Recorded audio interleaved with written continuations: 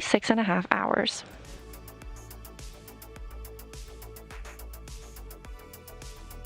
Today's spacewalkers that you see on your screen are Victor Glover on the right and Michael Hopkins on the left. It's Glover's fourth spacewalk, and he'll be EV1, extravehicular crew member 1, and he'll be wearing red stripes around the legs of his spacesuit. It's the fifth spacewalk for Mike Hopkins, who is EV2, and will be wearing an unmarked suit.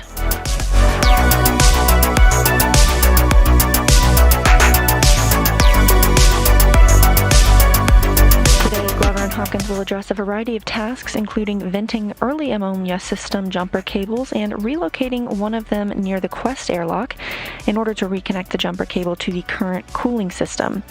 The pair will also connect cables for the Columbus Bartolomeo payload platform, continuing work from a January 27th spacewalk, and replace a cable for an amateur radio system. Additionally, the astronauts will replace a wireless antenna assembly on the Unity module and install a stiffener on the airlock's thermal cover to provide additional structural integrity. They will then route cables to provide Ethernet capabilities for 2 high-definition cameras on the station's port truss or backbone. Rubens, there are 7 people currently living aboard the International Space Station. That's Michael Hopkins, Victor Glover, Shannon Walker, and Kate Rubens of NASA, Soichi Noguchi of JAXA, and Sergei Ryzhikov and Sergei Kudzverchkov of Roscosmos. Airlock Houston on 1 for big picture words.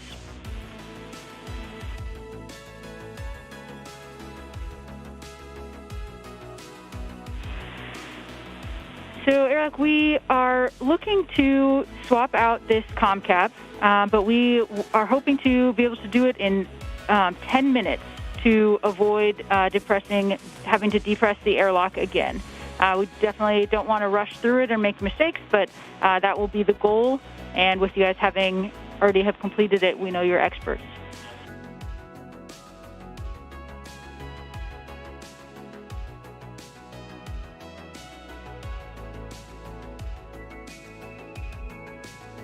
That's 10 minutes from the time that we pop the glove on the suit to opening the helmet, remove the can we take HECA off before that 10 minutes starts? Can you give us the very specific start and steps? So, Kate, in step 9.2 of that break-in pre-breathe procedure, 2.107, there's a warning that they'll give you more words. It's step 9.3 through step 13 that must be performed in 10 minutes. 3, 2, 1, rest. Copy, Kate, and did you copy end exercise?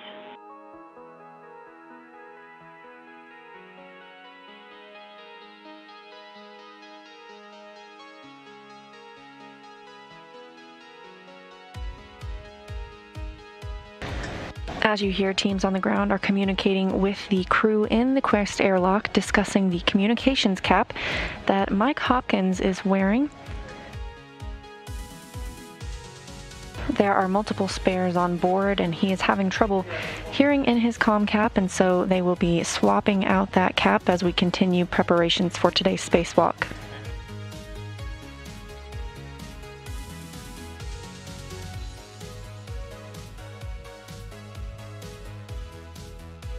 Floating into frame is JAXA, Japanese Aerospace Exploration Agency astronaut Soichi Noguchi, helping the crew members prepare for today.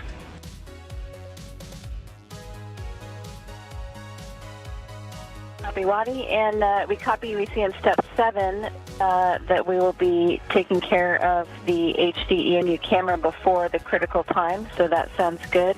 And we're looking at 9.2 or 9.3 through 13 to be accomplished in 10 minutes.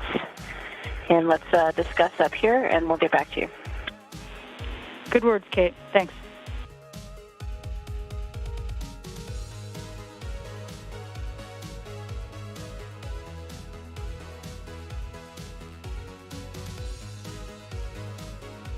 As you heard Rubens mention, they'll have a 10-minute time frame to complete the work of removing and replacing the communications cap.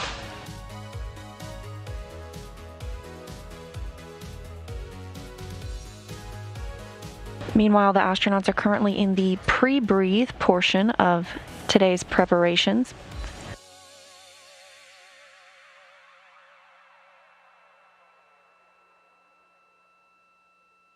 Pre-breathing consists of two phases. In the first, the crew breathes 100% oxygen through a mask to begin purging the nitrogen from their bodies.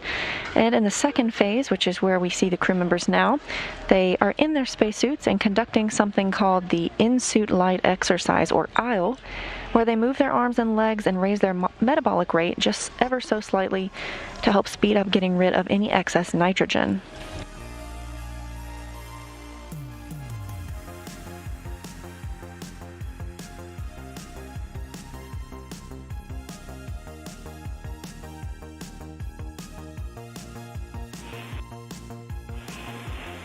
Airlock Houston on 1 for steps when you're ready to copy.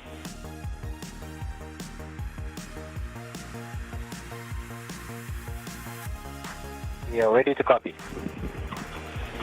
All right, so we will be in the same procedure that we were in earlier today, 2.107, break in EMU in-suit pre-breathe. We'll do steps 6 through 10.4. And then in 10.4, you will switch comm mode to off, OFF, swap the comm caps, then switch the comm mode back to PRI. Then we'll have you do steps 10.6 through 17.2, and then finish with 17.4 through the end of the procedure. How copy?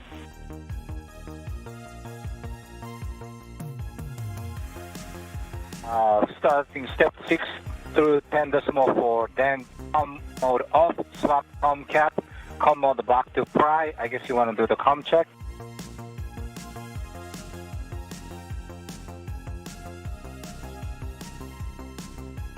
We're in a brief satellite handover, and you've got a live look inside Mission Control Houston, the Orbit 2 team currently on console. Leading today's team is Chris Edelin, the flight director, and Capcom for the astronauts inside the International Space Station is Kathy Bolt. However, relaying the tasks to the astronauts once outside the space station is Andy Mogensen, an ESA, European Space Agency astronaut. After switching the comm mode to PRI, and we actually will have you do the comm check after the 10 minutes, so we won't eat into that. Okay, I understand. So we will not do the comm check after comm PRI. So we go to the 10.6 through 17.2, then 17.4 through the end. Good read back, Soichi. And you 3, 2, 1, end exercise. And Wadi, the only thing that I'm going to add to that we noticed the last time is when we're switching the comm caps, we're going to put 3 twists in the comm cap. We cut that for Ikes, but that's important because that's out of our usual.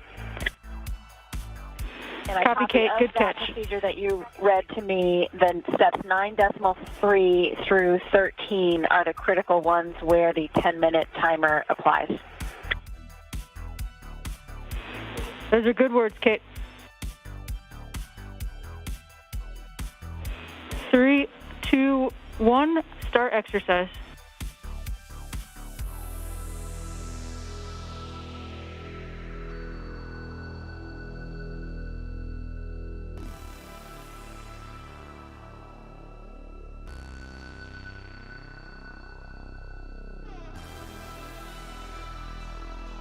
As you heard the call to start exercise, we were discussing that is the in-suit light exercise protocol. And it's a loose term for exercise. It's really just moving the legs on the spacesuit, help purge that nitrogen out of the astronauts' bodies.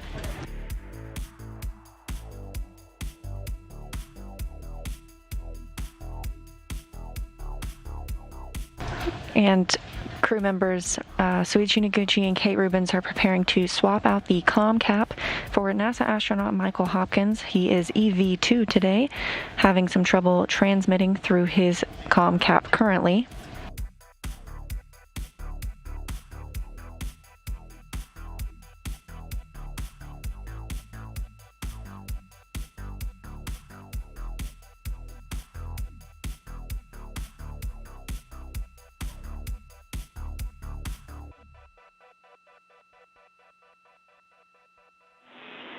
Airlock Houston on 1, no response required, but both crew will be hot mic'd until further notice. Copy your thumbs up.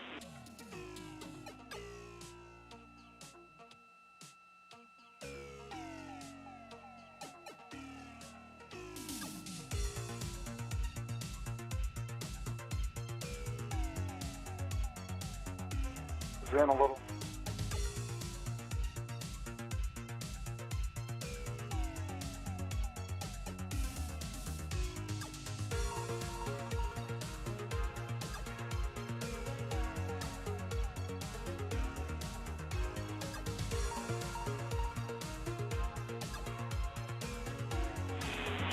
Airlock Houston on 1, just one clarification.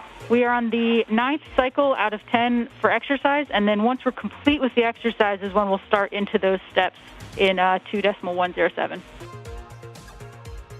Yeah, totally makes Copy, sense. So we wait until exercise is complete. Copy.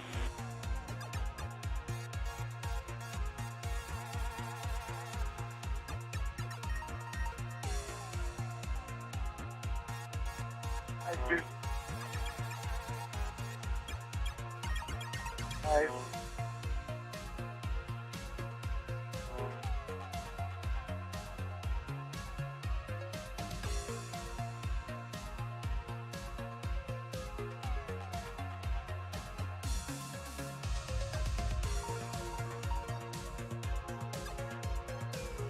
Today's spacewalk is the 5th of the year and the 3rd for Hopkins and Glover working together.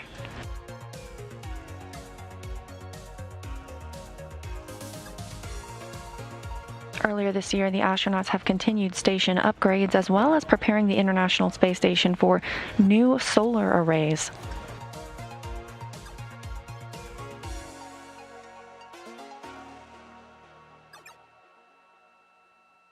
The solar arrays will launch later this year, and the agency is using this technology on both the updated power system for the station as well as the power and propulsion element for NASA's Gateway Lunar Outpost.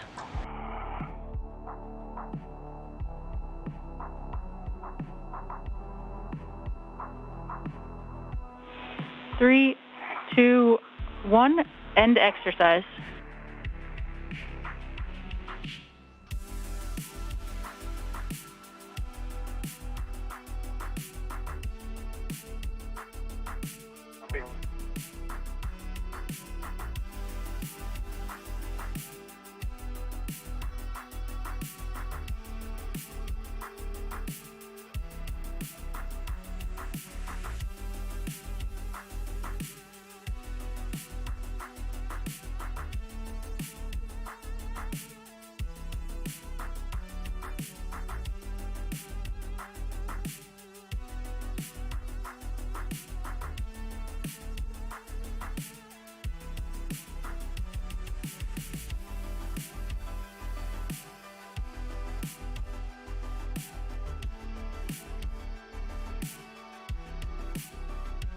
Three, two, one, start exercise. This will be the last one.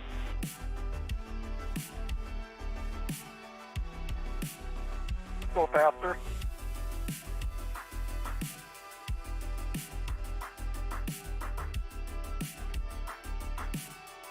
I heard you that time. Really? Yeah. It was still weekend. It was choppy, but.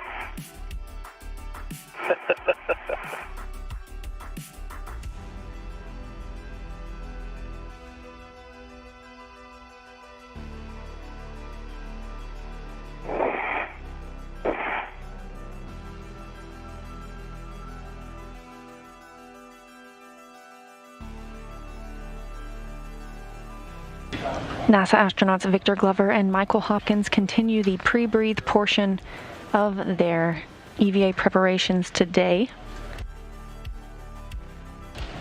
All 4 astronauts you see in the screen right now are currently in the equipment lock portion of the Quest Airlock, where the crew dons their suits, conducts this pre-breathe, and will attach the SAFER, or the Simplified Aid for EVA Rescue, sort of like a jetpack backpack. Once all of those steps are complete, the crew will move into the crew lock portion, the outermost part of the Quest Airlock, where final communications and suit systems checks will be conducted with the ground. The spacewalk itself will officially begin when suits are changed to internal battery power.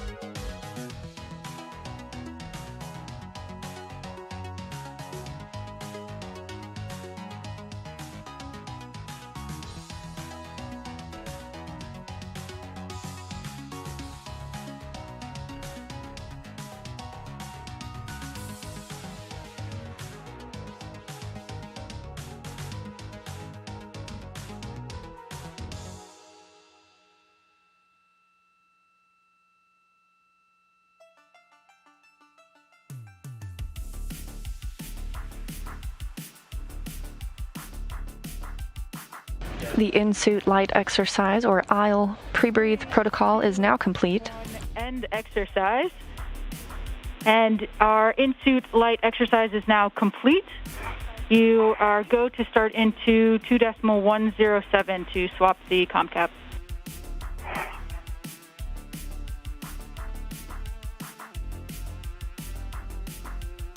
Two decimal 107, starting step 6.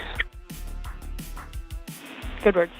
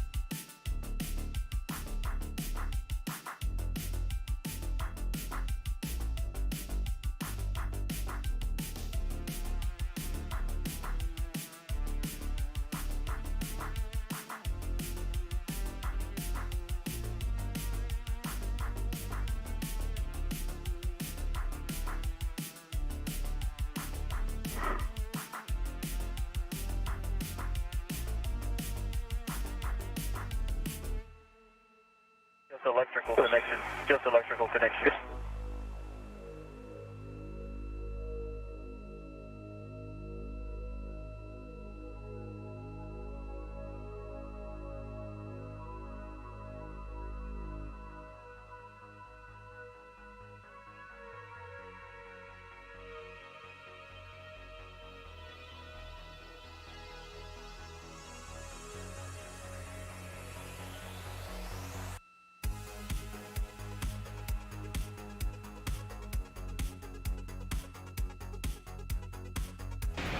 NASA astronaut Kate Rubins and Japanese Aerospace Exploration Agency astronaut Soichi Noguchi preparing to assist NASA's Mike Hopkins in doffing and donning a new comm cap so he can communicate with his crew members and the ground.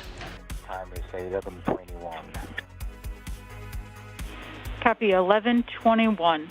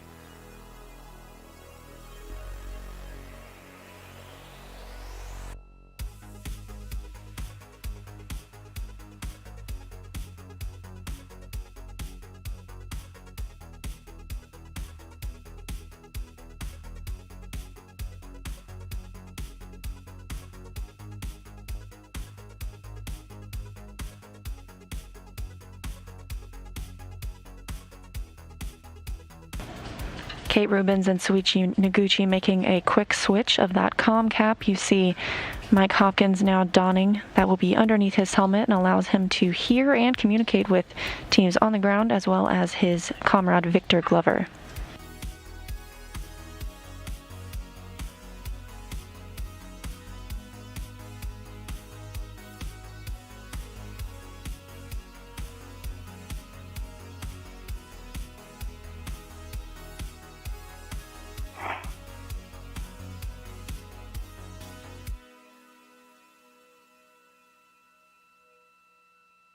Received.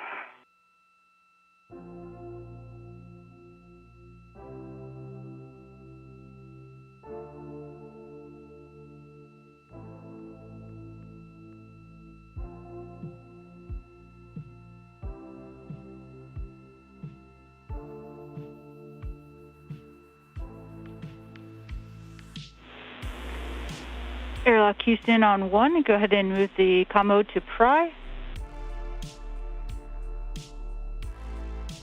4-5, test 1, 2, 3, 4, 5. Have you loud and clear. I've got you loud and clear. And we have you loud and clear, Hopper, as well. Welcome back. And with that quick switch comes a great comm check from Mike Hopkins. Rubins and Noguchi now replacing his helmet.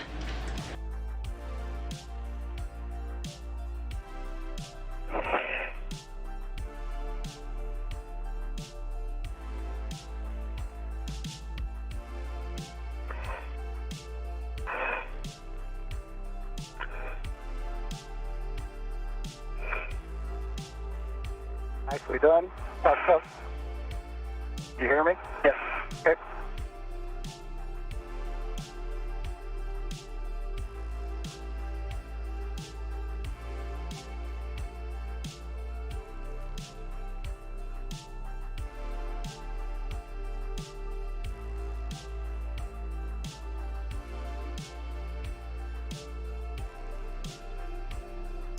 As we prepare for today's spacewalk, the International Space Station is flying about 17,500 miles an hour, 260 statute miles over the Philippine Sea.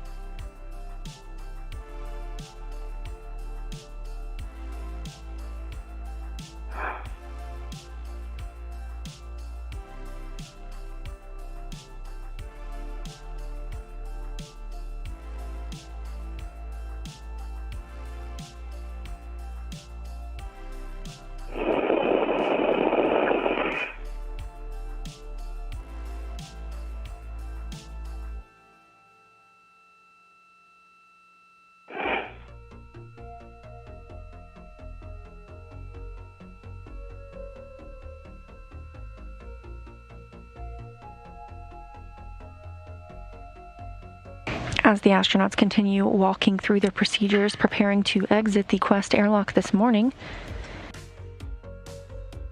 another look at what they will be working on today.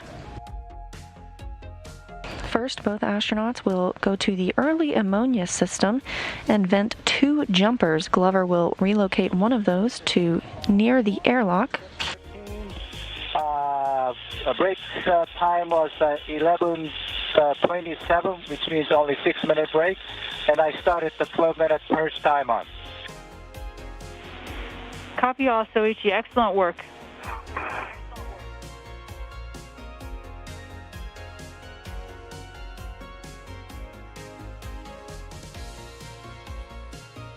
Soichi Noguchi reporting only 6 minutes for the time that it took to remove and replace Mike Hopkins' comm cap. The crew was given a 10-minute time frame in which to accomplish the task.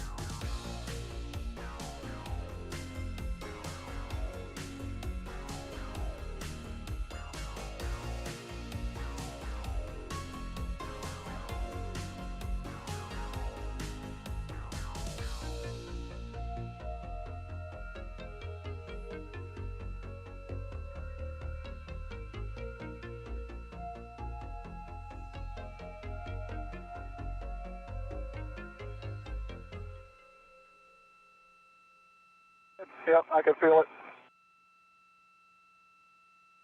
All right.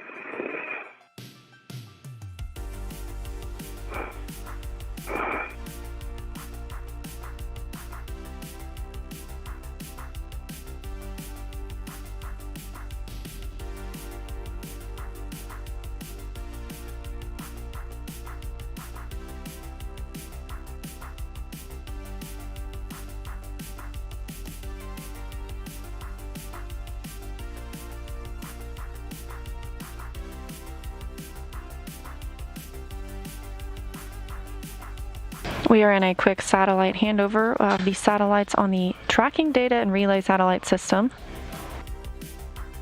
These handovers of audio and video are tracked, and we expect to regain communications with the crew shortly.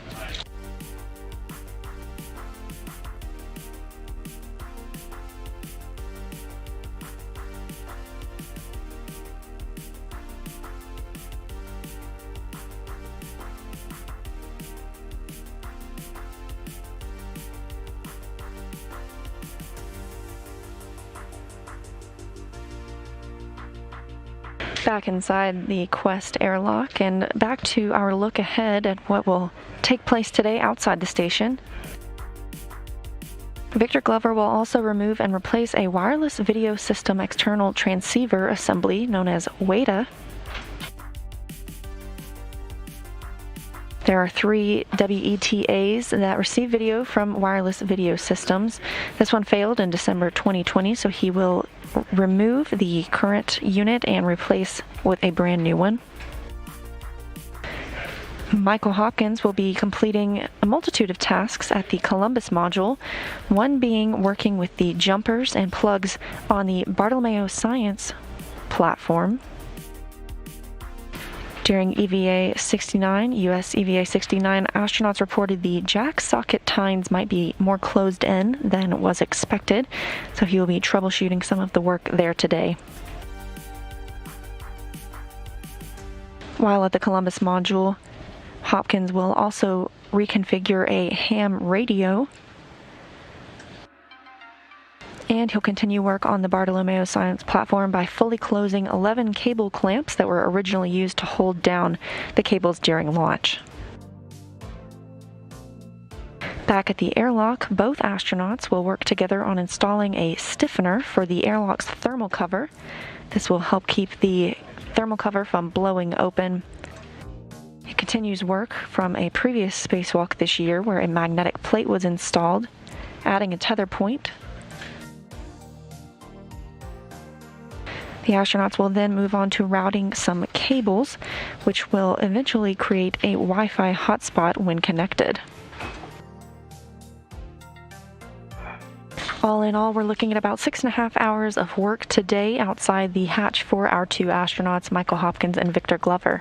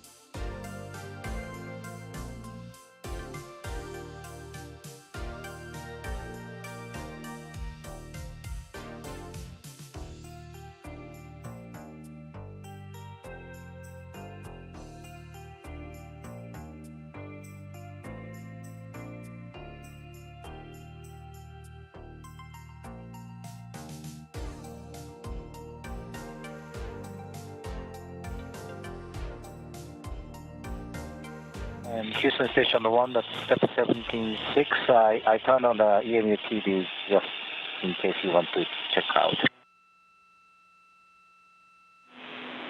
We copy, Suichi.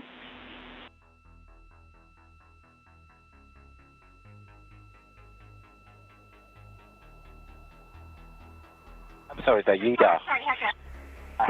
Heka is on with the green LED on. All right, copy, Heka on. And Suichi, you can go ahead and turn that off, so just push button OFF.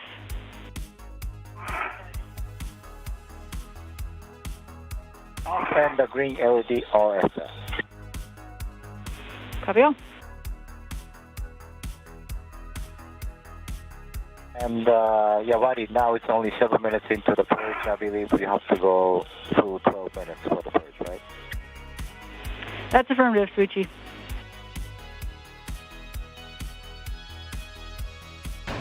You heard the astronaut discussing the Heka on Mike Hawkins' helmet. That's the high definition extravehicular activity camera assembly. So Hawkins will be wearing a high definition camera this morning. Hopefully we get some great views from that camera, and the ground team is looking for clearer views coming from the camera of the Bartolomeo science platform. I'll pass that along. And tell Chris that the Kate and I passed the backroom EMU book certified. We'll go, Suichi.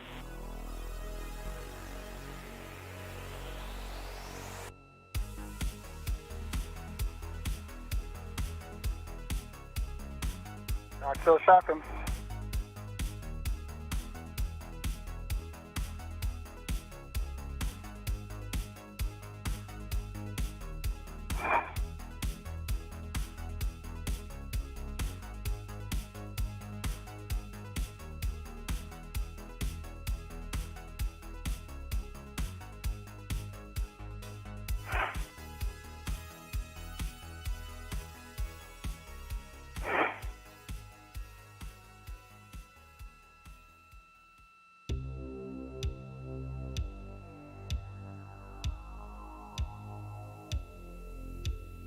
Station 1 for the EMU preview.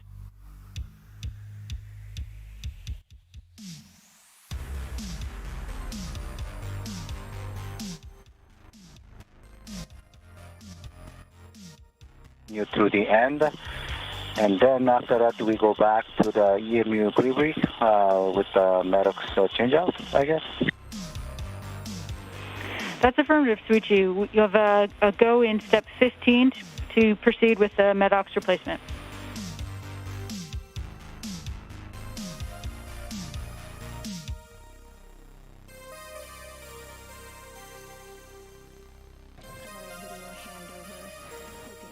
Space Station. Crew discussing pre-breathe. This is to purge the nitrogen from the astronauts' bodies and maintain a 100% oxygen environment. Houston Station 1 for Wadi, just checking out the old comm cap here. I do not see any evidence of moisture in the embeds, and I'll give you a close-up zoom of the ear cups and the mic boom. This is the failed comm cap that we took out of Hopper's suit. Copy all, Kate. And can we get the serial number from you as well? 1297. 1297, yep. Copy 1297. And we see it in the video.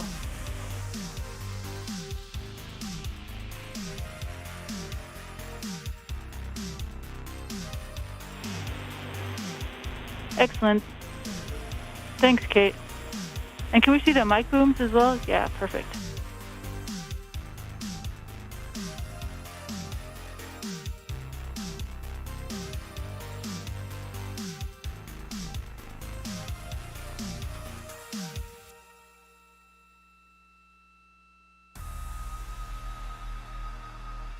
A close-up look of the communications cap that Mike Hopkins was previously wearing and having trouble communicating through.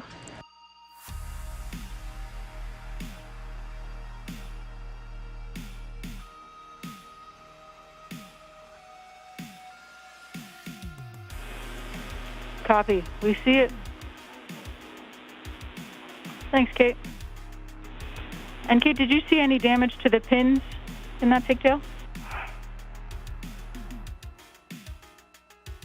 No, but after we get these guys out the door, I'll get the macro camera and get some close-in documentation for you. I don't see any obvious damage. Much appreciated. Thanks, Kate.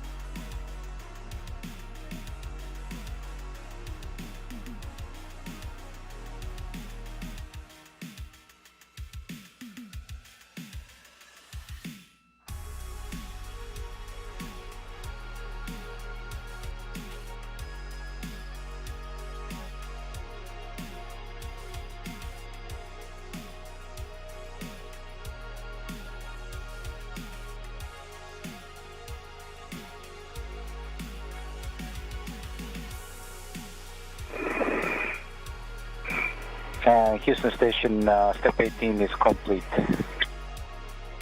1140. Copy. Purge complete.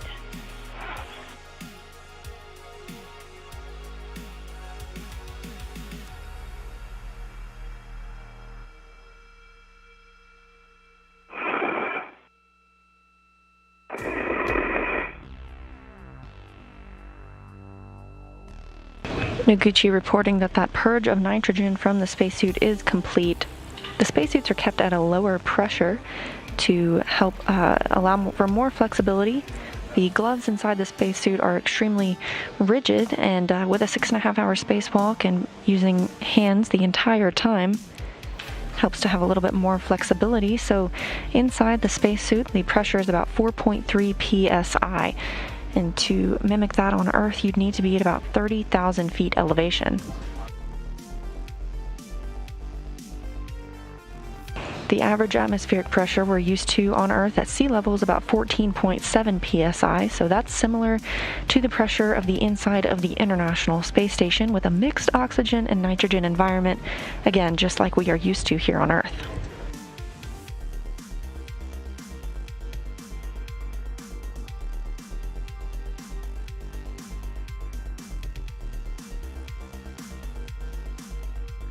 Moscow Station, Space to Ground 2.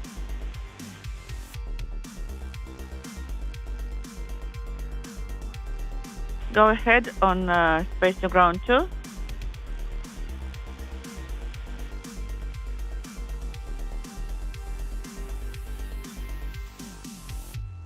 I did perform an inspection of the unit, and I have no questions. And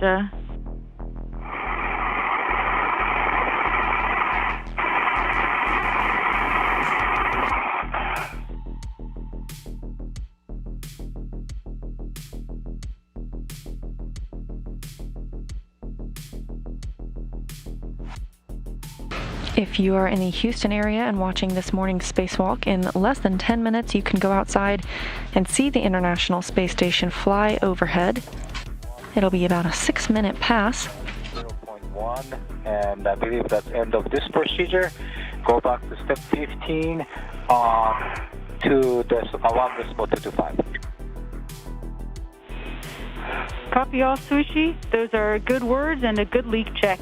And just a reminder that the intent is to keep both crew members in hot mic for now. But if you need private comm at any point, just let us know.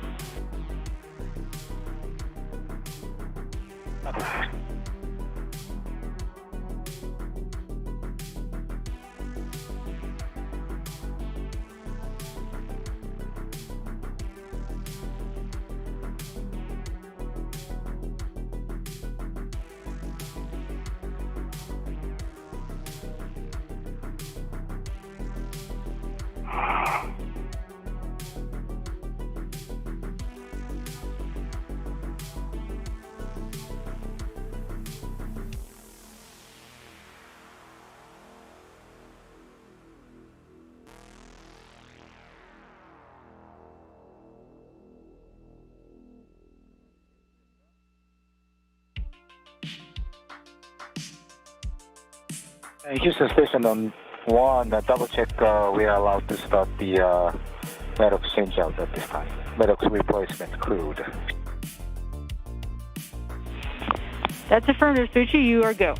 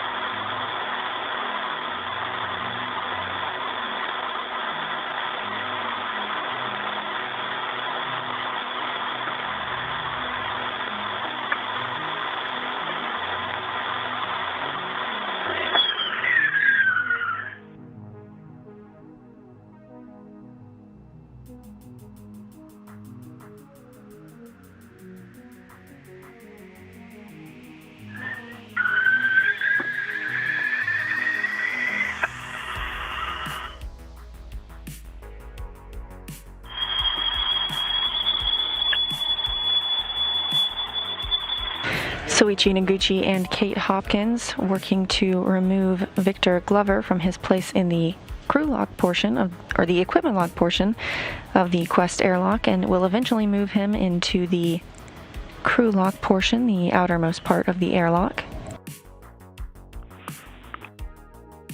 Working through another satellite handover, but in the meantime, here's another look at the team working today's spacewalk in the flight control room here at Mission Control Houston.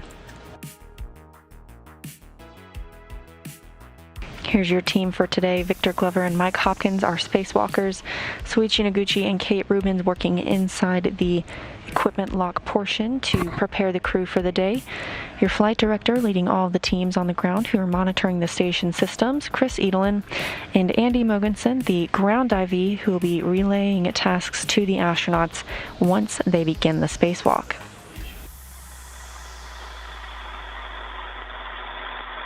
At the very top of your screen is Capcom Kathy Bolt. She is communicating with the astronauts while in the station, as well as with the astronauts who remain in the station during today's spacewalk.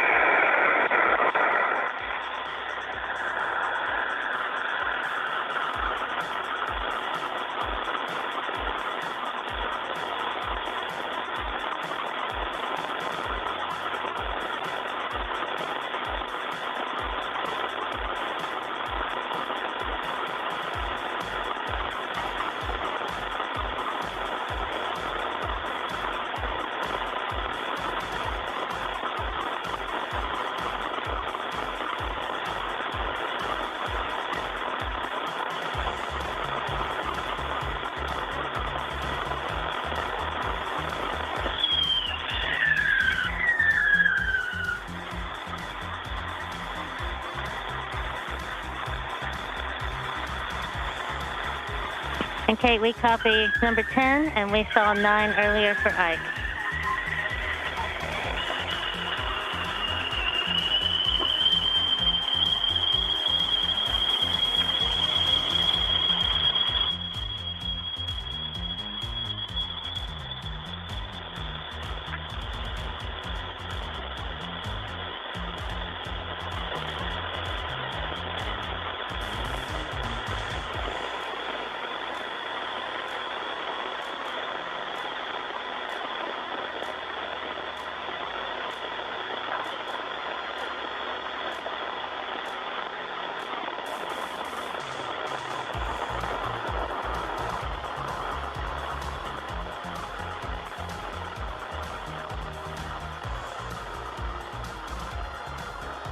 You just got to look at the crew members replacing the oxygen in the suits, preparing our spacewalkers today for a planned 6.5-hour excursion. We copy 1151. The International Space Station now flying over Houston, home of Mission Control Houston at NASA's Johnson Space Center.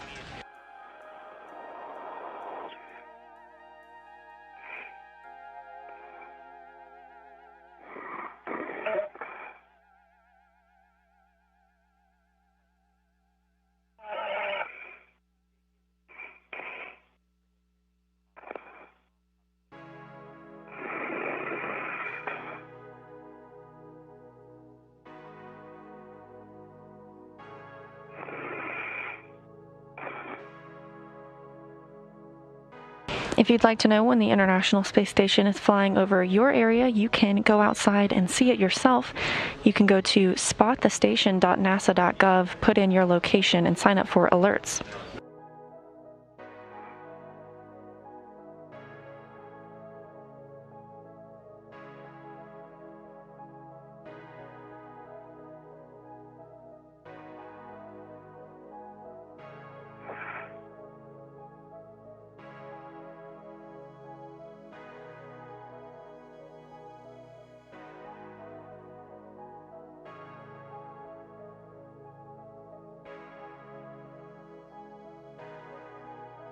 And Airlock Houston on 1 for Kate or Suichi. Can you confirm the MEDOX serial numbers for what you put into Eichenhofer?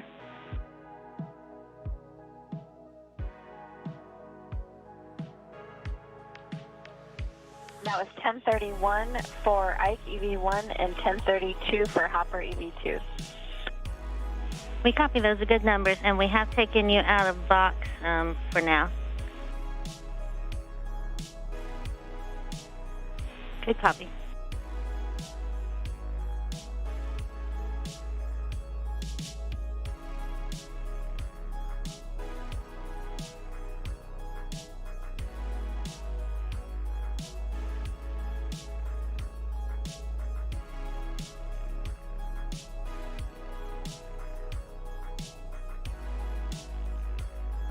As the astronauts continue preparations to head outside the hatch for today's spacewalk, we are taking your questions. If you're on Twitter, use the hashtag AskNASA and let us know what you want to answer. We will try our best to get that done. This one asking, will these activities on Mike Hopkins EMU impact the start time? An EMU is an extravehicular mobility unit, also known as a spacesuit. These activities of replacing the communications cap that we saw earlier do impact the start time. We wanted to make sure Hopkins had proper communication with his crew member Victor Glover as well as with the ground. And earlier today we saw Victor Glover having to have his communications cap replaced for audio issues. So the astronauts were originally scheduled to head out of the hatch at 7:30 a.m. Eastern Time, but we will see that happen a little bit behind schedule this morning. Copy 1154.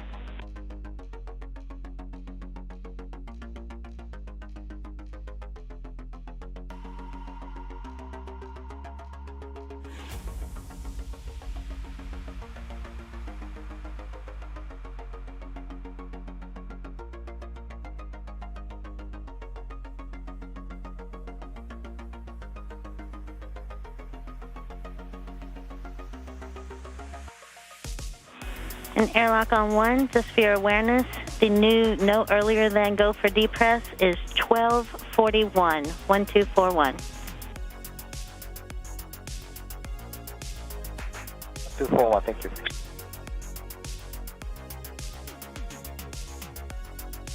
Capcom Kathy Bolt relaying to the crew that depressurization can begin as early as 45 minutes from now. That's 6:41 Central Time, 12:41 Greenwich Mean Time, GMT. That's the time that the astronauts use aboard the International Space Station.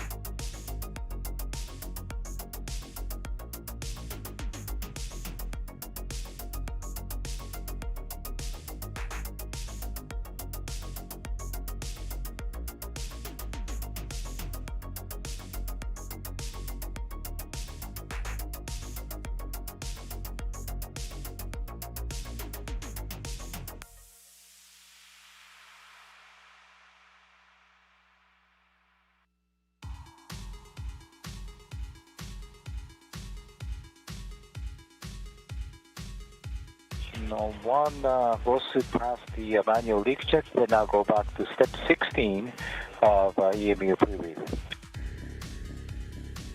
We copy and concur.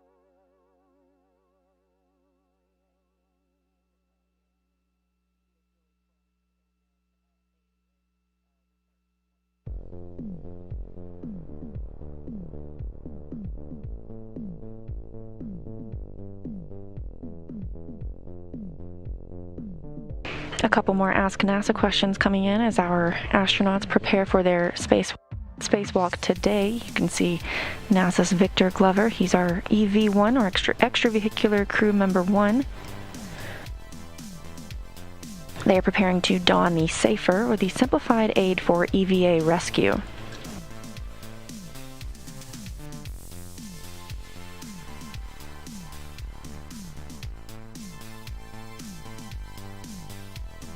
The SAFER is essentially like a jetpack backpack, only for use if a crew member were to become detached from the International Space Station. However, that's a very unlikely event as they remain tethered at all times.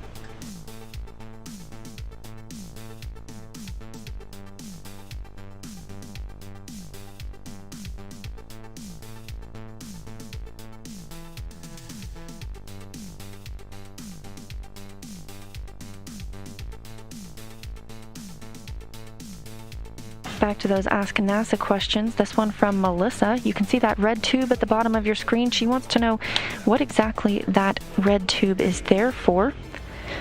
The red tube provides air circulation to the equipment lock portion of the Quest Airlock, where you see our crew members currently.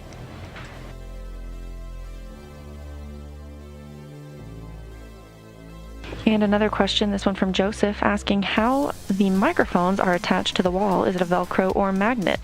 You've probably seen Kate Rubins and Soichi Noguchi taking the microphones off of the wall to speak with the crews on the ground and within the suits this morning. Those are attached with a Velcro, a hook and loop closed piece of fabric.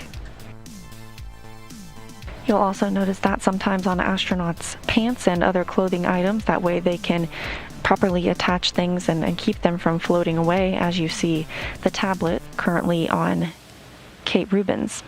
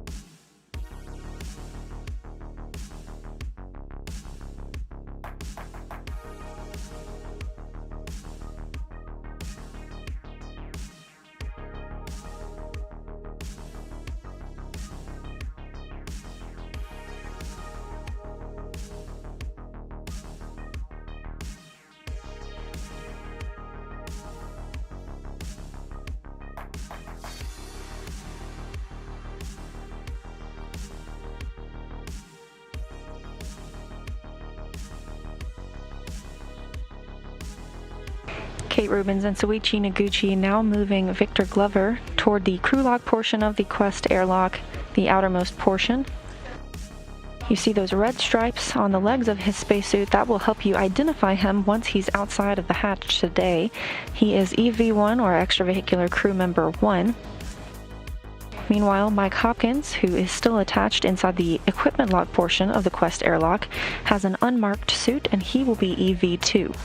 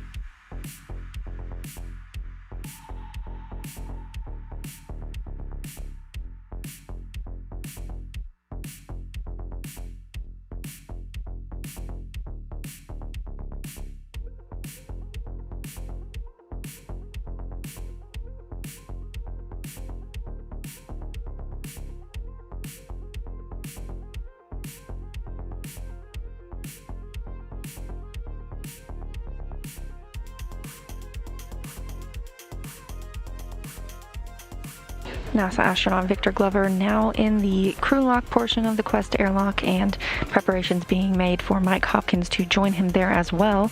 In the meantime, just a look back at what we expect to see the crew members work on today during the spacewalk. They will be venting the early ammonia system jumper cables, and one will be relocated near the Quest Airlock itself.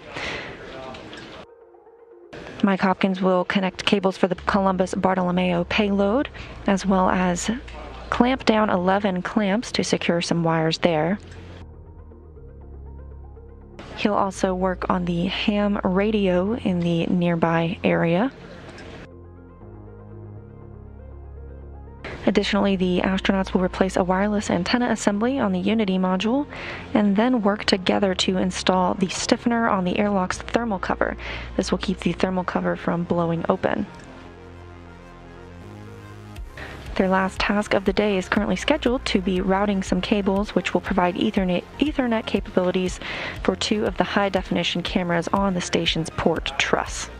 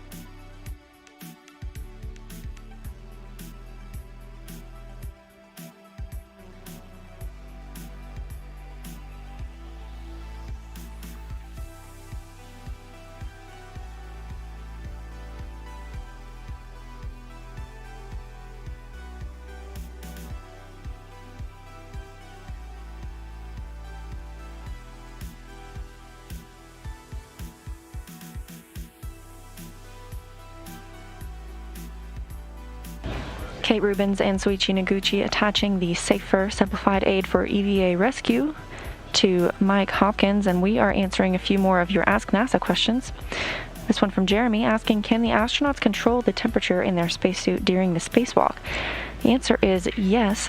Whether the astronauts are in the sunshine outside the station or in the darkness, they can experience up to 250 degrees Fahrenheit or negative 250 degrees. However, their spacesuits keep them cool by being white, a reflective color, as well as they are wearing a cooling and thermal garment underneath that allows them to keep cool during the spacewalk.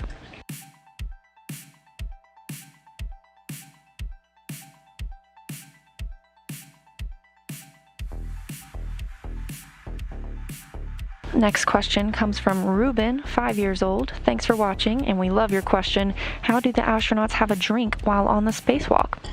Of course, you can expect the astronauts might get thirsty in 6.5 hours or more of tedious work while outside the space station.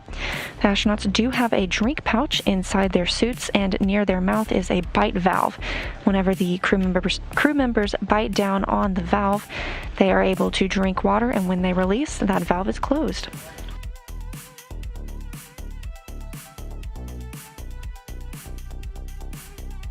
And a question from Denny about the SAFER, the Simplified Aid for EVA Rescue. I mentioned it's sort of like a jetpack. It uses, he asked what fuel it uses, and it's a compressed nitrogen-powered backpack. As we said, this is primarily intended in case a spacewalker became detached from the station and needed to maneuver back. However, the astronauts are always tethered to the space station, so we never expect for this situation.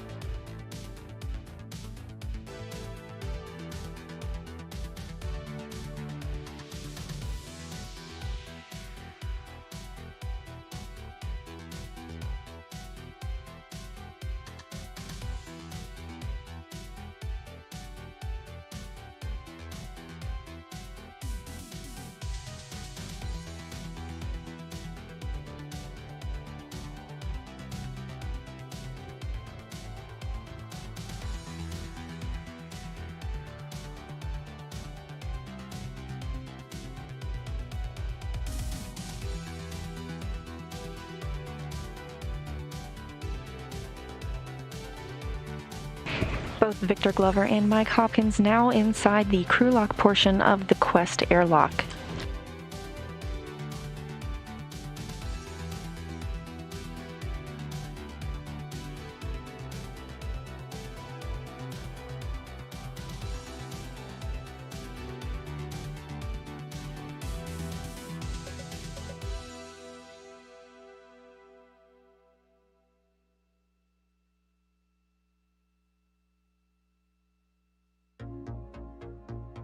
After everything is situated inside the crew lock portion of the Quest Airlock, the hatch between the crew lock and the equipment lock will be closed. The astronauts will conduct some final communications and suit systems checks with the ground. Depressurization will begin, and the spacewalk itself will officially begin once the suits are switched to internal battery power.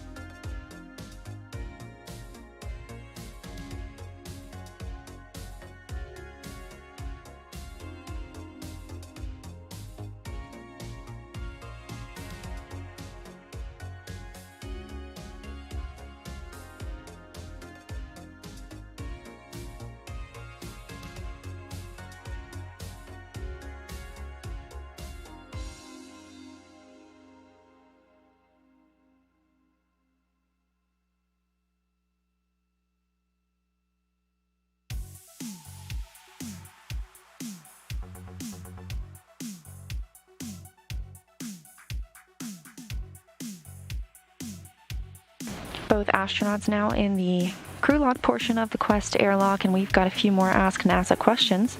This one from Brianna. Thank you for watching, and she wants to know how long the astronauts can be outside the space station. We plan for about 6.5 hours of work for our crew members in today's spacewalk. However, that can be modified to be longer or shorter based on the consumables that they are using. That includes their oxygen in their spacesuits.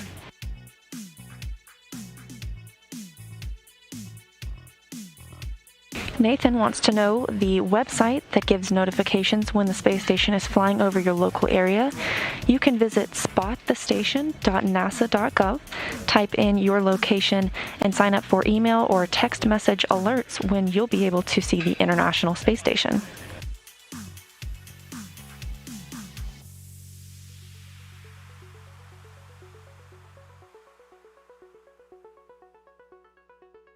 As you can see, those spacesuits are pretty large, and this next question, wanting to know what is the rough mass of that equipment. On Earth, the spacesuits themselves weigh about 315 pounds, but of course that number is reduced to nearly nothing when in microgravity.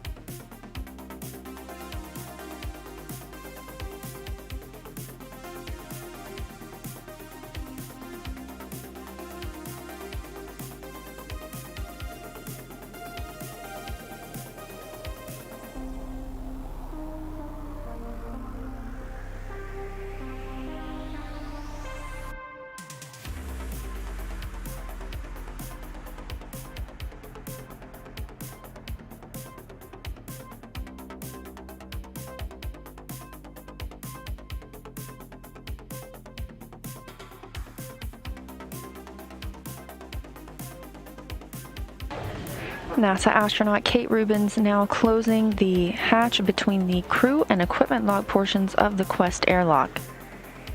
She and Soichi Noguchi will remain on the equipment lock side, where the astronauts donned their suits this morning.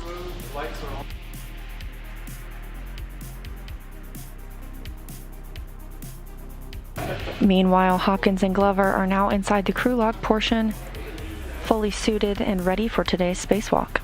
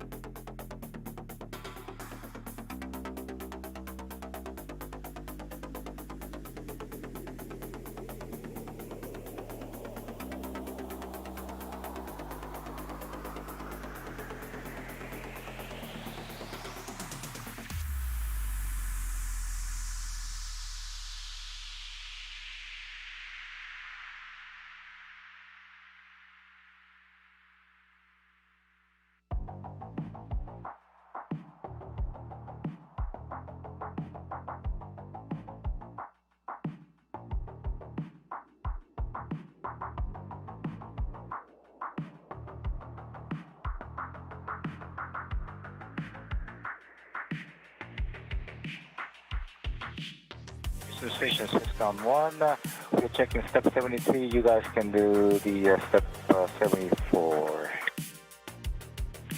We copy. We'll put that in work.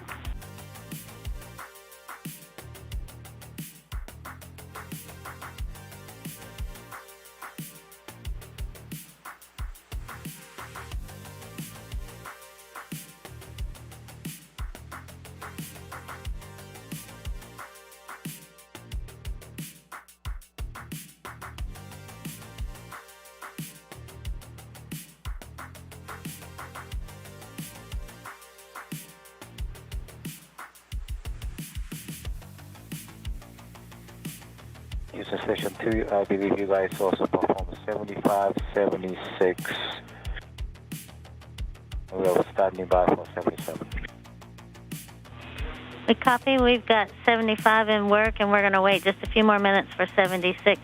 We are still 12 minutes to our go for depress time.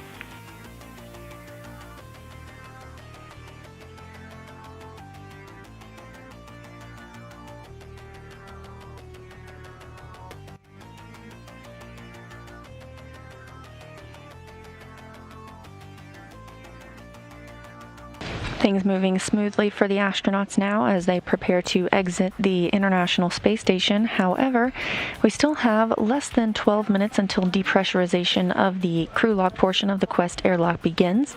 We'll be bringing that down from the pressure about 14.7 psi, and that's what we're used to here on Earth. That's typically what the space station is near. Happy to help. I'll be bringing down that pressure inside the crew lock portion to near a vacuum, like the astronauts will experience in space.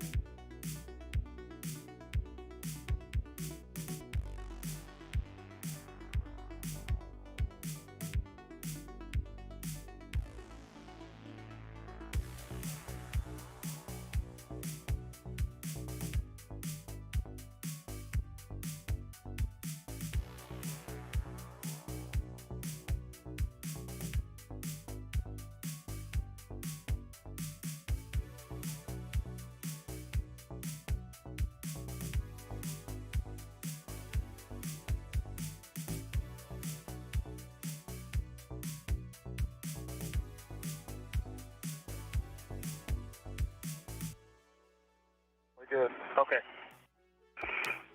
Settle back in here, start moving around.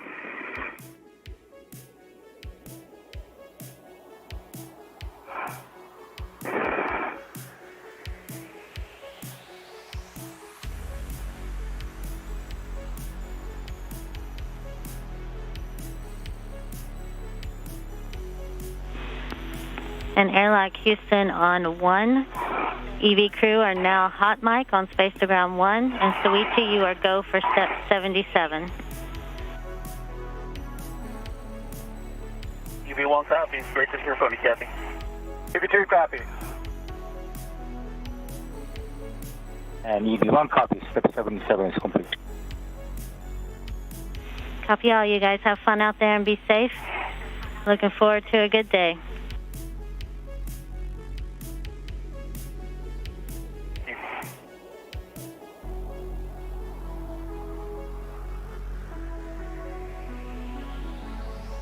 We're in a quick satellite handover of the tracking data relay satellite systems. That was Capcom Kathy Bolt talking with the crew. She will be handing over her duties of speaking with the spacewalkers to Andy Mogensen, a European Space Agency astronaut you see there in the center of your screen. He will be relaying all of the tasks to the crew while they're outside the hatch. Meanwhile, Kathy Bolt will stay on console and be speaking with the crew members inside the International Space Station.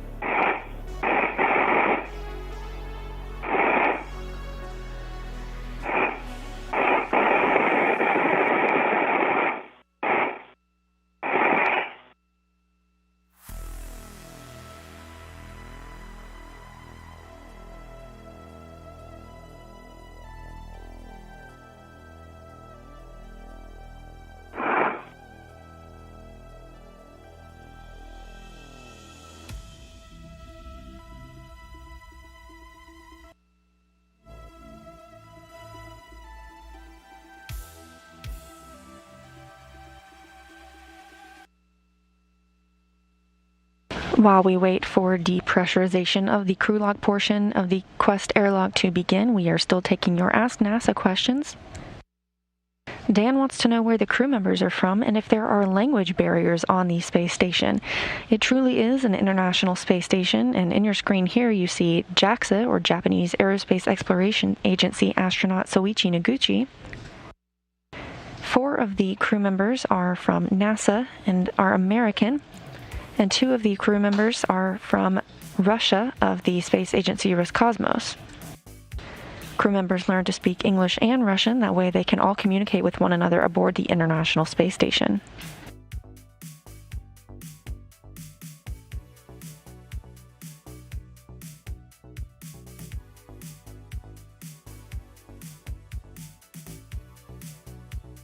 Then Kat wants to know, well, thanks for the live feed. We are happy to provide it. Once Michael and Victor are outside of the space station, is there any visual identification of them? Yes, you will be able to tell them apart once outside the space station. If you're looking for NASA astronaut Victor Glover, you can look for red stripes around the legs of his spacesuit. That identifies him as EV1, or Extravehicular Crew Member 1. Meanwhile, if you see an astronaut with no stripes, or an unmarked suit, I should say, that's NASA's Mike Hopkins, EV2.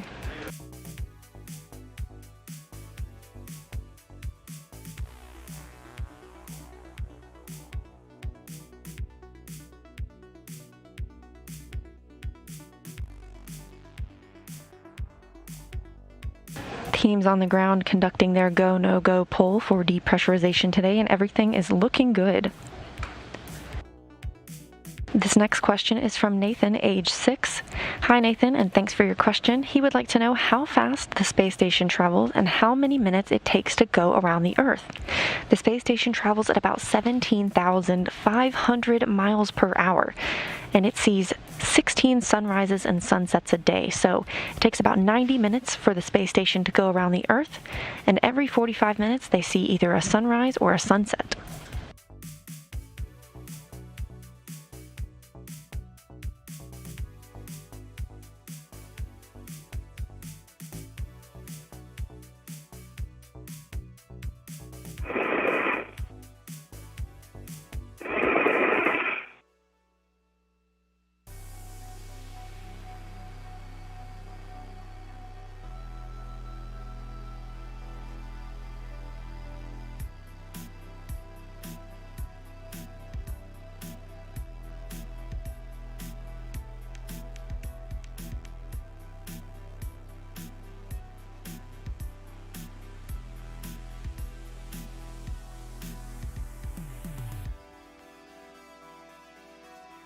Our next Ask NASA question is, what is the standard time zone in space? Well, we are in Houston and in Central Time, and those in Roscosmos are about 12 hours ahead of us, so the time zone that the space station uses is GMT, or Greenwich Mean Time. That's about halfway between both of the command and control centers.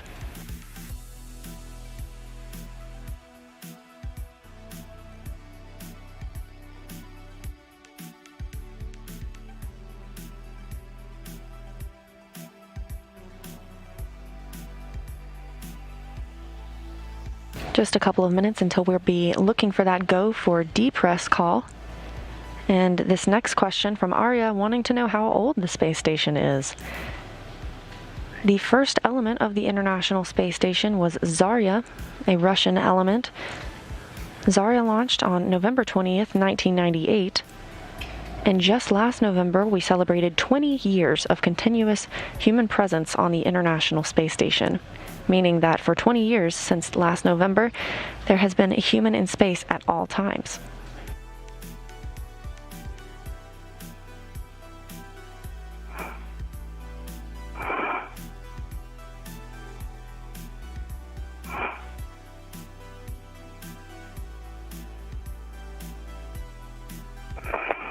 Another question, this one from Ashwin, wanting to know if the replacement items are hooked up to the suit during the spacewalk so they don't fly free. That is correct. You'll probably hear a lot of talk about tethers today once the astronauts are outside of the station. Of course, the crew members themselves remain tethered to the station at all times, but they also keep their workstations and any tools or replacement items they need tethered to themselves.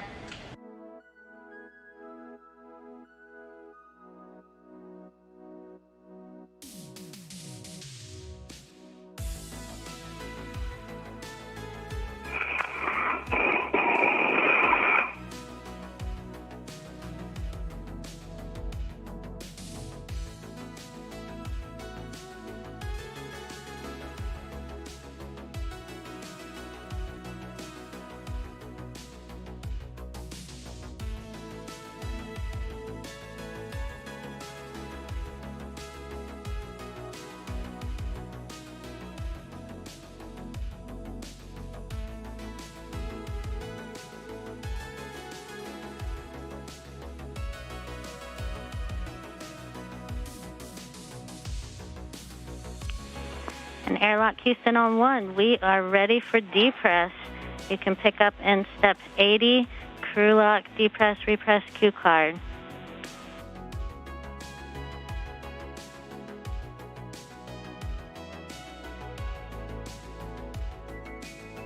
Station copies. Sorry. Station copies. Sounds good. And EB1, EB2, are you ready for the card? EB1 ready. Sound is a little bit broken. And 2 is ready. All right. EB2, UIA, switch depress pump power to on. Wait 10 seconds for complete startup. Depress pump power on.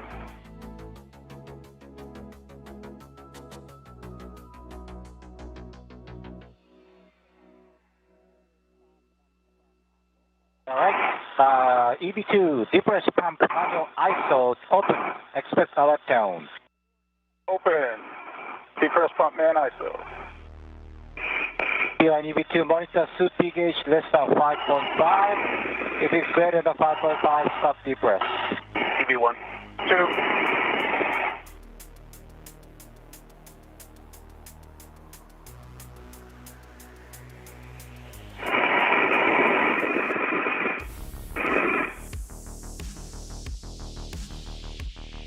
Depressurization has begun in the crew lock portion of the Quest Airlock. This is a very slow process, bringing that pressure in the crew lock portion down to as near zero as possible, equating it to almost a vacuum, which is what the astronauts will experience once they are outside of the hatch.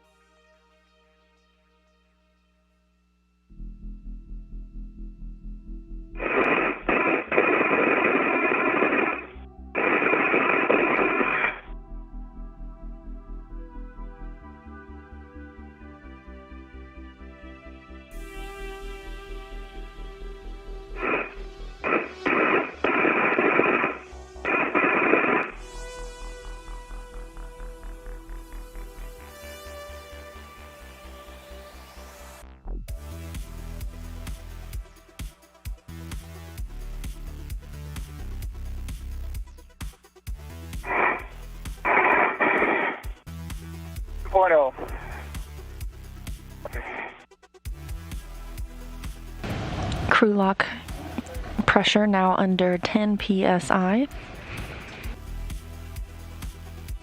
Depressurization will continue until a pause at 5 psi.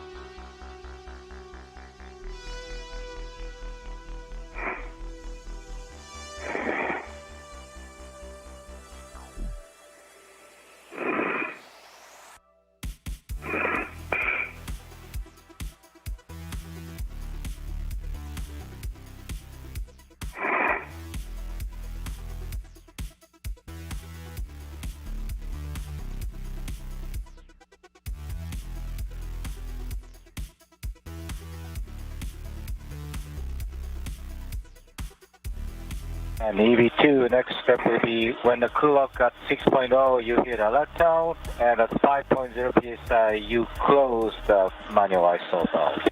EV2.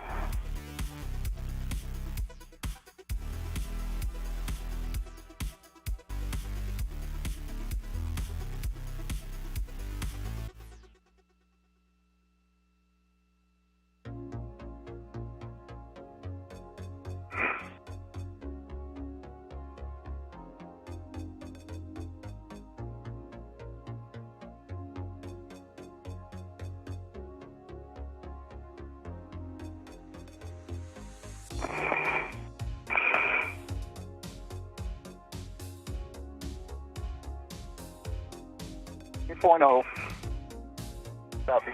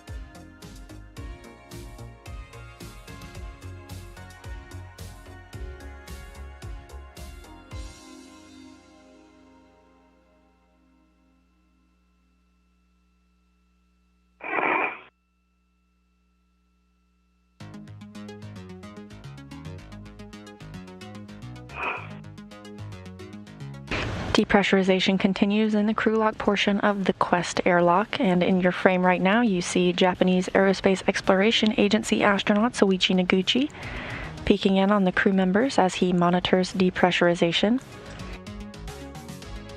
We have another Ask NASA question, this one from Pippa. Hi Pippa. She wants to know the temperature on the space station. Inside the station, the temperature stays at about 72 degrees Fahrenheit.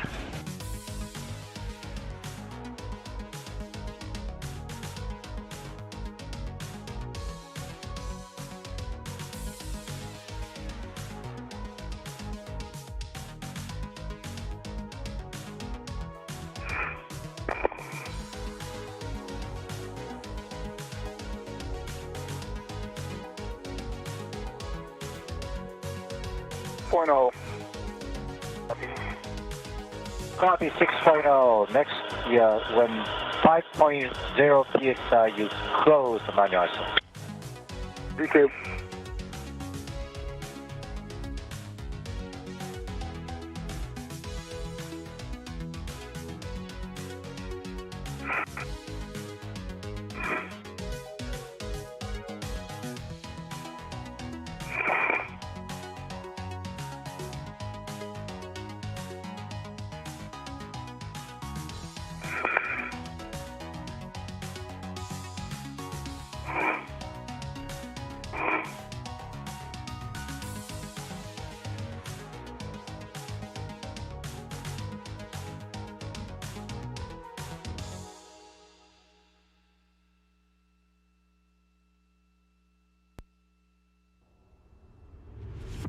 Move my feet, Nader Hopper. I'm sorry, Zenith. Okay.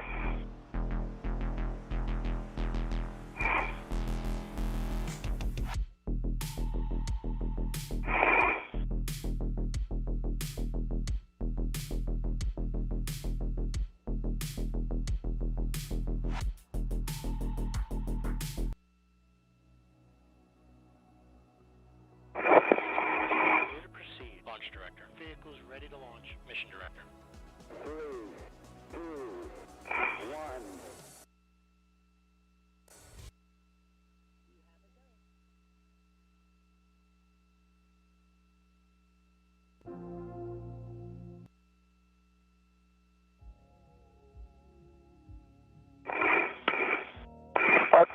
Depress pump, man, ISO valve closed. EV2. Next, EV1, EV2. DCM, switch display to status until leak check question mark display. Hold yes for 2 seconds, follow display the instructions. EV1. 2.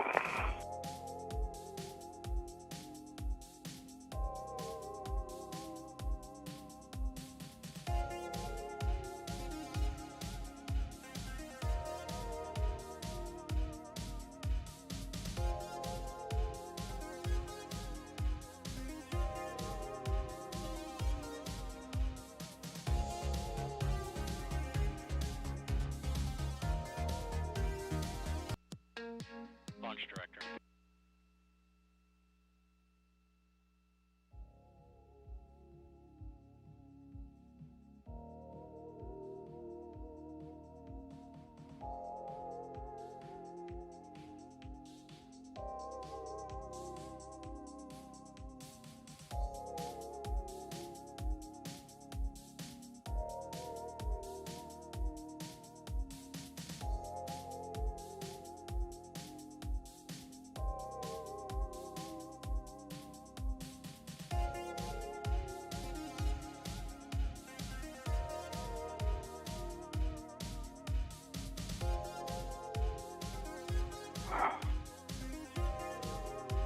Preparation for today's spacewalks continue.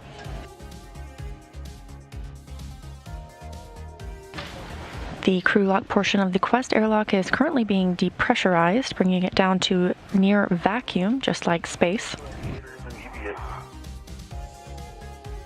Once they egress or exit the hatch today, the crew members have a variety of tasks ahead of them. Both will work on the early ammonia system to vent some jumpers, 2 specifically, and 1 will be moved to the near the airlock, outside of the airlock. A wireless video system external transceiver assembly will be removed and replaced by Victor Glover. Meanwhile, Mike Hopkins will be working on several tasks at the Columbus module, including at the Bartolomeo platform, where he will be working to connect cables from a previous spacewalk this year. Manual ISO valve open. Press pump, man, ISO valve open. Check the left tone.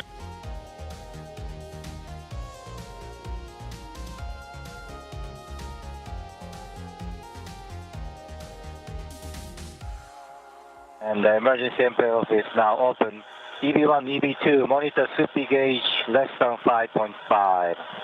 EV1. 2. And EV2, your next action is when the crew lock is at 2.0 psi, you will close the manual ISO valve and the pump power to OFF. EV2.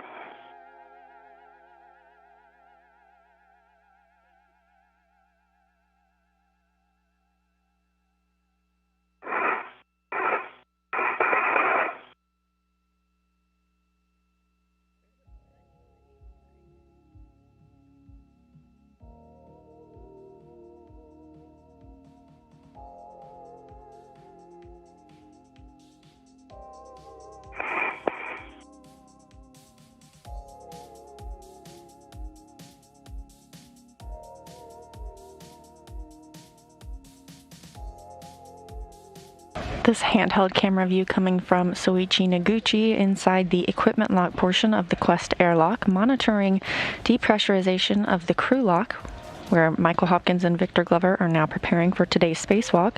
Depressurization continuing smoothly.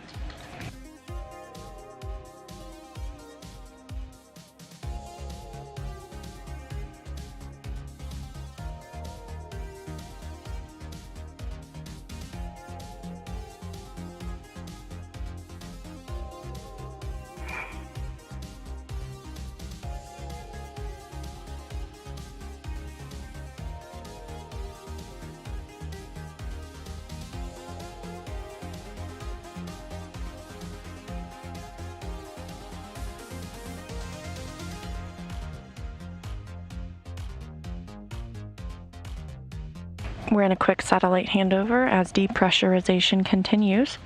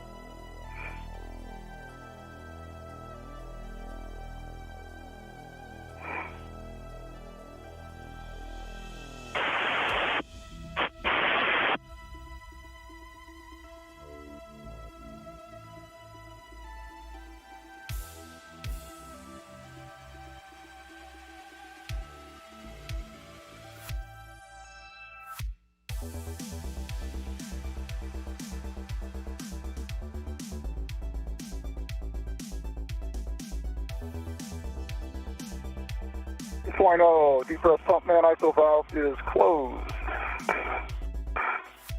Copy, and you can turn pump power to all SF. Depressed pump power is off, OFF.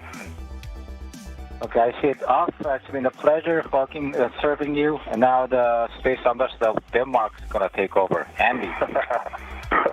Thanks, Soichi. Thanks, Luigi. And Kate. And Kate, yep.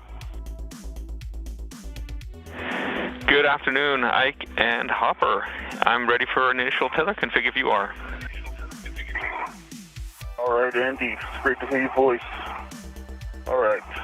So EV1, starting at the airlock D-ring extender, has a waist tethered small hook, which is closed, locked, black on black, good full test. Then my waist tether is connected to that. Large hook to large hook, good full test. Both are locked, black on black. My waist tether small hook is to my right D-ring extender lock, gate closed, black on black. In my safety tether anchor load alleviating strap hook, the red hook is locked, black on black to the right D-ring extender. That reel, the red reel, is unlocked. That reel has a green hook locked to it. The yellow hook from that reel is locked to my green reel. It's closed, sliders locked, black on black, good full test. And that anchor is locked, black on black, to Hopper's red reel.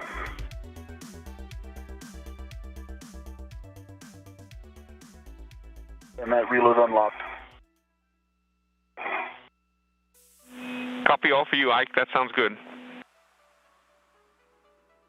Okay, I'm going to start for EV2 with my right D-ring extender for my waist tether. It is, small hook is on that. Still close, starter lock, black on black, good full test. And the hook is to my T-bar. Also on the right D-ring extender is my red small hook. Still close, starter lock, black on black, good full test. And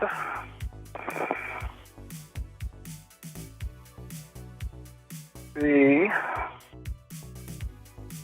yellow hook from my red reel, which is unlocked, is attached to the green reel. Bell closed, starter lock, black on black, good full test.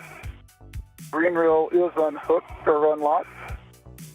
The small green hook is attached to my red reel, and that is unlocked.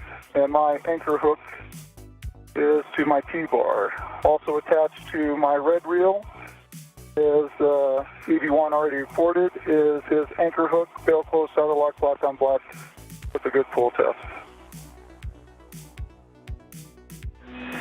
Excellent. That's a good config for both of you.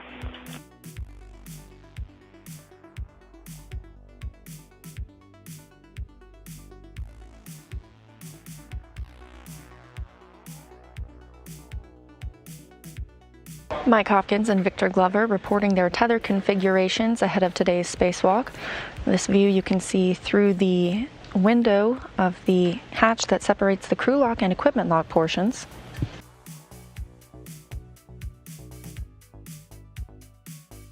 And just a heads up, you can expect an alert tone when the crew lock DPDT is about 0 on the DCM. EV1. Two.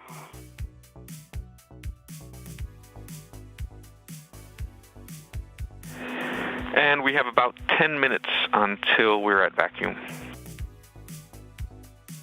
EV1. Two.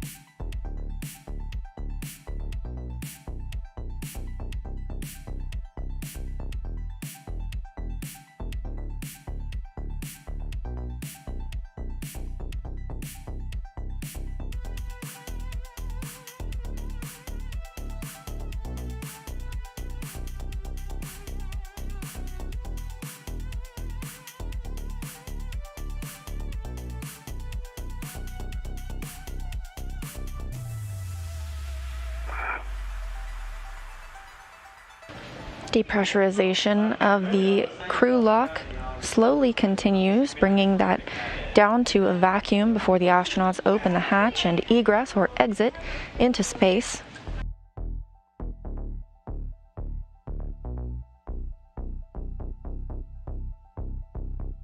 The spacewalk will officially begin when Mike Hopkins and Victor Glover, our spacewalking astronauts today, switch their suits to internal battery power.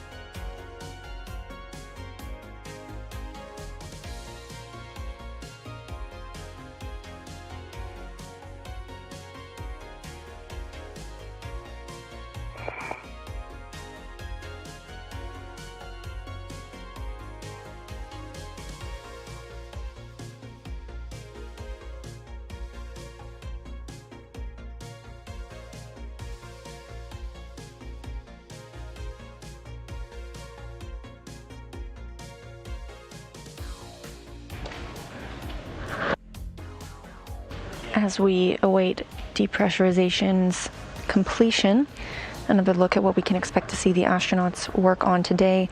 We mentioned that early ammonia system. They'll be venting 2 of the jumpers there, and 1 will be relocated to the outside of the airlock.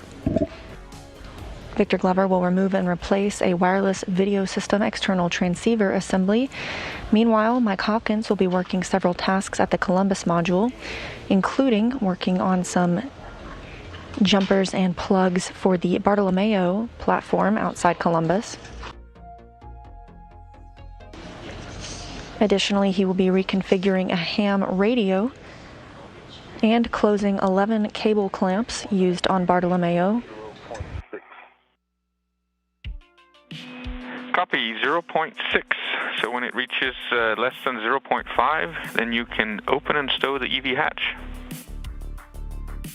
Copy, and if you see that before I do, which is likely going to be the case, let me know and I'll get started.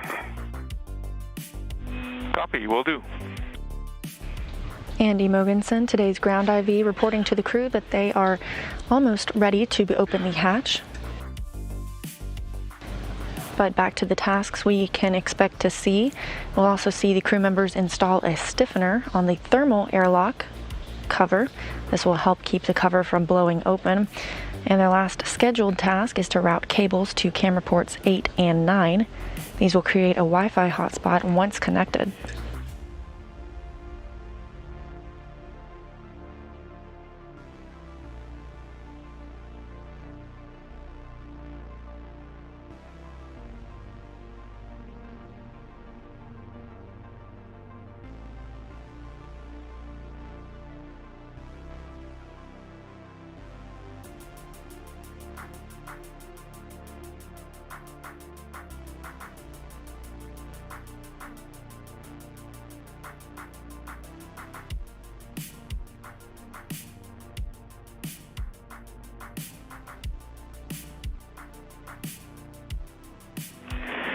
right, Ike. We see a delta P of less than 0.5 psi. You are go to open and stow the EV hatch.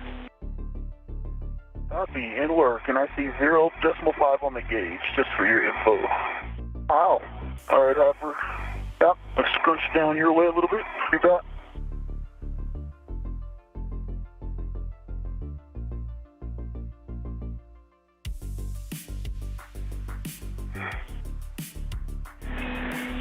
All right.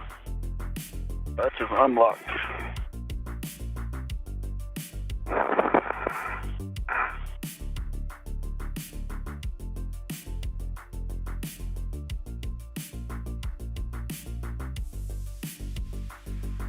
That's just unlatched.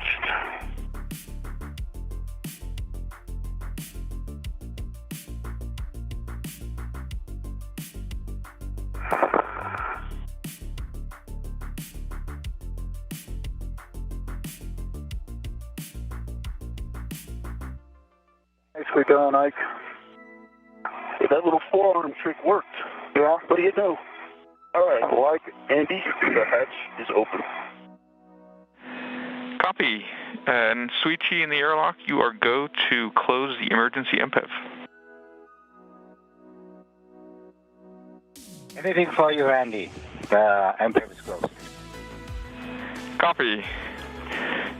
Now, Ike and Hopper, on your DCM, you can switch power to BAT. Please stagger your switch throws and expect a warning tone. And then check your display switch is functional. 1, power to BAT. We're in another satellite handover of the tracking data and relay satellite systems, but just before, you saw NASA astronauts Mike Hopkins and Victor Glover open the thermal cover of the hatch. That's the exact thermal cover they'll be working on later today. Switch power to EV1 and 2 to off, and check that the 4 power LEDs are also off. Power EV1 off. Power EV2 off. LEDs are off. Copy. Now you can disconnect the SCU from your DCM, install the DCM cover, and stow the SCU in the pouch. EV1 in work. EV2.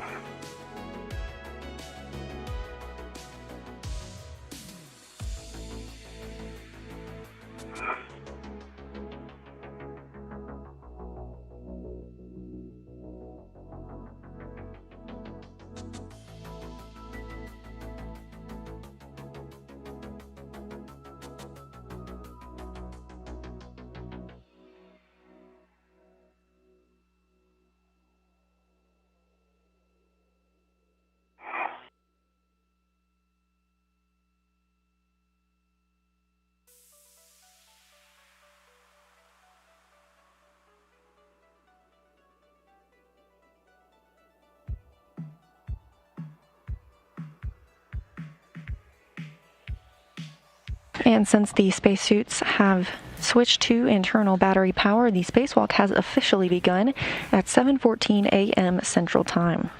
See you in the pouch. Copy. Hopper, you can now check that the deep press pump man ISO valve is closed. Depress pump. ISO valve closed. All right, both of you on your DCM, please take your temperature control valve to max hot.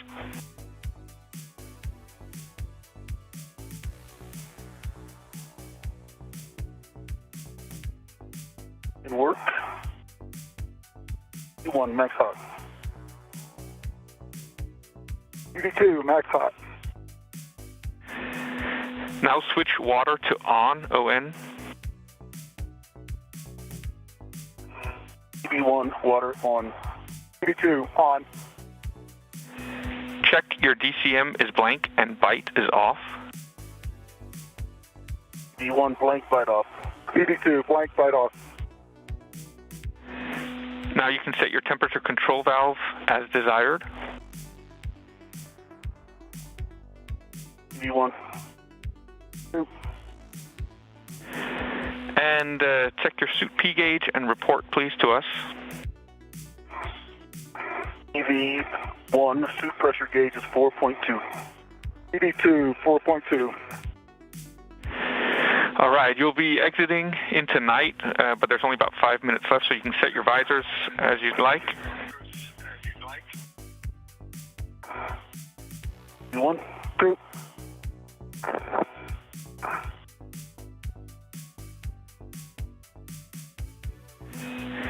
All right, Ike, you can go ahead and open the hatch thermal cover and egress.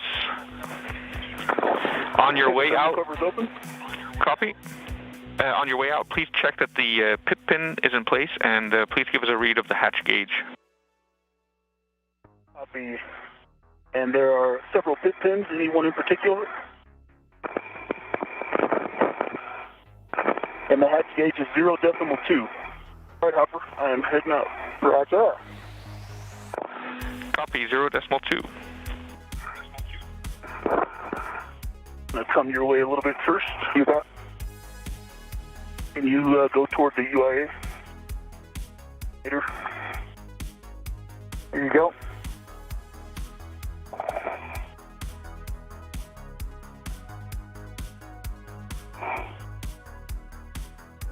Thank you. Right, Andy, I can see the two inboard pins, and they're both in place. Yeah, copy that, Ike. We're just looking for the forward hinge, the aft pin. So if you're saying both inboard ones are in place, that's good. Okay, it's in place. Okay, can you go towards the hatch? Oh, your other hatch, sorry. Yeah. Equipment lock? Thank you. Yeah. All right, and I'll be out of your way soon. Roger. All right.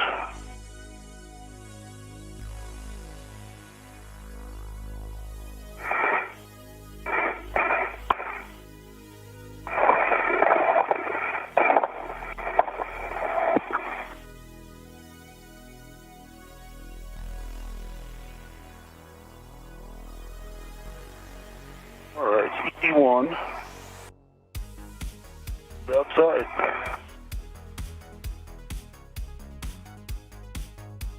And Hopper, I'm aft and port, inboard. Copy. And Hopper, for you, you can transfer crew lock bag number 3 to Ike. All right, I see it. Get a red on it. Sure, yep, that says 3. Thanks for checking. Actually, let me present you the other side. A little better. What a gentleman. Thank you.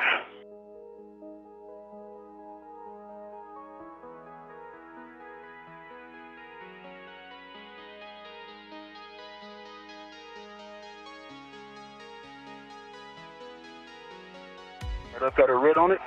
Okay, let me take the... I've got control. You can take the red off. Roger. That is off. Thank you. And it's to...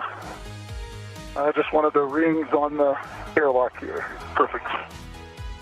And you ready for me to come out? The safety tethers are kind of hanging out in the hatchway. Roger. And the weather is great. We have a good egress. Roger.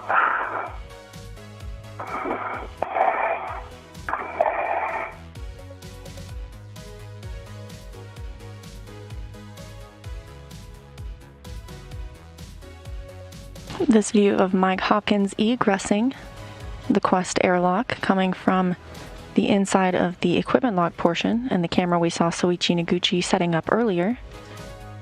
Already outside the hatch, he is joining NASA's Victor Glover.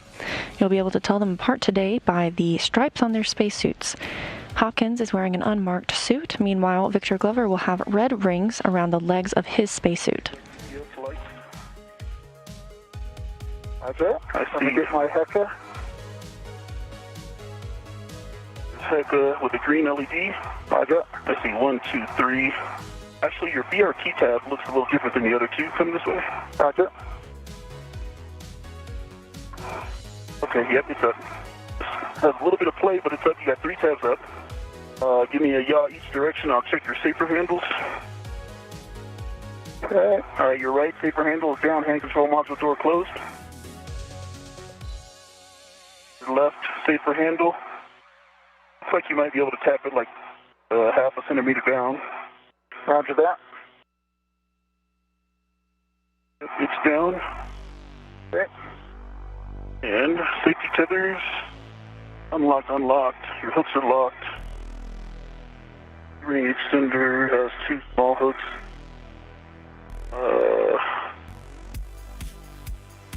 Look that are locked.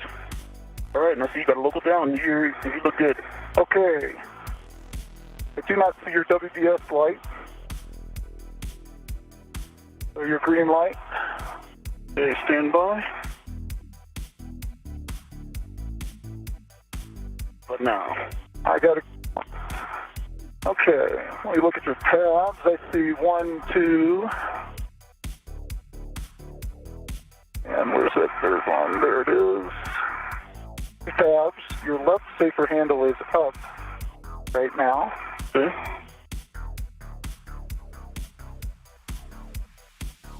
Thank you. And now it's closed. Down. Your left safer handle is. The right safer handle is down, and door is closed. Copy. And from a safety tether standpoint, you see 2 on your right D-ring. They're locked, unlocked, and I've got your anchor hook, and it is locked. Copy. I show you in a good config. I'm going to lock that green hook as well. Roger. Copy. Good config.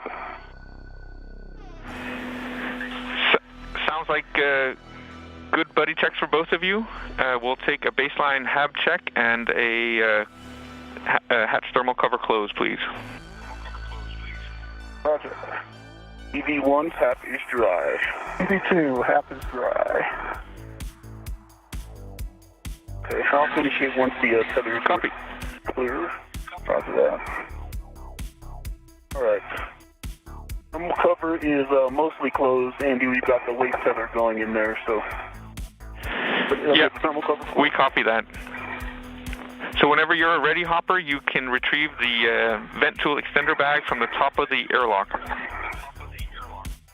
On my way.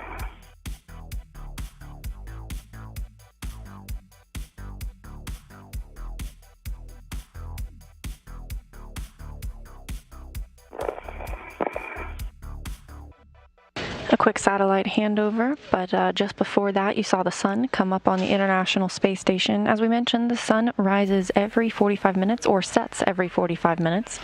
The space station traveling around the Earth at 17,500 miles an hour and currently 260 statute miles over the Pacific Ocean.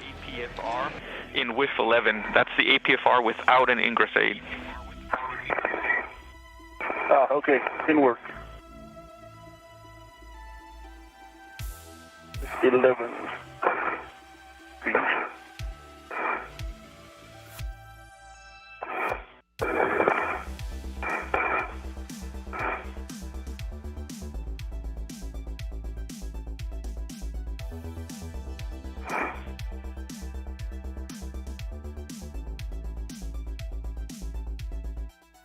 The tasks have already begun, with Mike Hopkins preparing to grab the vent tool extender bag. Crew members will need this for the venting of the early ammonia system jumpers, their first task of the day. My BRT rep is to the vent tool extender bag. Copy, Hopper. You can put on your BRT and then make your way out to P1. Roger that.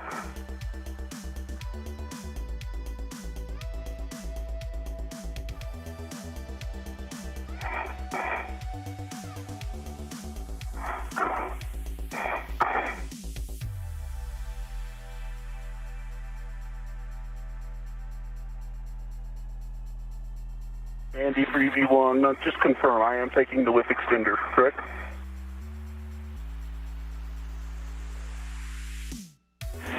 No, just the APFR. You can leave the whiff extender.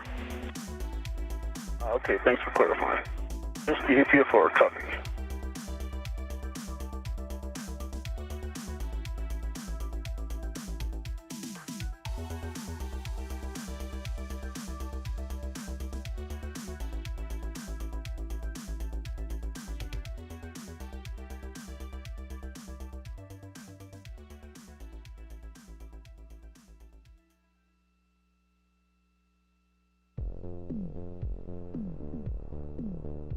That bag look, Hopper?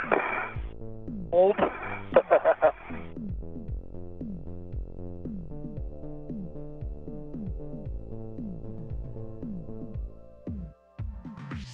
Okay, let's do my VRT. This view from Victor Glover's helmet camera. We'll be seeing astronaut eye views throughout the day today, and you'll be able to distinguish whose is whose by that number in the bottom right-hand corner. Victor Glover's camera is marked with the number 20, and Hopkins has the number 22.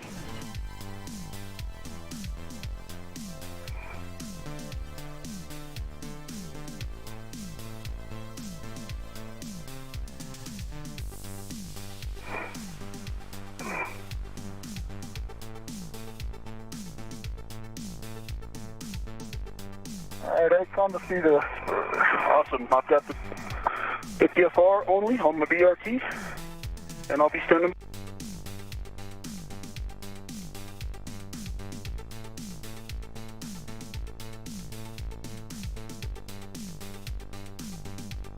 We're in a quick handover of the tracking data and relay satellite systems. Just beforehand, we heard Victor Glover discussing with the ground team that he was using the APFR, that's the Articulating Portable Foot Restraint. He'll be taking that with him today. That gives the astronauts a place to secure themselves, secure their footing, and get a little leverage while working on the space station. A handover, so if you communicated anything else, I missed it. That's it. All right, I come on phase 1. That's good. All right, Hopper, you're looking for the Bay 12, where you'll drop your anchor hooks on handrail 3651 and 3652. Roger.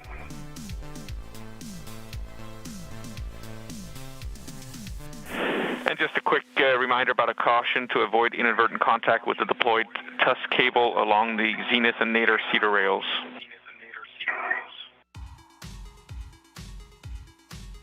Two copies. All right, Robert Cedar.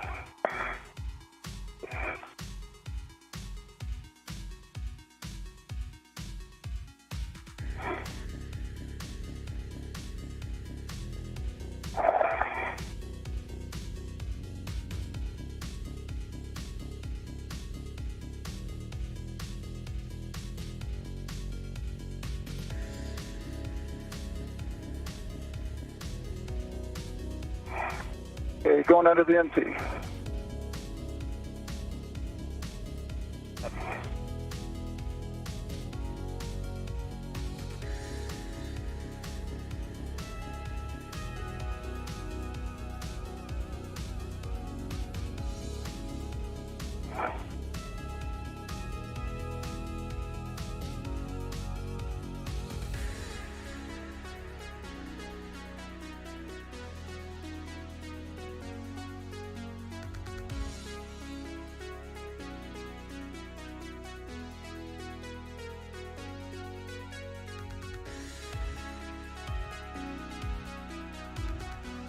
Okay, past the port Cedar car, continuing outbound.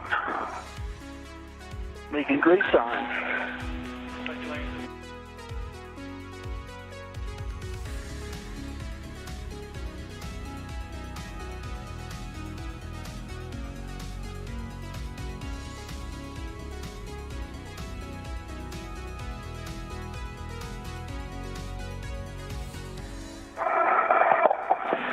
And Hopper, you're dropping your anchor hook on handrail 3651. That's the long one below you. After that.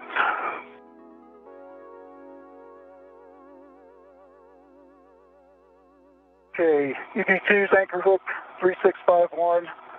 Bell closed, airlock, black on black. That's a good full test. Copy, and the reel unlocked? And the reel is unlocked. Copy. You can now attach Ike's anchor hook to handrail 3652, the small one. Then work.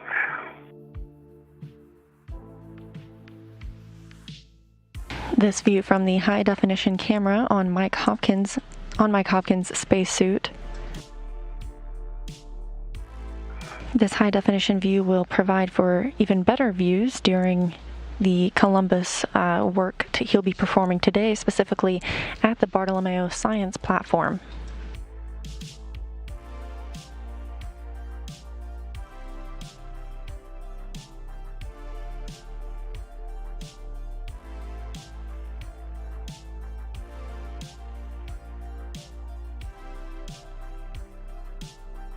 All right, your anchor hook is attached to 3652, bell closed, throttle lock, black on black, good pull test. Have a go to release your waist tether. All right, my waist tether is back to my workstation, and the airlock waist tether is going inside. Thermal cover is open. All right, Hopper, you can make your way out to the P6 worksite. Copy that, gauntlets are in place. Copy. Okay. Andy, the thermal cover is closed. Excellent, thank you. Then you can head out to the P6 worksite as well. On the way.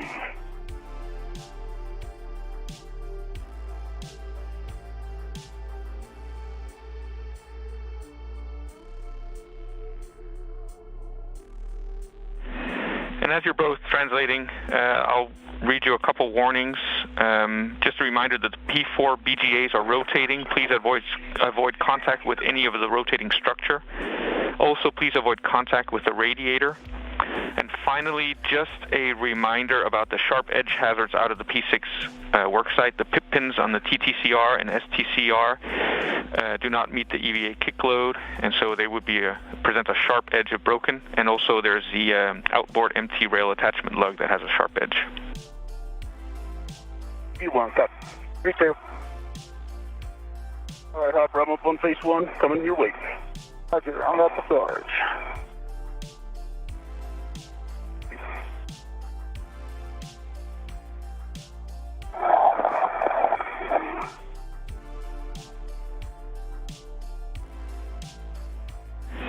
And also just a reminder to you, Ike, to check your gauntlets are in place before you cross the Sarge.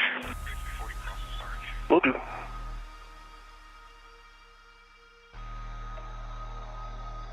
And let me know if you need guidance to get to the worksite.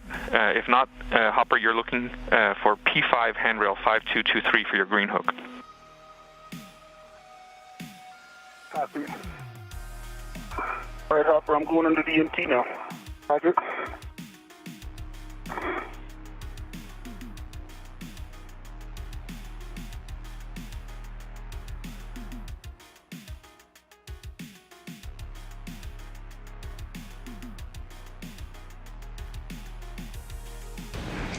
This view from Mike Hopkins' high-definition camera, you can see some of those batteries that were removed and replaced earlier this year, as well as over the last few years, upgrading the space station's power supply.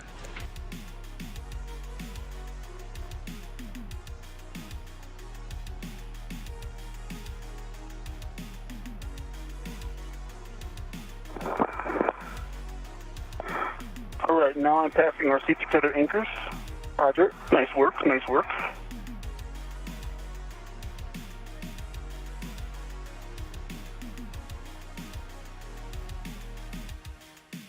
Throughout the day, you will hear calls made to the crew members. You may hear Ike and Hopper. Those are the call signs given to Ike, Victor Glover, and Hopper, Mike Hopkins.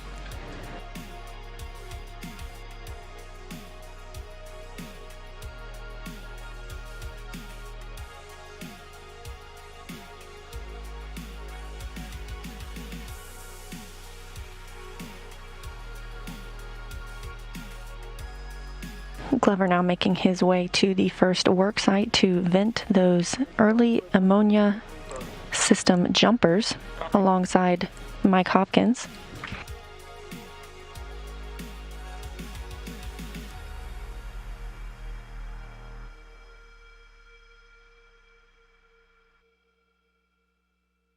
Alright, he wants to cross the Sarge.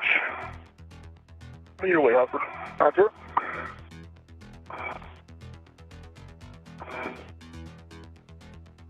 Okay, green hook is down.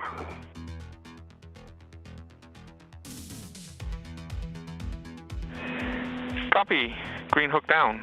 You can go ahead, go to the worksite and stow the bag that you've got with you. Roger, inward.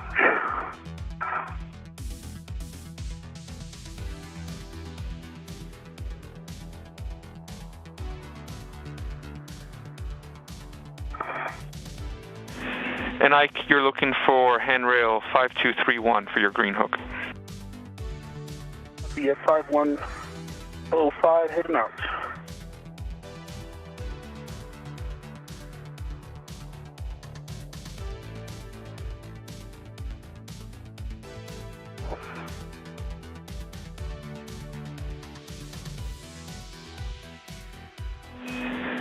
And Hopper, you're stowing the bag just zenith of those jumpers between handrails 5339 and 5342. Copy. 5339 and 5342. And you give me that green hook handrail again? 5231. It's just opposite of where Hopper dropped his. 5231. Okay, I'm visual.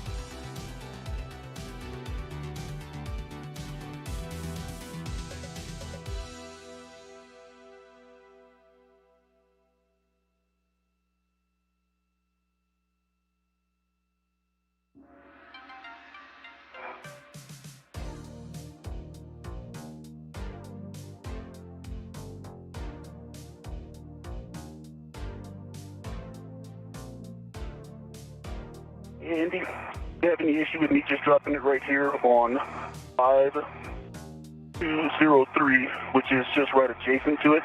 Then I don't have to cross over the top of it and stick each other. Yep, that's fine.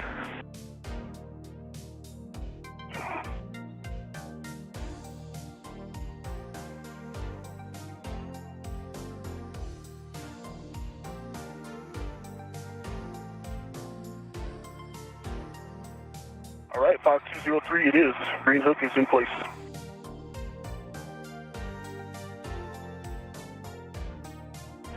Copy. You can translate out to WIF 27 on P6 where you'll be stowing the APFR.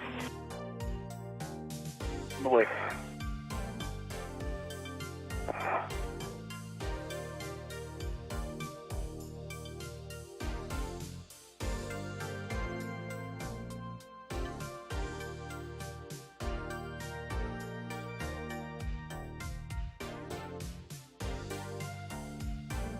Both of my reels are unlocked.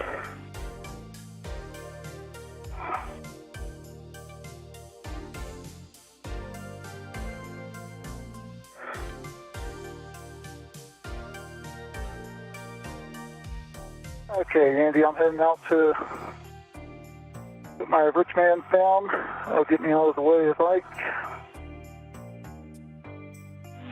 Copy.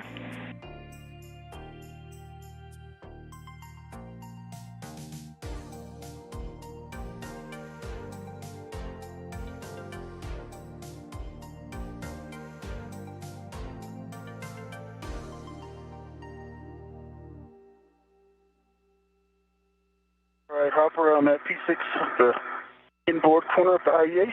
Roger that. I'm away.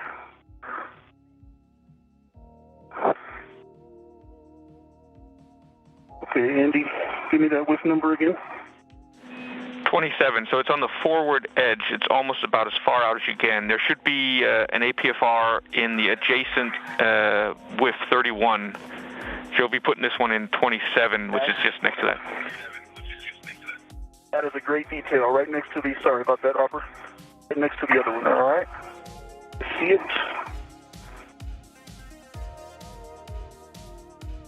I also see the vent tool back.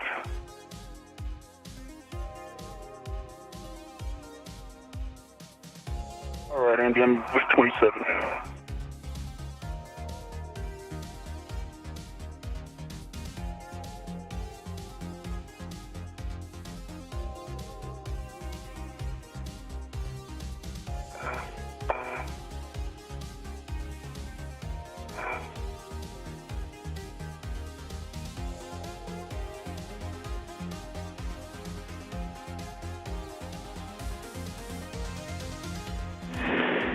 And Ike, when you stow the APFR, clocking is not so important. But if you want to, you can put it in 12.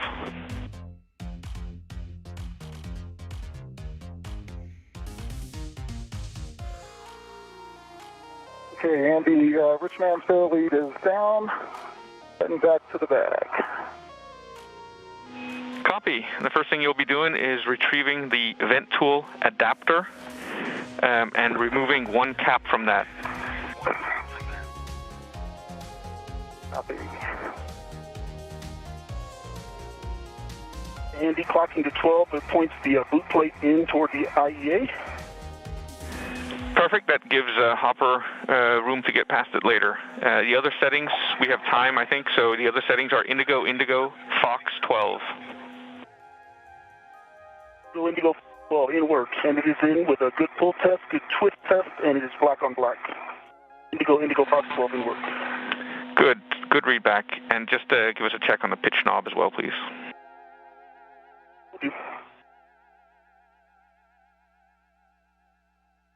The astronauts are now at their first workstation of the day, where they will be working on the early ammonia system, venting 2 jumpers, one of which Glover will later relocate to the outside of the airlock. Remove the cap. Go ahead and inspect the QD for us. Okay.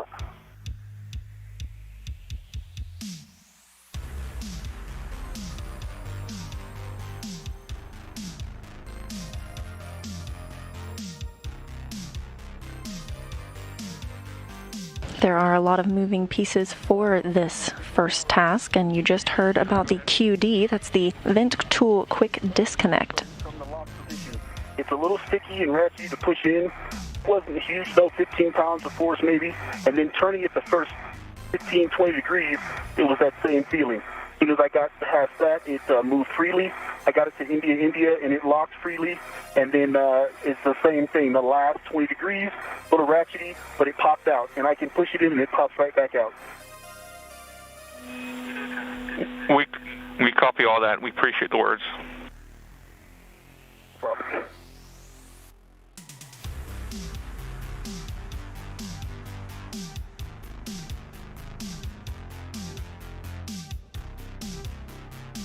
Okay, vent tool adapter, I got the calipers off of it. Doing inspection, no fog, good sleeve, good seal. Copy. You can grab the vent,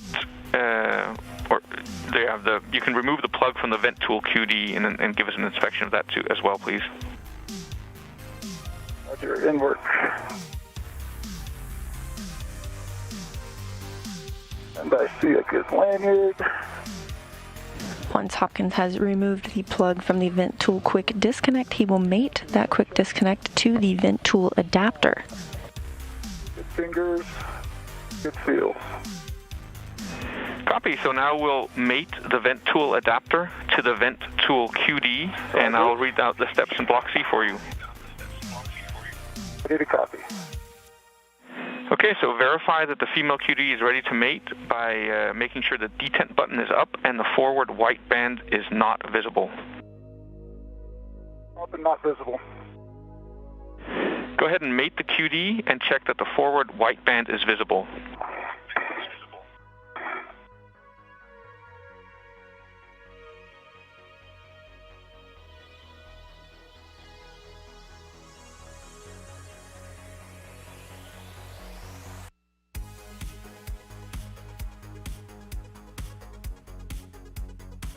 visible. Next, Hopper, perform a snapback test and check that the forward white band is still visible. Roger.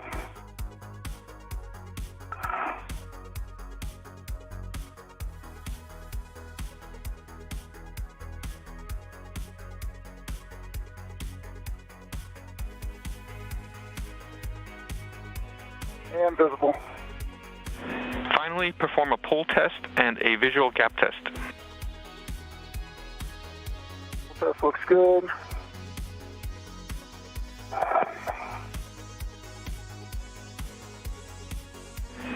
And Ike, once you've Gap looks good. once you've stowed the crew lock bag, then you can ret to the MUT end effector and attach the L bracket with nozzle to the MUT end effector ECOM. Okay, I'm not there yet. Let's. What were the settings for the APFR? India, box 12 is what I have set. That's perfect. Okay. All right, now I'll stow the bag, and where exactly am I putting that? 5333. Which is right behind me, Ike. Okay. So as soon as I get out of the way.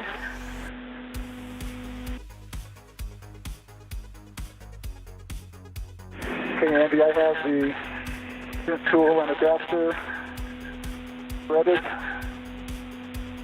Yep. And I'm ready to. Next, we'll open the vent tool QD valve, and when you're ready for that, then you can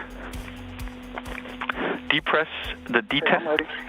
Okay, go ahead and depress the detent button and move the bail to the forward position. Roger.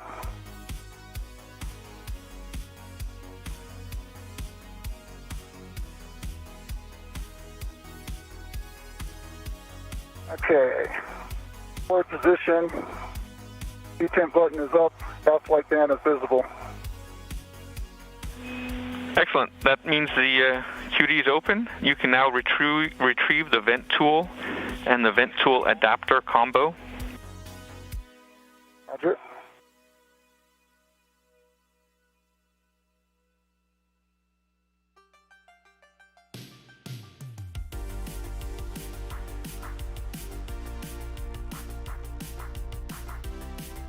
And I got an audible for you.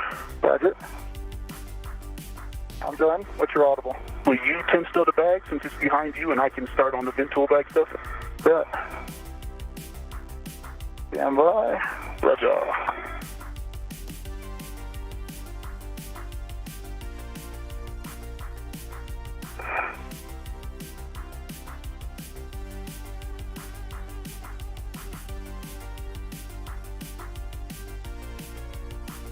It's just ready to my BRT. Copy. So it's got a large, small, and a integral. Do that.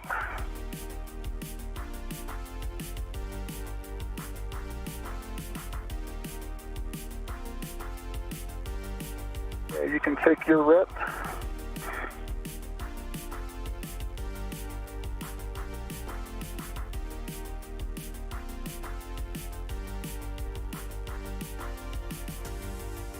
You bet.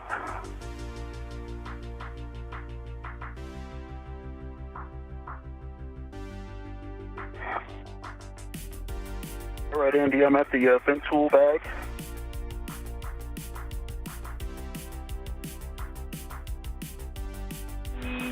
Okay, so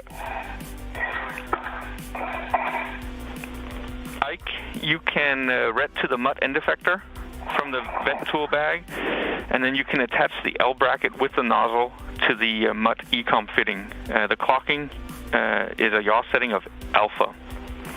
And just double check that the French hook from the nozzle is attached to the L bracket. Copy. I'm ready to the MUT end effector.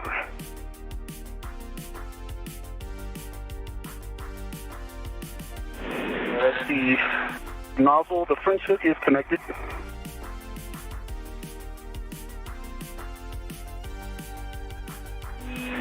And you're putting that L bracket into the MUT ECOM so that the L bracket is parallel to the handrail, which would be in the MUT jaws. Yep, didn't work. And Hopper, once you have a ret on the vent tool and the vent tool adapter combo, then you can translate down to M10 on the P6 long spacer. That's the inboard side of the connections. After that, I am there. Okay, you can remove the wire tie and booty and then the SPID from M10. That's it. Work. And just a reminder for a caution here, that handrail on the EAS jumper box cannot take BRT loads. That's it.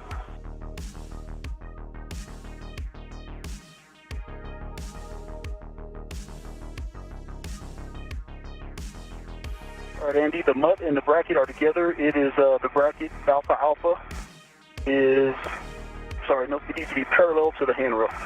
Fix that now.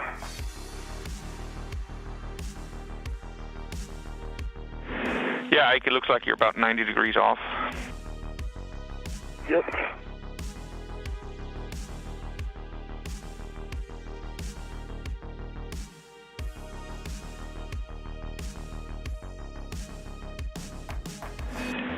And Hopper, once you've removed the wire tie and the SPID, you can put them in the trash bag, which is in the crew lock bag. Roger that. Okay. Alpha is parallel to where the handrail would be. It is mated. And if you didn't hear me earlier, good French hook. Copy, and then just check that the ECOM is locked. Com is locked, lock on block. Copy, you can unpack the vent tool extender and untether it from the bag. And then you can translate aft to handrail 5304, where you'll be attaching the MUT end effector. Okay. Works. Now 40 minutes into today's spacewalk, our crew members are still getting situated for their first task, which is venting the early ammonia system jumpers. One of these may potentially be needed on the starboard side of the truss, so once vented, Victor Glover will be taking one of the jumpers to the outside of the airlock, where it will be stowed for later use. If you want to have them redded to your mini workstation and keep them there rather than going back to the crew lock bag, that's also up to you. That's that.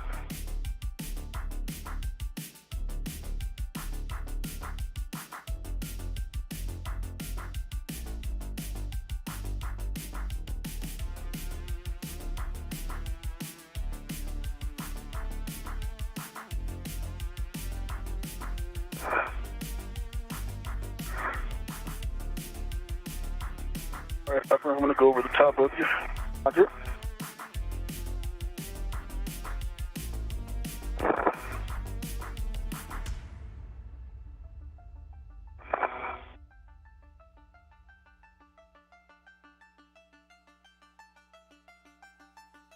All right, Andy, now I'm on my way. Give me that handrail again, please.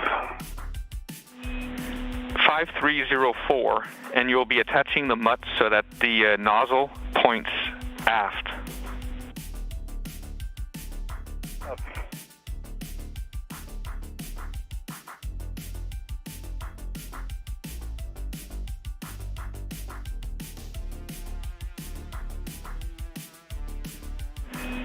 And Ike, just make sure, please, that the jaws on the MUT end effector are attached to the handrail between the two stanchions, because this one does have a part of the stanchion going over. Yeah, part of the handrail going over the stanchion. Yep, I see that, and I'm at 5304, and I won't put it on the little cantilever part.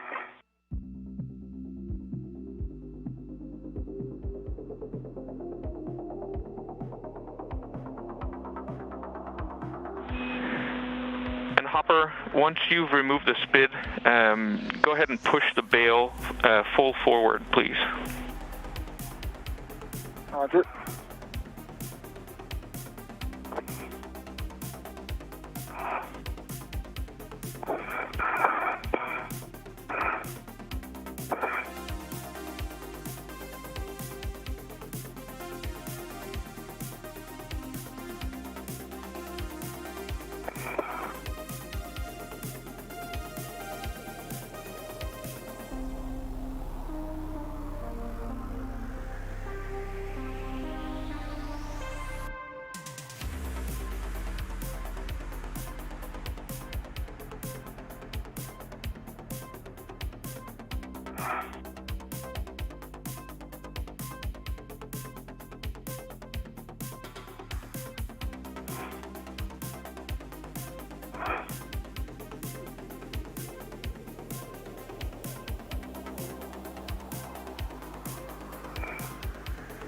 All right, Andy, Alpha is parallel to the handle. It's in between two stanchions. Working on the pitch to 1 now. Copy. Pitch to 1 is good, and then just double check that the MUT end effector is locked.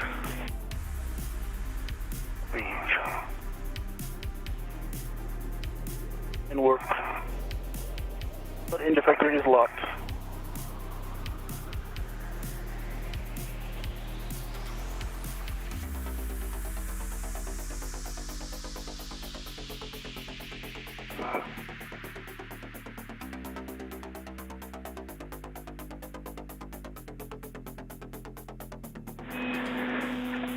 And so, Ike, good position is 30 degrees from aft, so slightly above the horizon. That's what 1 lines up with, I believe. I'm working on that now. Hey, this guy's stubborn.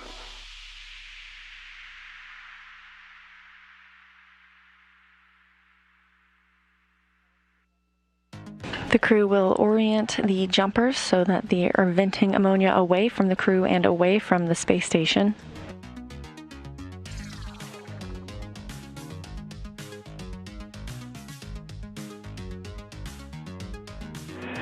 What are you working on, Hopper? Oh, that spit doesn't want to come off.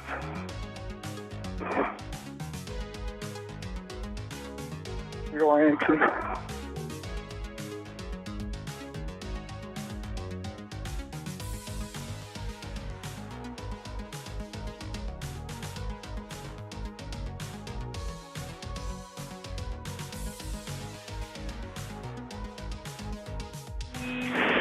And Hopper, you might try pushing forward on the QD bail, and that might offload the spid. Here.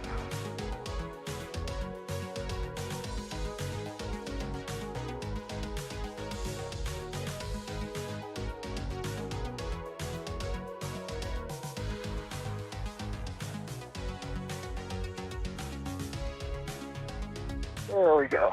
All right. Excellent, we saw that. Good move. And then just ensure that the bail is pushed forward fully, please. Pull forward. All right, you can remove the second cap from the vent tool adapter and inspect it for FOD and debris. Roger, and work.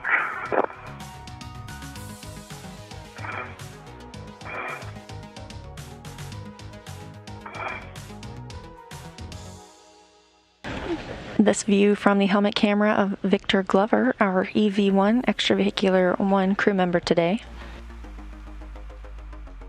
The astronauts will be using a vent tool and a vent tool extender to vent the early ammonia system jumpers. It's about 30 degrees zenith from the horizon. Yep, that looks excellent. We're seeing it in your helmet cam. Looks perfect. Now just check that the ECOM is locked. Both are locked, black on black. Excellent. You can head back to the vent tool extender bag.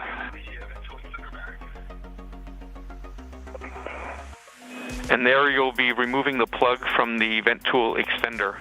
And if you need detailed steps, I've got them. Otherwise, you can go ahead and remove the plug.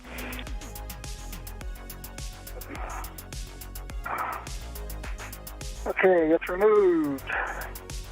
Looking at the male end here. 5. Sleeve. It seals. Copy. Sounds good. Once Ike has retrieved the vent tool extender and removed the plug, then you can go ahead and give him the vent tool nozzle, and he'll be inserting that into the vent tool extender. Roger.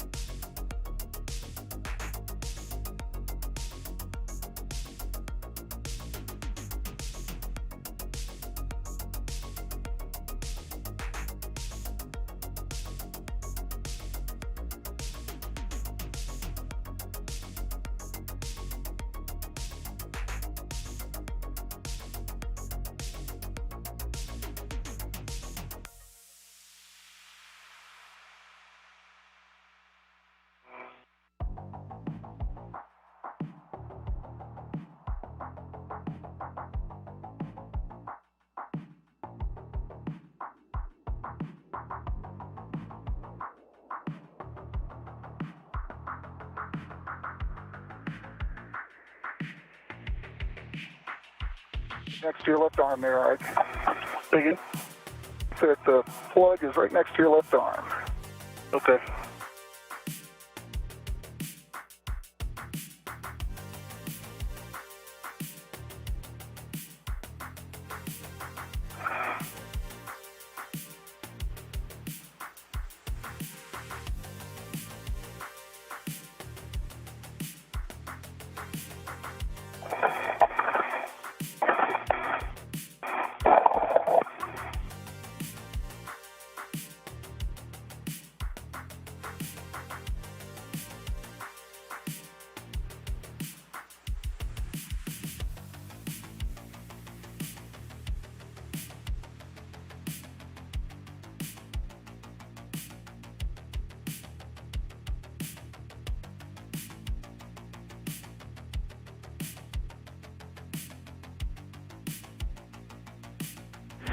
The plug is removed.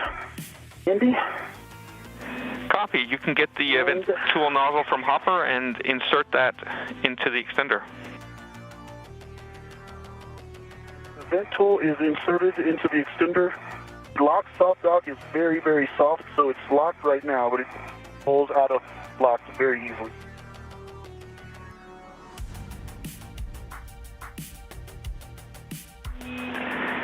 Copy that. It is locked. Okay, that's... And Andy, go ahead and go to remove my rep from the tool. Yes, you are go.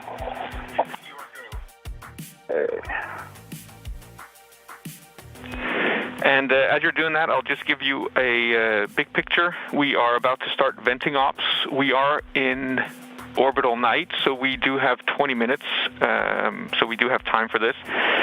Big picture words. Hopper, you'll be working on M10. You'll be closing the QD, then you'll be demating it, then you'll be mating it to the vent tool adapter, and then you'll be opening the valve. Roger. I'm looking at M10. Hey, Hopper. Yeah, might be our key right here. Is that going to mess with you? Nope, not at all.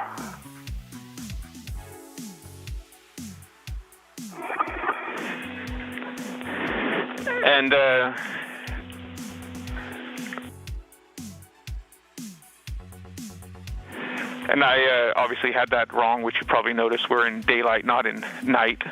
So we have a 6-minute thermal clock to do these 4 actions, Hopper. Okay.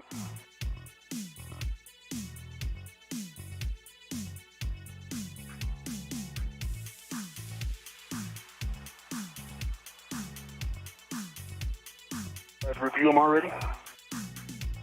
So we're going to close this, mate, open.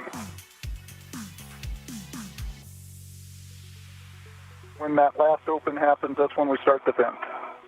Roger. And just a clarification, we are 18 minutes from night, which means that the 6-minute timer will run into that 15-minute buffer before night begins, so it actually means that we do not have a limit on these ops. Okay, very nice. Like that answer, Andy.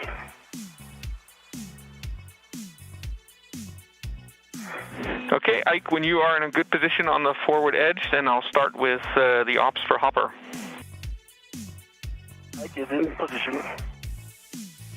Copy. Are you ready, Hopper? Ready. Okay, so you can close the QD extender on M10, and I'll read you the steps. First step, move bail forward to the full open position. Forward full open. Check that the aft white band is visible. So I do not see. Now I do. I got an aft white band visible. Check detent button is fully installed, that it's up, and that it can be depressed. We installed up and depressed. Assess and counteract side loads. Copy. While depressing the detent button, move the bail forward to the open position with significant force. Complete. Then depress the detent button and move bail aft.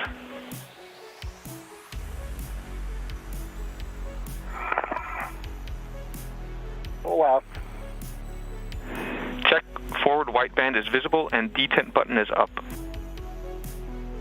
Visible. Tent button is up. All right, we'll now demate so you can pull back on the release ring and demate the QD. Roger, in work.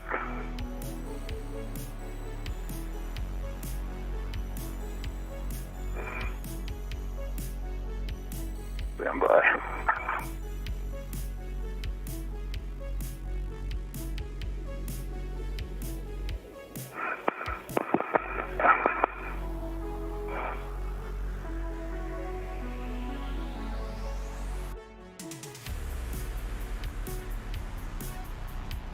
Know if I can help with anything.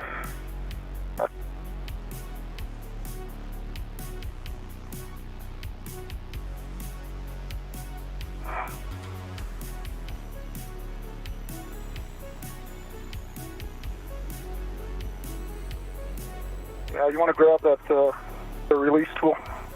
Release tool. Yeah. Copy.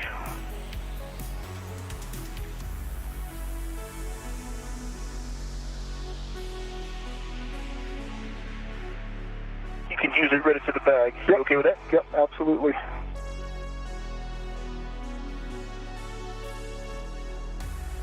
What you're expecting? Exactly what I was expecting. Okay, I'll give you some slack on the reps. But you got it. I got the rep. Roger.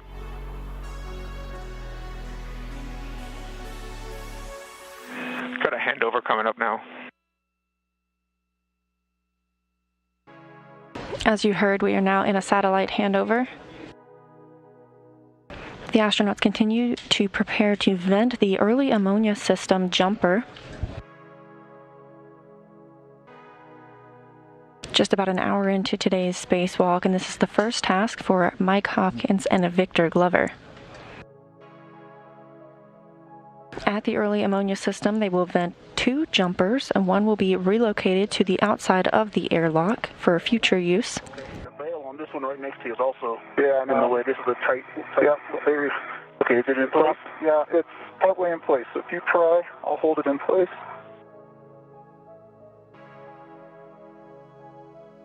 There we go. And we're back with you. Did you say you got it released? It's released. Copy. Check release ring is retracted and the forward white band is not visible.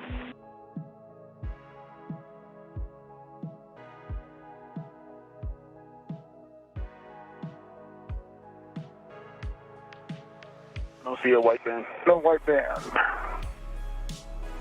Copy. Inspect male and female QD for debris damage or ammonia crystals.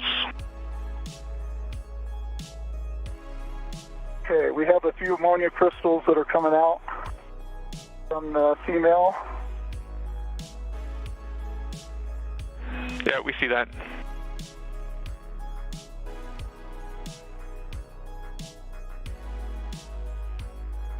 Okay. You can see there's a... Yep. Let's go ahead and mate that hopper. So you can mate the QD extender to the vent tool adapter.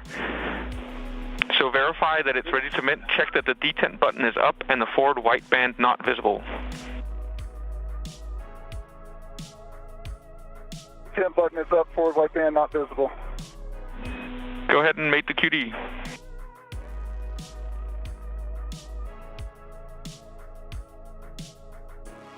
And check forward white band is visible. Forward white band visible. Perform snapback test and check that the forward white band is still visible. Then a pull test and a visual gap test. Roger. Visible. Pull test. The gap test. Copy. So next we'll be opening the valve, which will start venting. So Ike, be prepared.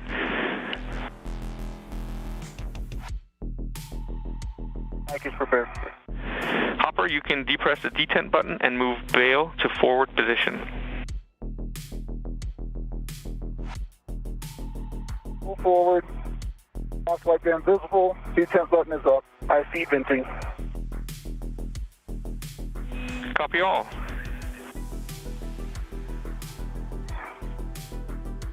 Rate has gone down. It's almost stopped. Yeah, I trouble. We'll copy that. We got a 5-minute vent time. We get that trash bag and... Venting has begun of the first jumper on the early ammonia system. So let me grab it out. Gotcha.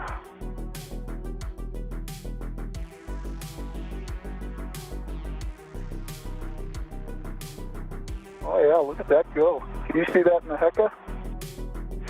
Yeah, we can just see it on the edge of your view. Let me,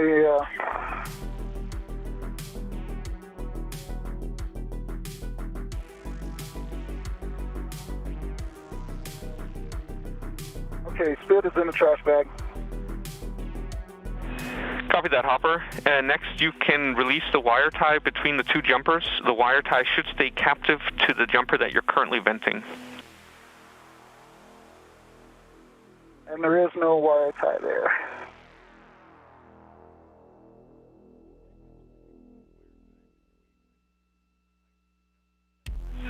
Jumpers are independent. Copy, so no wire tie between the two jumpers. Is that correct? That's affirmative. Wow. Get the right view.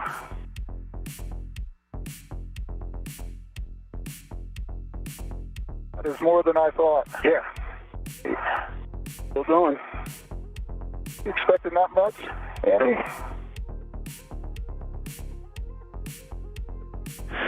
We're checking.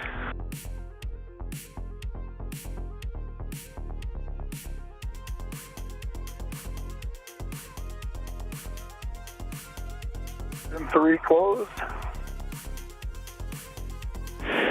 Hopper, do you want to check if M3 is closed? On my way.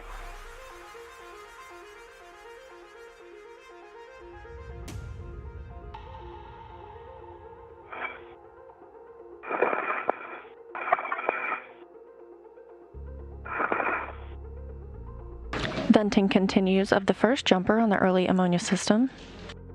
That is scheduled to last about 5 minutes. Good work.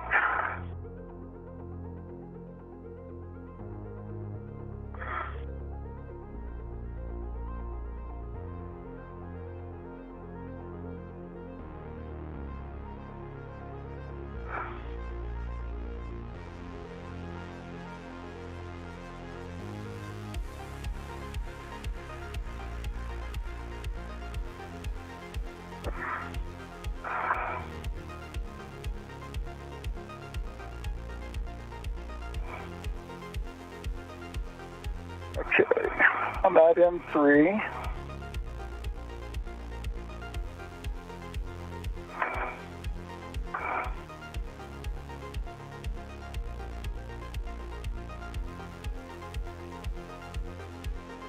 Show forward, white band is visible. Just to confirm, Hopper, you said the forward white band is visible on M3, is that correct? That is correct. Okay, that's a good config. The QD is closed as expected. Okay. Still going. That would be consistent. Dying off and then they'll pick up and start. And Hopper, next for you, you'll be working on M3, so no need to put the booty back on if you removed it. Right. I think for Ike too, he needs to ret to this FH01. Is that right? still be taking it once I release it. That's affirmative. Okay. Work. It's actually right over your shoulder there, Ike. If you want to go outward a little bit. Here, hold on a sec. Let me reposition and I can get it.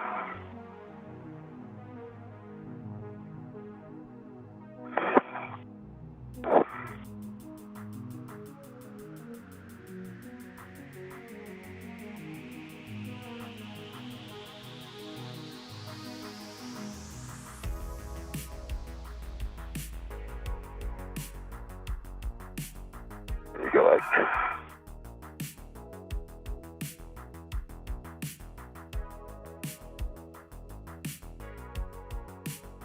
Got it? Okay.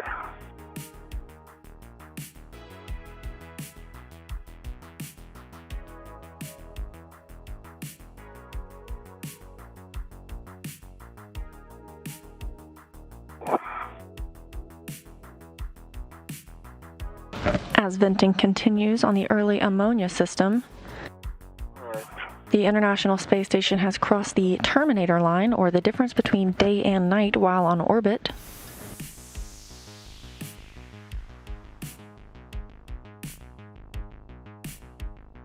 The International Space Station now flying 262 statute miles southwest of the Maldives.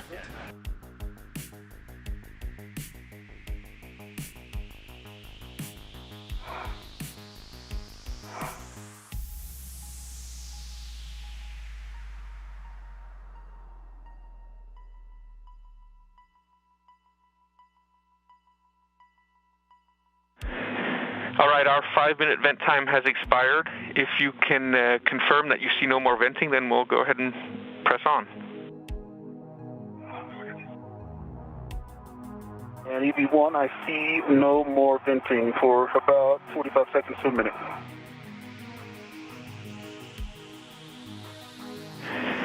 All right, Ike, you can go ahead and close the QD extender valve. I'll read you the steps when you're ready.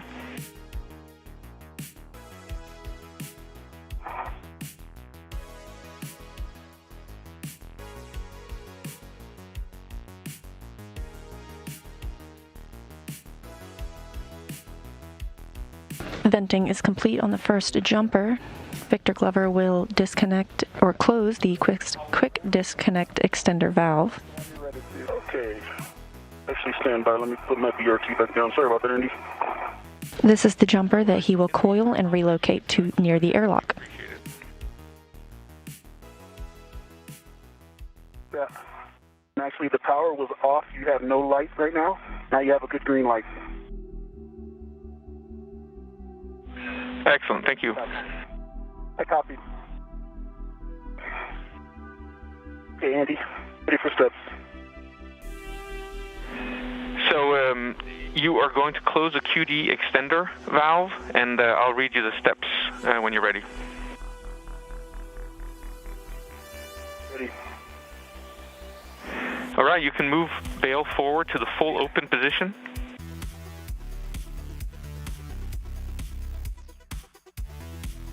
Bail is forward, full open. Check aft white band is visible. Aft white band is visible.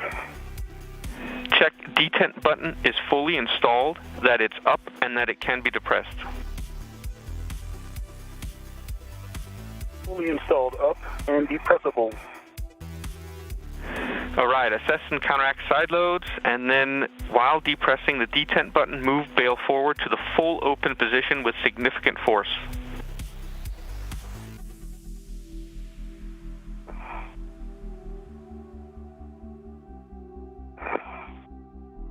Bail is full open, full forward.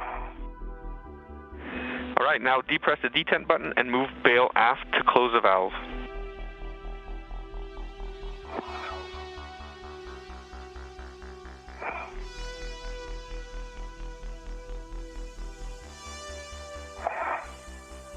It is aft, and the button has popped up. Copy, and then just check the forward white band is visible now. Forward white band visible.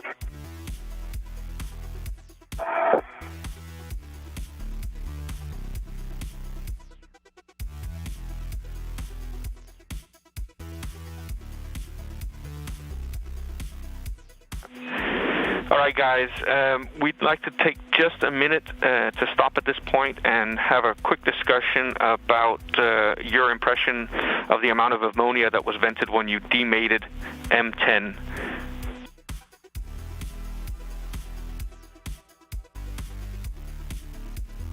Okay. I felt like it was more than I was expecting just in this line, but it did stop. Is M10, are you talking about what came out the nozzle, or when? Let's just clarify which venting we're talking about. The stuff that was close to us, or the stuff that went out?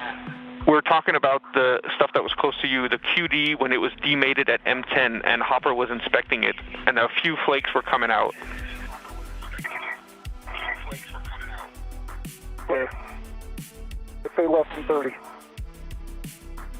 Less than 30? Less than 30? Did they contact you, do you think?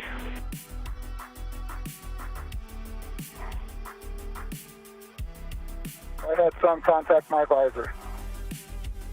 EV1 didn't see any contact, EV2 or EV1, but I was in a weird position with the sun.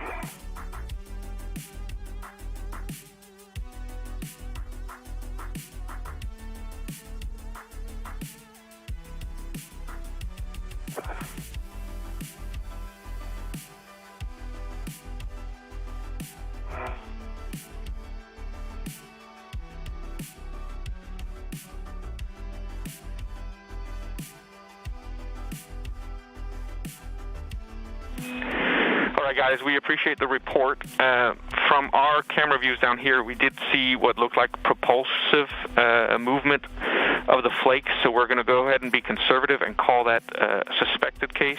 And so at the end of all of these ops, we'll do an inspection of both of you.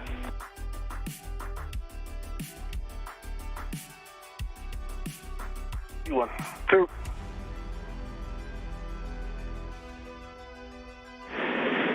All right, so Hopper, you can make your way down to M3, where we'll be starting to demate that. And Ike, if you can verify that you're tethered to the QD extender, then we'll start working on demating the QD extender from the vent tool adapter.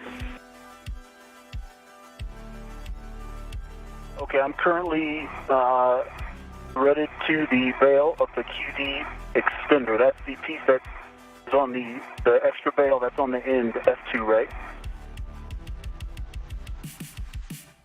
I'm talking about the adapter. I'm ready to a bail. Yeah, that's fine. You're ready to the bail of the QD extender.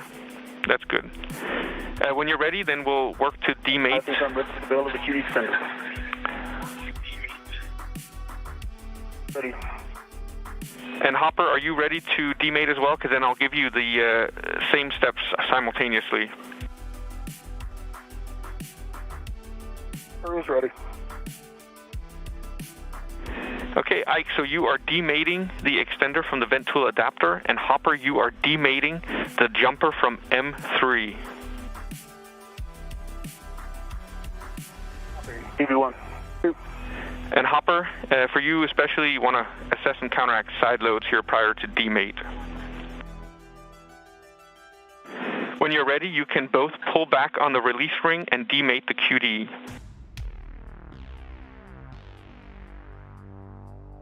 EV1, demated. EV2, in work. Once it's released, then check that the release ring is retracted and the forward white band is not visible. EV1, white band not visible. All right, Ike. White band not visible. Copy. You can inspect the QD, the male and female QD, for debris damage or ammonia crystals.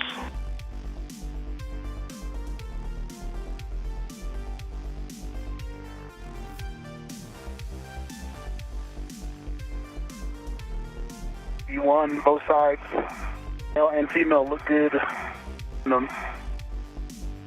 Male side, the field looks uniform, and I don't see any ammonia crystals on either. EV2, I see no fog, good seals, good fingers, no crystals.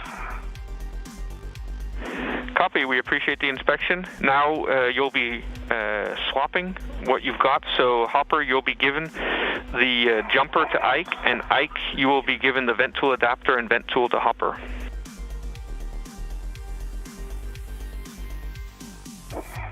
Stop that right there at the end. I have the jumper in hand, Hopper. Roger that. Let me get on BRT here, and I'll come up and get it. Okay, copy. It's right there in the corner of the IEA. Roger.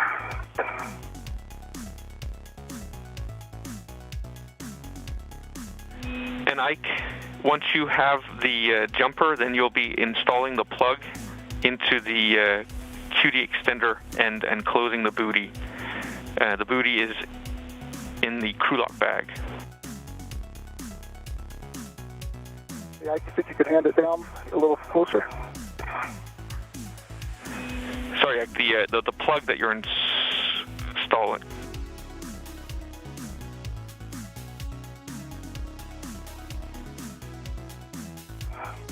Okay, I have it. Thank you.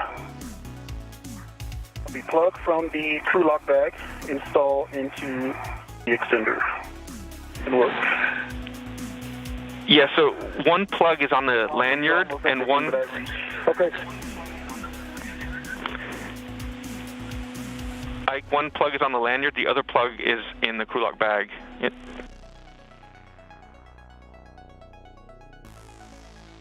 Copy. Do you care which I use? Well, you'll need to install a plug on both ends. I see what you mean. Okay. Yeah, so on the extender end, there'll be a plug on a lanyard. On the single QD end, you'll have to use a plug from the crew lock bag. Copy. Work.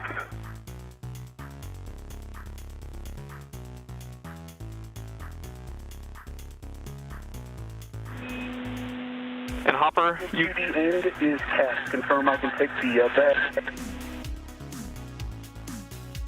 White band is visible. Forward white band visible.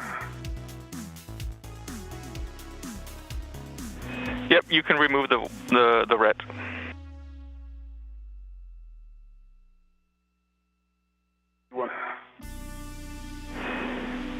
And Hopper, you can go ahead and translate to the free-floating QD on the second jumper. Got it. All right, you can remove the booty and the plug from the extender, QD extender, and then have a look, check for debris and damage.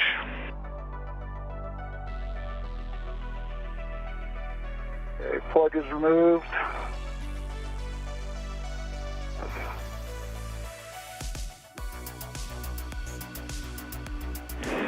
And Ike, once you've installed plugs on both ends of the jumper, then you can coil the jumper around Working on the second one now. Copy. Yep. Copy. Bye.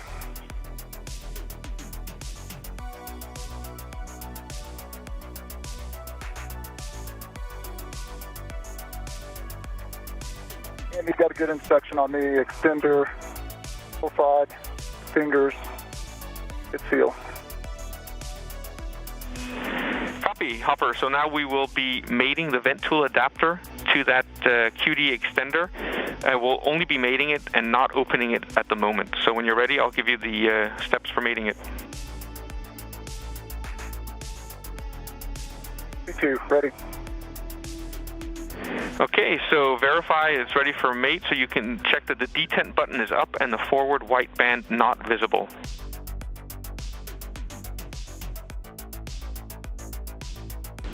A quick satellite handover of the tracking and data relay satellite systems. We've just seen crew members Mike Hopkins and Victor Glover have vented the first jumper on the early ammonia system and now are working toward venting the second.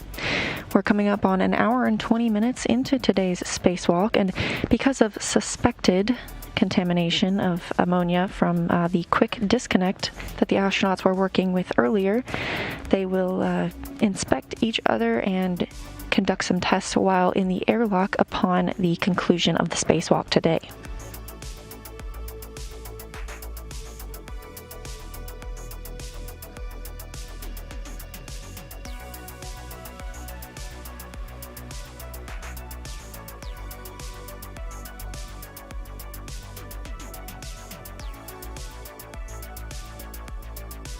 There are a lot of wire ties on this QD. Are there? Yeah. There actually was one wire tie connecting the two, but it was near the extender. I didn't put it originally. Okay, we copy, Hopper. And I am ready to mate. The temp button is up. Forward light band's not. Copy. And Hopper, that wire tie that you just reported, is that on the jumper that Ike has, or on the jumper that's still installed, or that you're working on? That was on the jumper that Ike has. It's on the one that Ike has. And there's like 5 of them. All right, copy. At least you won't run out, Ike. Hopper, you can mate the QD and check that the forward white band is visible. I'll do that.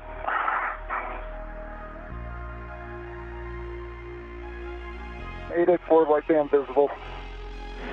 Perform snapback test and check forward white band is still visible. Sure. Still visible. All right, perform pull test and visual gap test. Pull test complete. The gap.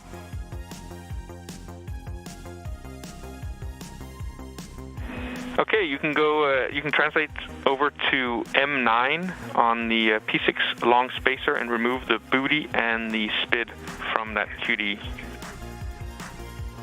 After that. You can stow the SPID temporarily on your mini workstation or put it in the crew lock bag if you want. Assess the timing. Time.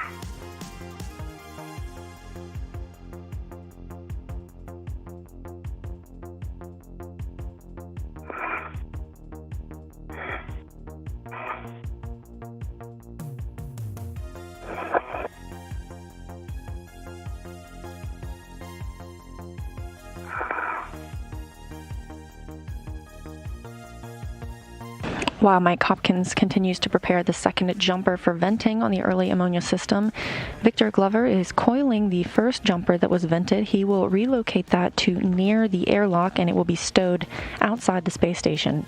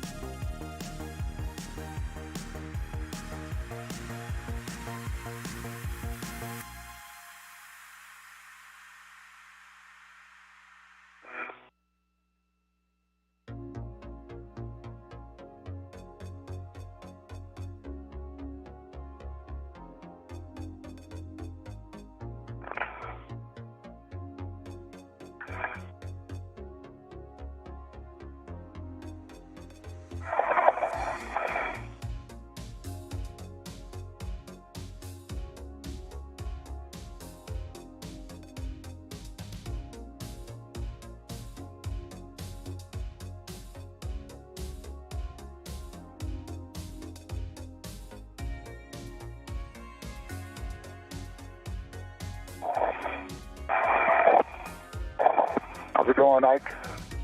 Slowly but steadily. I think I got the better of the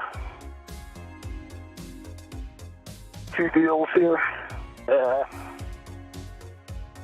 can talk about it over dinner.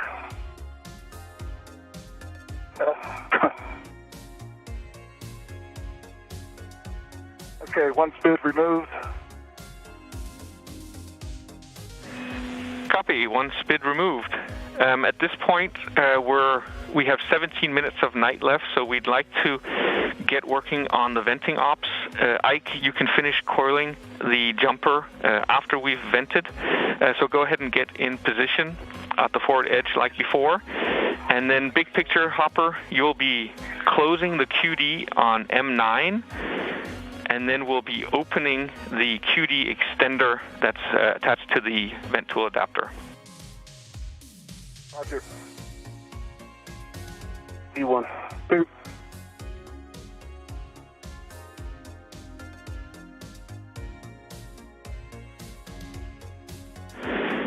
Okay, Hopper, when you're ready, then we'll close QD on M9.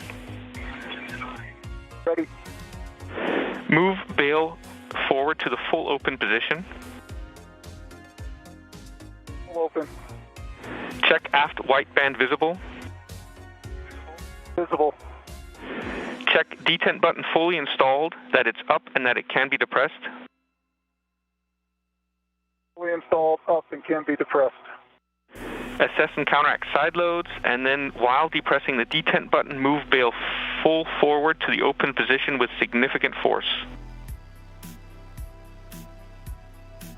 Complete. Then depress detent button and move bail aft to close a valve. Aft forward white band is visible. Detent button is up. Copy. You can cover with booty best effort. In work. And Ike, are you clear of nozzle? And clear of the nozzle. On the forward edge of the IEA. Copy. And Hopper, whenever you're ready, then we'll open the QD extender that's attached to the vent tool adapter, the other end of that jumper. Roger. Okay, I gotta get in position.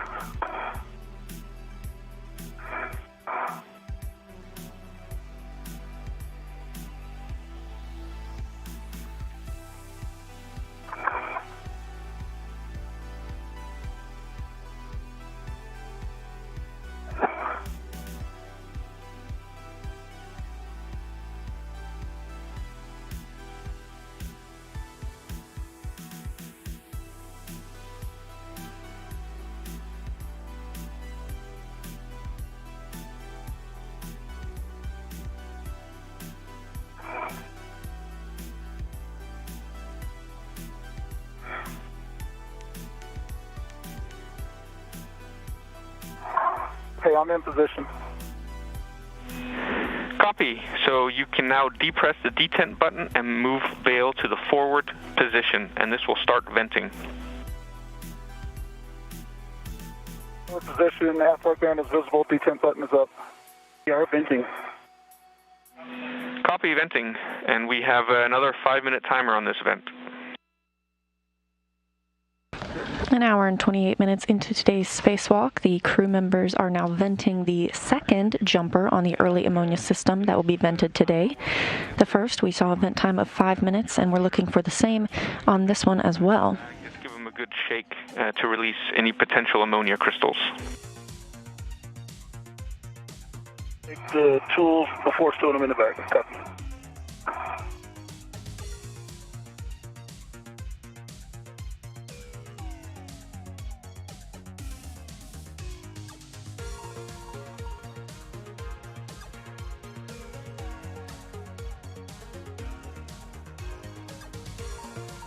And Andy, while we're waiting, I'll check. I've got a lot of like black smudge on the fingertips from the operations. Right index finger, a little bit of RTD damage, peeling. You can probably see it in the HECA.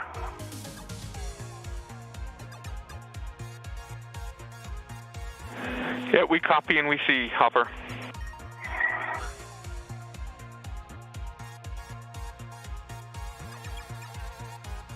Otherwise, they look good. Dry half. Copy, Hopper, and we'll call that good gloves. You want to have a dry half? I'll give you a glove check in a minute.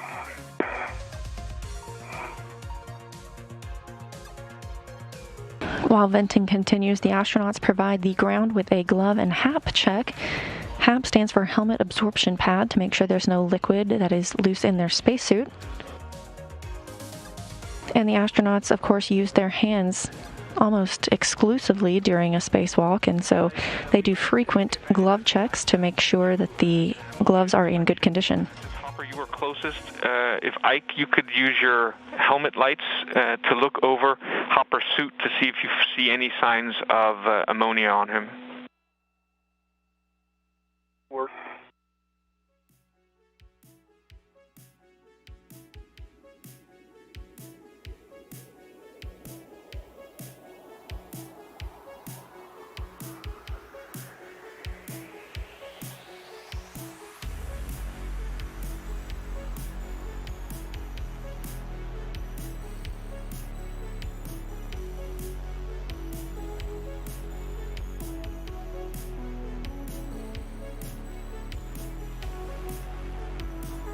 Andy, what I can see is clean. Yeah, the top of your helmet looks clean.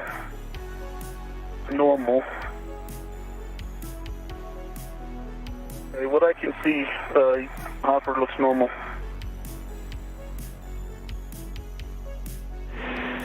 Copy. So what Suit you... looks normal. Okay, we copy. Thanks, Ike. Hopper's suit looks normal.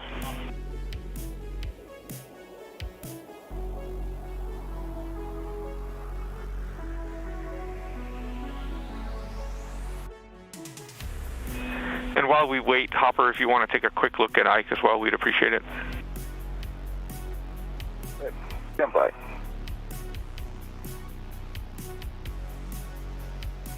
It was so comfy, Andy.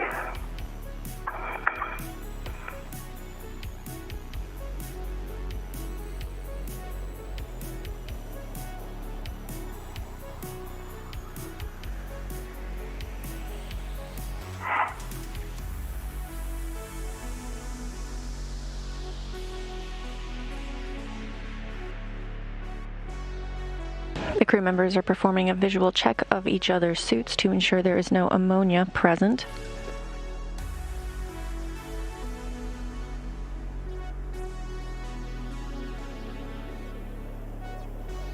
It's good if I didn't have this big, Yeah, that's a good view. I can see the top of your helmet. I can see your lights, your cliffs, your shoulders, your arms. And I see nothing that's stuck, Andy. Copy that. We appreciate it. It looks clean.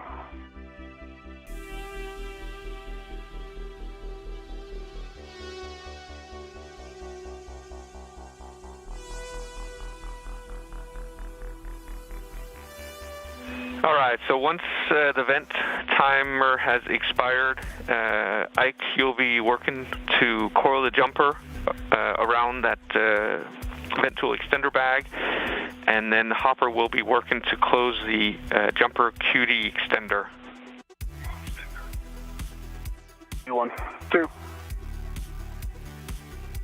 And EV1 has good gloves. They look like they did when I got out here. Copy, Ike.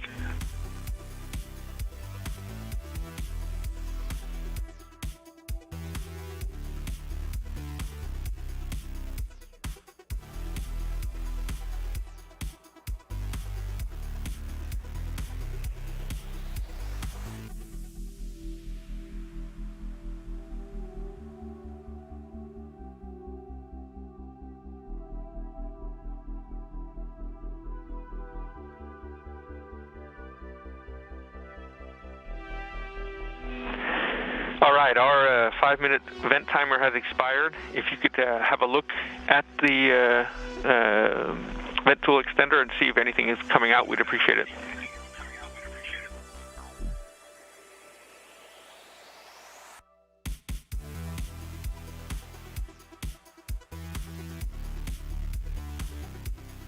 I've got my helmet light shining in that direction, and I do not see anything. It is dark, though, but I don't see anything. Like it is not venting.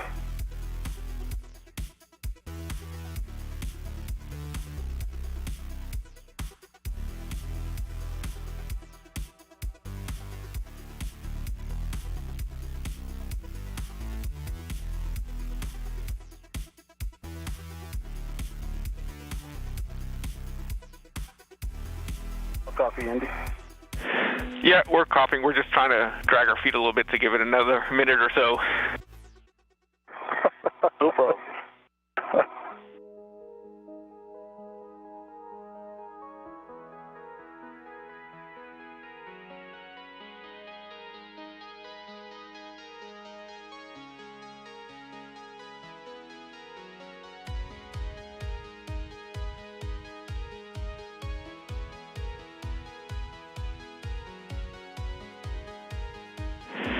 All right, we'll say that's good for venting. Hopper, you can now work to close a QD extender, and I'll read you the steps when you're ready.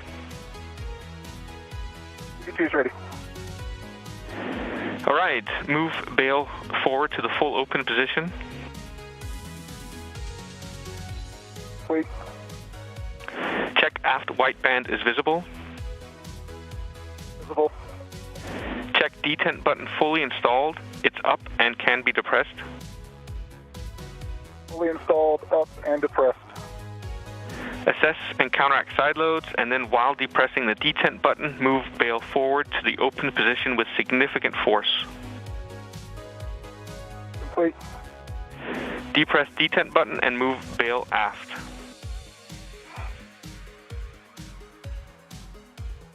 Complete. Forward white band is visible. Detent button is up. Copy. Jumper is closed, so you can demate the vent tool adapter from the QD extender, and I'll read you the steps when you're ready. Okay, hold on one sec. When I do this, vent tool adapter is going to be, and the vent tool extender will be floating free. Okay, so the rest of your distance is still mated. Yep, I just wanted it might come over towards you. Okay, thank you, Don't Andy. be surprised. Okay, and they're hooked together as well, so yep. Okay, secure. All right, Andy, I'll be on the lookout. Hopper, did you say you're ready? I'm ready. Copy. Pull back on release spring and demate the QD.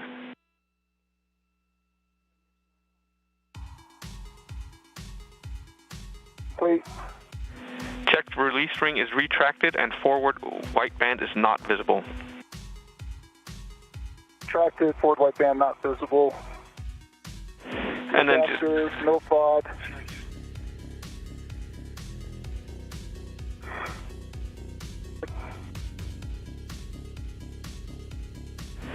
copy. You read my mind. Sleeve, good feel. Yeah. Looks like Ike, when you take this up, like there's a few, ammonia flakes on the inside on that sleeve. Again, this adapter. There's looks like some white flakes on the sleeve on the inside. Okay. What do you need me to do with it? I've got my hands full of this expensive. No, I don't need to do anything. Okay. Just giving you a heads up when I think that's the part where shake it and try and dislodge those. Roger.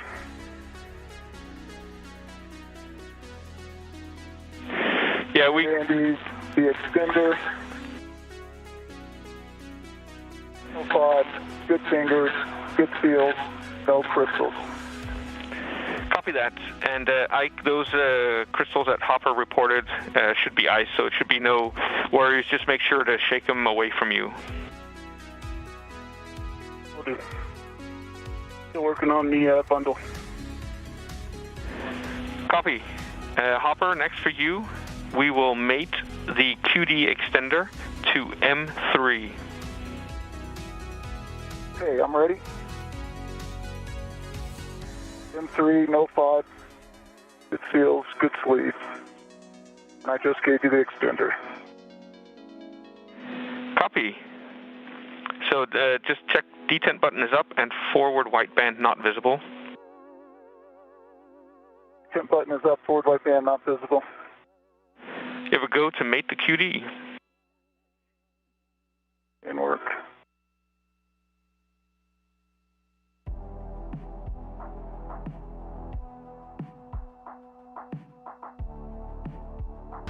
Both jumpers for the early ammonia system have been vented now. We're coming up on an hour and 40 minutes into today's spacewalk, and Victor Glover is working on coiling the first jumper that was vented that will be relocated to outside of the Quest Airlock. The second jumper will remain in place on the early ammonia system.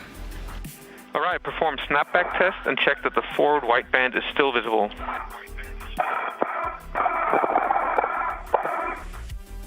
Back, forward white band still visible.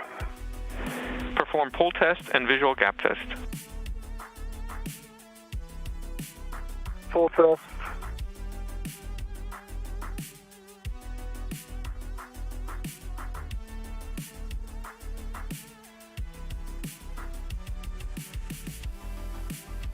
And good gap test. Copy. Now you can check that the booty is installed on that extender. Roger that, in work.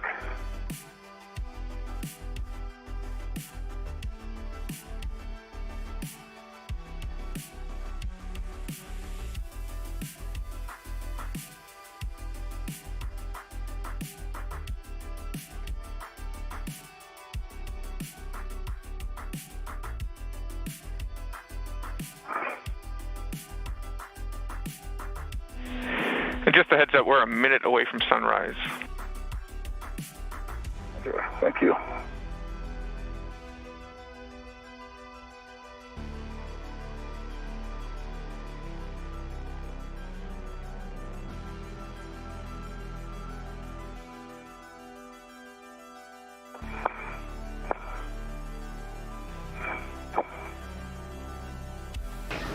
As the crew members wrap up their tasks at the early ammonia system, we have a question from Jeffrey, who wants to know, do the astronauts need to make preparations for sunrises and sunsets? You just heard that we were less than a minute from expecting sunrise on the station.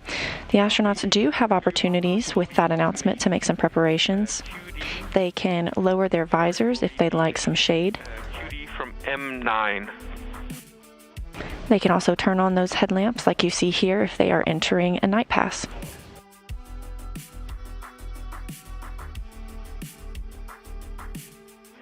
So when you're in position at M9, let me know and I'll give you the steps to demate the QD. Bye.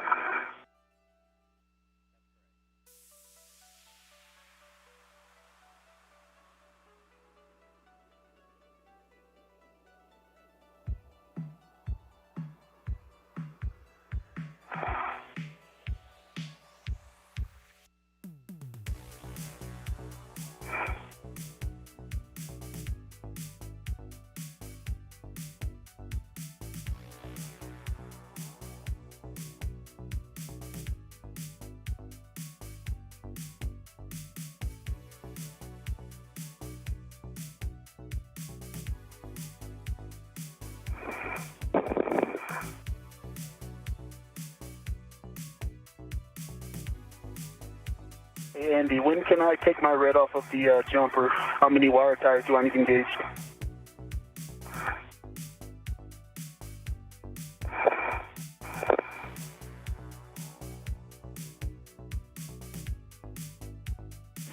Hey, Ike, we'd appreciate if you could get the adjustable installed between the jumper and the bag handrail before you remove your red.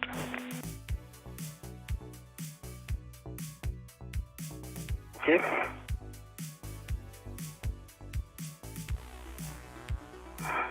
And Andy, I'm in position.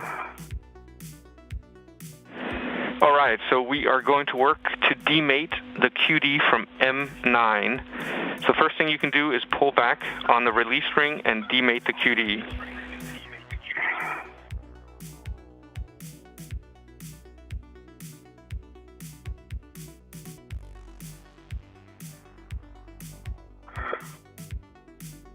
Released. Check that the release ring is retracted and forward white band is not visible. Retracted, forward white band not visible. And we'll take an inspection. 9, no FOD, good seals, good sleeve. And stand by for...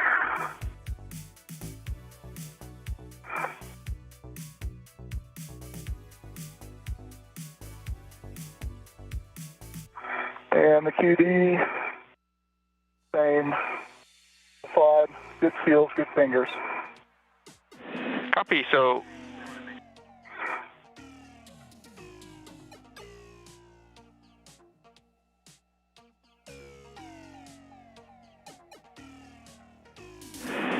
All right, Hopper, we'll also take, please, an inspection of M10, which is where you'll be mating this QD to. Roger. FOD, good seals, sleeve.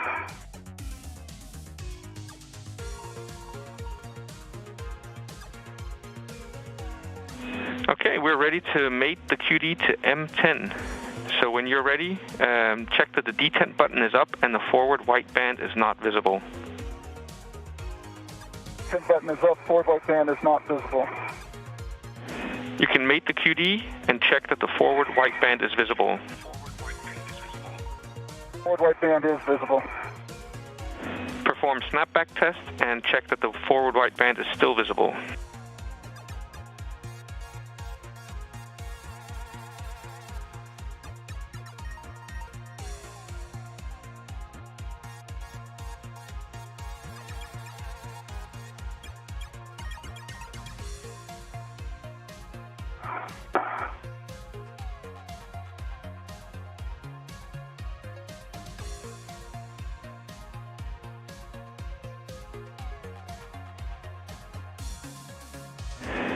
And Ike, you might have forward white band is visible.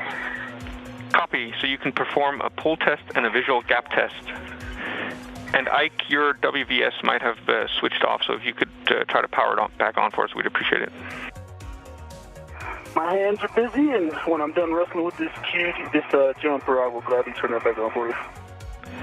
Excellent, we'll take it, thanks.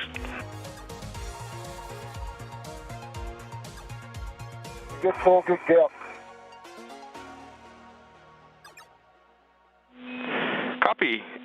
We'll take that as mated, so you can install the booty over the QD pair and use wire ties as needed. Okay, and you don't need this locked, correct?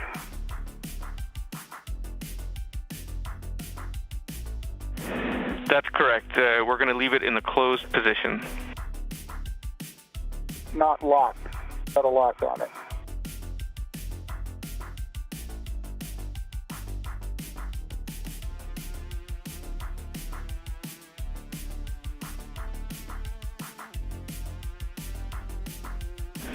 Hopper, you mean locked with a SPID?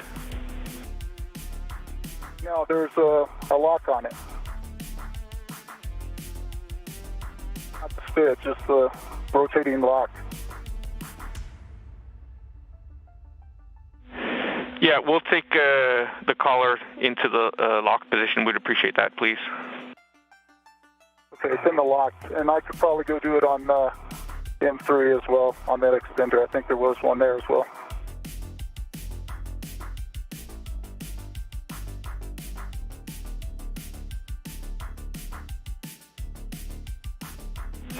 Yeah, Hopper, we'll take it. It's not actually required, but we'd appreciate it. No problem.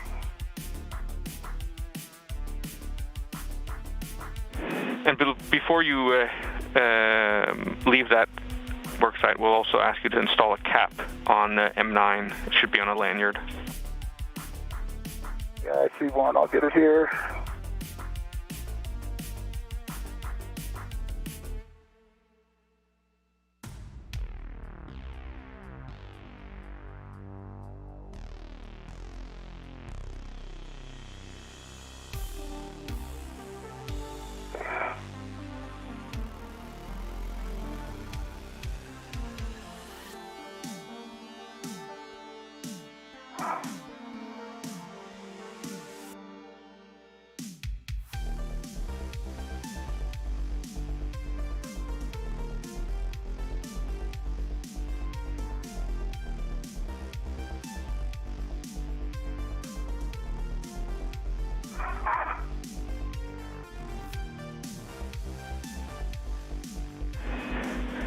And Hopper, once you've installed the cap and you're finished at the worksite, you can retrieve your fair lead and then help Ike with stowing that jumper around the bag.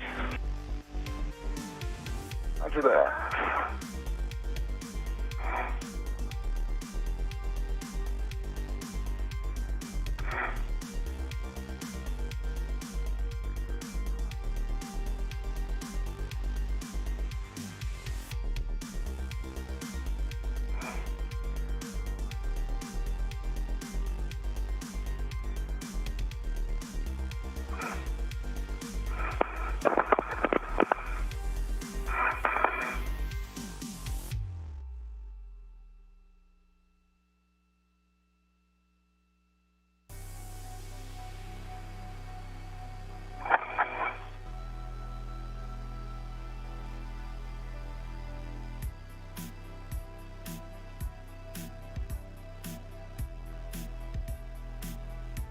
The first task of the day is almost complete, with Mike Hopkins finishing up at the early ammonia system, both jumper cables having been vented.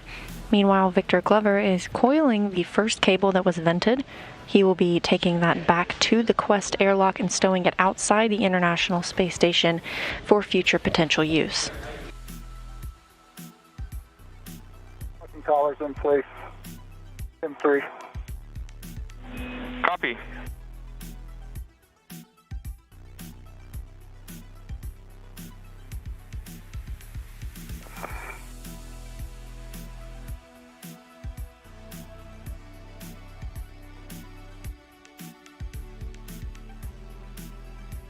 One hour and 52 minutes into today's spacewalk.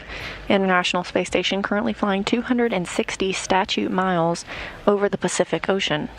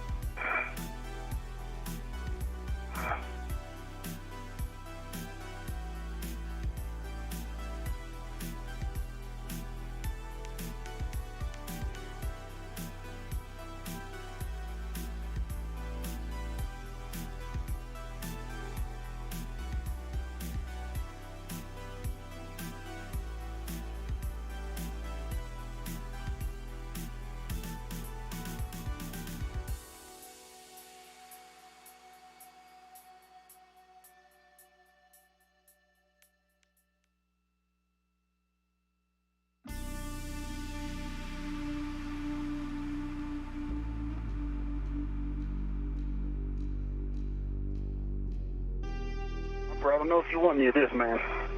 I'm on my way. No, I'm serious. I got it. It's just slow work. I don't know if another set of hands is going to really do anything. If you want me just to hold something in place while you do your magic, happy to do that. Yeah, not really sure what's going to buy us, but I'll take the support. I'm finishing up now. Okay. Got 3 wire ties in, the adjustables in. It's just not as pretty as that nice drawing. 3 wire ties and then adjustables. How do you say it? Yeah, that's what I heard.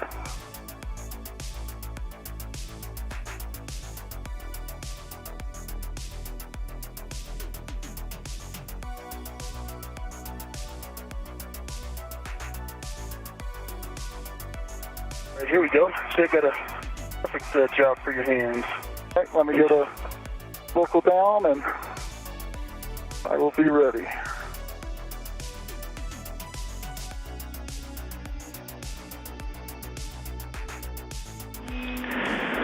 And guys, we're almost 2 hours into the EVA. You guys are doing great. We're about 30 minutes ahead, so no need to rush. Hopper, if you want, you can assist Ike. The other option is that you tighten this adjustable for me. Yep. That would be perfect. So I've got them. I'm bending them kind of together to get them snug, but there's not a way I can bend them to put slack on the adjustable. That's one right there. Yep. Yeah. So if there's something I can do to some slack or add some slack, let me know. Okay. I'm not in a good position here. There we go. That's a little bit of slack. Yeah.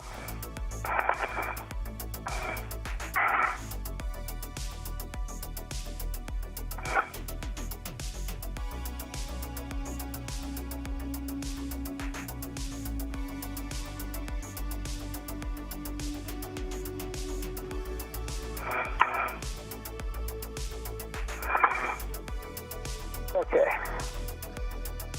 So, you want me to pull what do we need to do to make that, to be able to snug that down?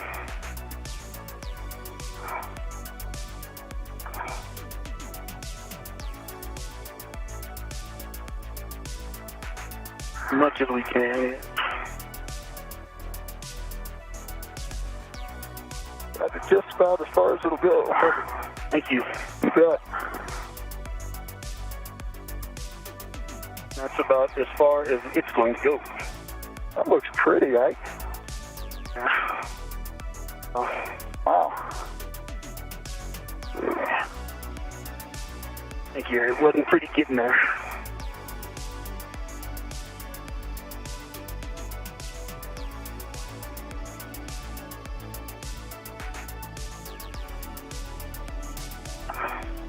Can I help with the vent tool stuff? Absolutely. Okay, I'm going to put my spit in the trash bag first. So my safety tether is kind of wound up with all this stuff, so that's the first thing I wanted to get undone. Yeah. And that's the wire ties I was talking about? Yeah. That was not very helpful, and I couldn't use them to tie it down either. Too many. Am I in your way? No. Well, what do you want to do? I'm good. I can see my safety tether. That's all. I just wanted to make sure that was clear. So, yeah, what you're doing is what we next. So if you just... Okay.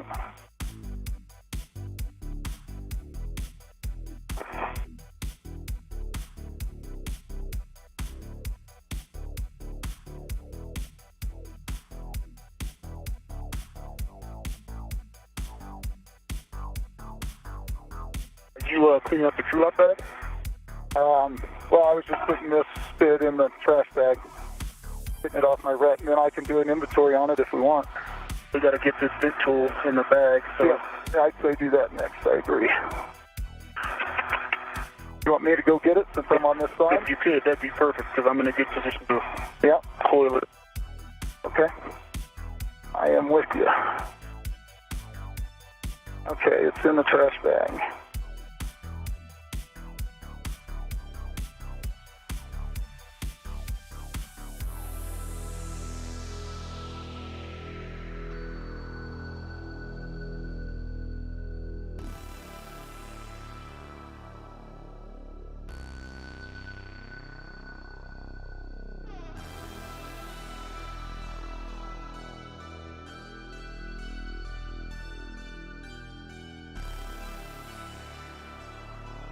Okay, good there. I will head out to...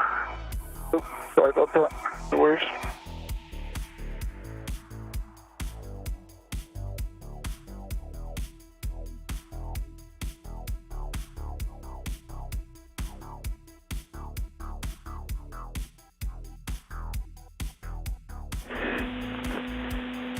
All right, guys. Hopper, am I understanding that you're going to work on the vent tool and adapter and extender? On my way. If you pass me that part, I can rep to it, and then that way you can release it and I can get all back. So, Hopper, the first thing you'll want to do is install the cap on the vent tool adapter. Should be a cap on a lanyard. I can do that. Just give it to me. Yeah. Okay, got it. Okay, you have it. All right, so I'm going to go over your safety tether back here, but I think it'll... I don't see any fraud or anything to shake off, so... Okay. Good. You get anyway, but... What were you saying now? Just telling you I'm going kind of over your safety tether here, but I think we'll be deconflicted. Okay, so we've got to demate all these pieces, right, to go in the bag? That's affirmative.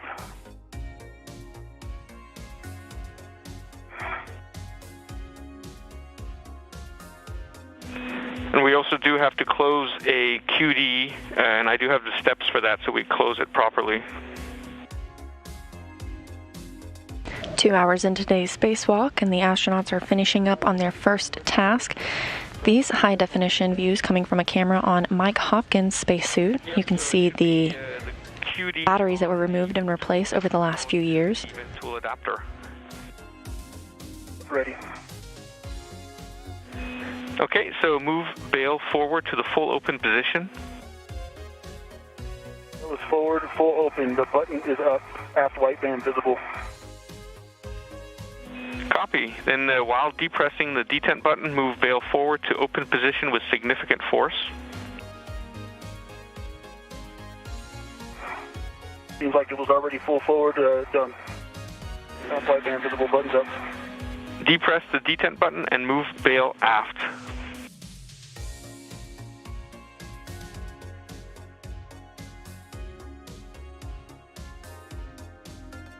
And we got a handover in 20 seconds now.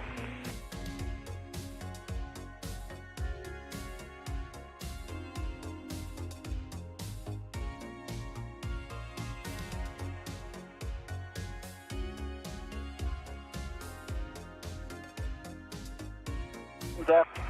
I'm sorry, the bail is up. Button is up. Forward.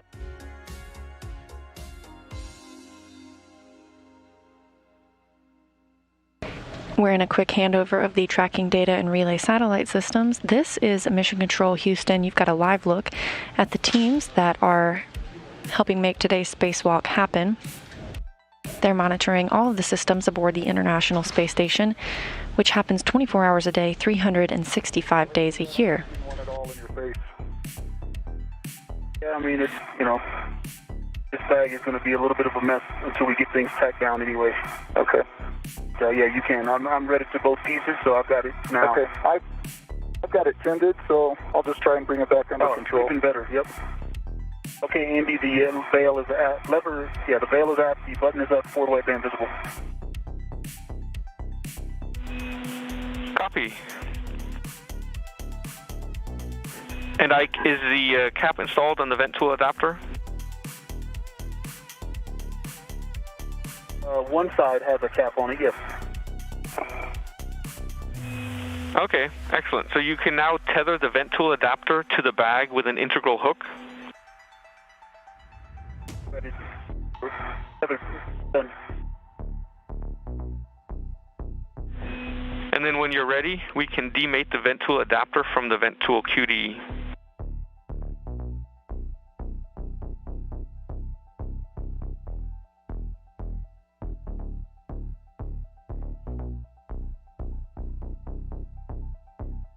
All right, it's demated. And I'm assuming I need to cap both sides of this? That's affirmative. No fog symmetric seals. Adapter looks good. No fog symmetric seals. That's going on.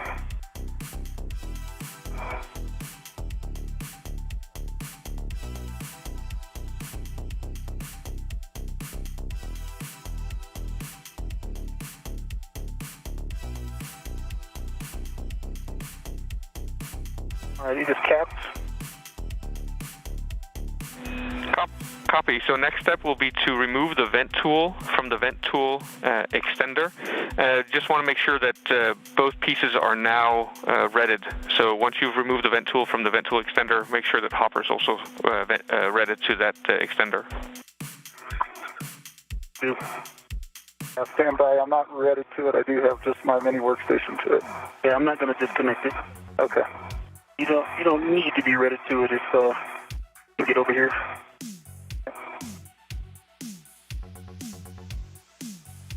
That definitely helped control it over here. Thank you. Good. All right.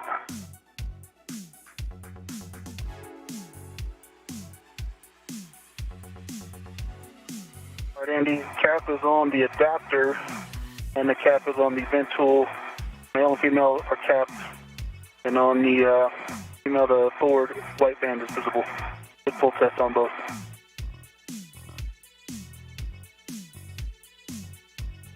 It's also now tethered to the bag. past me, which is I'm going to start there. Okay. So that's what I'm going to disconnect. Set under my tether. Yep. Bye. Go.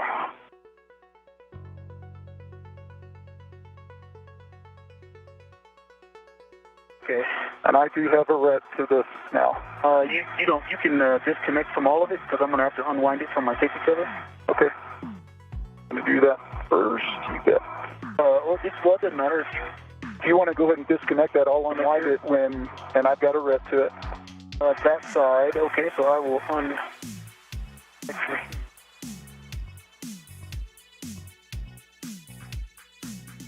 Okay, you can unwind that?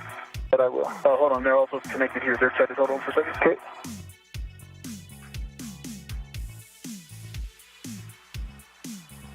Okay, you have control. I have control. I've got this half and it's tethered to the bag. Roger that. And I'm unwrapped from your safety tether. Thank you. I'm going to install the plug.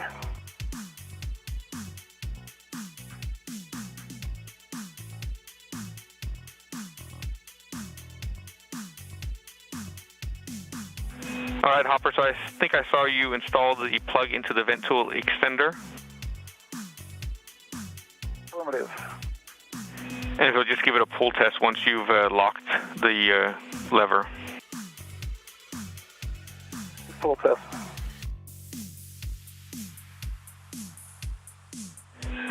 Copy. And Ike, the vent tool, you can go ahead, if you haven't already, you can use an integral hook from the bag to secure that vent tool.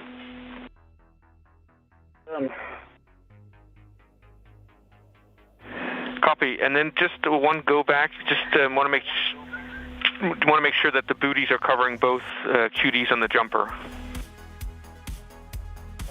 Yeah, maybe. I don't know yet if they were installed, but they come off really easily. So I'll let you know before I pick this stuff up and start taking it back. Okay, copy. We can do that when we're doing bag inventory. Yeah, much better. Let's see, just trying to figure out which strap is best to strap that down with. Yeah, the two near the hinge. Yeah.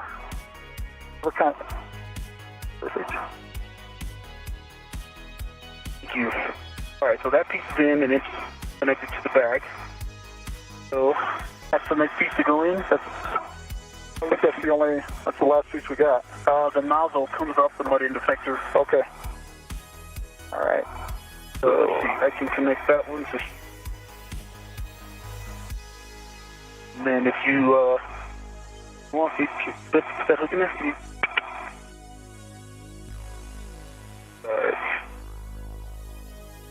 Okay. And then at the kind of mud end effector interface. I'm sorry. Yeah, the mud end effector. Not that one. Leave that on the bracket and then just take the mud end effector off. I see here. Yep, right there. Okay. So I got to look for the mud end effector. Negative. To the front, the jaws of it. Yeah, that's what I meant.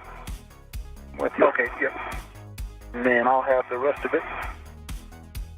Okay. So I'm going to undo it here. Stay firm. So just be aware, if you undo it there, then the mutt needs to be secured separately to the bag. Whereas if you undo the nozzle from the L bracket, there's a lanyard between the nozzle and the L bracket. I was just putting it together, putting it back in the way I took it out. But if you want me to do that, happy to do that. I would leave it all connected, so I didn't have to rest to it. So, what do you want us to do? It's up to you. I was just making a suggestion to make it easier, but it's either way is fine.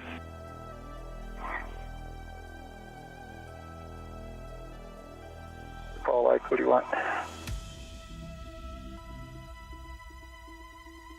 Okay, yeah, disconnect the nozzle. They stay connected, so... Yep, they've got this lanyard between them. And technically, we're both ready to it, so we just got to get it in the bag. All right.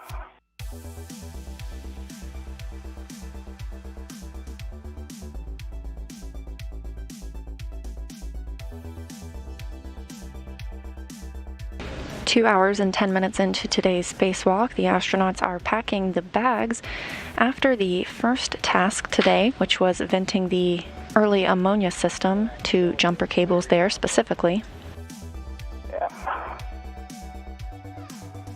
You hear a lot of talk about tools and tethers.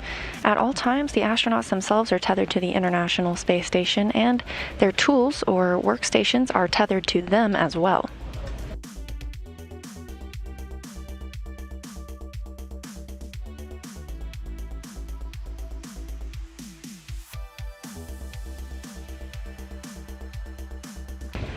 Following completion of this task, Victor Glover will head toward the airlock, where he will place one of the jumpers vented today outside of the airlock.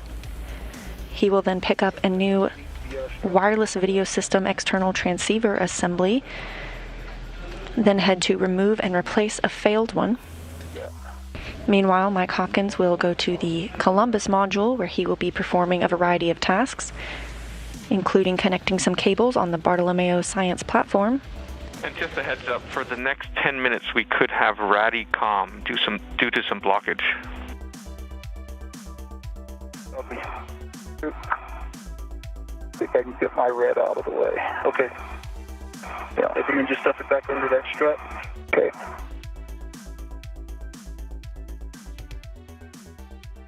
And the end effector? Yeah, can work.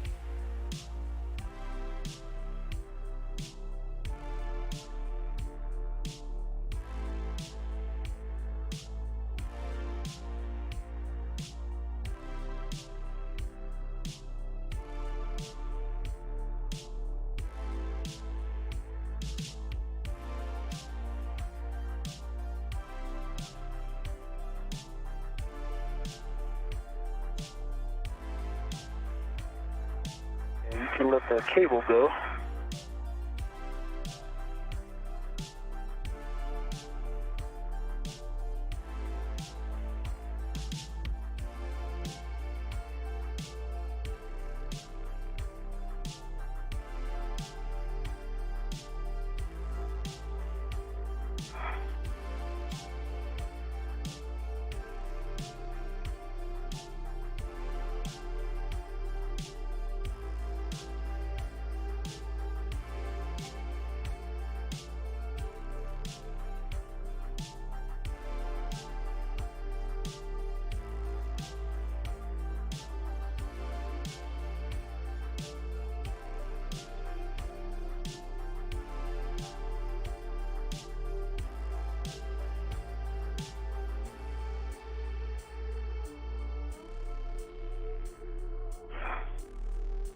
Okay.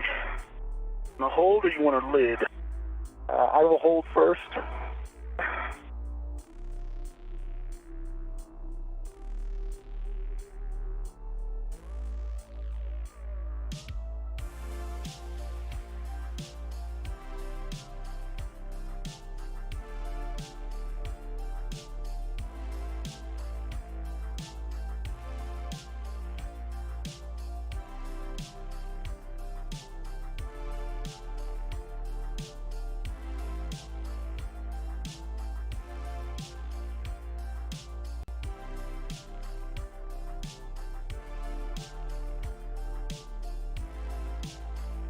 Oh, I used to like quarter turn fasteners.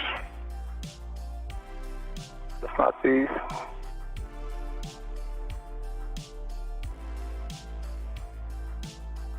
Okay, can you pinch the bag shut? Yeah, that's fine. We can stuff it after, but can you just like pinch the lid right there? Yeah.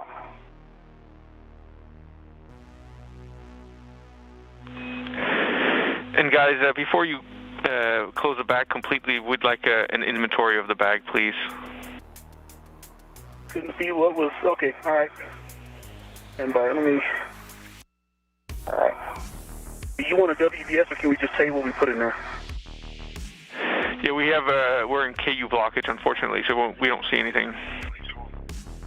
Okay, so the bag has the adapter in it with caps on both ends. I'll copy. Copy.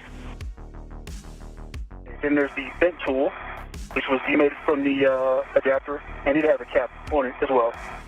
I'll copy. Copy. And then the extension piece, the plug, it has the French hook with the bracket, and that is demated at the bracket, and the bracket is still on the mutt end effector.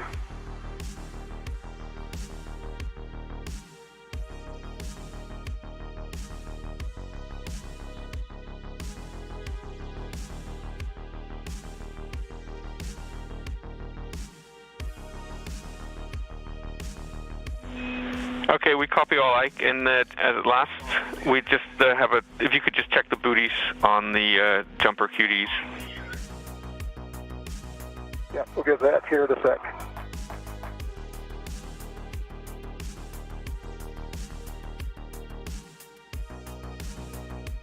Is there actually Velcro right there? Yeah.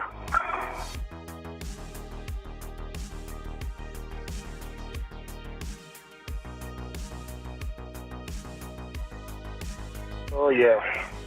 That's what I should have done, is put the Velcro down first. Yeah. Thanks for the tip.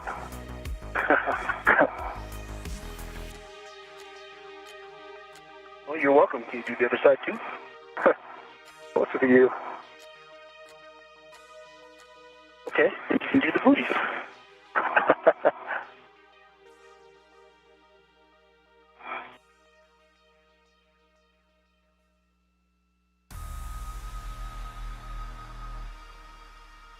All right, that one's done. Working booties.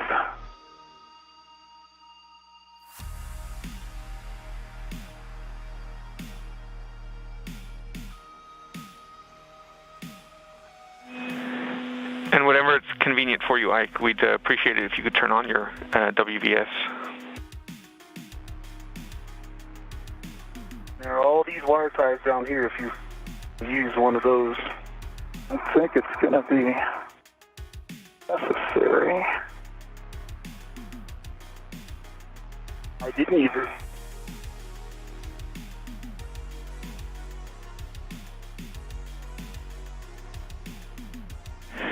And Hopper, that looks good for the MOI out there on that first QD.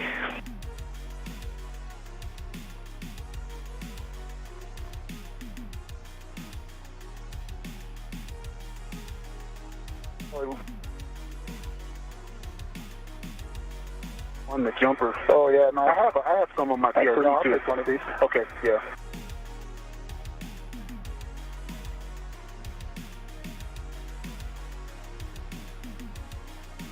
Now, which one? That's the question. That's this one right here.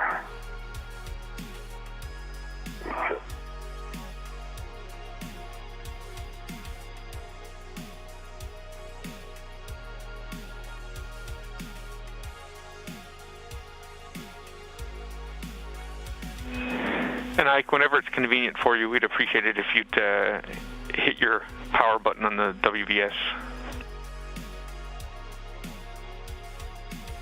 Work.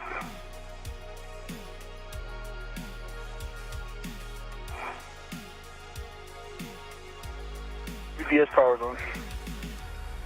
Excellent, thank you. Welcome.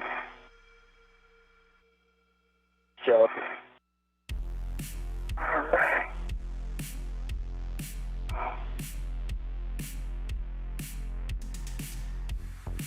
Actually, can you, I think it's better if you tighten from that side, pull the two sides together. Does that make sense?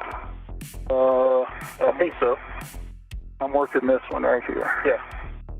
Are you saying? So, thinking where you are, if you pull and tighten that way, it'll pull the two loose ends together. Yeah. Perfect.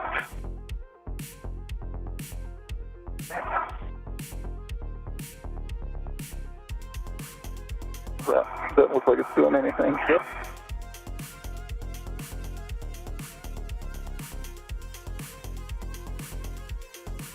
So,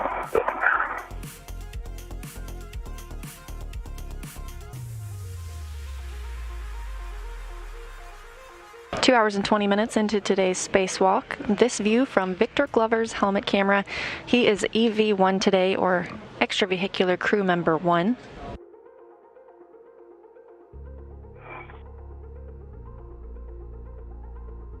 The astronauts are still wrapping up their first task, venting 2 jumpers on the early ammonia system.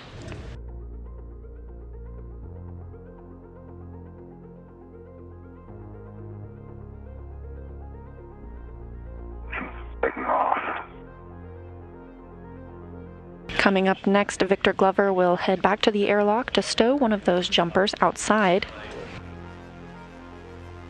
He'll then work to remove and replace a wireless video system external transceiver assembly. Cuties are over the cuties. Excellent. Good news. We'll take a glove and hab check. V1 has a dry hat.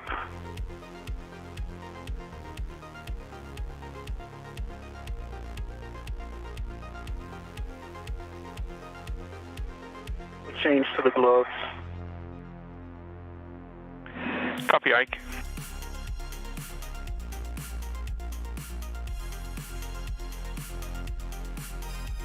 V2 dry hat. I'll change to gloves. Copy. So Ike, go ahead and check your gauntlets, and then you can grab the vent tool extender bag and head back to the airlock. Just remember to pick up your green hook from 5204, was it? Yeah, my gauntlets are in place.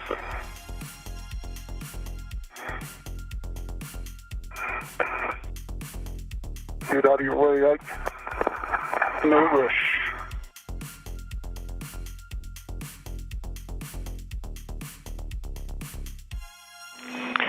And Hopper, once you have room, then you can grab the crew lock bag, and then you'll be heading outboard to the APFRs. Roger.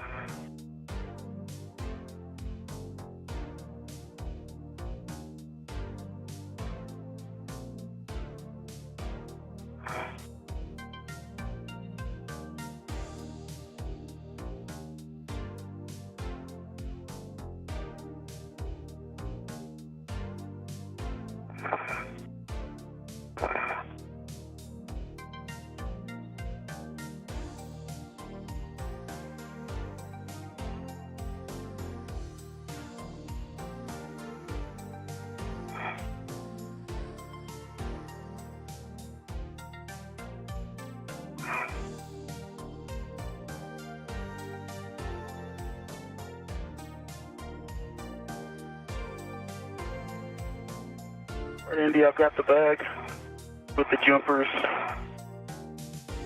Get us clear. I'm going to get my green hook. Copy. You can head back to the airlock. Hopper. Yeah. All right. Okay. I said, see ya. Okay. All right. See you. Good job. Yeah.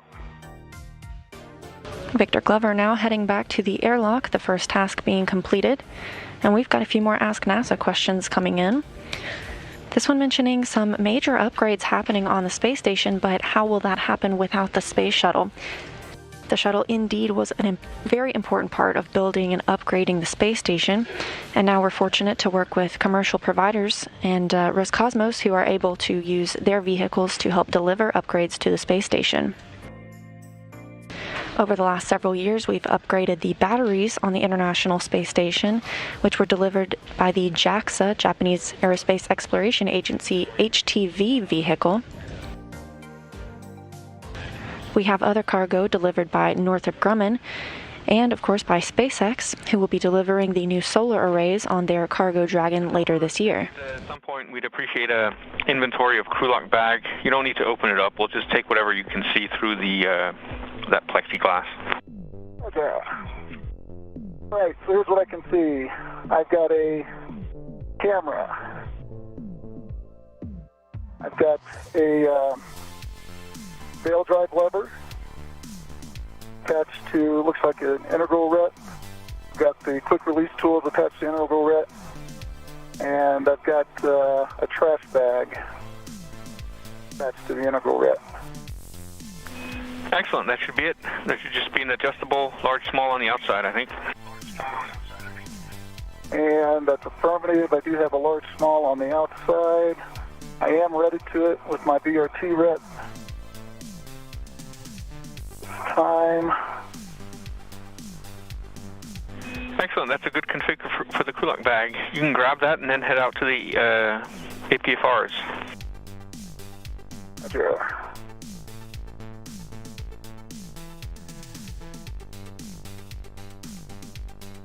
Randy, I've got my green hook. Hitch to the backpack is in a good config. Yellow hook is locked. Black on black. Both reels are unlocked. Copy. You have a go to head back to the airlock. No way. And once you get back there, the first thing you'll be doing is stowing that bag up on the zenith portion of the airlock. One.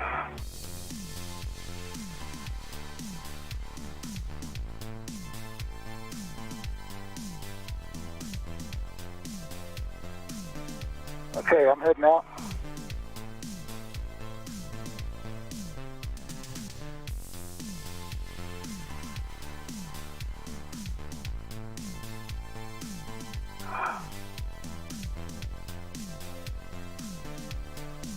Happy Hopper.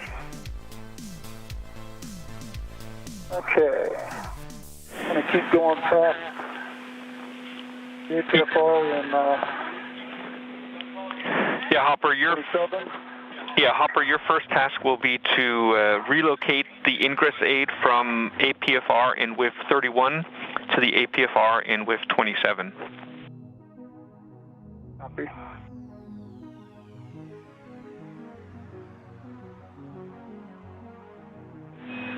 So the first step will be to remove the wire tie.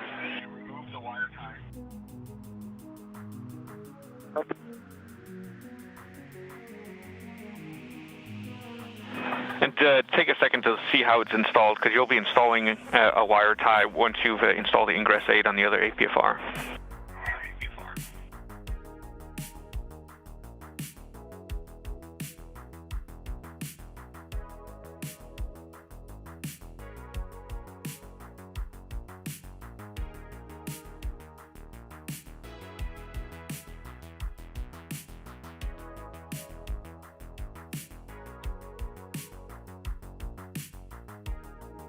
This view from a high-definition camera on Mike Hopkins' spacesuit. And clearly in the picture you can see the APFR, that's the articulating portable foot restraint. That allows the astronauts to secure their footing and gives them some leverage while working outside on a spacewalk. He is moving the ingress aid from one APFR to another for future spacewalk preparations.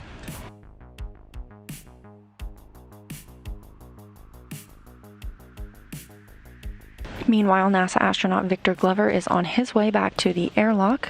He will stow one of the jumper cables that was recently vented. He'll also pick up a new WETA, that's a wireless video system external transceiver assembly.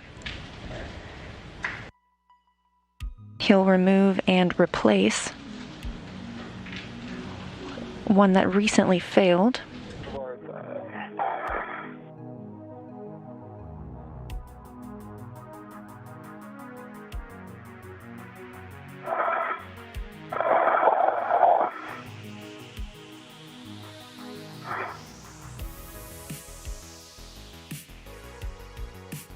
Okay, is released. Copy. You can ret to the ingress aid and then transfer it over to the other APFR. Yep.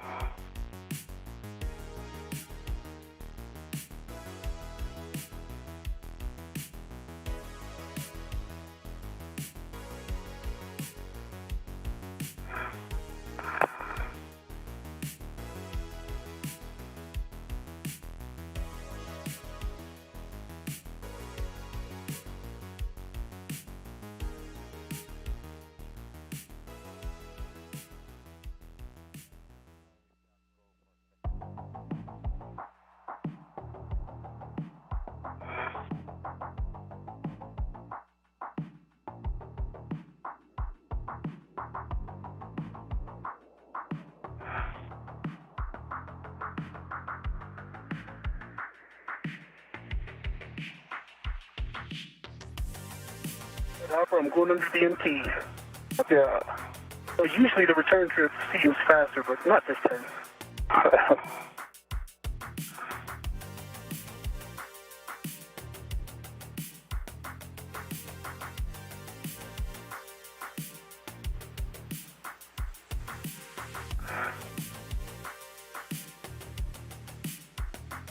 We have another Ask NASA question, this one from Scott, asking if ground control can see the status of the astronauts' suits or if that's up to the astronauts to monitor. Mission control team here on the ground has constant observation of the suits and are constantly monitoring the consumables, including the oxygen. That helps determine the length of the spacewalk.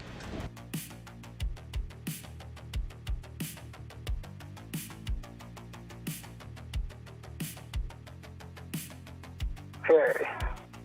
It is black on black. Good pull, good twist test. Excellent. And you can install a wire tie. Ideally, we'd like a new wire tie. I knew you were going to say that. And I did ask EVA for confirmation. That's all right. Red Hopper and Indy, I'm going down to see the spur. Roger. Copy.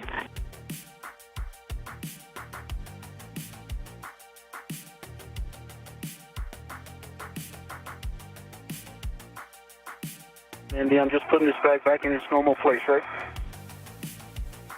That's right. The back handrails should be facing port.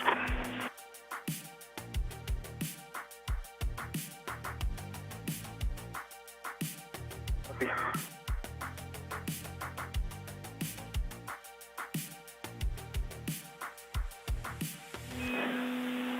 And there's a diagram on page 3 of your cuff checklist if you want to have a look.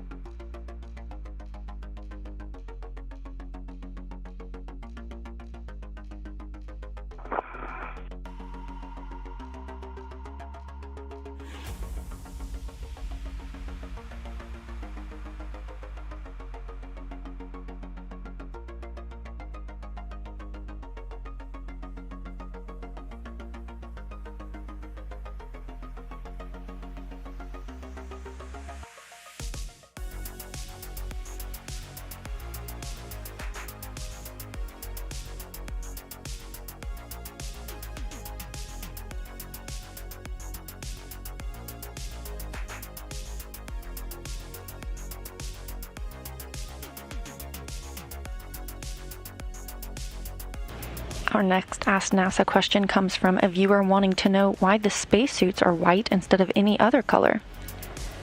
That's a great question.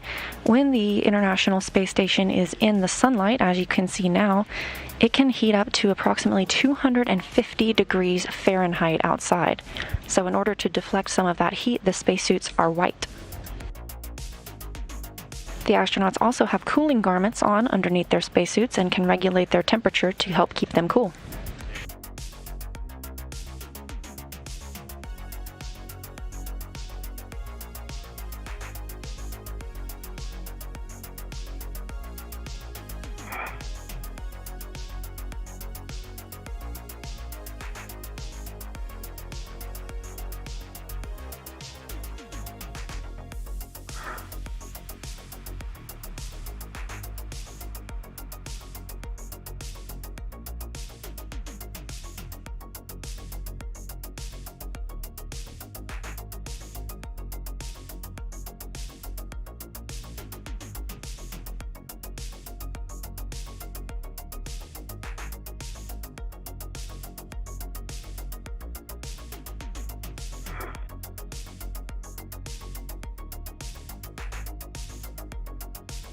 Okay, wire tie is installed.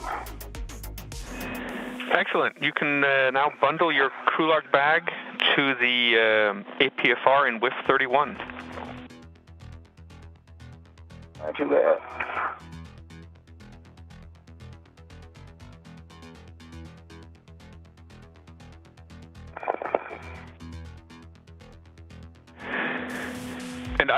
That handrail should be pointing port. We'd appreciate it if you could flip the bag 180 degrees.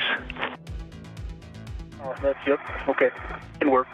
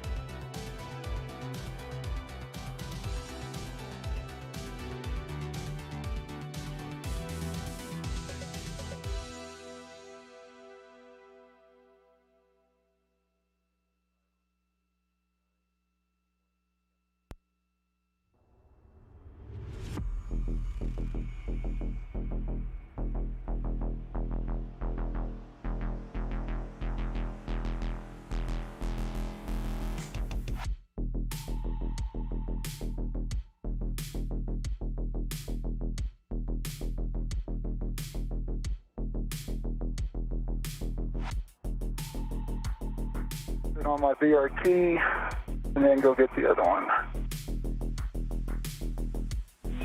That's affirmed. You can put that crew lock bag APFR combo on the BRT, and then you'll be putting the APFR from WIF 27 into WIF 31. Copy.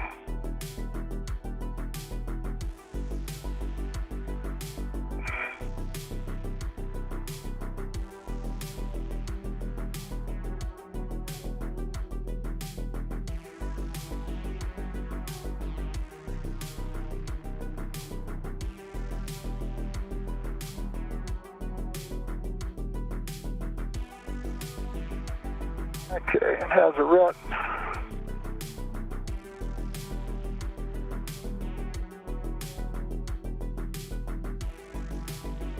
Okay, Andy, the bag is in place to those handrails. The end of the jumper, it's over the top. The two ends sit over the top of the ventral center bag next to it. Maybe you can see them at WBS. We're happy, Ike. That looks excellent. Thank you. You're happy? I'm happy. Well, Next, you can open the thermal cover and attach your waist tether to the airlock D-ring extender.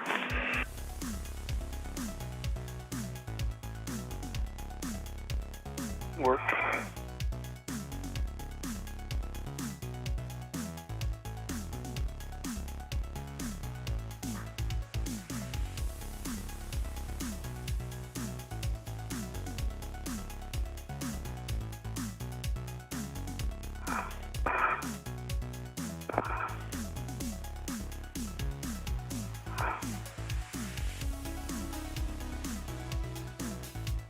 All right, Andy, thermal cover is coming open.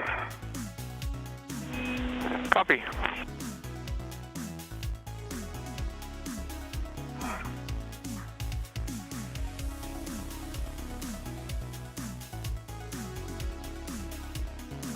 The waist tether is locked to the airlock.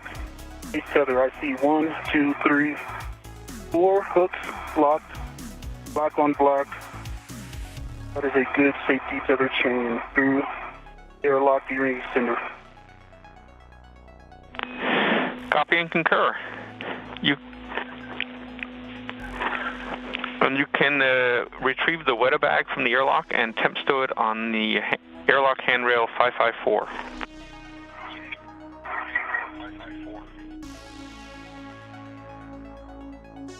Work.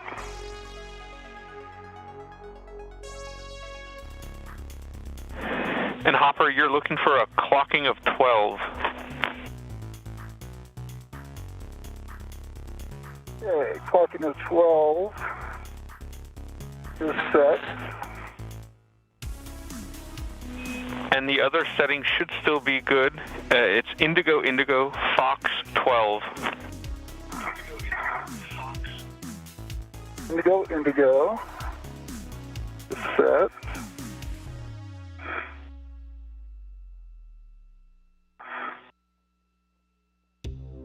And I see Fox 12. Need to get my ret back. Give you a good pull and twist test though. I do see black on black. Good pull, good twist. Copy, and then just a pitch knob check, please. Here.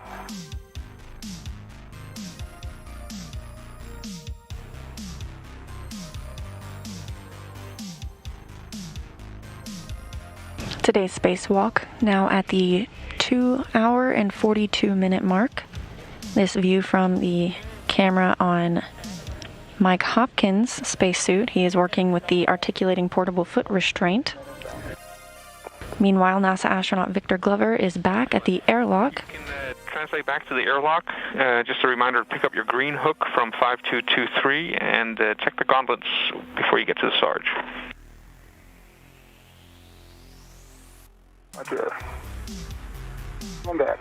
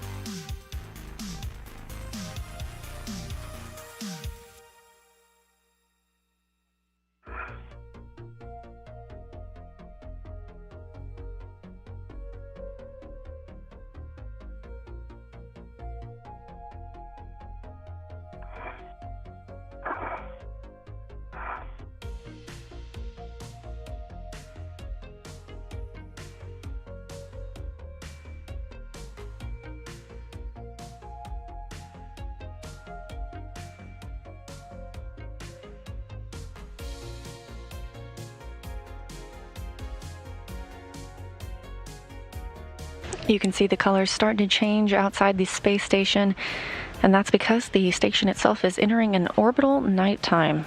International Space Station is currently flying 260 statute miles over the Arabian Sea, and at 17,500 miles an hour, the station orbits Earth, seeing 16 sunrises and sunsets a day. Currently at the airlock, you can see those red stripes. That's NASA astronaut Victor Glover, today's EV-1 or extravehicular crew member 1, preparing for his next task. Copy.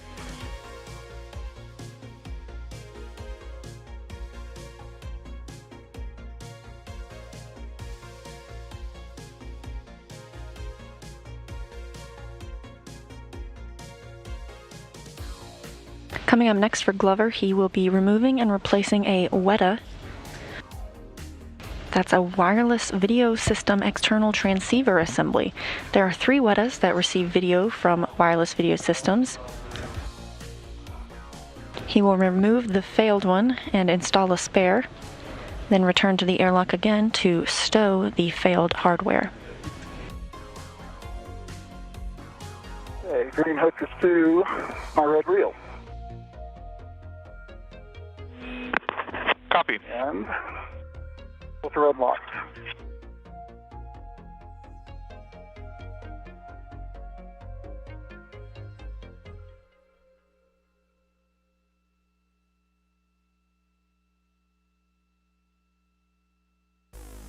NASA astronaut Mike Hopkins is currently out of frame, but has recently completed his tasks relocating an ingress aid for the articulating portable foot restraint. Coming up next, he'll be working at the Columbus module on several tasks. Roger. He'll be working to connect cables from the Bartolomeo platform. He'll also work to secure some clamps on the platform as well, and additionally service a ham radio.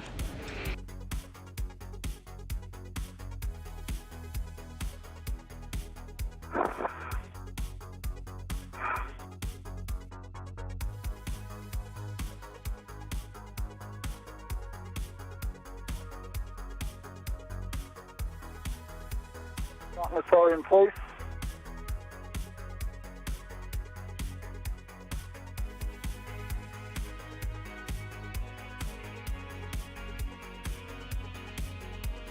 All right, Andy, the WETA is out on airlock, long handrail. Copy. Now, next you can retrieve crew lock bag number 1. That's the Bartolomeo Columbus crew lock bag, and put it on the airlock handrail or D-ring extender.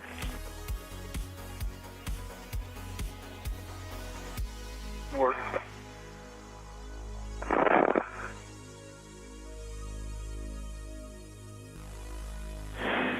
And Hopper, you're stopping at the anchor hook location to retrieve both your anchor hooks. Yeah.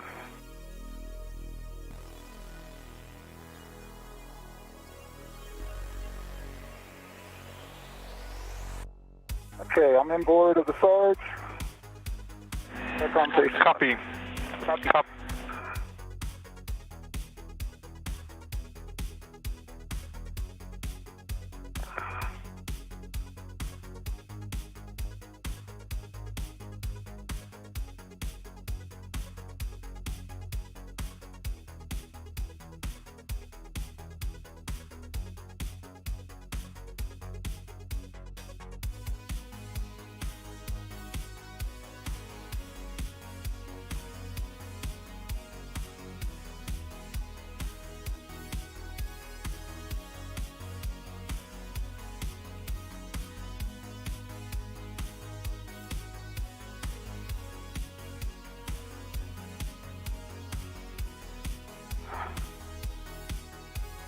Okay. At the anchor hooks. We take the EV1 anchor hooks and putting it to my red reel. Okay? Yep, that's affirmed. And Ike, you're still connected to the airlock waist tether and D-ring, right? It's good waist tether to the box waist tether. Have a go, Hopper. Roger that. In a rut. The astronauts are getting set up for their next tasks on today's spacewalk, now 2 hours and 50 minutes long. And we have a question from Mary's 10-year-old who wants to know how big the space station is. That's a great question. The space station is 357 feet if you measured it end to end. So if you put it on top of an American football field, it would be almost the exact same size, including the end zones.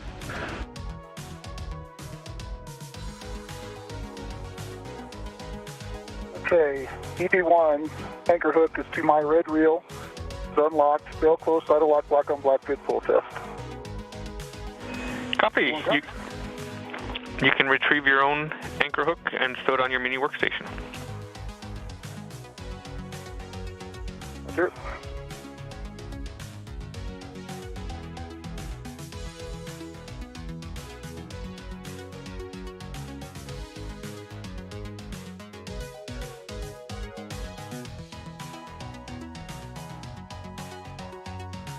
We have another question, this one from Joe, wondering how many astronauts are in the International Space Station.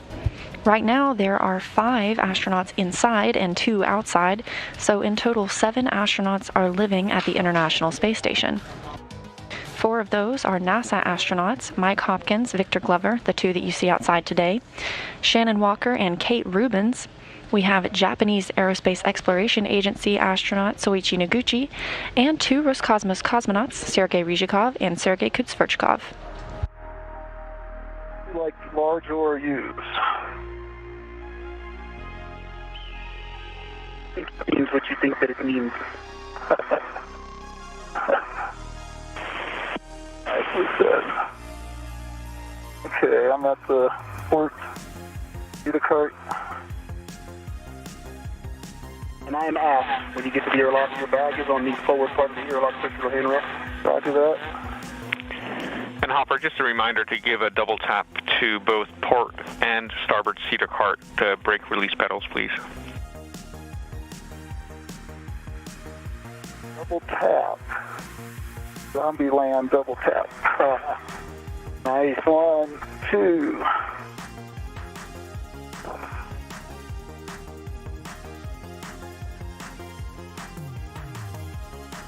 Got a double tap.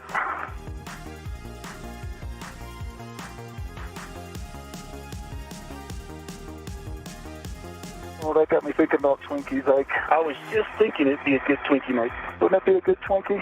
It'd be. Luigi, you got any Twinkies sitting anywhere?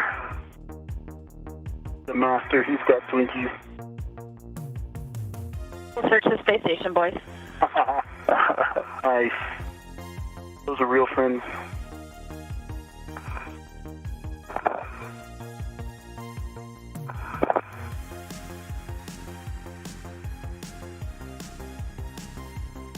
Okay, I come at the starboard, coming around, do a double tap here.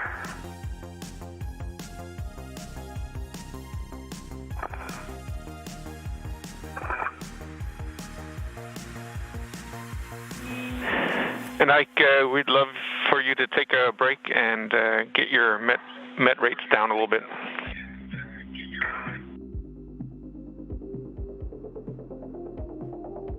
I am taking a break.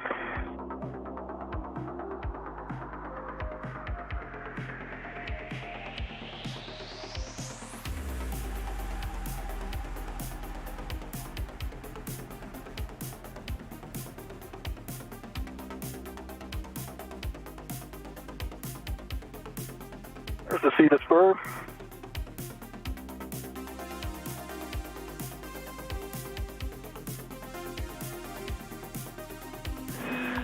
And Ike, while you're resting, we'll take a glove inspection and hab check.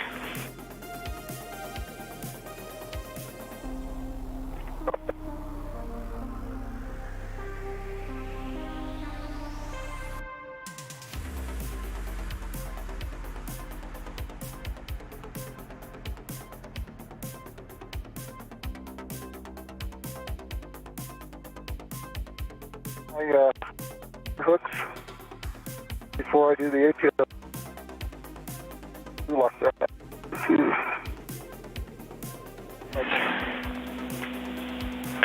Some smudges, cosmetic stuff, no change to the glove, Randy. Copy that. And Hopper, you came in a little bit broken before. Next for you, you can put your anchor hook to the aft D-ring, and you can then, after that, put Ike's anchor hook to the forward D-ring on the airlock.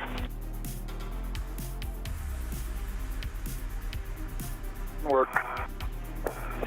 And if you want to drop the APFR first, that's also fine. Let's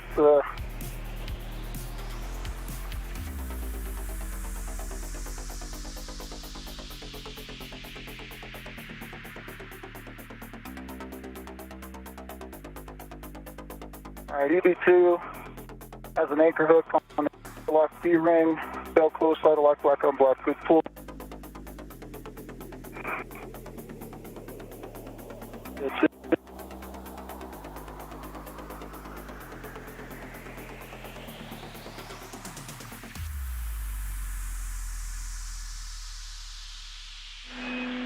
Hopper, say again, your comm dropped off.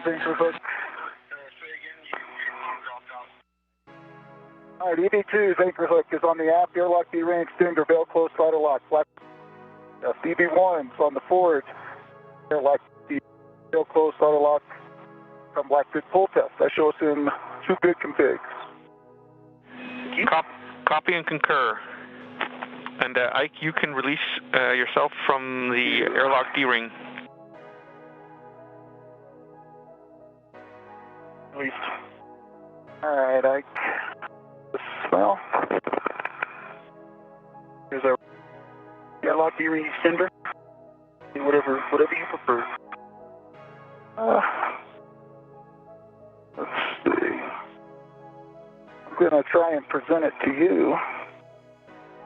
That's all right. It's not working very well right now.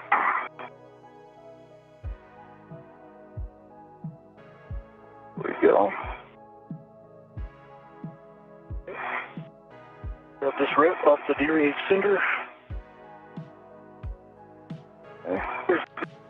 Above the HFR there. Hand over in 10 seconds. Okay. Hand over in 10 seconds. I copy.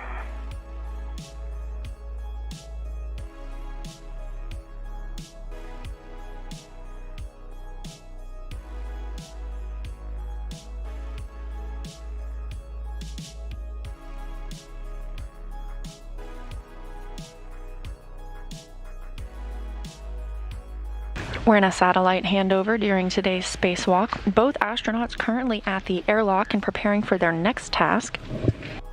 Even a little bit extra. The first task they completed today was venting 2 jumpers on the early ammonia system. One of those jumpers was relocated to the exterior of the airlock for potential future use. Now I gotta go with this HFR. Yeah, you're putting it in the WIF X in WIF 11. WIF X in WIF 11. That's a clocking of 12. Yeah, you might want me to let me get out of your way first. That's kind of right. That's the one that's over here. Oh, yeah. Yep. Let me grab this. You bet. We'll get out of your way. Actually, I gotta do something with the ret. A wire tie here.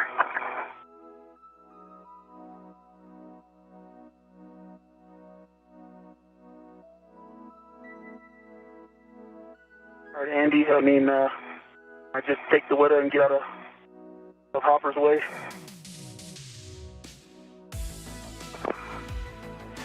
Yep, you can grab the WETA and make room for Hopper if you want.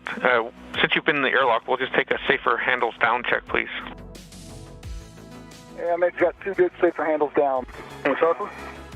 Bet. Excellent. And did I copy you earlier that crew lock bag number 3 is stowed in the airlock? Yes, you did. Copy.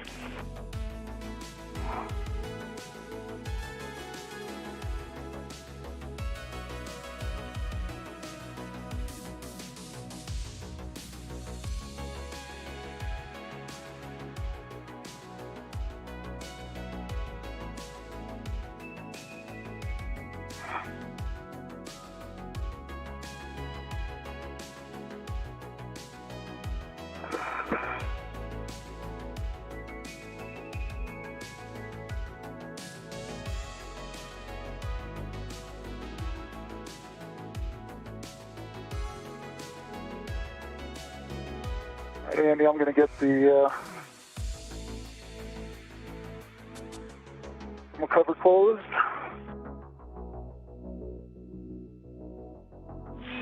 Copy.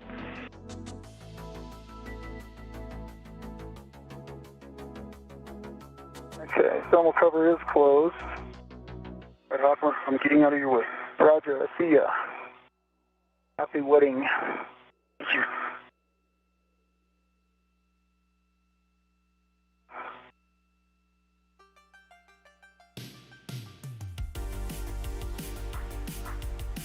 Hold on a sec. That's good. What's the matter? Nothing. We're sitting this other APFR. We got a lot of APFRs over here.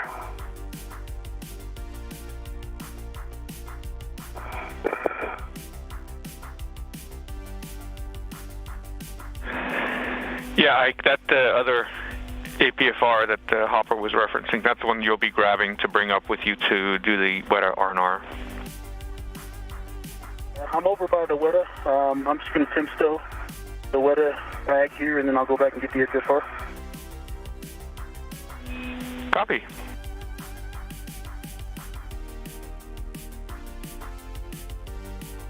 Okay, you want a clocking of 12. Yes, please, 12. And then Tango, Tango, Fox 12.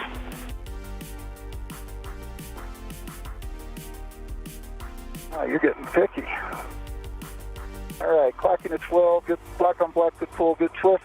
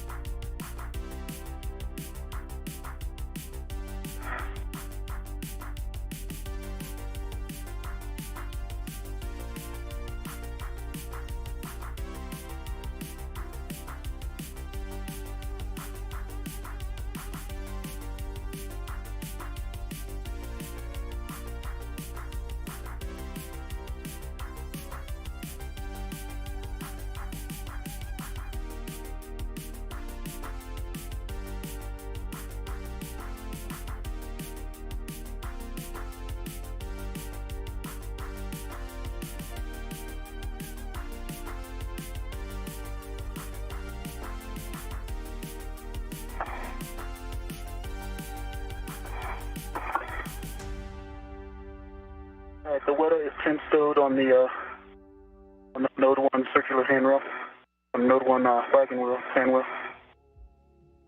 Let's get the APF. Copy.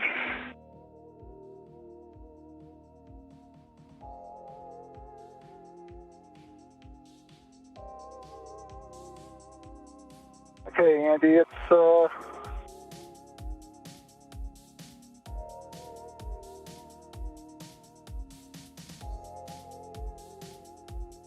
line's in the lock position, but it's not quite topped out. But I'm going to call that good for now. We can get going on the other stuff. I can finish that up for you since I'm doing APFR stuff. If you Roger. Yeah, I'd like to. I think that's a good plan. Copy that, Hopper. If you want to, Yep. if you want to grab crew lock bag number 1 and then move out of the way, then we'll take a glove inspection and hab check from you. Roger that. Like, I think it's almost there. Might be able to get this one last little on the pitch knob.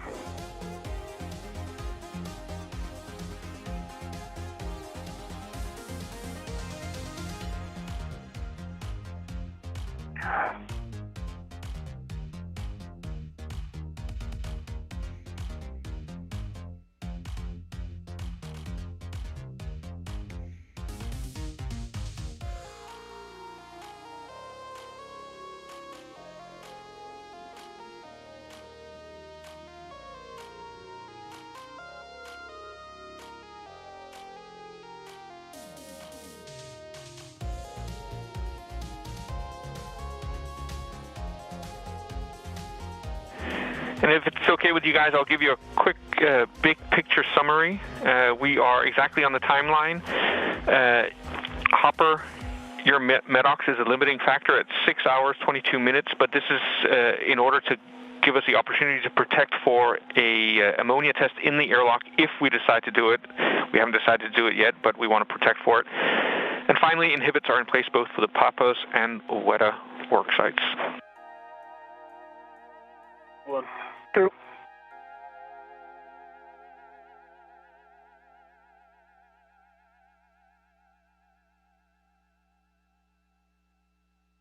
It's been 3 hours and 6 minutes since the astronauts switched their suits to internal battery power, beginning today's spacewalk. You You'll be clear once you start moving away. Okay, I am just about ready. No rush. Both astronauts are at the airlock at the moment, preparing to move to their next work site. For Victor Glover, with the red stripes around the legs of his spacesuit as extravehicular crew member 1, he will be removing and replacing a WETA. That's a wireless video system external transceiver assembly. Mike Hopkins will be heading out to the Columbus module, where he'll complete a variety of tasks with the Bartolomeo science platform, as well as reconfiguring a ham radio. Appreciate it.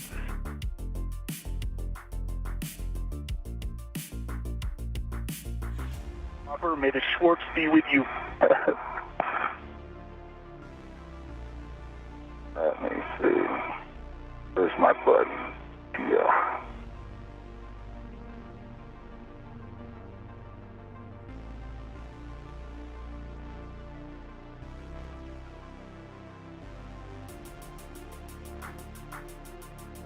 Hopper, is the pitch setting correct? You're just trying to get the knob out? Yep, that's it. Okay.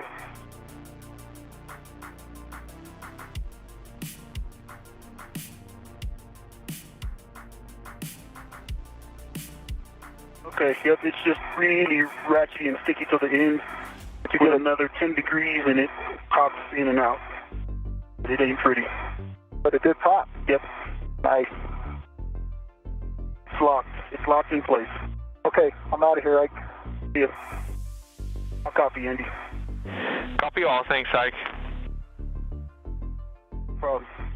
Any other settings on this thing, or are we good to go? Oh, the settings were good.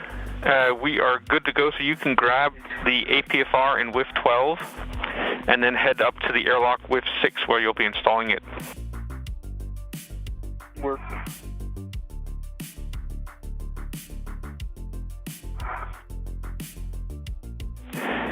And Hopper, you can make your way to the Columbus worksite. You know it fairly well, so just let me know if you want any details. Roger that. I think I'm okay. And dropping my green hook right after I get out near CMA3. That's affirmed.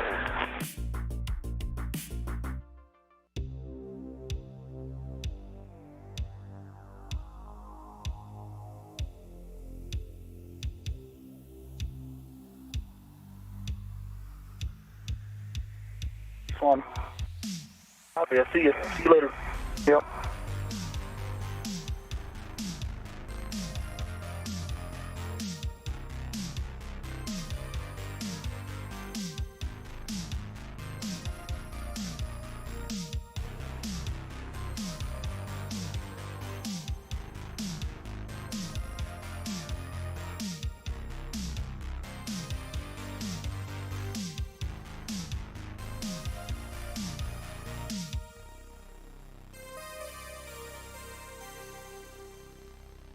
In the lab.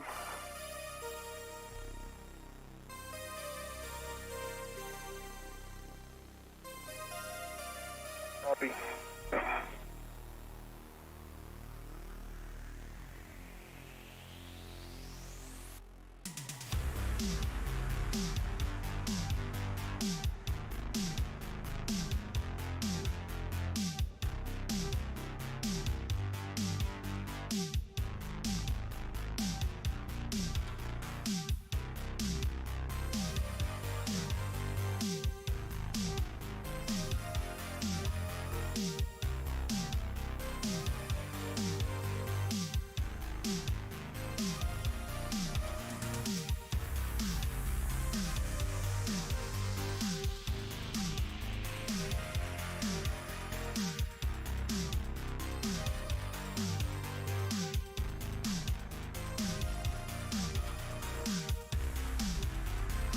The gas spanner. Copy.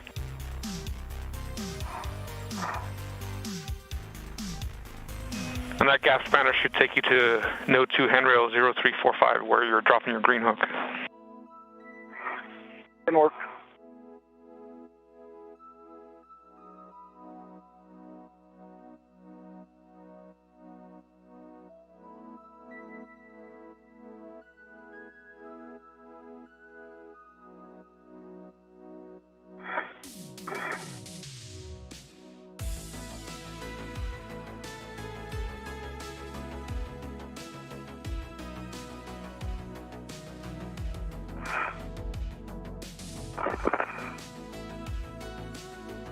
All right, Andy, I am out with.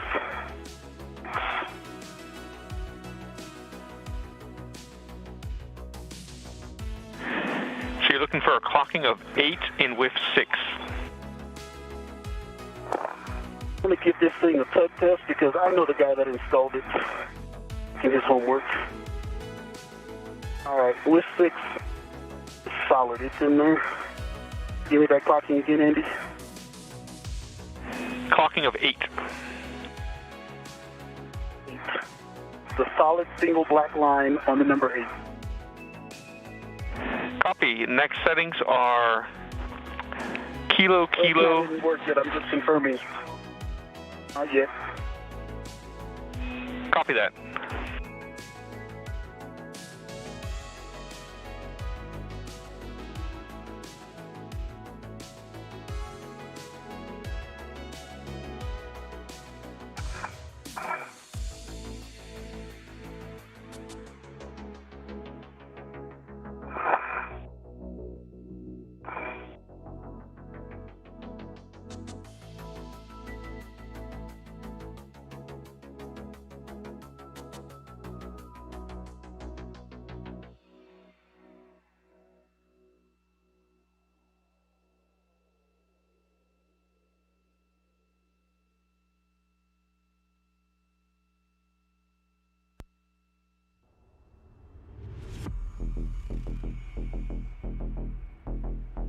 All right, there's our buddy. Say hi for me. All right, Andy, it's in. Clock to 8. All right, clocking of 8, and then it's kilo, delta 1. Kilo, delta 1.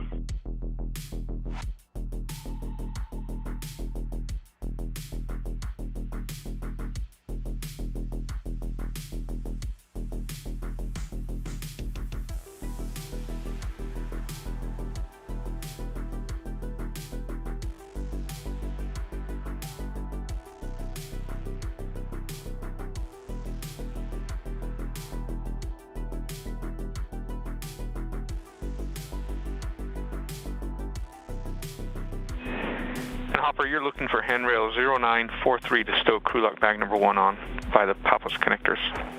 Yep. I am there. Andy, kilo is locked. The pitch mount is popped out. It's also sticky in there, last 20 degrees. Copy.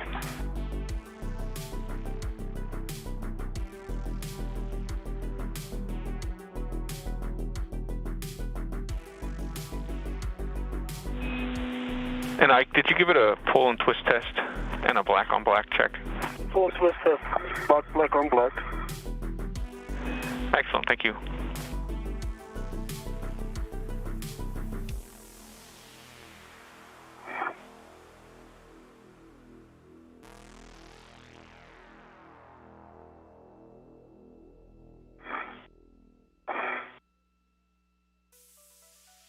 Welcome.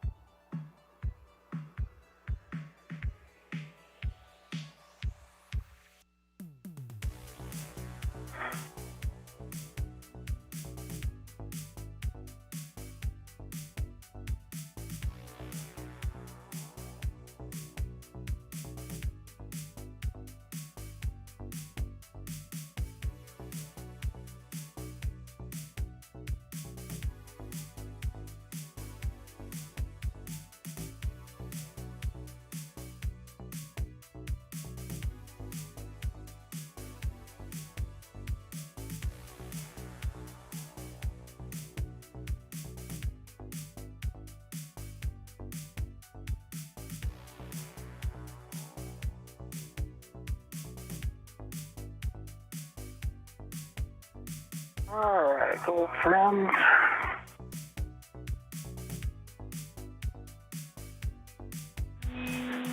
All right, Ike, if you can still reach your WETA bag, then you can ingress APFR.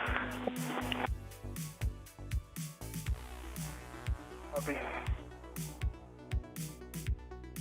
Kilo Delta 1. The APFR ingress aid is extended. It is installed. The good pull test. Oh, sorry. Hold on, I gotta yaw a little bit more. I'm at Delta 12. There it is. Kilo, Kilo, Delta 1. Good readback.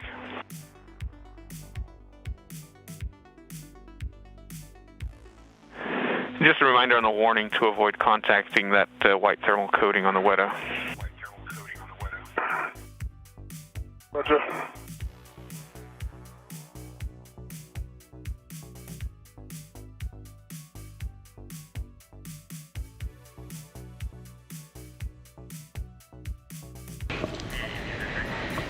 This view from Victor Glover's helmet camera, you can see the number 20 in the bottom, denoting that it is on his spacesuit. He's preparing to remove and replace a WETA, wireless video system external transceiver assembly. To do so, he'll need to release 3 fasteners before he's able to remove the failed unit. He'll then replace the new unit, install 3 fasteners, and then return to the airlock with the failed piece.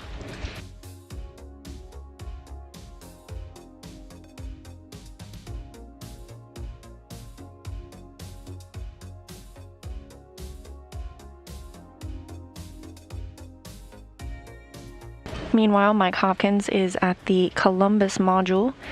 He'll be looking at some plugs and cables on the Bartolomeo payload platform.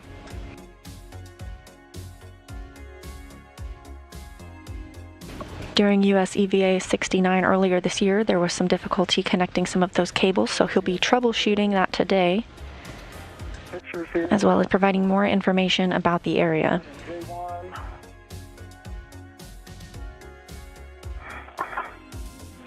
Copy. So you can excellent. So you can release the long wire tie, go into the P1 lever, leave the wire tie attached to the handrail, and then you can demate, inspect, and try to remate the P1J1 connection. That didn't work.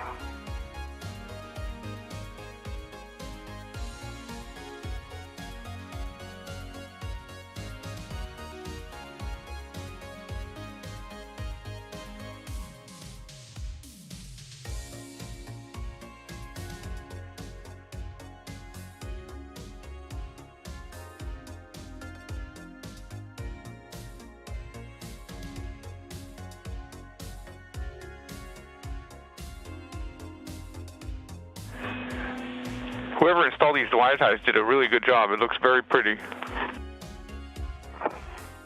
Yeah, kind of a pain.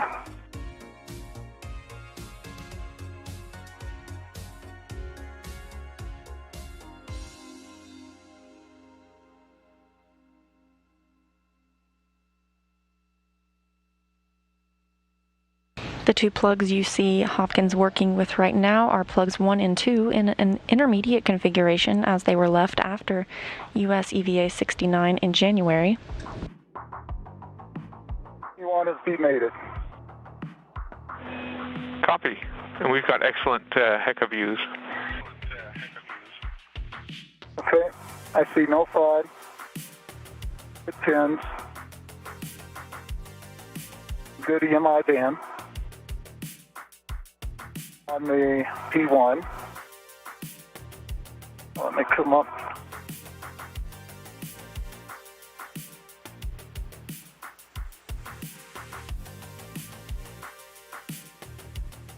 Getting no fraud. And they are definitely close and tight. No gaps.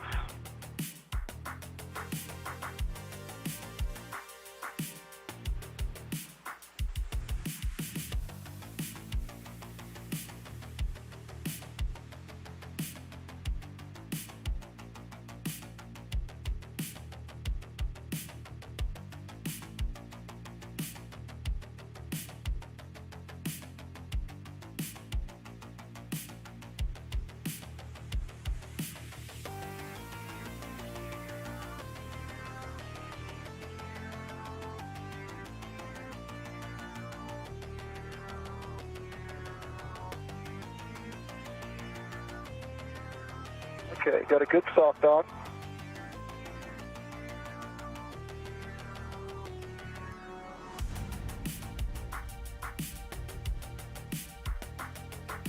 And no joy. Copy. No joy. So let's go ahead and try with the broom tool to expand those tines. After that. And I'm in the APFR. Copy. You can grab your PGT. Settings are Bravo 1, counterclockwise 2. Copy. I'm going to cal first.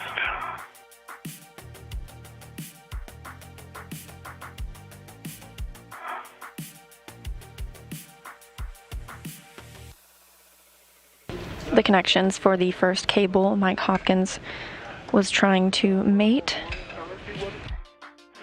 did not fully complete, so they are working through some troubleshooting options as was planned.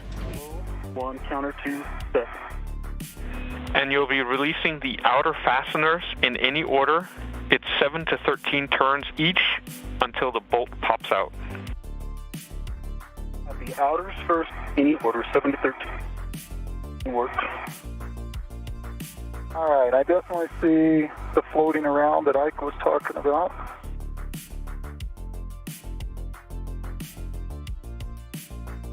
Focusing on the SMG.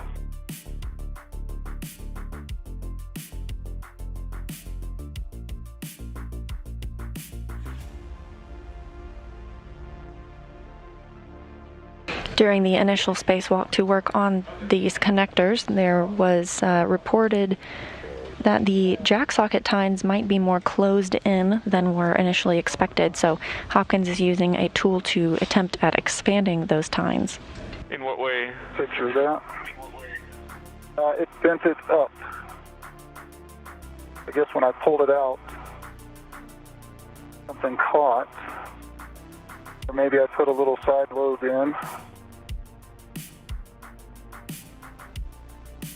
Reason to practice. So. And this was on the practice socket F, correct, Fox? That's affirmative. It's affirmative.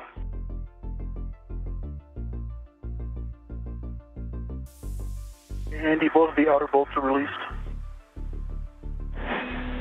Copy. So now you can tether to the failed WETA with your mini workstation RET.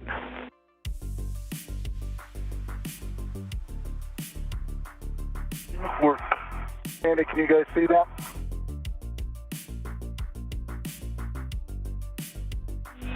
Not really. No? Okay. All right, so I'm going to start with alpha. It's just going to be a straight in, straight out.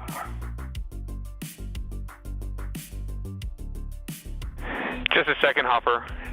Could you try to give us a better view if you move your helmet closer to the socket? Yep. Go ahead.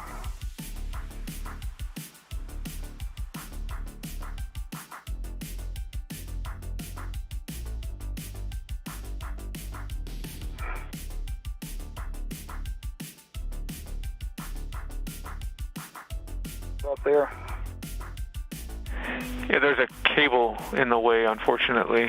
Just kind of sticking right in front of the HECA. Mike Hopkins working to give teams here on the ground a better view of those plugs. What do you got? Yeah, we've got a good view. It's just hard for us to see the damage. So if you could describe it to us, we'd really appreciate it. Okay, again, so got the tines and the part that folds over. So the right. Does that make sense to you? The part that folds over at the top. Yep. Okay, so one of those has bent up.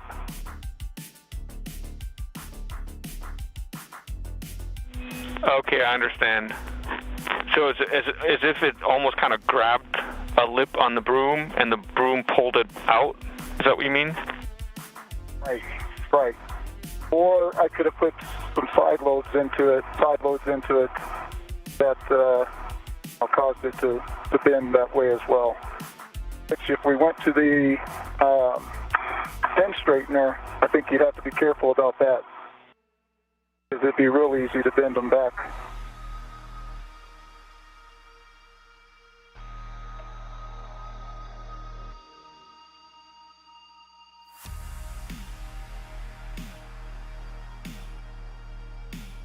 All right, Hopper, stand by. We're just discussing down here.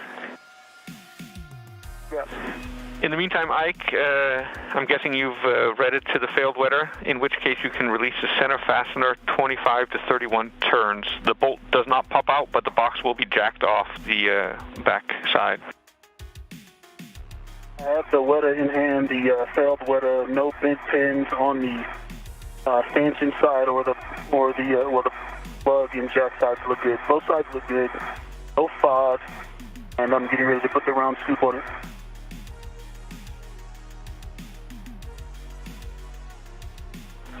Copy all. You go to get the round scoop and put that on the failed wetter.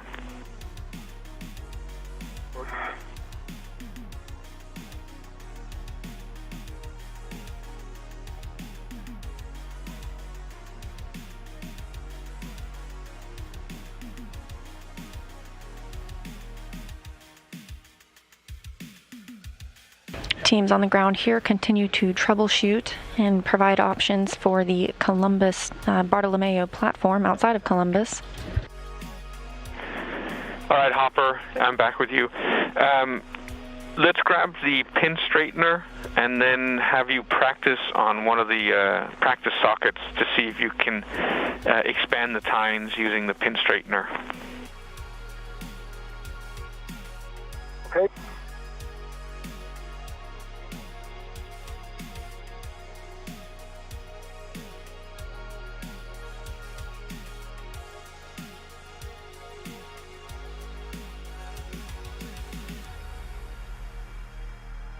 Teams in Houston are also working with teams in Oberpfaffenhofen, Germany, the location of the Columbus Control Center, troubleshooting these tasks with the Bartolomeo platform. Hopkins is now going to move on to try a pin straightener tine expansion. This will provide line of sight to the tines while attempting to expand them.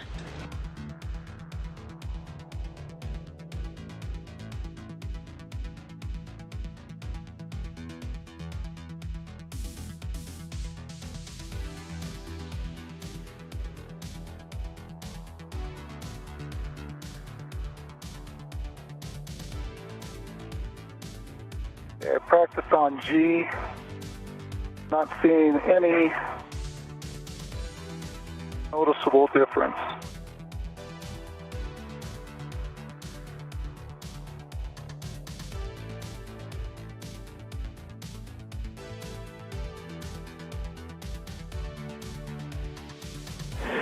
Copy, Hopper. And can you see if the tines move when you apply pressure with the pin straightener?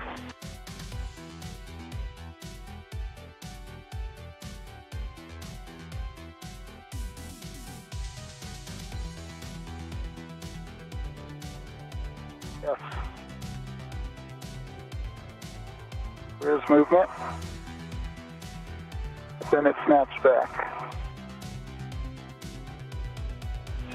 Copy.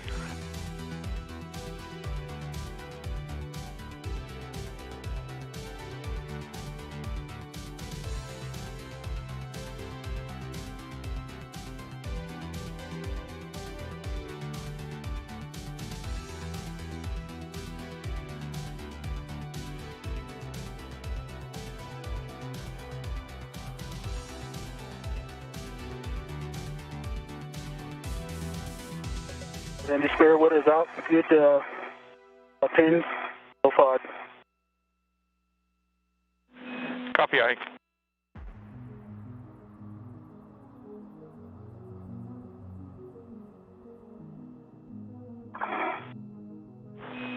And Hopper, if you're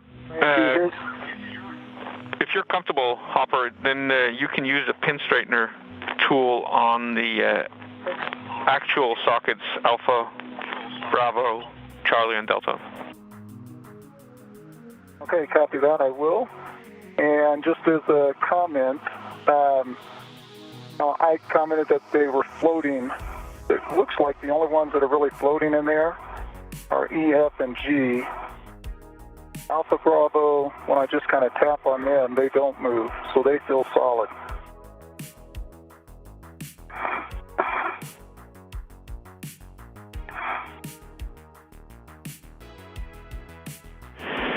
And Hopper, that is what we would expect since the practice sockets don't have cables attached to the back, so that's why they're able to float.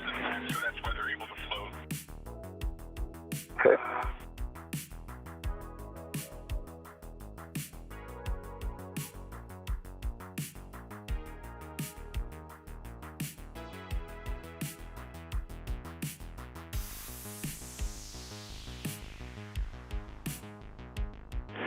Okay, Alpha's complete.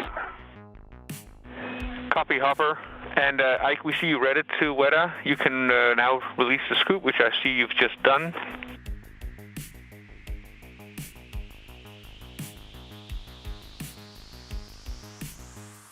This view from Victor Glover's helmet camera as he works to remove and replace a WETA. Just a reminder that when installing the new WETA, we need running torque in order to determine the final PGT setting for torquing it down. So just a reminder not to release the PGT trigger until the correct number of turns has reached.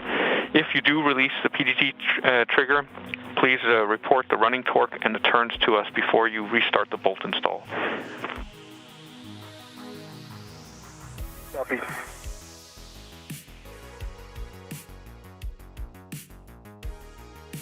And so to start with, Ike, you'll be using Bravo 1, clockwise 2, and driving the primary bolt 23 turns only, and then reporting the max running torque to us. Got it.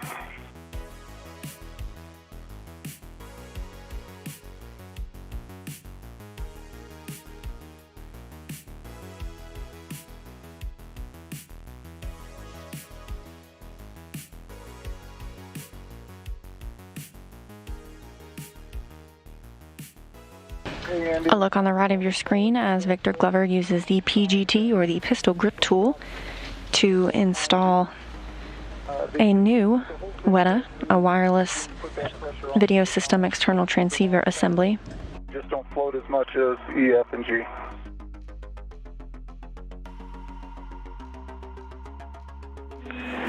Copy that, Hopper. We'll take some photos of the sockets now, and then after that, you can try to attempt to mate P1 to J1. Copy, and work.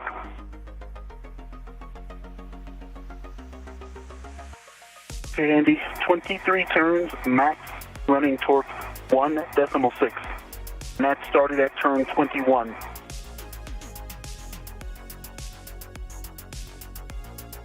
Was 0 until turn 21. Copy.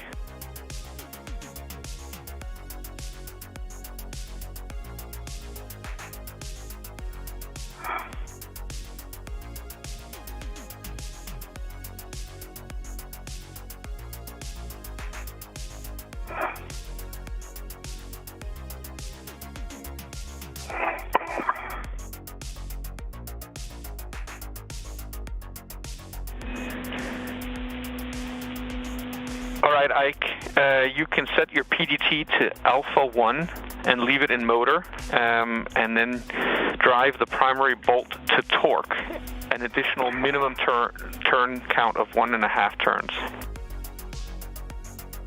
Okay, I want to get this failed one in the bag first.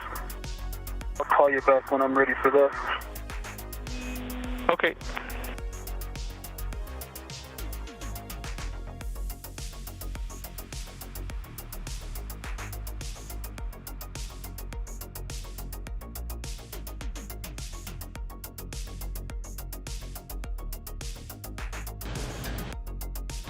Victor Glover now stowing the failed WETA. He will return that to the airlock.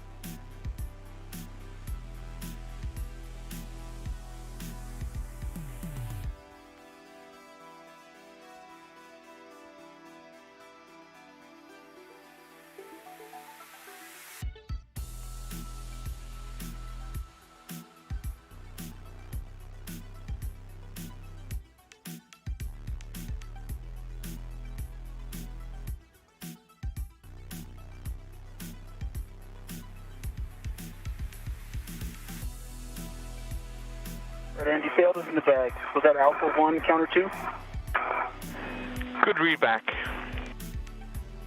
Sorry, Alpha 1, clockwise 2. Yep, clockwise 2.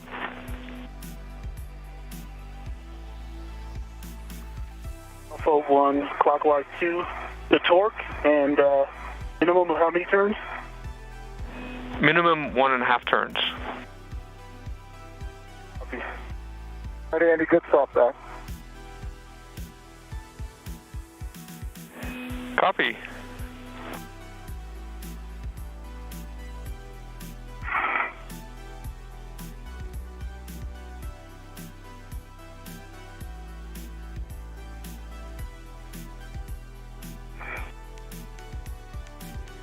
Andy, 5 turns, green lights, 2.4 on the torque.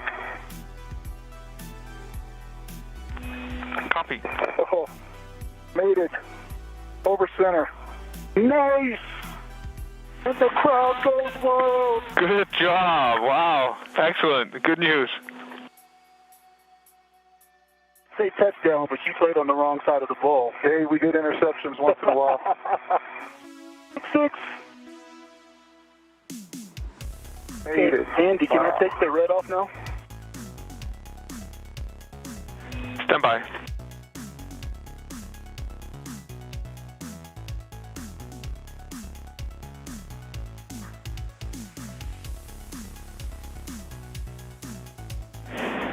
All right, Ike, that's a good install. You can remove your reds. Copy. And I see Bravo 1, clockwise 2, 5 turns, report running torque. Yep, good word. Same procedure as for the center bolt.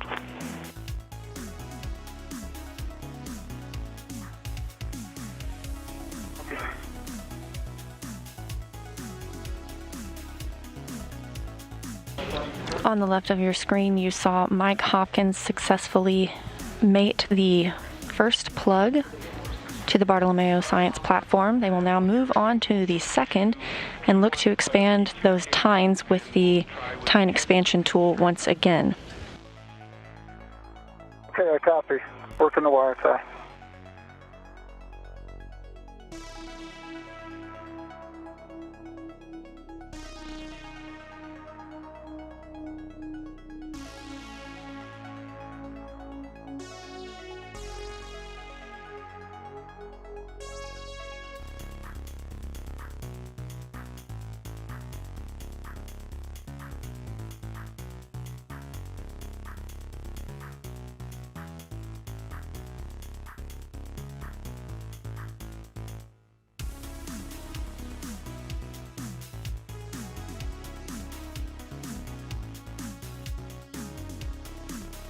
Okay, P2.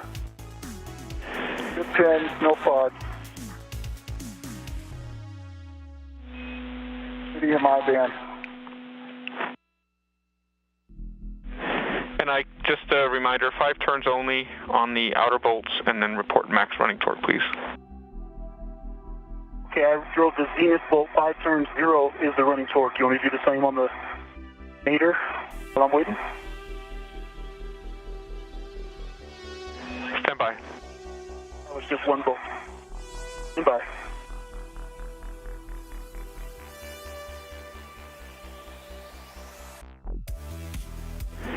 So we'd like you to continue with the bolt that you were working on, but take the PGT to manual ratcheting mode with a MTL setting of 2.5. Manual ratchet, 2.5. And work.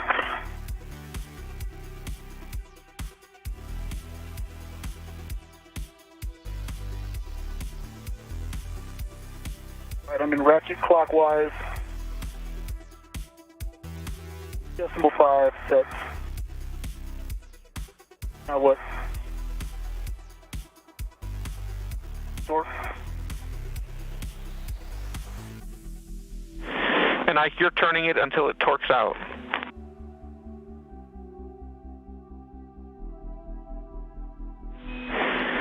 And Hopper, a small recommendation for you is to lock out the red.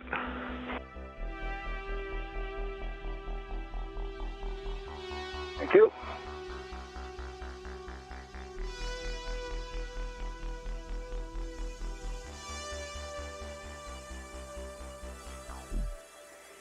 High-definition video coming from Mike Hopkins.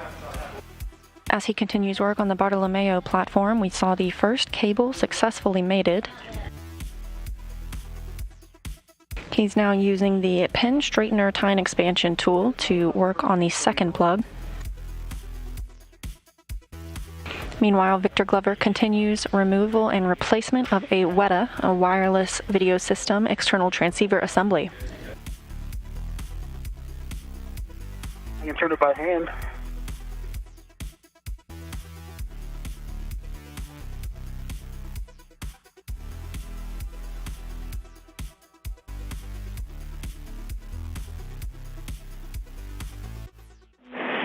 And just a reminder that the bolt is spring-loaded, so you might have to push in to get it to engage properly.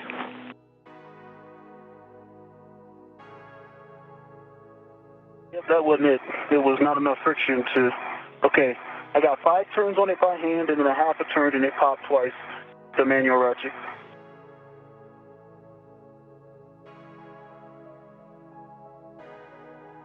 Copy. Stand by, we're checking.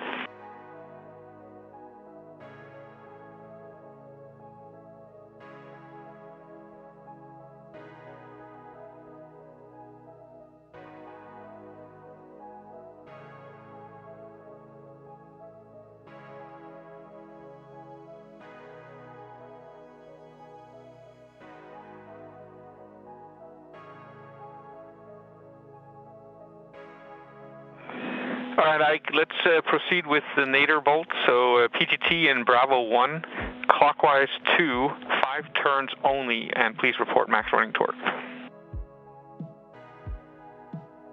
Bravo 1, clockwise 2, 5 turns only, running torque. Okay.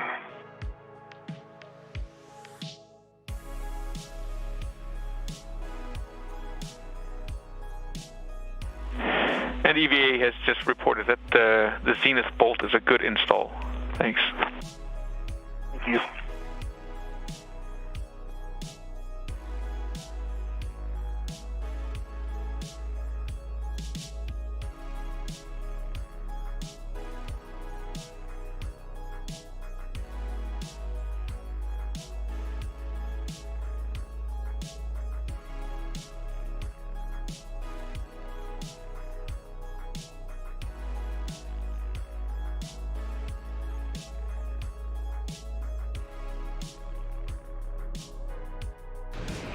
We are 3 hours and 46 minutes since the start of today's spacewalk, and this is the team leading the crew from the ground, the Orbit 2 team in Mission Control Houston.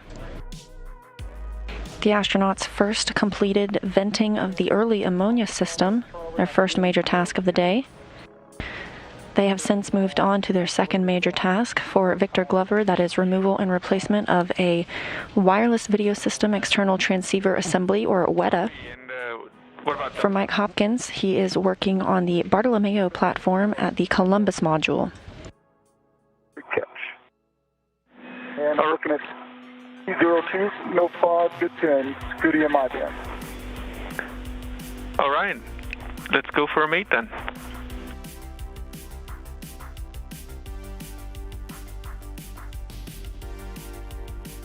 The voice you hear speaking with the astronauts is Andy Mogensen, a European Space Agency astronaut. He's relaying the tasks and guidance from the ground to Mike Hopkins and Victor Glover, today's 2 spacewalkers. Andy, I'm not sure what I'm doing wrong. I'm not able to get the NTL out of 2.5.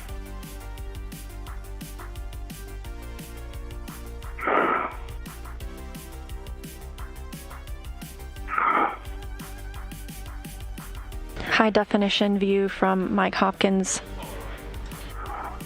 trying to connect that second cable on the Bartolomeo platform.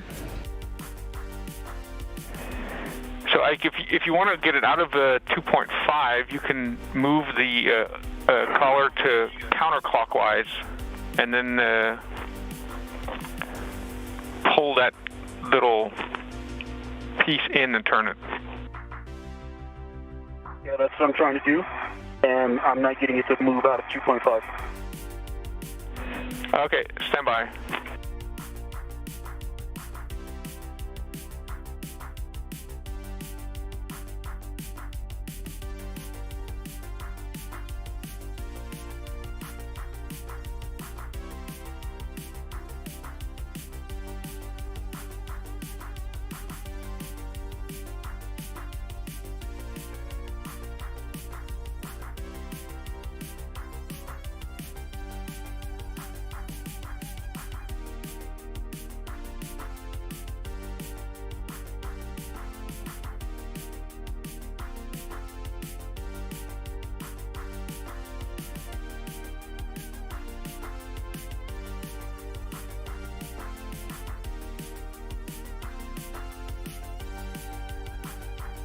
Andy, no joy on P02.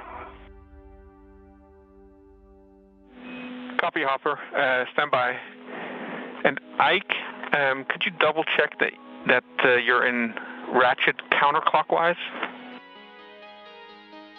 I tried it in ratchet counterclockwise, ratchet clockwise motor. I'm not getting it to move from 2.5.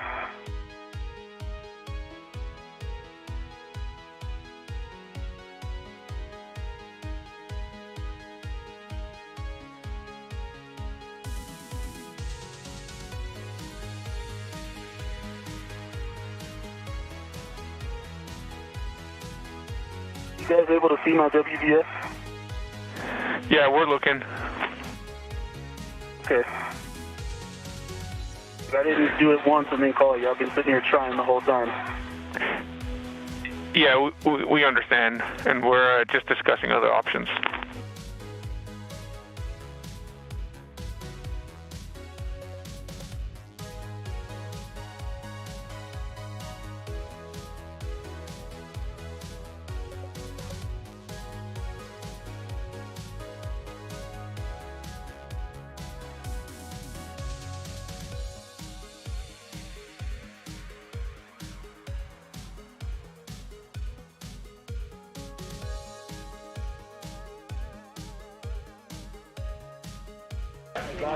Mike Hopkins continues to use the pin straightener tine expansion tool. Clockwise and just ratchet it and let it get right into let it clicked in. Anyway, it's in 30.5. Going to Bravo 1, clockwise 2, 5 turns and giving you running torque.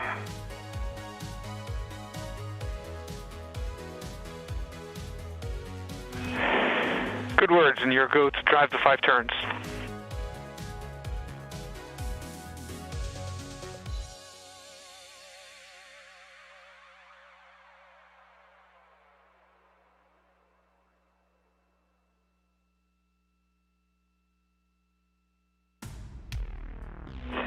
And Hopper, we see you trying again with the pin straightener tool, and that's fine. Roger.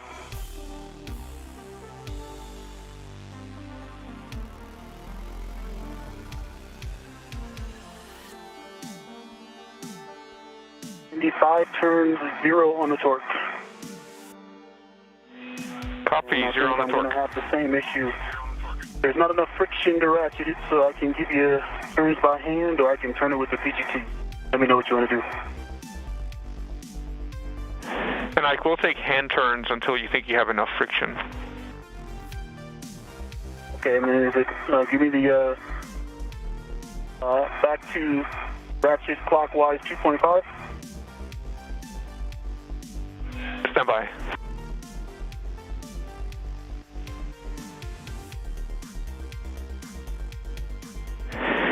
That's affirmative, Ike. So back to ratchet clockwise MTL 2.5. Sure you want to do that? Okay, I'm going to do these hand turns first.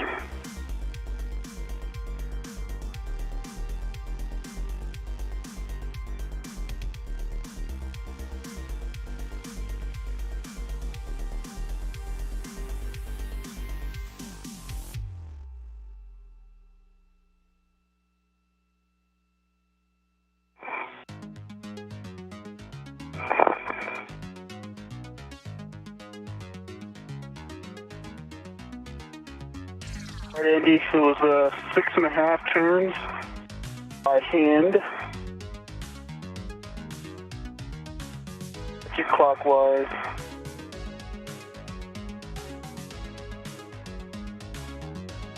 3, 5, 6.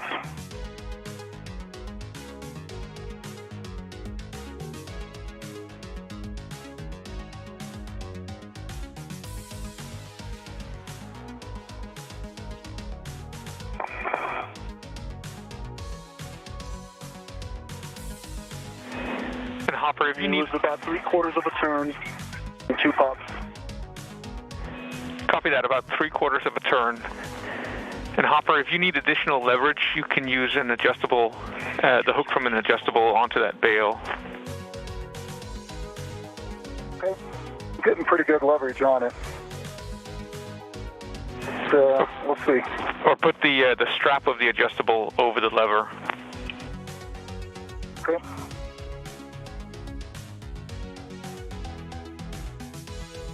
All right, Andy, my PGT is back to nominal 30.5 set. This time it went back no problem. Excellent, good news.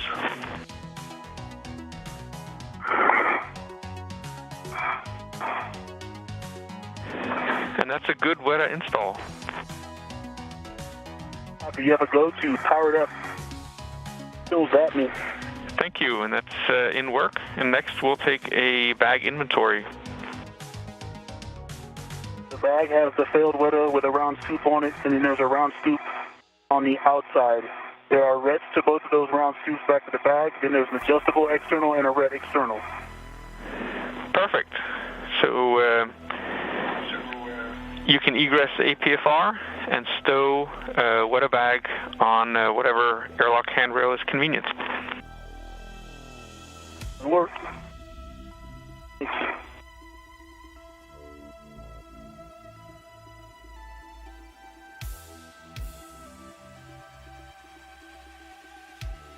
Confirmation of good installation of the new WETA, the wireless video system external transceiver assembly installed by Victor Glover. He will take the failed WETA back to the airlock. Meanwhile, Mike Hopkins continues work on the Bartolomeo platform connected to the Columbus module. How's it going, Hopper? Well, the initial success isn't repeating itself. Step by step. Yep.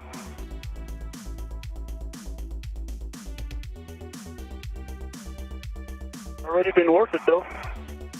Got one.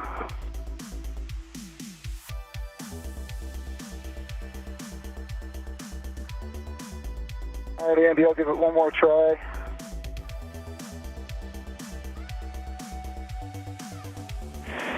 One more try with what? With the pin straightener? No, I'm going to give it one more try here and then demate it, see if I can't get it final.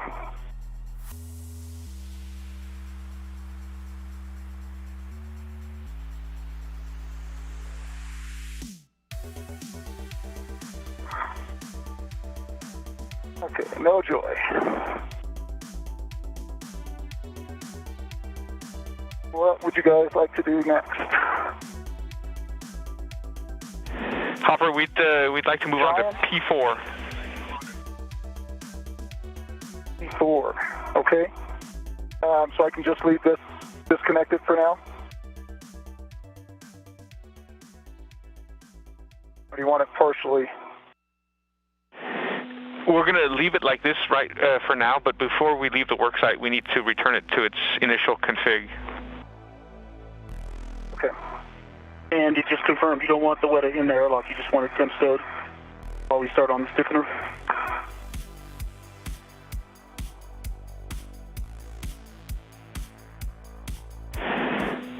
I mean, it's up to you. It has to go back in the airlock at some point, but we also want the APFR moved back into its original location with 12. I'm going to put the WETA in the airlock. It's good for us.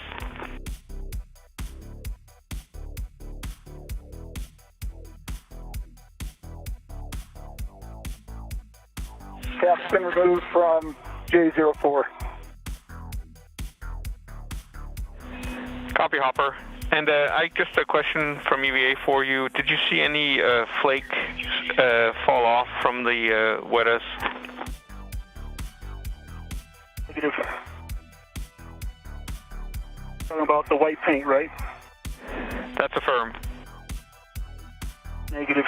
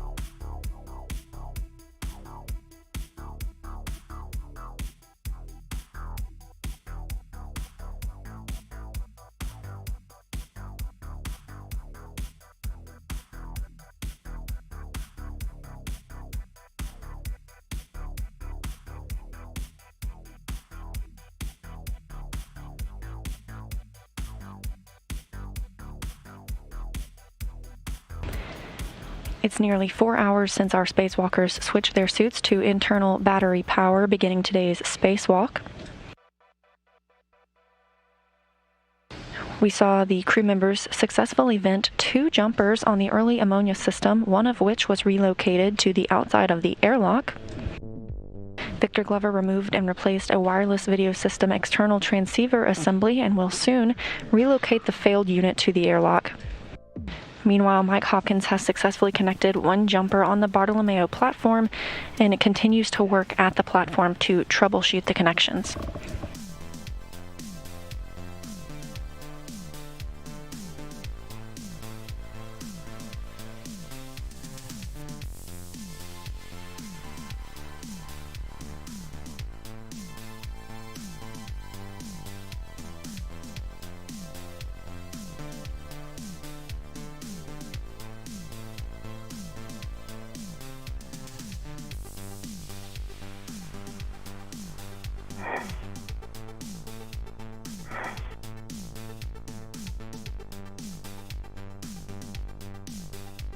All right, Andy, WETA has a large small red into the airlock. I'm back to get the APFR. Actually, you want me to install the cable reel back now? Stand by. But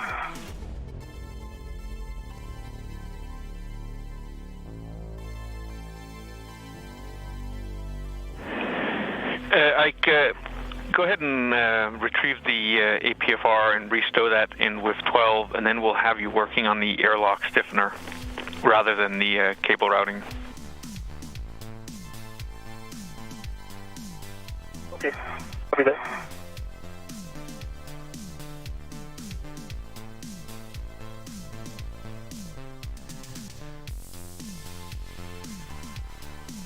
Hey, Andy, I've got the caps off of J04 and T04. Whoever wire tied this one onto T04. Copy. Your go to overboard. Copy. Your go to use a pin straightener to try to expand the tines. Roger.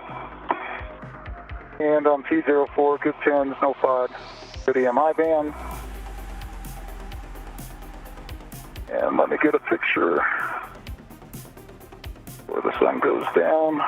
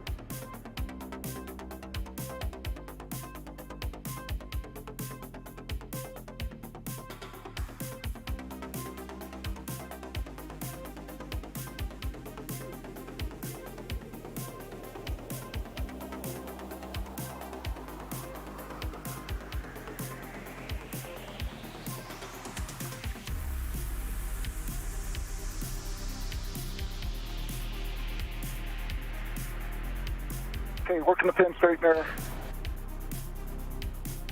on J04. Copy.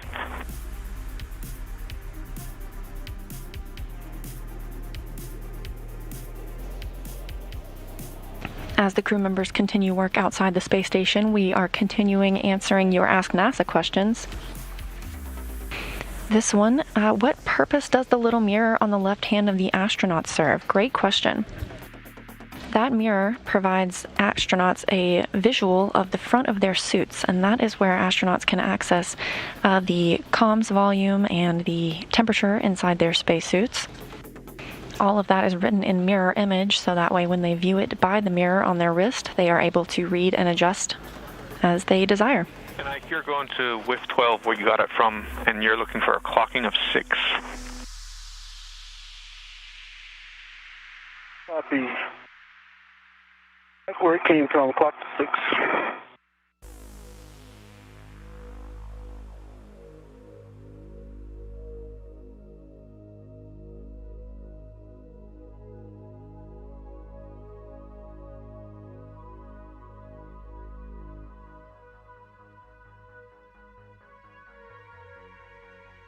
We have another question from Mary's 6-year-old who asks, how high above the Earth the space station is and where it is over the Earth right now.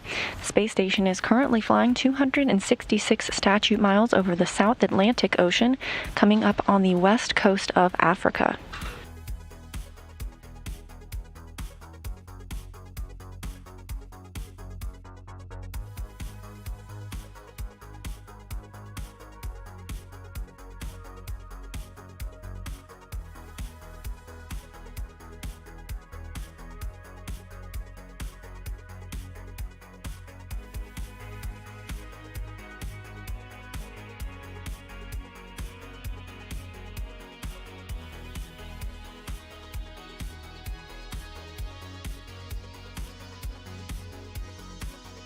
Oh, it's quiet, Ike.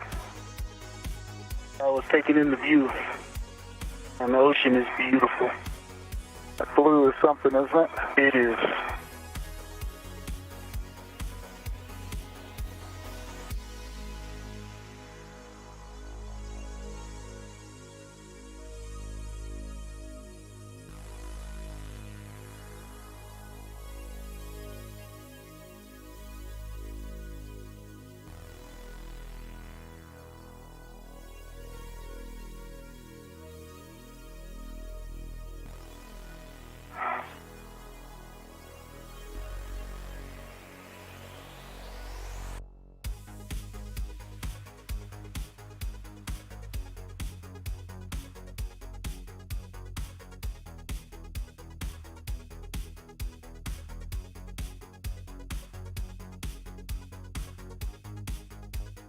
Okay, Andy. I'll take a picture and see what we can do with B4J4. Copy.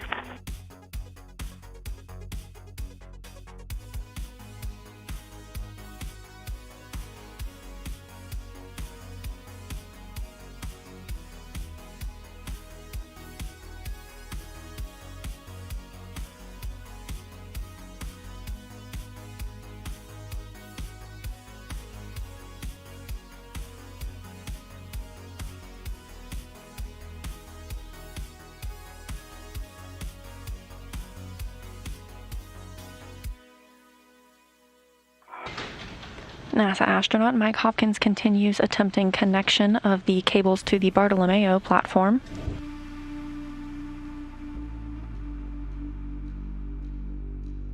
All right, Andy. APFR is with 12 clock to 6. Good. Full and twist test, black on black. Copy. And the rest of the settings, Kilo, Kilo, Fox 9.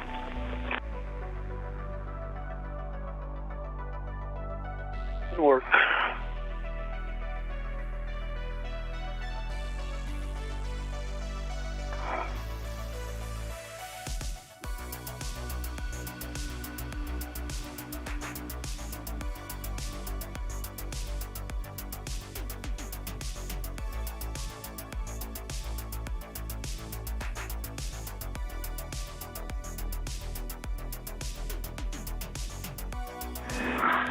And Hopper, one technique you might want to try to use is to use two hands. So once you get it over center like it is, put one hand on the back shell and one hand on the lever and push together.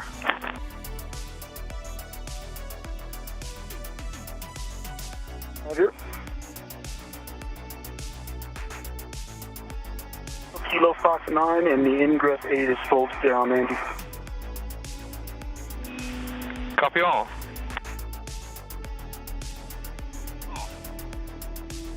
Yeah, the problem with that, Andy, is the BRT is not strong enough. Copy that, Hopper.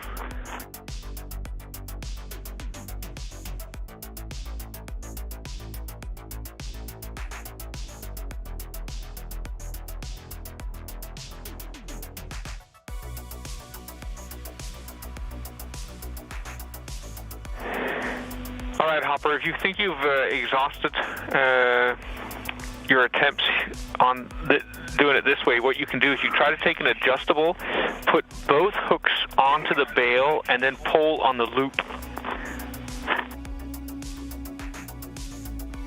Okay. And we'll take a glove inspection and hab check from you, please.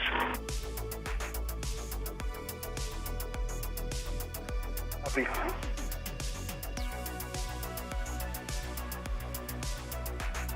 Our hop is dry.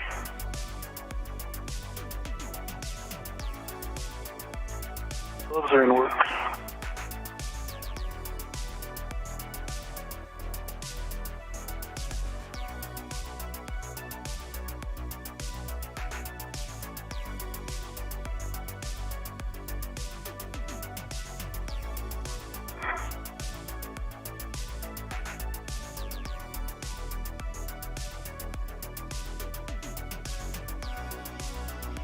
Negative. Noise. J4. Noise. Nice. Good job. So we try P2 again. Yep, let's try that same technique on P2. And copy nominal gloves, Ike. Roger. Victor Glover reports that his gloves look good and his HAP is dry, his helmet absorption pad. Stiffener install. He is now preparing to work on the stiffener install for the thermal cover to keep it from blowing open on the airlock. Mike Hopkins has successfully connected another cable on the Bartolomeo platform and will continue to attempt doing the same with the second cable.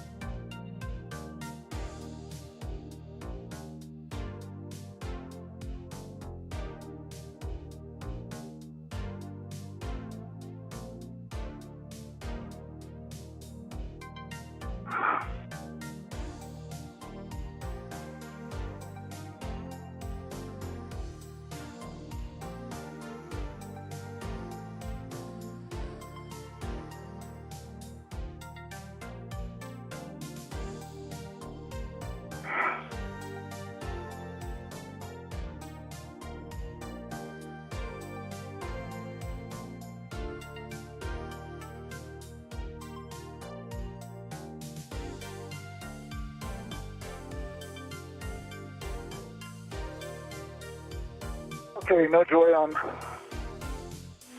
Yeah, we see that, Hopper. At this time, we suggest moving on to P3J3.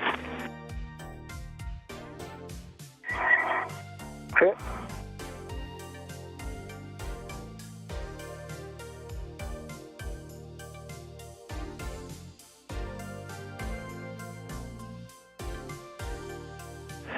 And Ike, that looks really good. Good position, good orientation.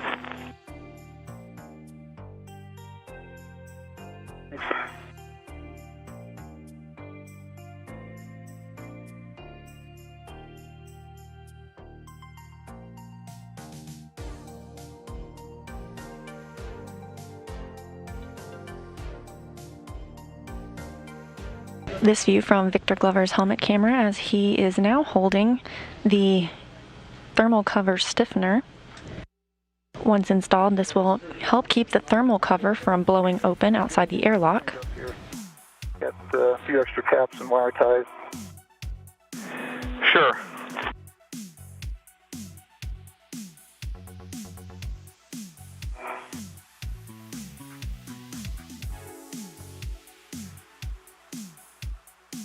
Teams on the ground continue to work with the European Space Agency in Oberpfaffenhofen, Germany, troubleshooting the tasks at the Bartolomeo payload, where Mike Hopkins continues to work on connecting cables. The extra safing is in place for 3.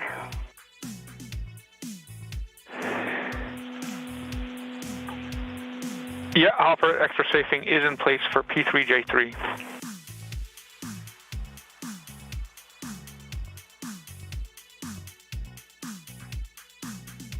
Okay, thank you.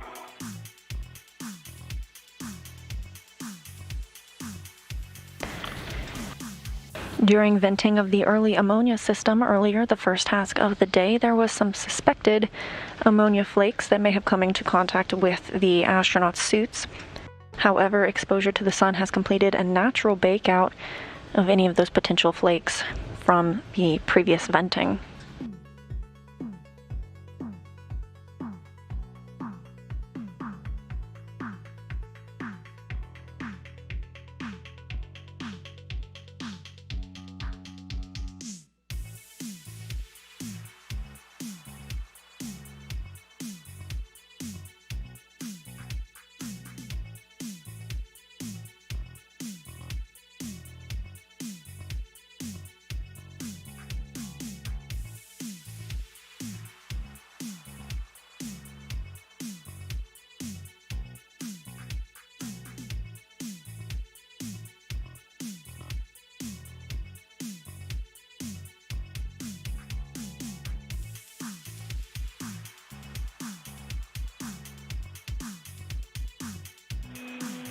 And Ike, if you could give us an estimate of the turn count, both what you've done by hand and then also later what you do with the PGT, we'd appreciate it. Did 2 turns on that first bolt, and I'm just getting to the second turn on the second one. And I kind of wanted to get 2 points done just for a little stability before I did anything else. So the, we agree with that plan. By hand on 2.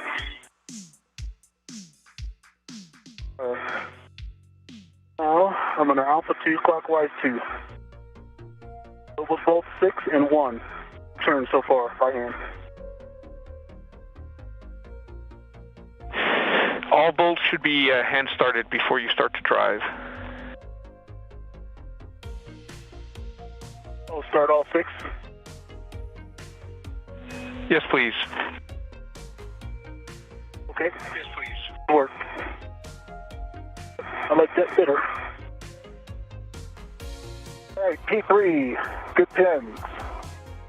05. Good EMI band. And working the pin straightener on A03. Copy.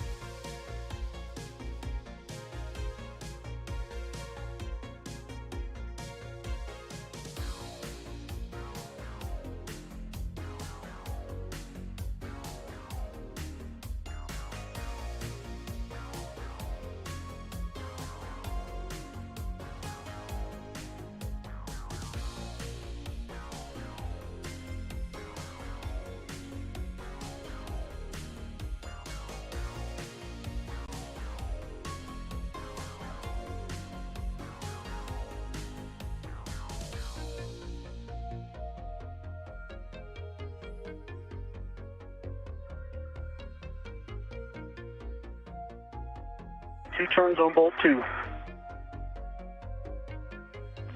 Copy.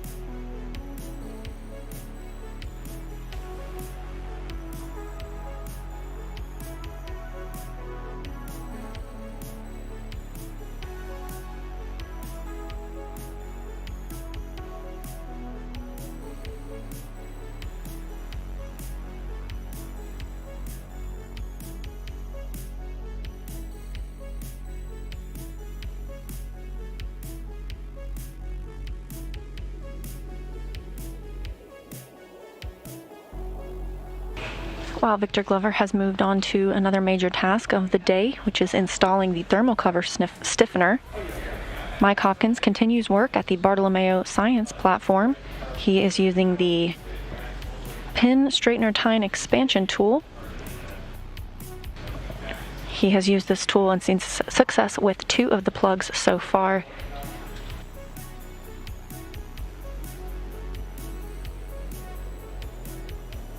All right, Hopper, got 1-4 of these bolts so far, so the stiffener's going well. How you doing? Well, I've got 2 of 4. Nice. About to try P3 and P3. Did I get the right?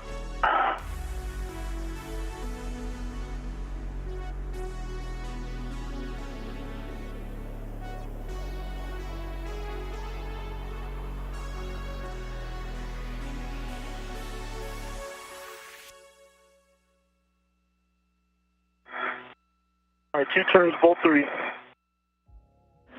Copy.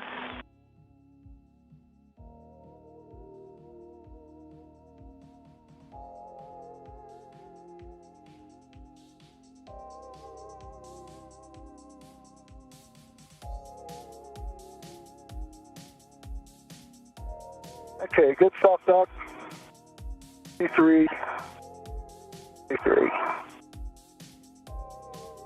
3J3.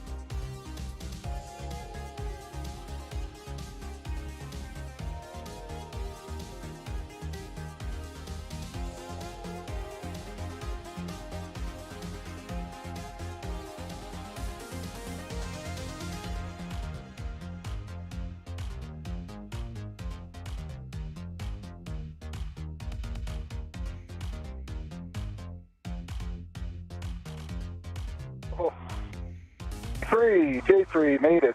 Yeah, it's over center. Yeah, we saw that. Excellent.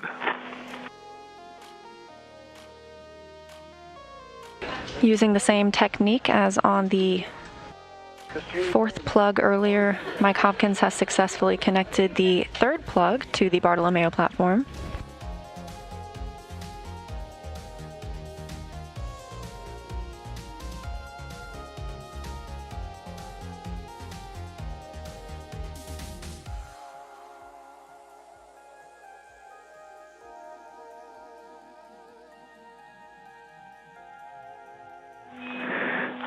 If you're game, we'd love for you to try the pin straightener again on J2, P2. I am absolutely game.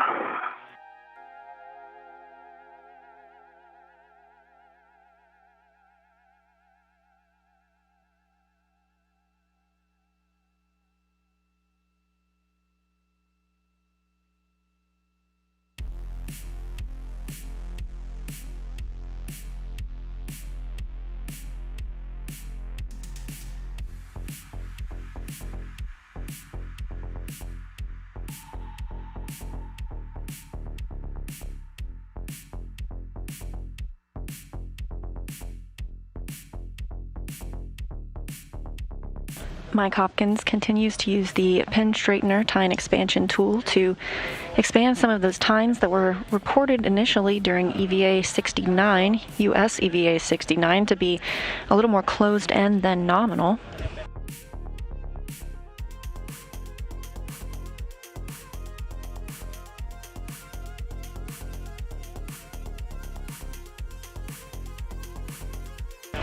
Of course, power to the power distribution units have been turned off for these troubleshooting procedures. Meanwhile, Victor Glover continues to work on installing a stiffener on the airlock's thermal cover. 5. 2.5 or 3. Copy.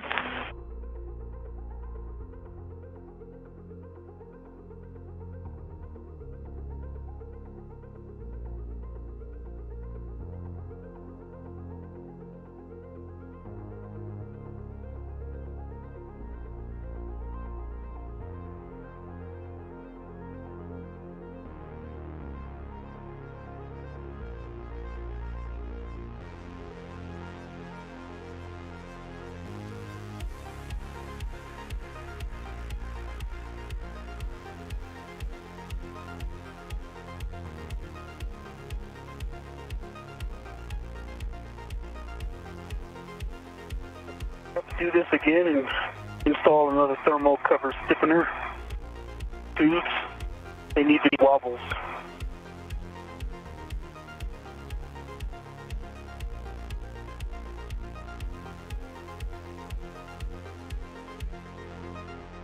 Yeah, that makes sense. Getting the thermal cover to line up with that, is that... Yep. Yeah. The first one I was able to obviously get over center. The rest of them I've had to do some tugging. And I'm on the last one. And all that tugging is caught up with me. Yep. I'll take a break and try it again in a second, but it's my trip, Andy. 2. Yeah, we copy that, Ike.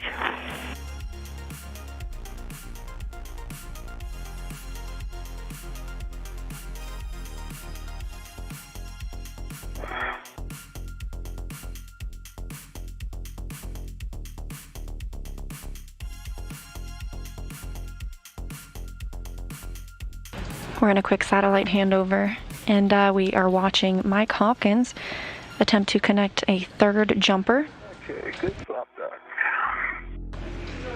or the second jumper by number, we should say, but he's connected 3 jumpers to the Bartolomeo platform so far. Victor Glover is near the Quest Airlock, and he is installing the thermal cover stiffener. We are now 4 hours and almost 30 minutes into today's spacewalk.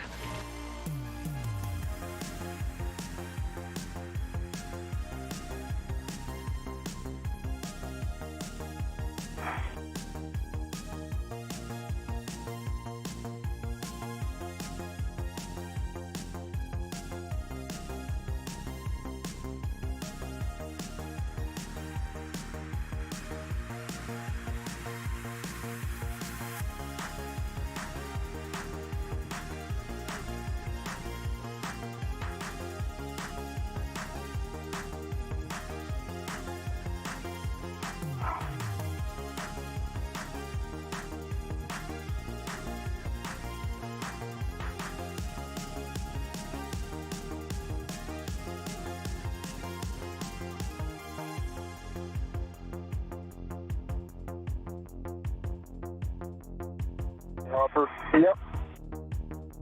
And in my right eye. Okay. Having trouble seeing? I can see it, just irritating. It's trying to keep it open. Left eye is fine. Be watery. Okay. Taking a break. Blinking. Switch water and let you know how that's working. Okay.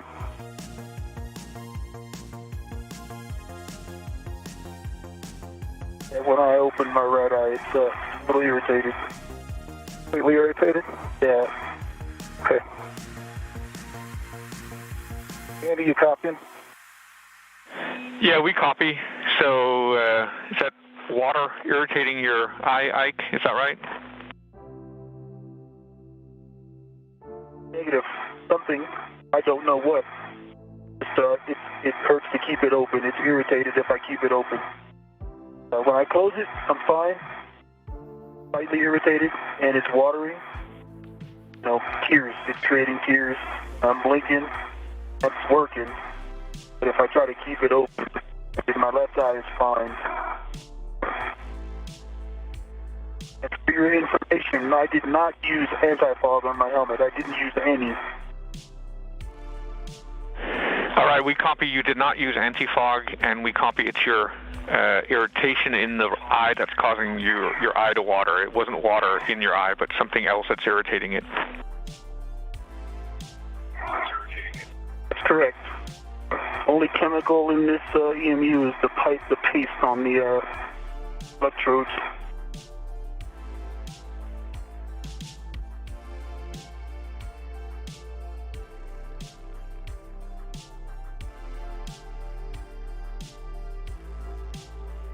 You doing, Hopper?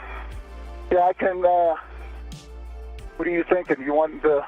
I'm good. I'm right at the airlock. I'm good. I'm still working on this last one. I'll keep you posted. I'm, okay.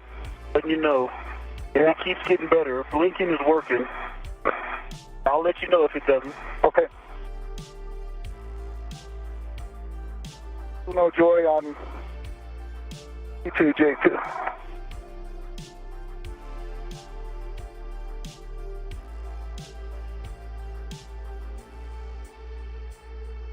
Victor Glover reporting some irritation in his eye, but that it improves as he continues to blink. He is at the Quest Airlock installing a thermal cover stiffener, and Mike Hopkins continues work on the Bartolomeo platform outside Columbus.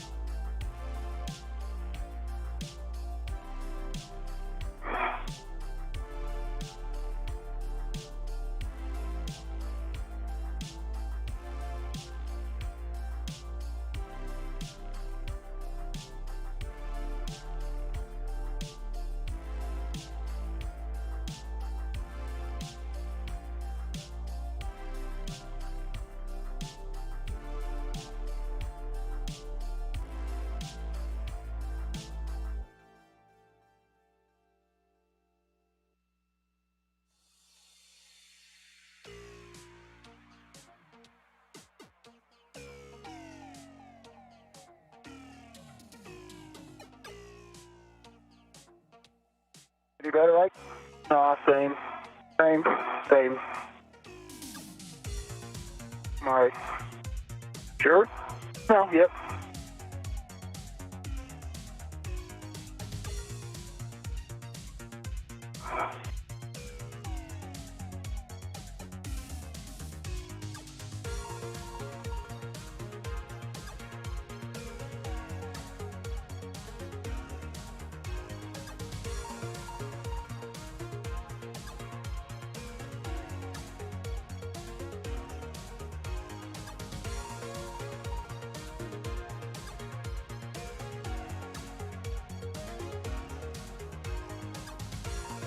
I'm still fly Navy. Upper Supra. Flight saying you're flying IFR.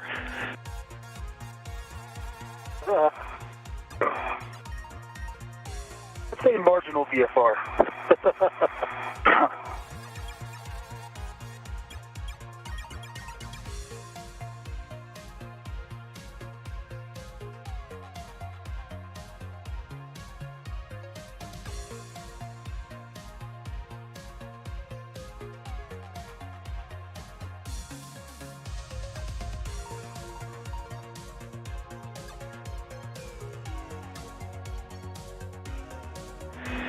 Hopper, the only other thing we can suggest is that you use two adjustables so you get kind of a extra long loop, which might give you more leverage.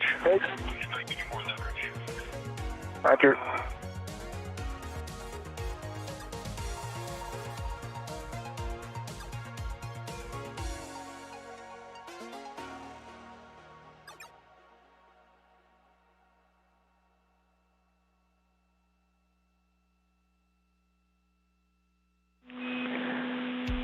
Ike, looks like you're continuing to work on the stiffener install. Yes, sir. I'm going to try. So, this is the one where I actually need 3D vision, and it's not helping. But I'm going to try putting the bolt into the thermal cover, and then see if I can line them up that way. See if I can get the two to meet. Okay with that?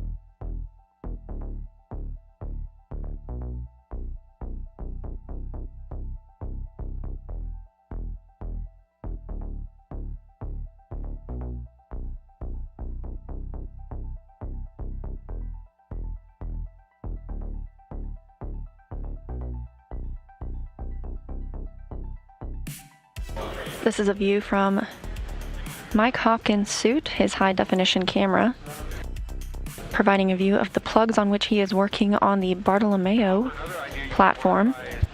One hook to the strap on that adjustable, and then the other end around the handrail, so you're pulling up maybe, just to give you a different direction to pull in. Yep, we can try that.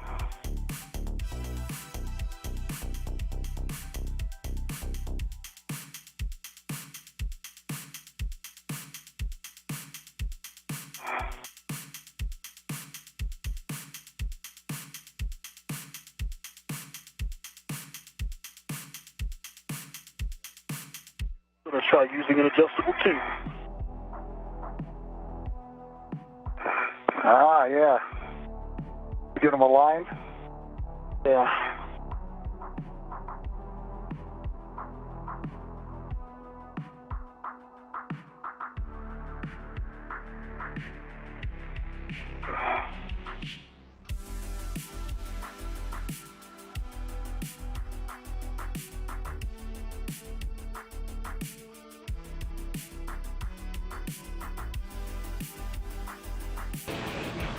Victor Glover continues work outside the Quest Airlock on the thermal cover. He's installing some stiffener tubes, hand-turning some bolts to get them started and secured. This stiffener will help keep the airlock thermal cover from blowing open.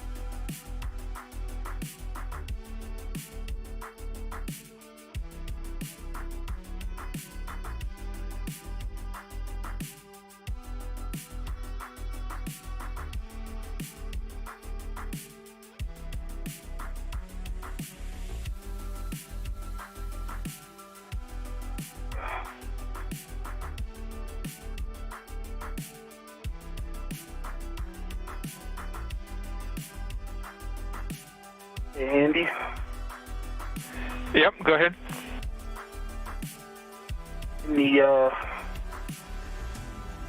staging bag, there is a long pokey thing. I use that to go through the stiffener and into the tube if I can get them aligned. Stand by.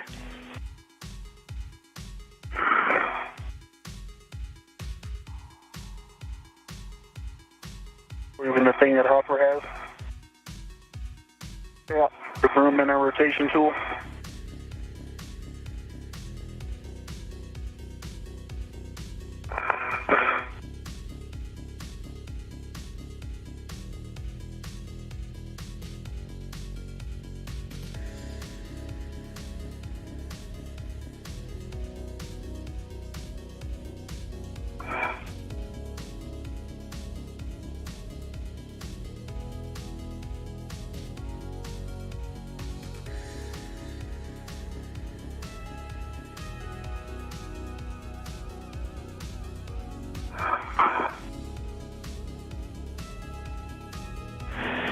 Ike, you are go to use that tool from the staging bag if you think that'll help.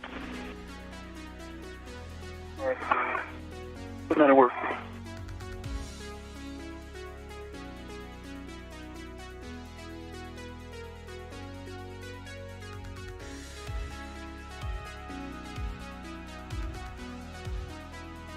All right, still no joy, Andy. How much more you guys want to give this one? Give it one more? Just a second, Hopper.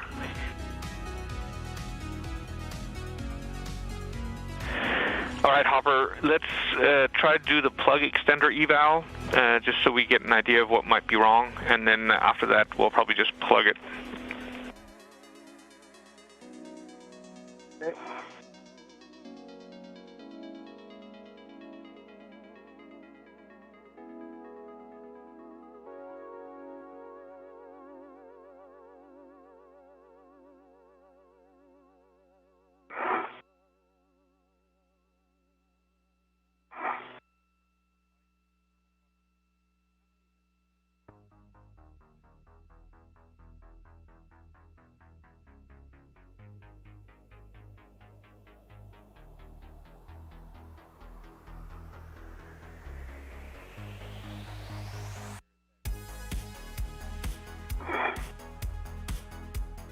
Yeah, it goes to hard stop.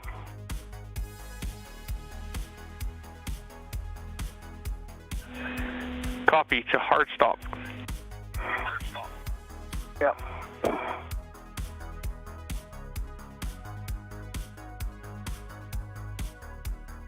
So, EMI band looks good. Yeah, we copy, Hopper. That's a good eval. We're ready to have you just cap them. So you'll want to grab the 25L cap. That's the one with the Kapton tape on it. Okay, so you don't want to leave it connected with the wire tie like we did last time. No, we prefer to have them capped. Okay.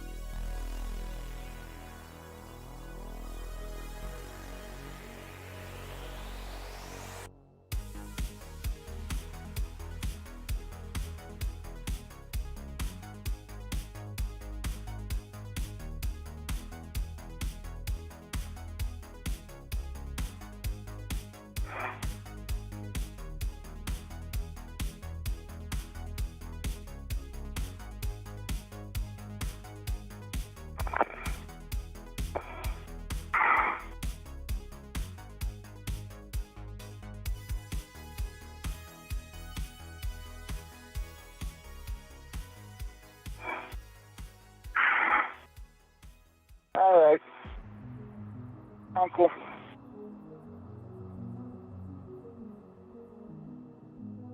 Hey, Hopper, we appreciate all that extra effort, but I think we're ready to move on. So you have a go to cap the two ends.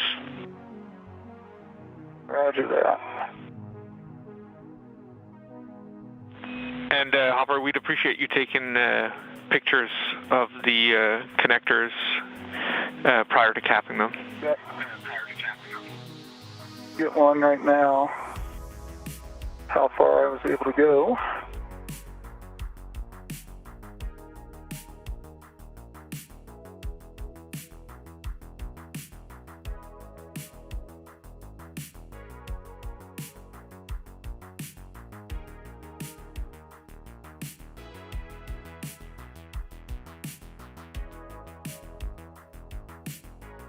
Mike Hopkins was able to successfully connect 3 of the 4 plugs he was working with today.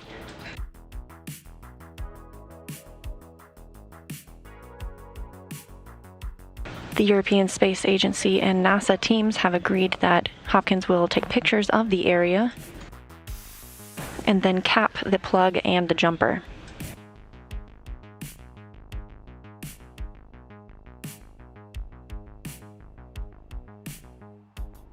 How you doing, Ike? Got it. Use that tool? Yep. This view of Victor Glover outside the Quest Airlock as he continues installing a stiffener on the thermal cover.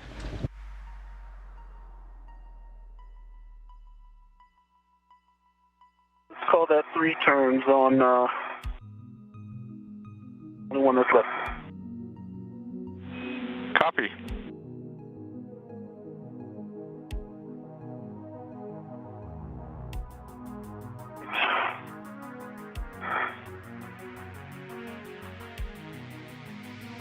Alpha 2 clockwise, 2 to torque, right?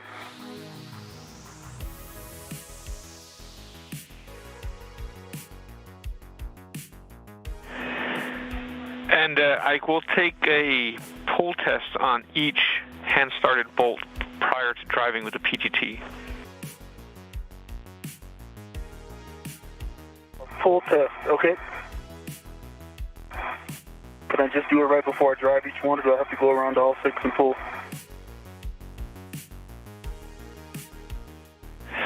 Just right before you drive each one. It's just to make sure they're not cross-threaded. Okay. Okay, Andy, you said a 25L, right? That's right. That's the one with the tape on it. Yeah.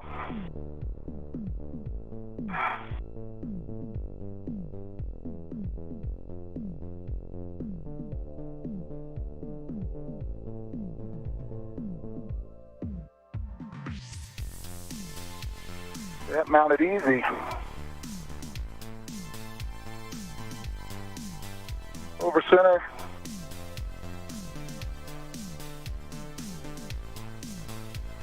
Copy. Then just a straight 25 on the plug. Andy, a good pull test on bolt 5. Copy. And then it's Alpha 2 clockwise 2.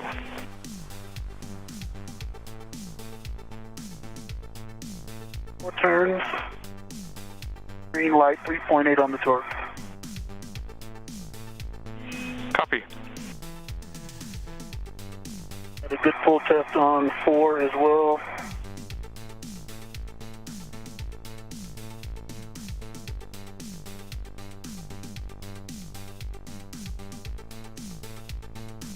Three and a half turns.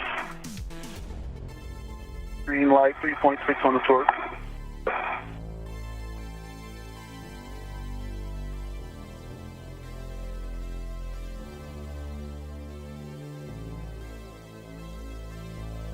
Stand by, Ike.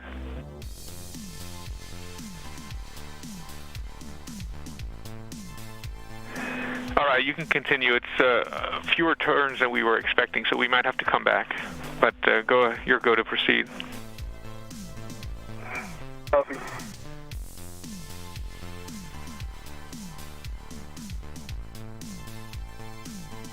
Okay, Andy. You want an inventory while light continues? Yeah, that'd be great. Turns on 3. Green light, 3.7 on the torque. All right, I'll just stop talking when hike starts. Okay, so I got an integral with a trash bag. Inside that trash bag is one, let's see, I need some more wire ties. You want me to take these other 2 long wire ties off those 943?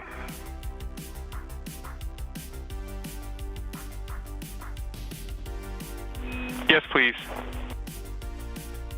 Okay, stand by then for the inventory.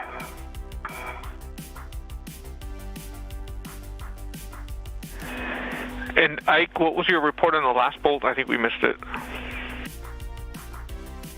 1.5 turns, green light, I think it's 3.7 on the torque.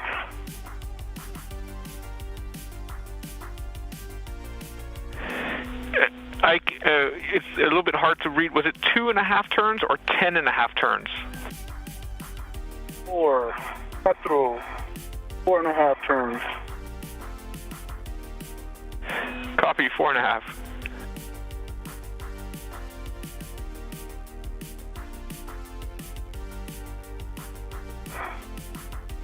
This full test on 2.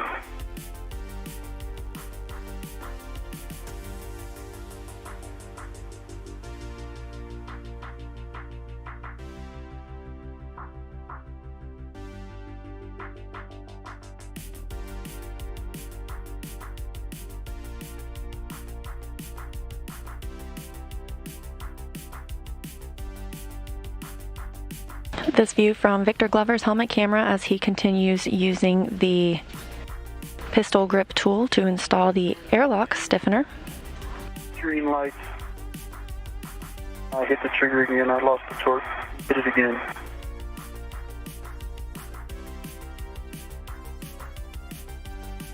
.6 on the torque.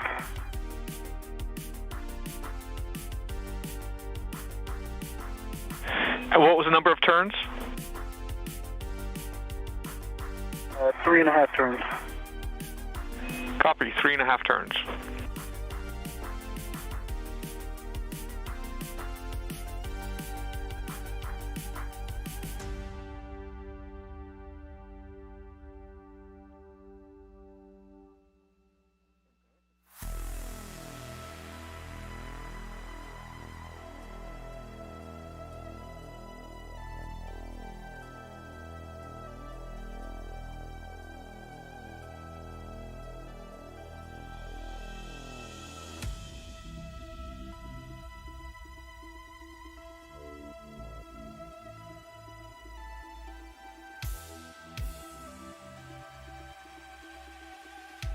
Full test on 1.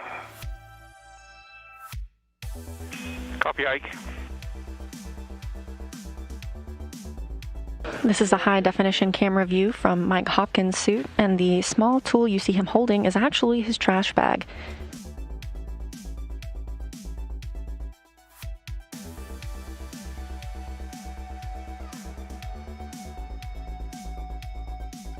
Two and a half turns on 1, green light, 3.6 on the torque. Hopkins is still at the Columbus module, specifically near the Bartolomeo payload. You can see the connectors behind him. He was able to connect 3 of the 4 we were looking at today. The third one in the middle is capped. The European Space Agency teams will evaluate a future course of action. Turns on 6, green light, 3.6 on the torque. Copy, 3 turns on 6.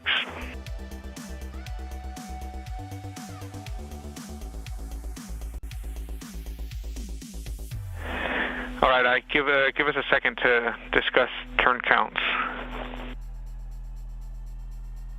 Got all the seconds you need.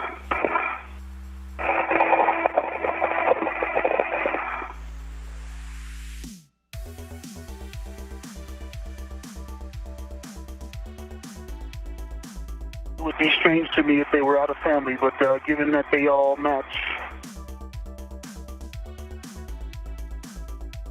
we're close. Go ahead and discuss.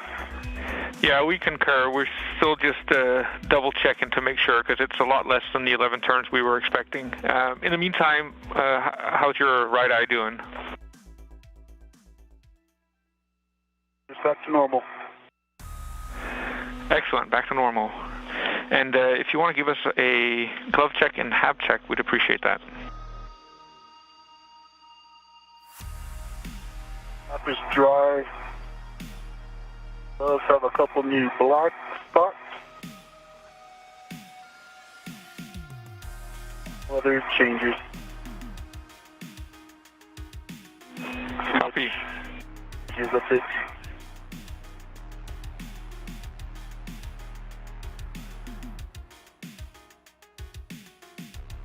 Victor Glover here in the center of your screen at the Quest Airlock, working on installing a thermal cover stiffener, reporting that his eye is back to normal after earlier mentioning that it was slightly irritated. Glove check here. Sure, we'll take that as well. Okay, so on my left thumb, you can probably see a little bit of threads. You guys got that? Yep, we see that. Okay.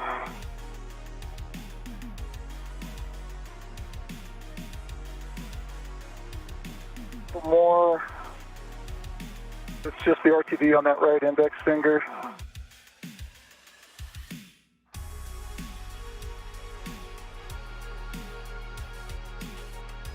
Bit of RTV on my right thumb.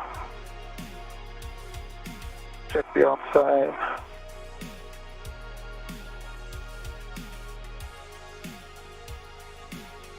Turn out they look good, dry half. Copy.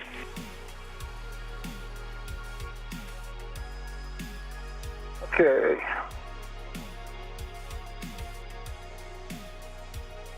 Bag inventory. So I'm gonna have to do this again after we do the ham radio. Just a second, Hopper. I think EVA would like a little bit more detail on the thread that you showed us earlier on the camera that was sticking out of your, was it your left thumb or left index finger? Yeah, what about the thread? It's a little bit of thread on my left thumb. It's sticking up right next to the RTV, so along that seam.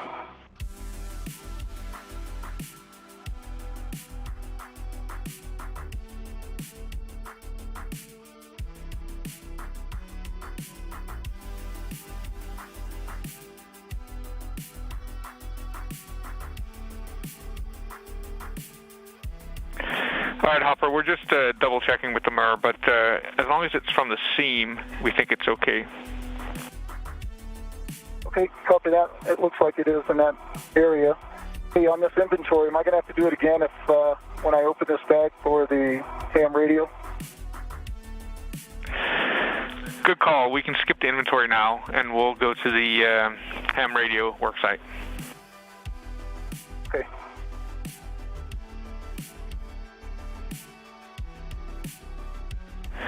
And Hopper, we're happy with the gloves. Okay, good. Thank you.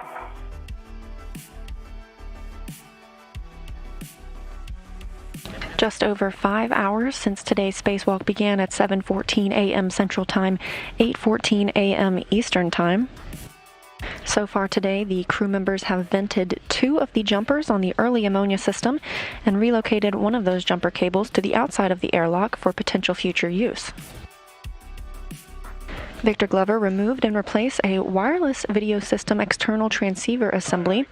Meanwhile, Mike Hopkins successfully connected 3 jumpers on the Bartolomeo platform and capped 1 other.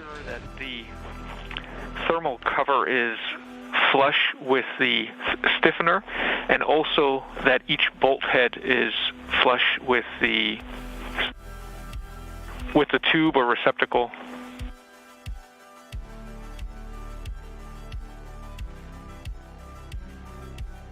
Victor Glover continues work on the thermal cover stiffener, initially planned to be a 2-person task. However, to allow Mike Hopkins more time at the Bartolomeo payload platform, He has continued this work.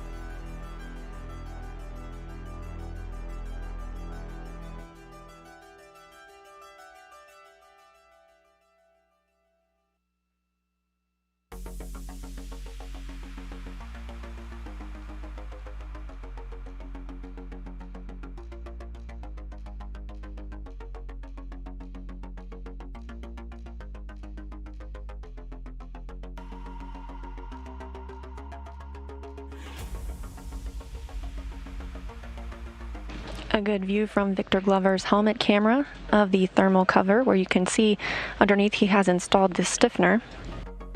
This will help keep the thermal cover from blowing open, doing something what the team calls potato chipping.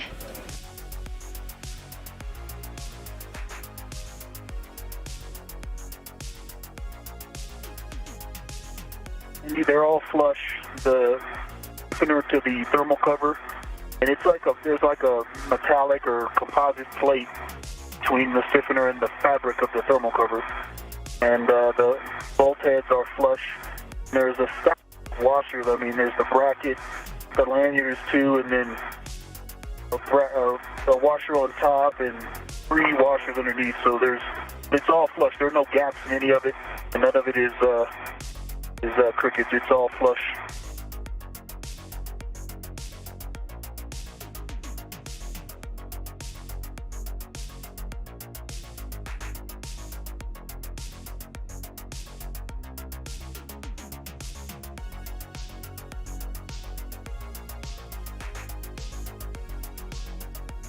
Stand by, Ike.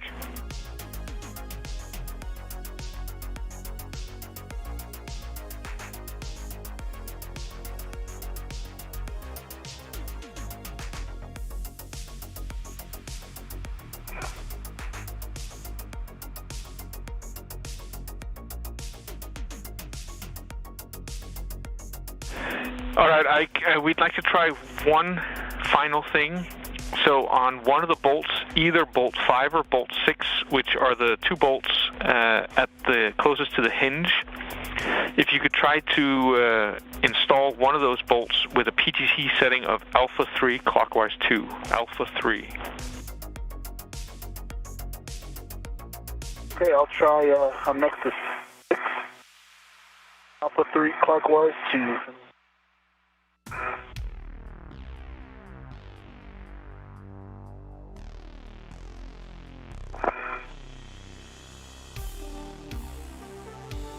Okay, Andy, one last echo look at the work site here. All right, you're go to translate to the APCU panel on the other end of Columbus. Okay, copy that. Heading that way.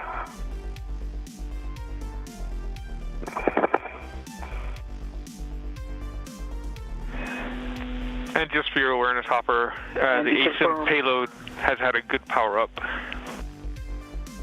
Oh, that's good to know. Thank you. So we confirmed it was alpha 3 clockwise 2.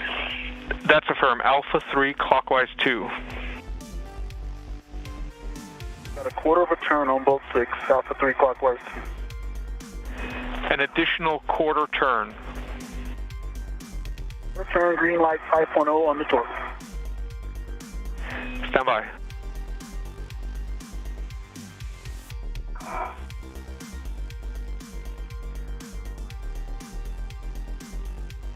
TT says a 5th of a turn.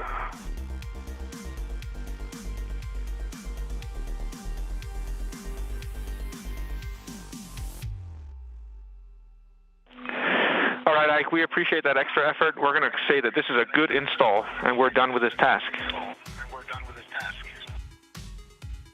I concur.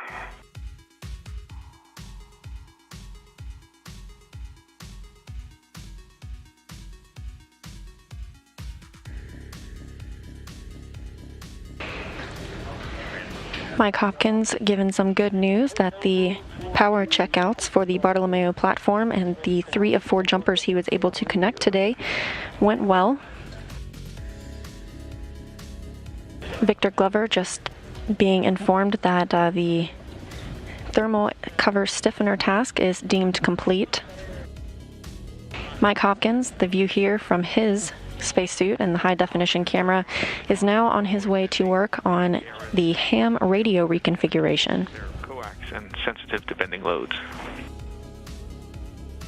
Okay, I copy that. Thank you.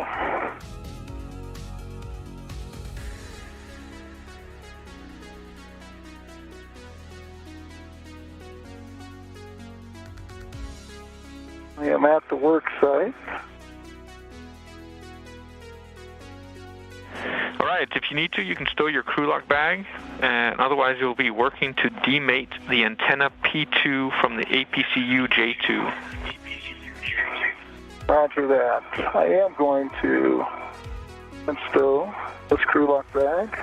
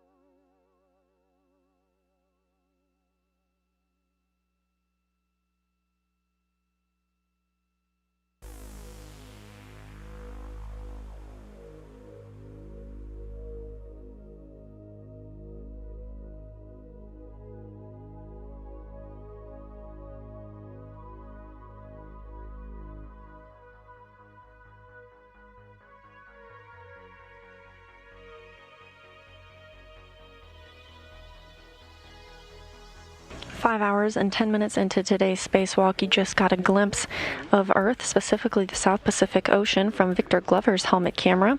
International Space Station flying 266 statute miles above us all." You have a go to demate P02 from J02.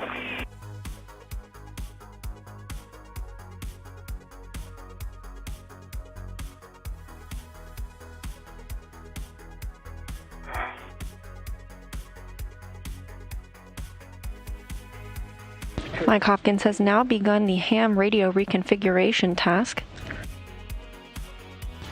He will demate 2 plugs. VMI band on both sides. Copy. You can now demate the Eris P02 from the antenna J02.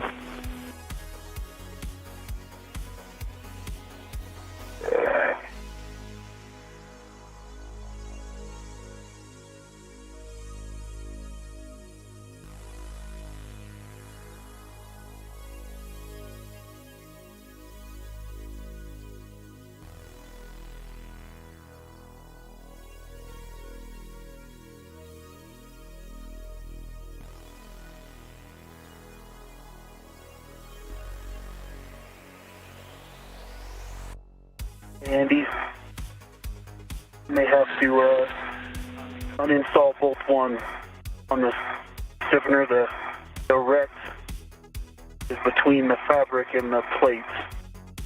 The hook itself, if you can see it in WBS, it's easier to see it than for me to describe what's going on, but can't get it off. Yeah, we see that.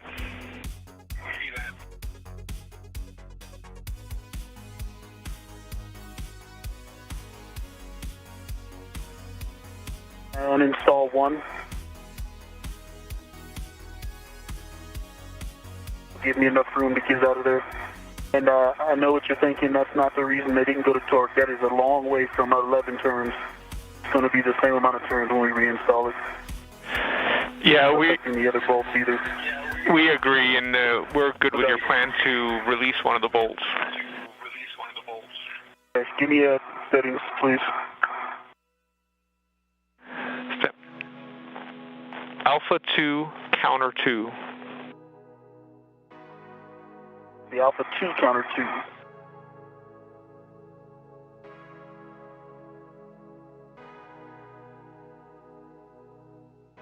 Alpha 2, counterclockwise 2 steps.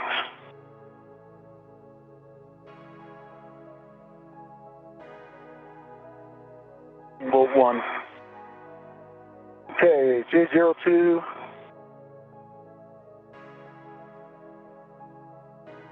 And the antenna, they are demated, no fog gets in, duty in my bin.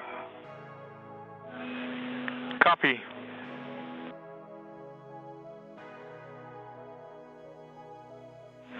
In just a second. Roger.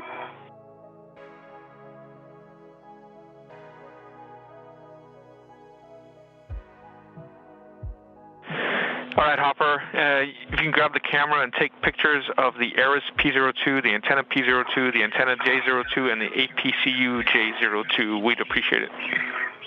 Cool. Good work. Indeed, the bolt came apart, hung out, and the washers have separated. They kind of went all directions, and the bolt went. Yeah, we see that. There's a washer right at the top of your camera view. Now it's out of the view.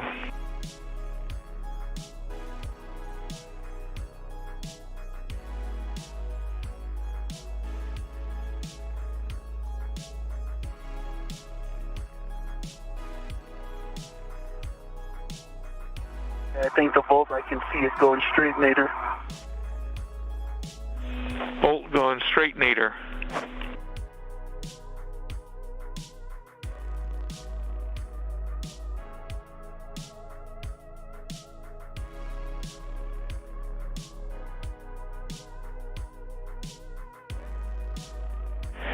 All right, Ike, no issue. We're still good with the number of bolts installed, so if you can free the RET, then we'll still call this task complete.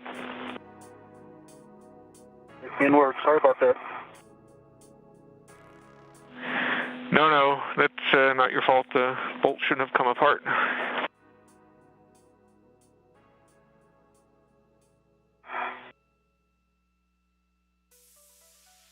You know where I can get another bolt like that, I'll install it. And the RET is released. Copy.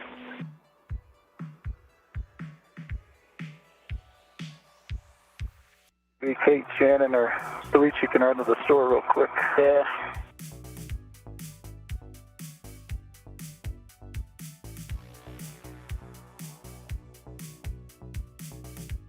Okay, no bolt in there, but it's back with the thermal cover over the tube.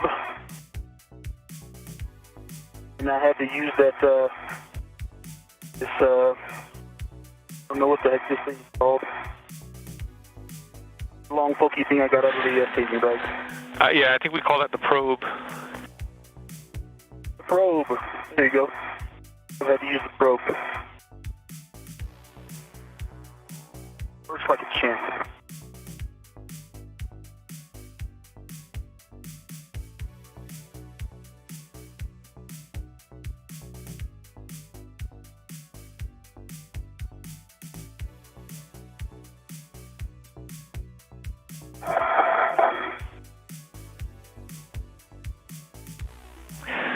Ike, we're just talking about that lanyard with a washer on it that's still attached, if we need to do something about it. Copy. Yep. What you talking about?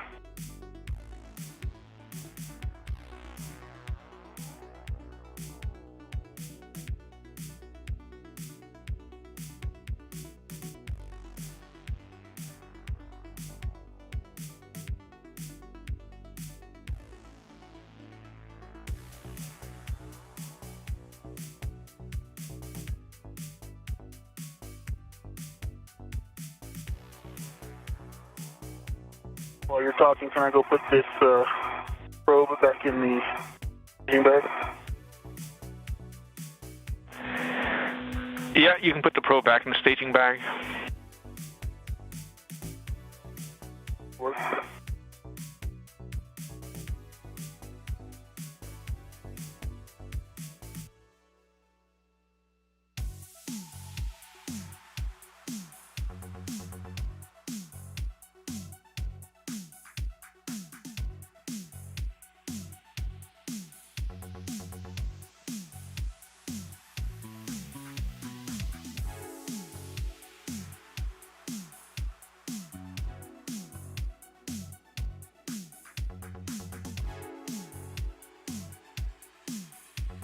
Okay, Andy, photos are complete. Excellent, good news. So now you can mate the Aeris P02 to the APCU panel J02. Okay, so the Aeris P02, I don't see a label on it, but it's definitely the... Yeah, it's the cable with only one end. That's right. The other has a Y, the Y end, and that you cap both of the Ys. Okay.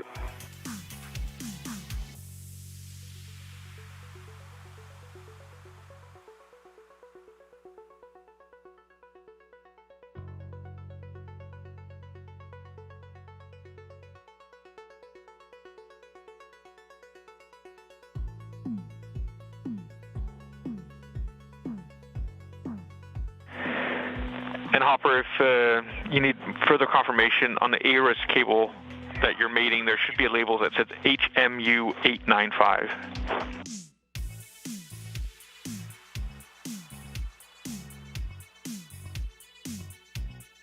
Yeah, I've got the right cable. I mean, the other one's the Y, so... Yeah, exactly. I figured that was a better description. Yeah, that's perfect. Okay, I'm soft docked.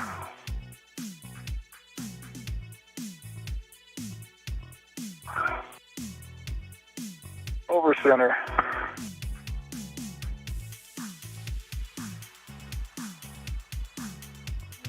Copy. So next you can grab 2 of the size 25 caps from the crew lock bag and cap the ends of the Y cable. Here.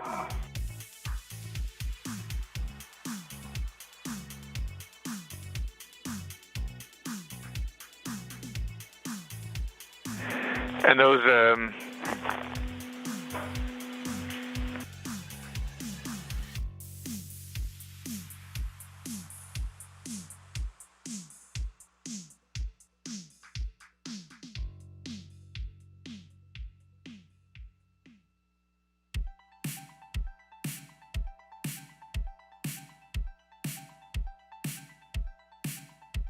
So, I've got a integral ret that's going to an adjustable that's attached to a wire tie caddy.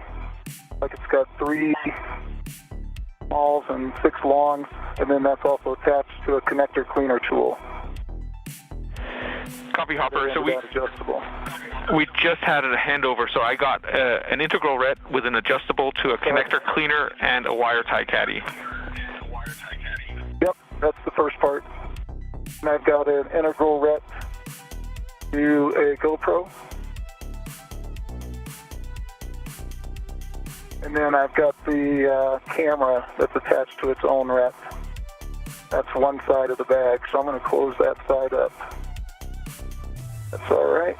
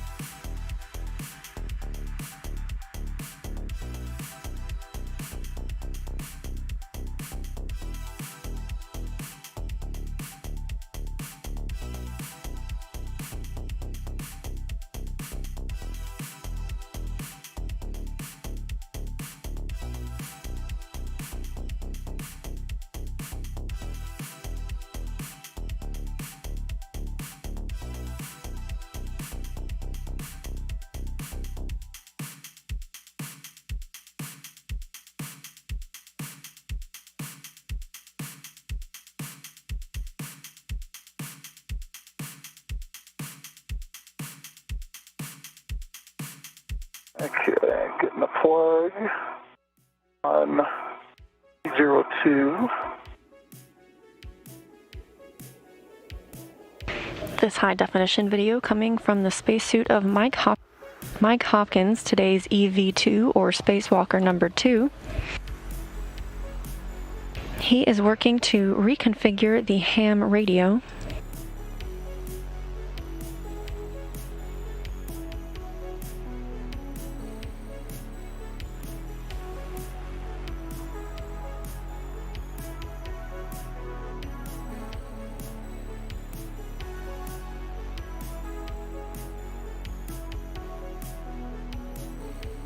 Andy, what size on the HMU 601? It's just a standard 25.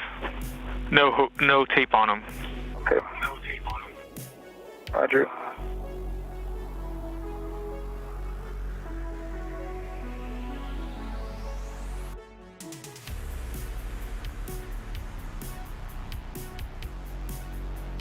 Okay, 2 plugs are installed. Copy.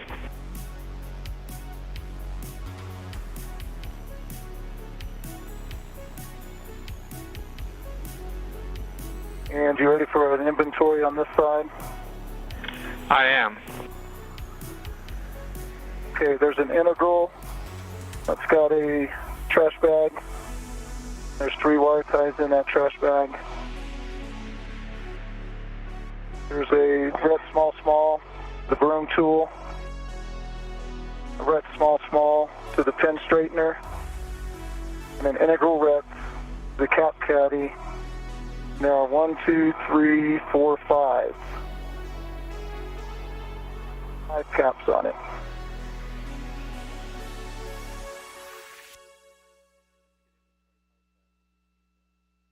And then on the outside, you've got the large, small adjustable. Excellent. That's a good bag inventory. You can put that on your BRT, and I think at this point we'll take a quick discussion with you about the forward tasks. Okay. And one additional thing for you, Hopper, we'd like the ends of that Y cable restrained with a wire tie to a handrail, please. Yeah, that makes sense. The only other thing I want to talk to you about, I don't know if you can see the bend radius of this earth antenna cable coming in. Are you able to see that in the HECA? Are you guys happy with that?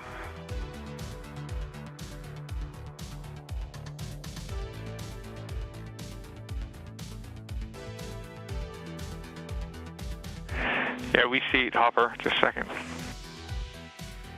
Okay.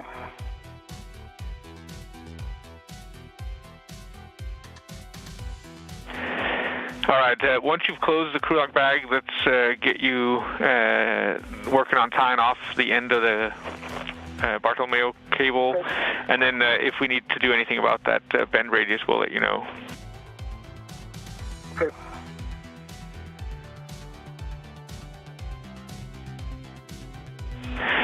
So, Ike, it looks like you already have the CP8 and CP9 cable reel bags outside the airlock. Is that right? Right. All right. Well, you read our minds. What we suggest going forward, we're about 5.5 hours PET, so we suggest not doing the Bartolomeo cable clamps, but then getting both of you working on the CP9 and CP8 cable routing. So Ike, you'll be working CP9, and Hopper, you'll be working CP8 if you agree. Well, maybe. Super. Excellent. Looking at the time, there's a good chance we won't finish the CP8 cable routing, and so we'll likely have to tie down the bag somewhere along the way. Roger.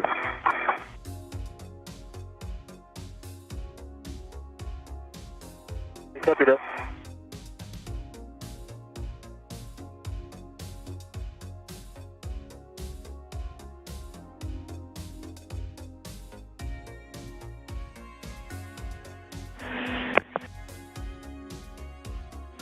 All right, Ike, so you can go ahead and get started with CP9, and we'll need you to take the nadir path below lab over to the Rat's Nest port side. All right, will do.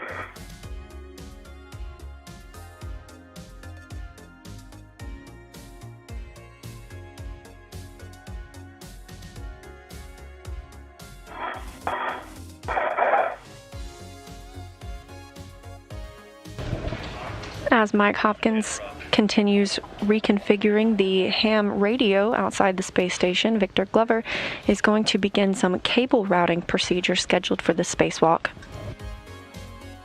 We are now almost 5.5 hours since the spacewalkers turned their suits onto internal battery power this morning.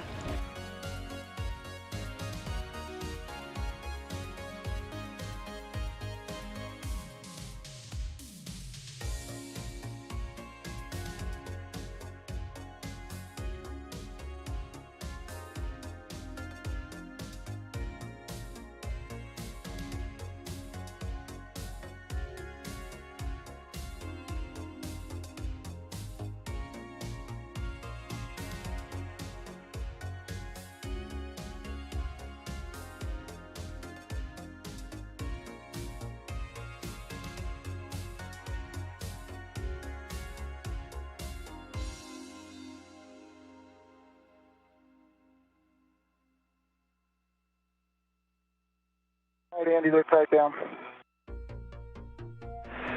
Excellent. You can retrieve the crew log bag, put it in your BRT, grab your green hook, and head back to the airlock. After that didn't work. We're happy with that bend radius. Stand by.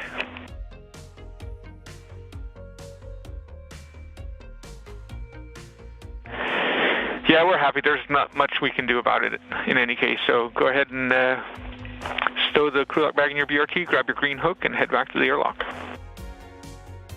Roger.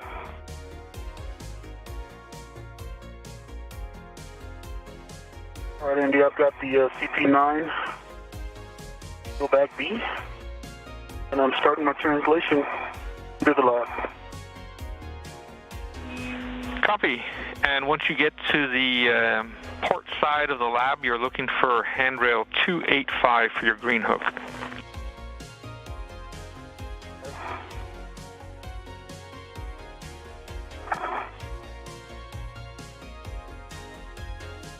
I'll put your reel bags on the airlock circular handrail. Oh, I thought you were going to take it out for me. I could. No, I'm kidding.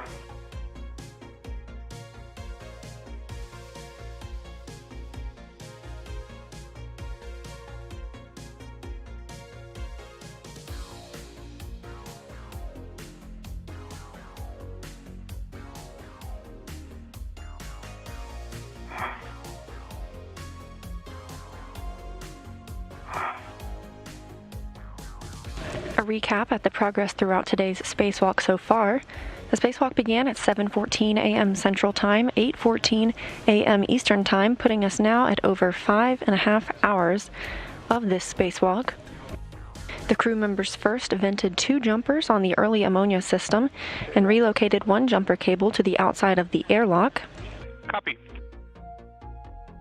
Glover removed and replaced a wireless video system external transceiver assembly, which has recently received a successful checkout. Mike Hopkins successfully connected 3 jumpers on the Bartolomeo platform and capped 1 other.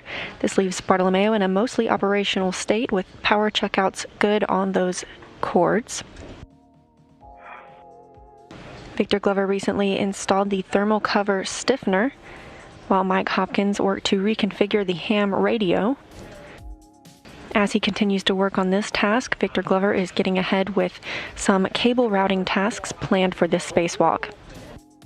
And bolts are unlocked. Copy. Hopper, stand by for just a second before you leave the work site.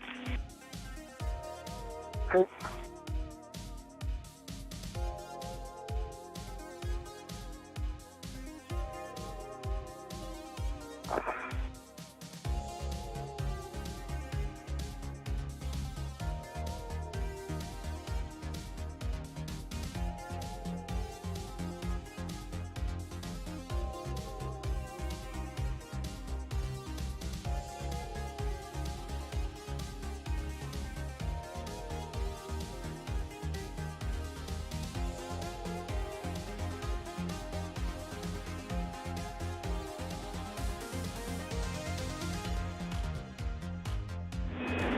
And I think you need to go lab forward.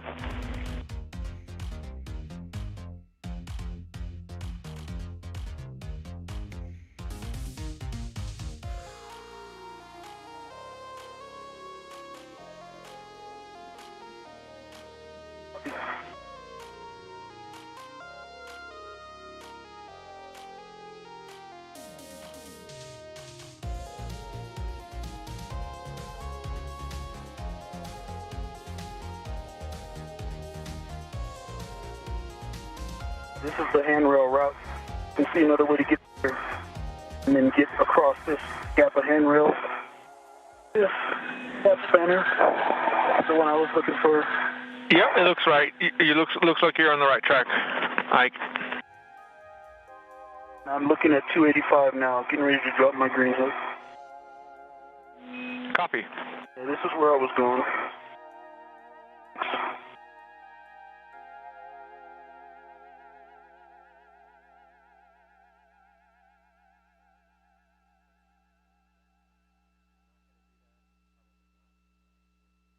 What are we thinking, Andy?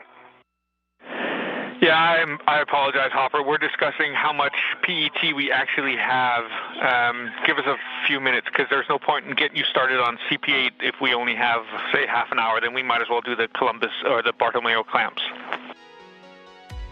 Okay, copy.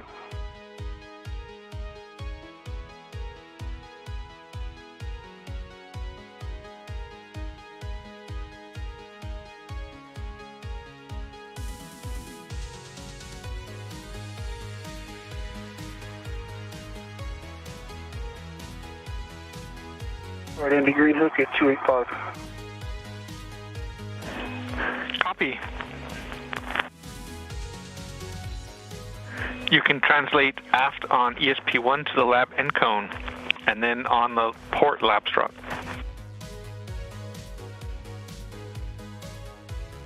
Copy.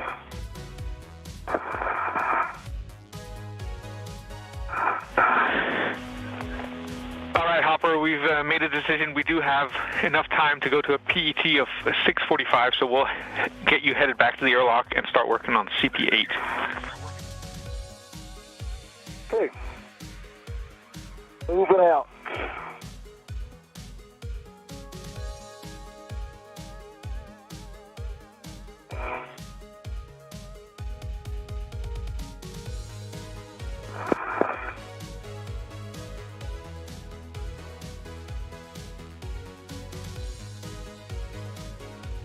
All right, Andy, I can see the C2V2 cable. All right, so you're then looking for the spider cable W4300.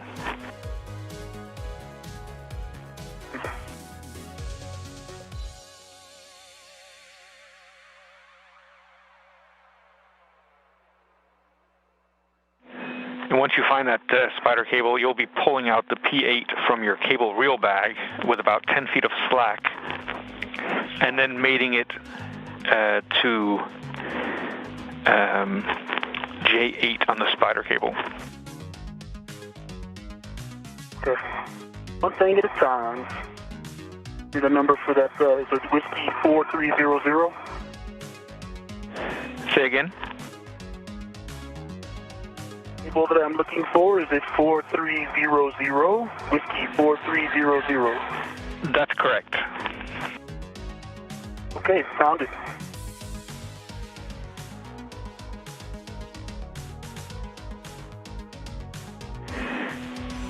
So you'll demate the cap from P8 in the cable reel bag, and also demate the cap from the J8 on the spider cable. P8 and J8. In work.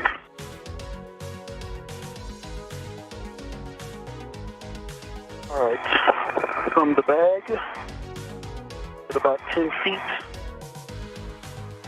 And just a reminder that the cable goes on the forward side of the inner board most strut. So forward of the C2V2 cables. Thank you for that reminder. All right, gents, I'm on the seat of spur. Happy.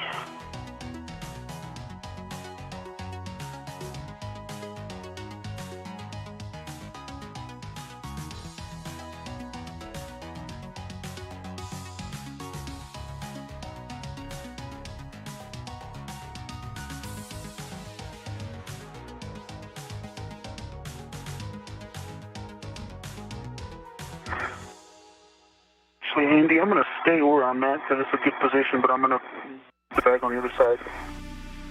For that reminder again. Copy.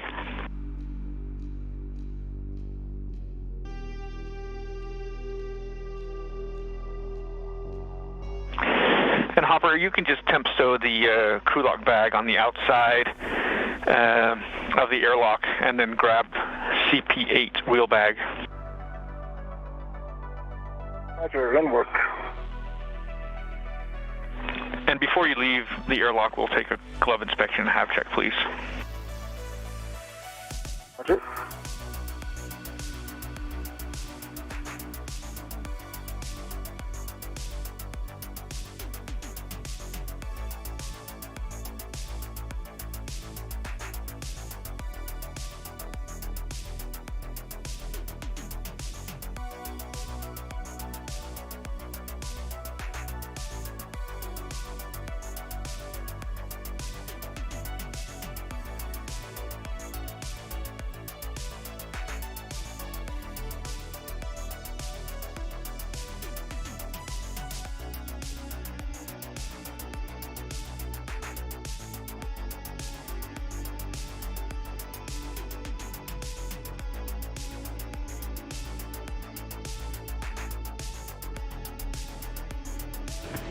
Getting a look at what the cable routing procedures look like for the CP8 and CP9 cables. Victor Glover has now started this task.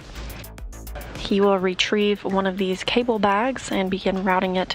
Eventually, once connected, these will provide a Wi-Fi hotspot.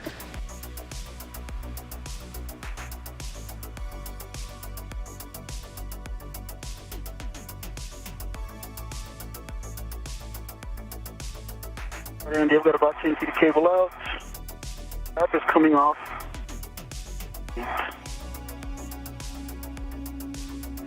Copy, cap's coming up. Sensor.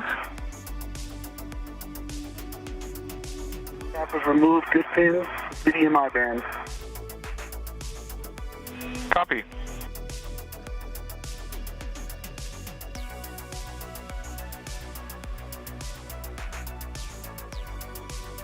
I'm looking for which one to mate it to. P8 to J8. The J8 is on the spider cable Whiskey 4300. Okay, I found it. An adjustable hook on that cap. While we wait to regain video, you still have audio with the astronauts.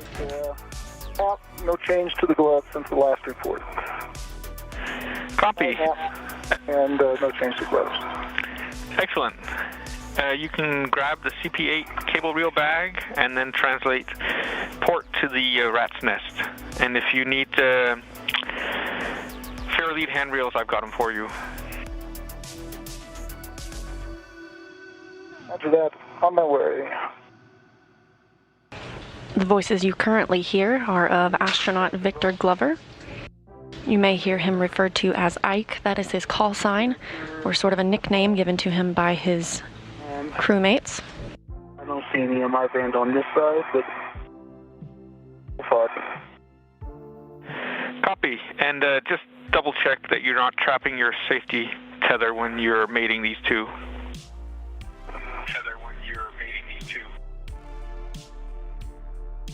I will verify that. Speaking with the astronauts here in Mission Control Houston, you have Andy Mogensen, European Space Agency astronaut. Let's see the spur here. That's affirmed. Right? That's right. Up the CETA spur, and then zenith.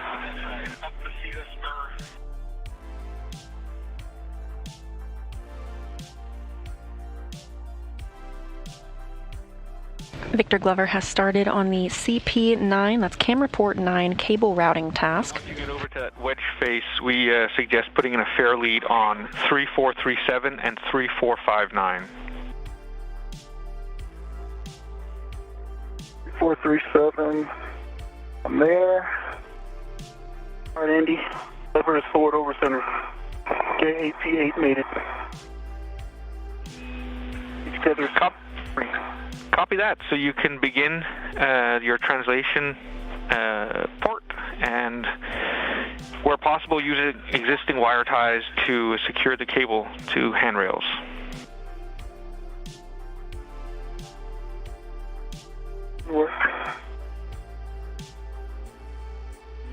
And just a caution to avoid contact with the target radiator beam once you get there.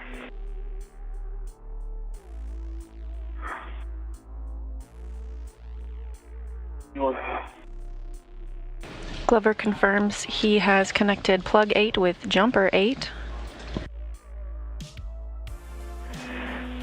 And I just want to just a second.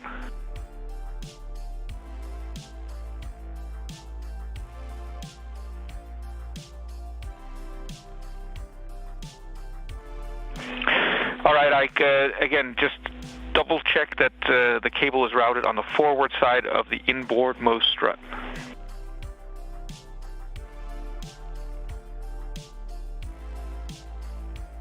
See my WVS?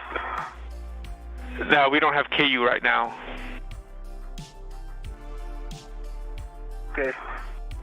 Going directly from the spider cable to, I'm at handrail 3521. It's not going around any of the stanchions. It's forward of what I see as the inboardmost stanchion, like the C2V2 cable. That sounds good to us.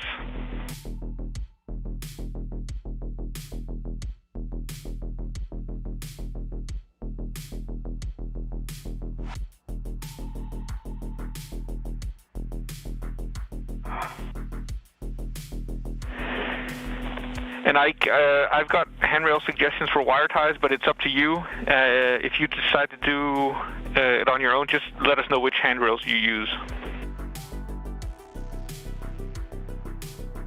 Okay, yep, I got it.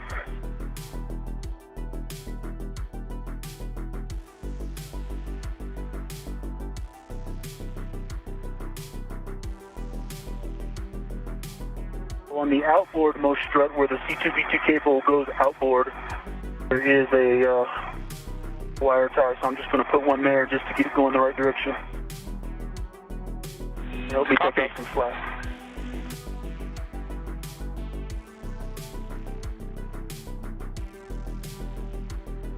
After reporting a good configuration, Victor Glover has now begun routing the CP9 cable.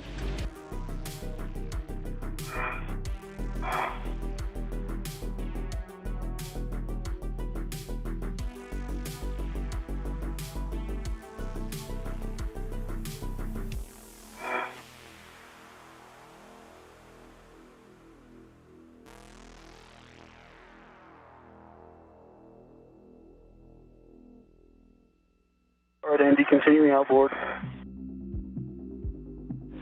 Copy. I'm going to skip 3543 just because I wire tied right at the that top of the strut like I mentioned. I'm looking for 3621, the next available wire tie. Copy, that's perfect. Yep, that's along the C2V2 cable route, and hopefully there should be wire ties for you to use all along that path.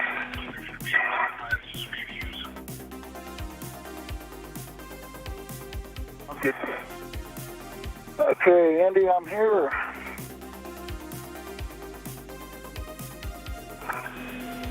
All right, so you can pull P7 connector from your cable reel bag with about 10 feet of slack, and you want to route that forward of the inboardmost strut. So basically, the same route that Ike routed his cable. I see. After that, I see his cable. All right, Andy, my next one is 3620. This one's got a short wire tie. It goes here. Do I need to put 3 twists in, or like 1, or what do you need? No need for 3 twists. 3, it's not going to have any left for hopper. No need for 3 twists. Thanks, Ike. If you use 3620, yeah, no problem.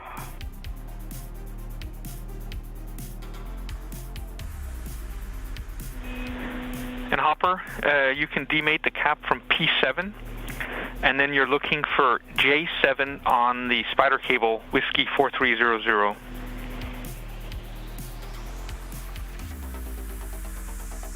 right, you're going to have to give that to me again. I'm not quite ready for it. Sure, no problem. Okay, and Andy, I'm moving to the forward handrail path.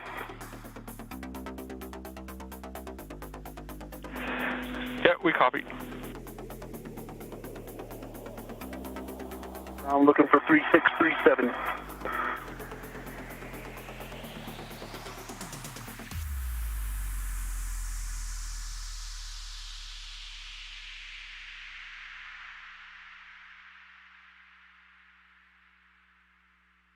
With the completion of the ham radio reconfiguration, Mike Hopkins is now joining Victor Glover in cable routing. Running right over the top of PMM. Okay. Yep.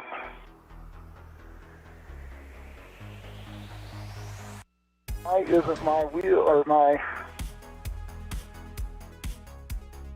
not turning very easy?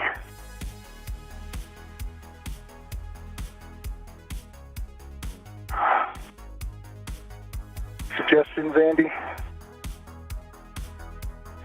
Yeah, we see that. You're having trouble pulling the cable out of the reel bag, right? Yeah, it's tightening up.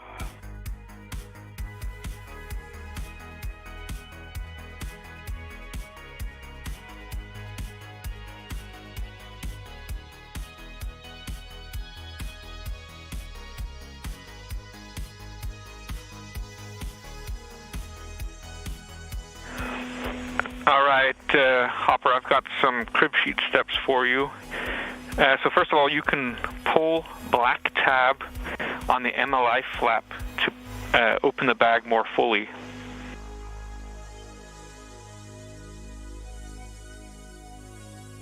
Pull the black tab. Okay.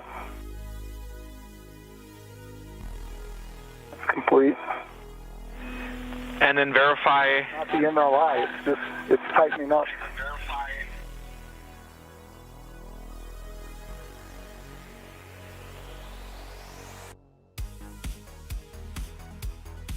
It's not turning.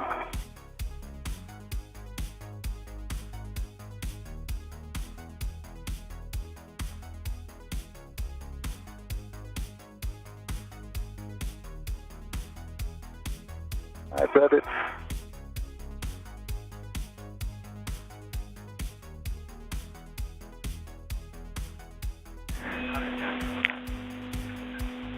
stand by, Hopper. Roger.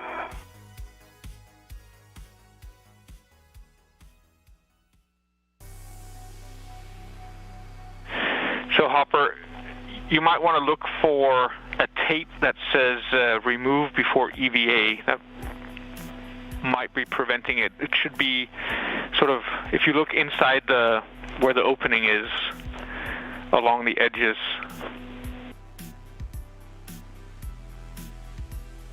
Looking.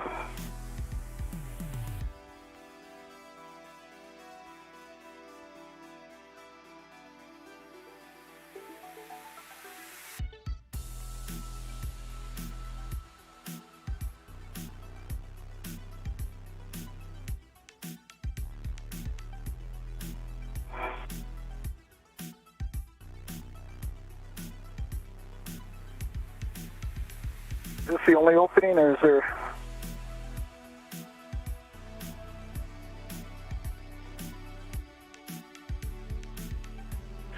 Now that tape would be inside the opening. The next thing you can do is check if the cable is caught between the reel and the housing.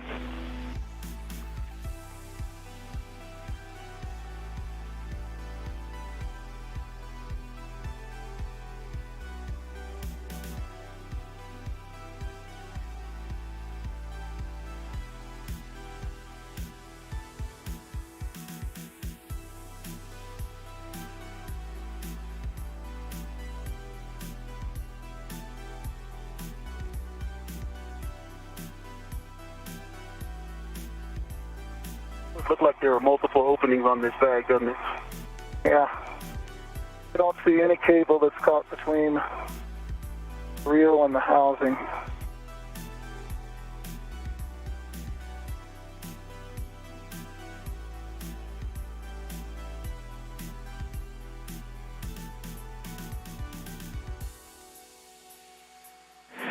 Hey, Hopper, we're going to need a few more seconds to talk about this on the ground, see if we have any more ideas.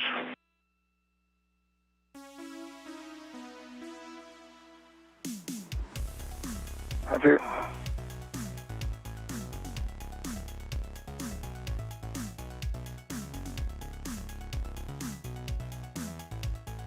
Victor Glover continues routing the CP9 cable. Yes. Ah, there we go. Excellent. It says removed before EVA. There we go. Excellent. I thought those things were supposed to be red.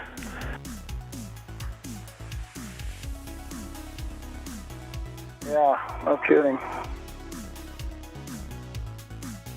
Mike Hopkins dealing with the snag in the CP8 cable and may have located the source. Currently 5 hours and 55 minutes since the start of this morning's spacewalk.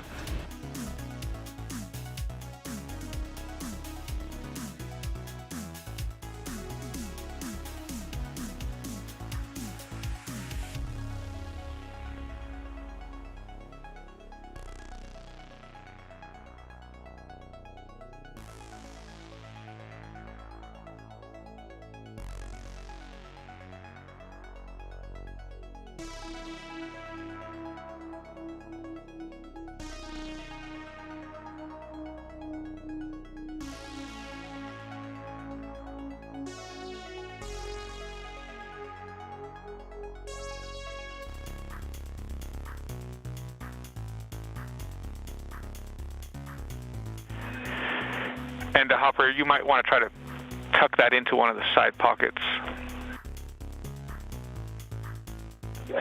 Behind the wire tie caddy or something. Okay, Andy, I'm at 30. Yep, got it. I'm at 3687 at the base of CP9. Say again, sorry, Ike. I'm at handrail 3687 at the base of CP9. Copy that. Excellent. So you can reel out excess cable, so you get the other connector out, and then you'll be removing the connector from the cable reel bag and routing it to 3687 where you are.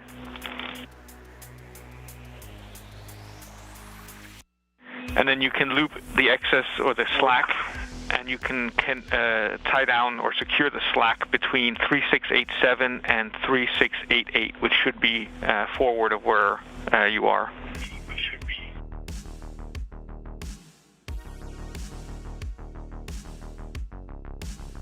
It can work.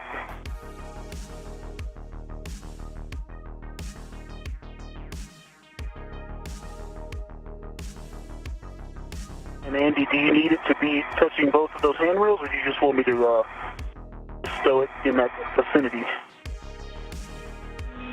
Stand by.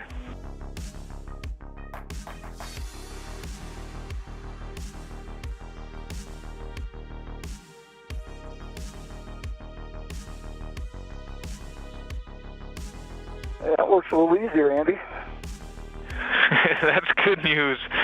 And Ike, you can just loop it around that one handrail 3687.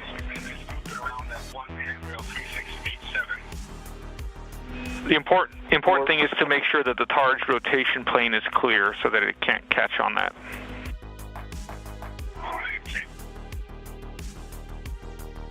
Okay, we can talk about that in a second before I secure it down.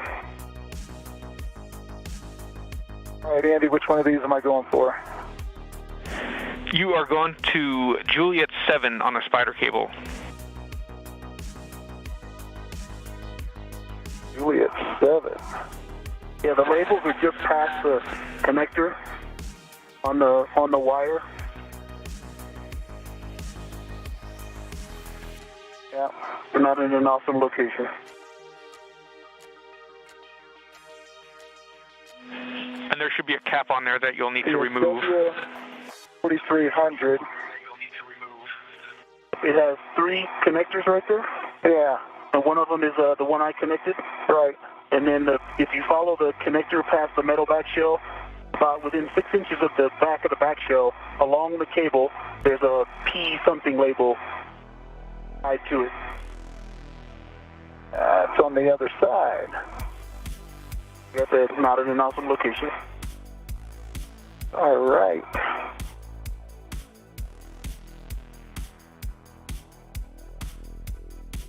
And there's a wire tie right on top of it. A7, P7, tally-ho. All right, and just a reminder before you make the connection, double check your safety tether doesn't get trapped. Sure.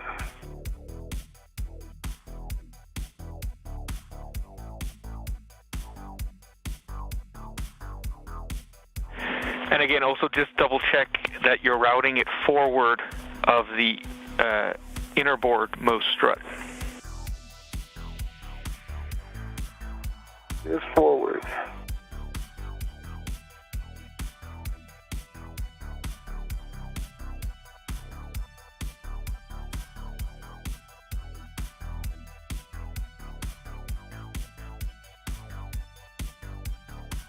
Today's spacewalk now at a total time of 6 hours.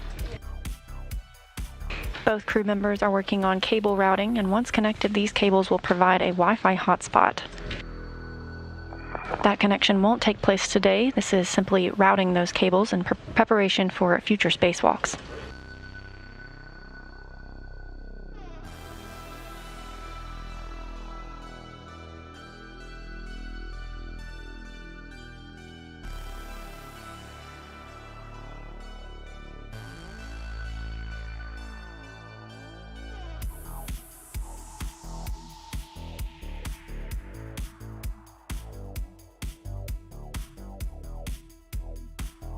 Tiny pins, all 5 good pins to the MI band. Copy. Go to make P7 to J7.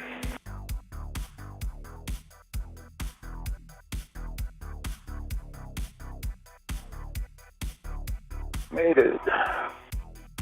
7J7.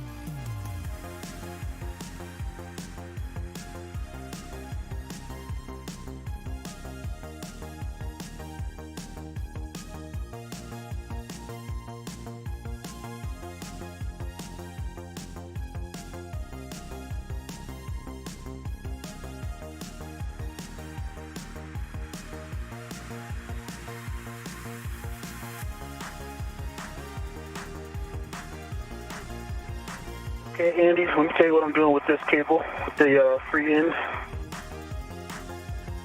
Go ahead. You ready? There's one twist around the cable, that handrail, 3687 I think it was. Then I'm going to take the bundle and put it under one twist. That way when they release this bundle, there's still one twist holding the base of it to the inboard stanchion of this handrail. Copy. Good plan. In the charge rotation plane, I'm actually facing the loop forward, so I think the charge rotation plane is aft. It's still curled up right at the base of the VSS, whatever this stanchion is called, right at the base of it, and just over the handrail. I don't think the charge rotation plane is an issue. You can see in my WBS there. That looks excellent to us, Ike.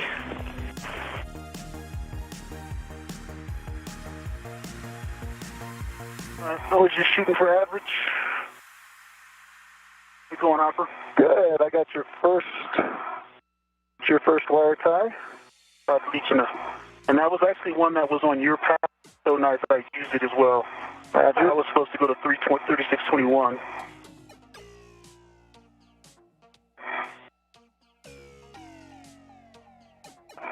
And then the handrail split and I went forward, so you'll be on that. You're just going a straight shot. Roger. So should I wait out here, Andy? Is it a conflict for me to, what do you want me to do now? Ike, we'd like you to reclock the CP9 sunshade to align it with the camera body.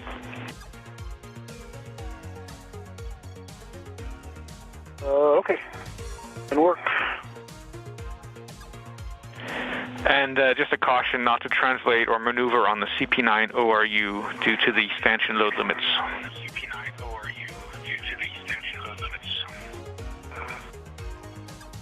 Copy.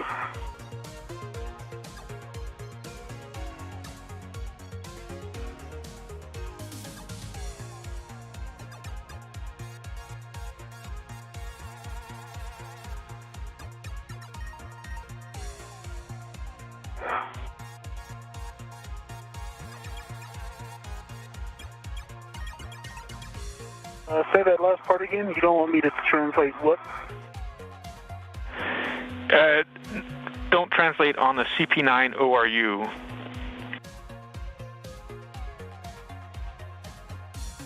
Okay, but the stanchion, I can go on the BSSA stanchion. I might be able to reach it from the racetrack, but I might have to go to the Volt interface. Yeah, that's fine. The 2 lower volts. Okay. I'll go slow and I'll try not to put loads into it.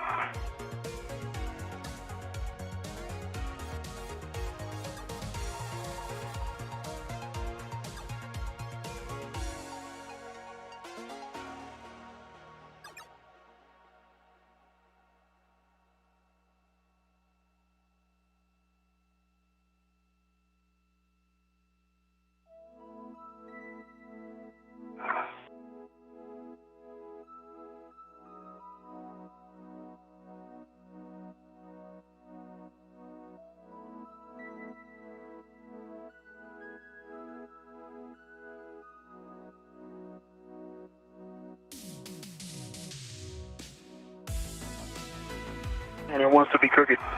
Either a little under or a little over to get square.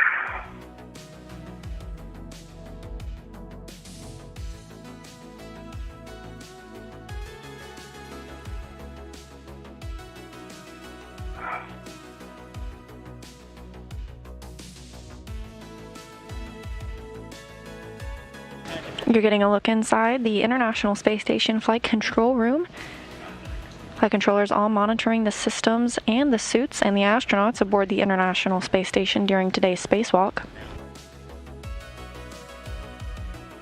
All right, Andy, that's about as square as I can get it. Can you see? Well, we don't have KU just at this moment. Okay, well then it's perfect. We wouldn't imagine anything else.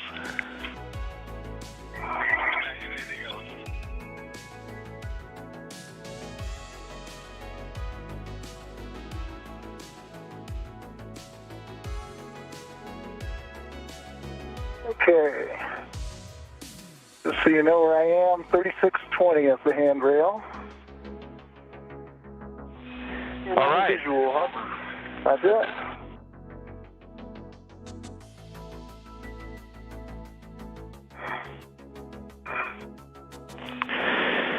All right, guys, I think... The gas in the handrails, right?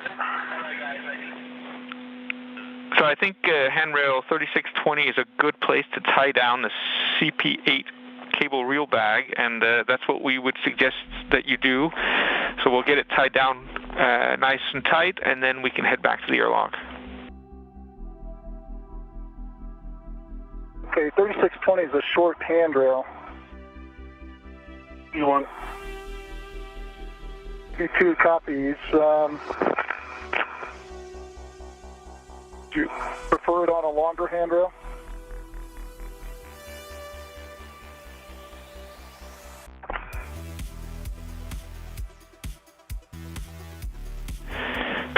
It's probably easier if you tie down between the two rows of handrails. So there's the aft row and the forward row. That would be our suggestion. Roger. Okay. Copy that.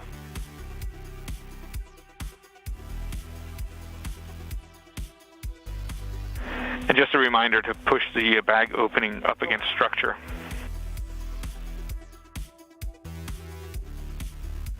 Roger. Make sure I didn't get your safety tether. Oh, yeah, you did. I'm sorry. Put your right leg back. It's clear now. Pitch the other way. Okay.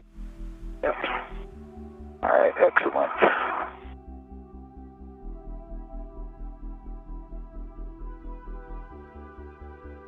Today's spacewalk has now been going for 6 hours and 10 minutes. Second set of hands is going to be greatly appreciated here.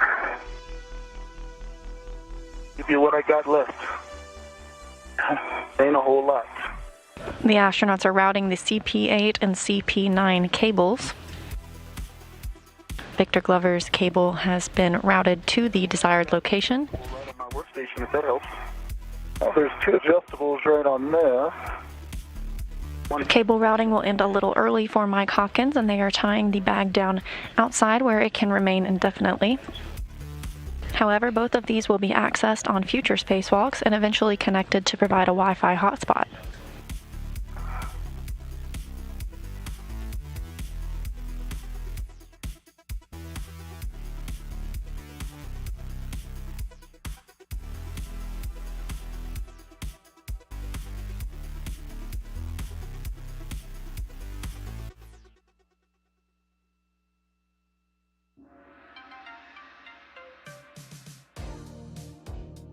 Need you on com check. I've got you live.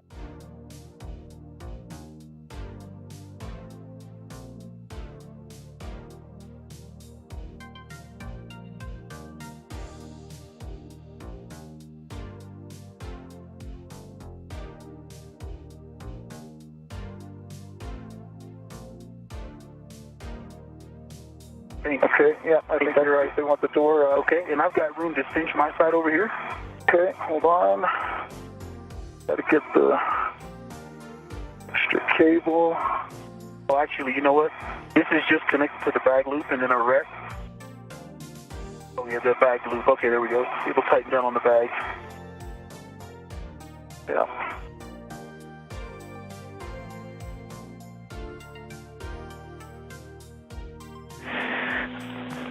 All right, we're back with you from after a longer than expected handover. Just a reminder to bring back to the airlock the two wire tie caddies and any additional rets and adjustables that aren't used to tie it down. Oh, okay. So we're going to, all right. And remember, you put a piece of tape behind one of the wire tie caddies. Yeah. All right. Let's see here. And if it helps, you can put the wire tie caddies and other pieces of equipment in Ike's bag or on Ike's bag. That's what I was thinking. I can get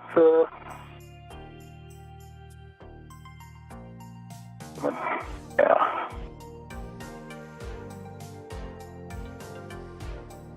All right, I'm going to remove one side of an adjustable. Okay.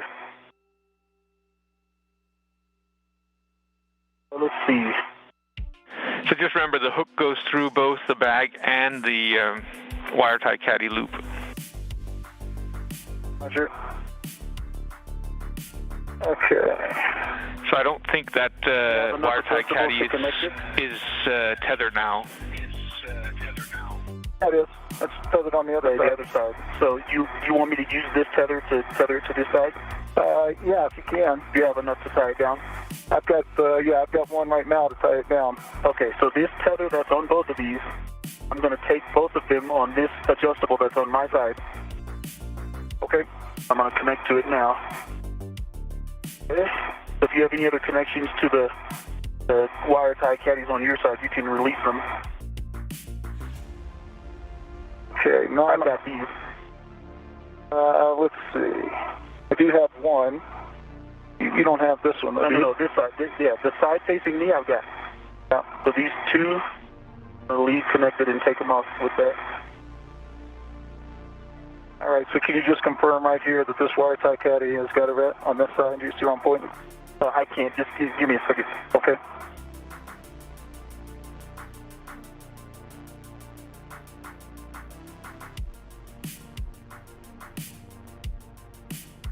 Andy, there's a large small here that I think we want to take in too. Is that correct? Leave it. Okay, hold on, please. Yep.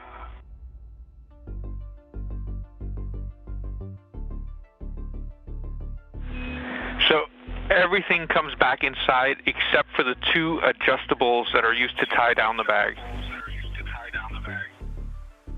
Okay. So I've got an adjustable in each wire tie caddy. Okay. So you can release everything else to the wire tie caddy. Roger that.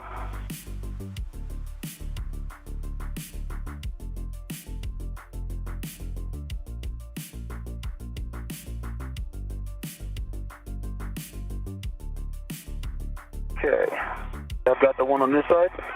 This one's released. Pick it up. Yeah.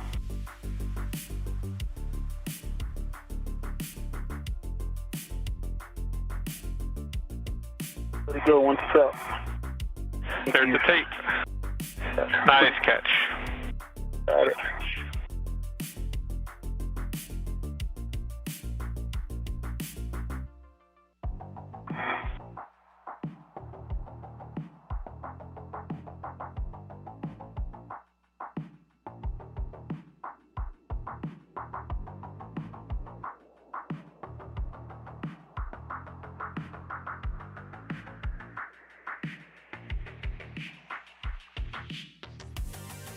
Bag tied down.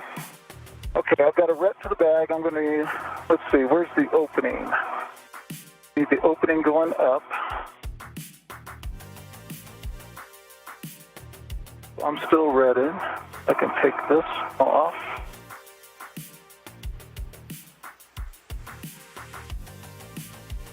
I'm going to pass it through the handle. You want it like this, correct?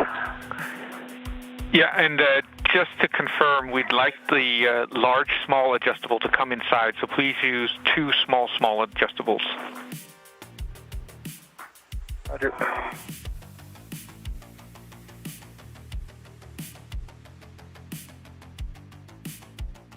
Okay, I'm trying to put these wire tie caddies in the bag. Roger.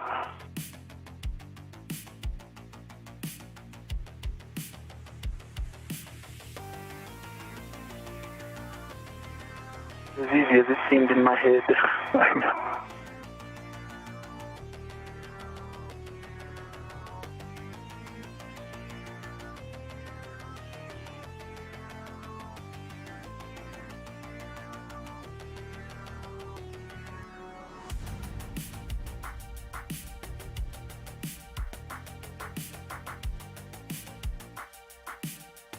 NASA astronauts Mike Hopkins and Victor Glover outside on today's spacewalk working to tie down the CP-8, that's Camera Port 8 cable bag. That cable was partially routed in addition to the fully routed CP-9 cable.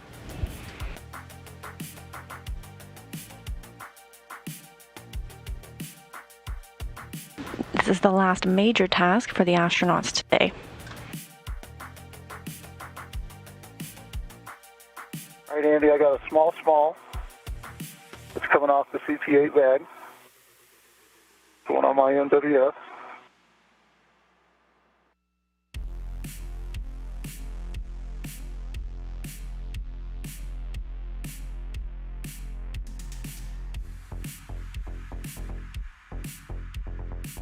I heard you. Roger.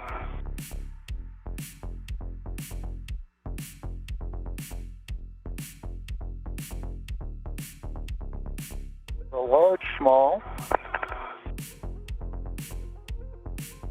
It's also coming off CP8 and going on my MWS. That's a ret.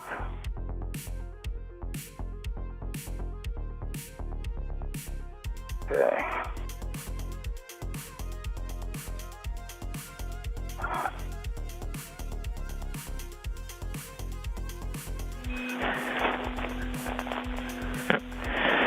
So what we can see looks good. Hopper, you can remove your ret to the bag if you want, and then you can cinch it down the adjustables. Roger. I've run the cinch on this side too. Okay, let me get my red off. I tightened it up too much. My red. Okay, I'm ready. On a cinch? Yep. Okay. Great, that's snug. That's nice. That's nice, I agree. Looks good. This ain't going nowhere. Nice job. Good job. Excellent. And if there's any loops of cable, we just want to make sure that they're also secured so that they're not interfering with the targe rotation. I've got one loop on this side. How big does it look on your side there, Ike? About 8 inches into the handrail. So it looks secure. It's not going towards the targe. That's going facing forward about 8 inches. I agree. Looks good. On your side, it's wire tied. Looks good. Roger. All right, looks like a good tie down. Roger. Ready.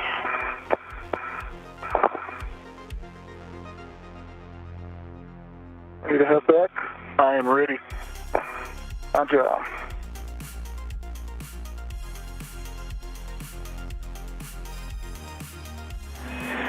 All right, when you guys are happy, you can head back to the airlock, follow your safety tethers back, and Ike, remember to pick up your green hook from Lab 285. You want? I'll follow you from here, though. Okay. Copy. More.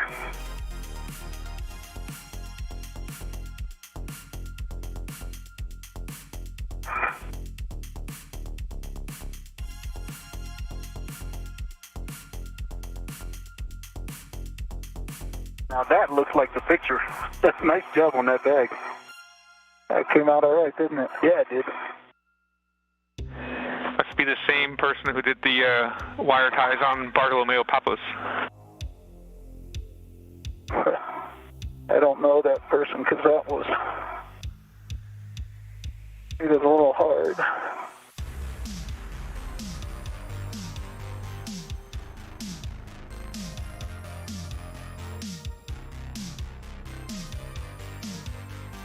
All right, Ike, I think this is where we park company. So, see you back at the airlock. Roger. The safety tether is caught around something.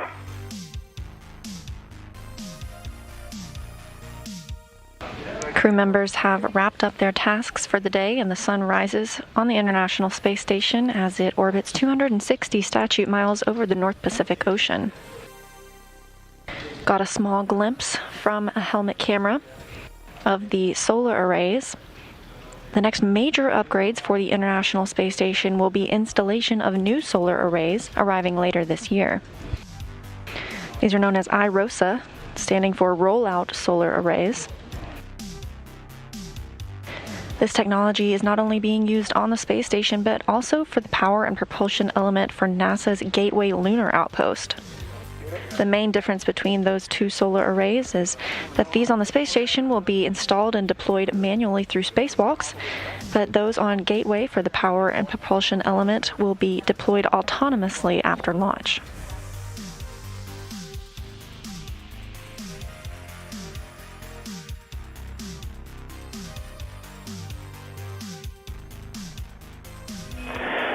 So while you guys are translating back, I'll just give you an update on the ammonia situation.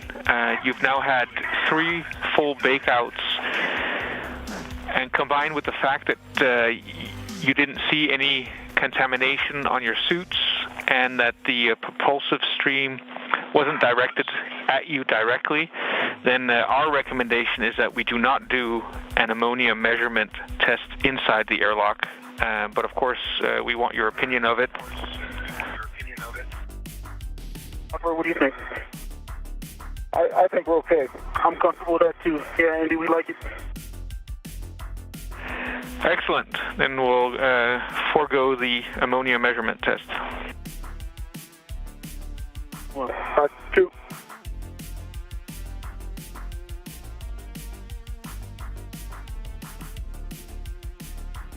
All right, EV2 is at the airlock. All right, EV1 is at my green hook. You can see from the high-definition camera on his spacesuit, Mike Hopkins has arrived back at the Quest Airlock.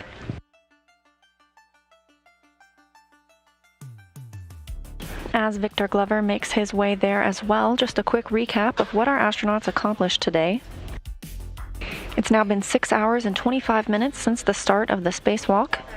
That began at 7:14 a.m. Central, 8:14 a.m. Eastern. The crew members vented 2 jumpers on the early ammonia system and relocated 1 jumper cable to the outside of the Quest Airlock. Copy that. Victor Glover removed and replaced a wireless video system external transceiver assembly, which recently received a successful checkout. And Hopper, if you want to get your waste tether connected to the airlock D-ring extender, you can go ahead and do that. And work. Mike Hopkins successfully connected 3 jumpers on the Bartolomeo platform. That task had recently given astronauts some trouble on a spacewalk earlier this year. He also capped 1 of those jumpers, leaving 5 out of 6 connectors mated and Bartolomeo in a mostly operational state. European Space Agency teams will evaluate a future course of action. And the small hook is also good. Copy that. And I think I heard you say that you're going to retrieve that Columbus crew lock bag that's outside temp stowed. It's in work.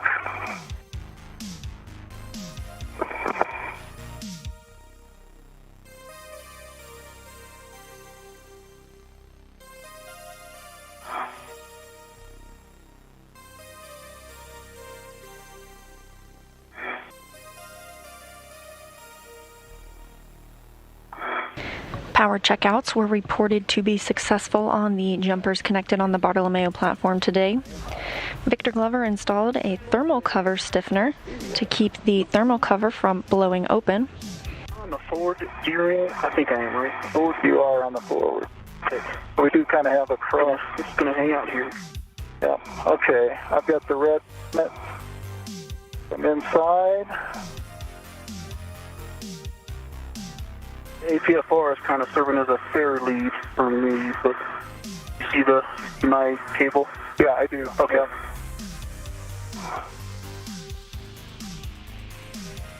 See, mate, would it be better if I undo that? I'm about ready to go in. Okay. I'm gonna do one last look. All right. Okay. Yeah. Other tasks completed today include Mike Hopkins reconfiguring the ham radio. All right, let's go in. Roger. And both astronauts worked to route camera port cables. The CP9 cable was routed to its intended destination for the day, and CP8 was partially routed. Yep, I did, and it's there. Okay, so once you're satisfied that you're connected to the airlock D-ring extender, I think you already checked that, then you can give Ike a go to release your anchor hook. Ike, you have a go. Release the anchor hook. And Ike, you can take Hopper's anchor hook and put it on your waist tether, and then check gate closed, hook locked. Okay.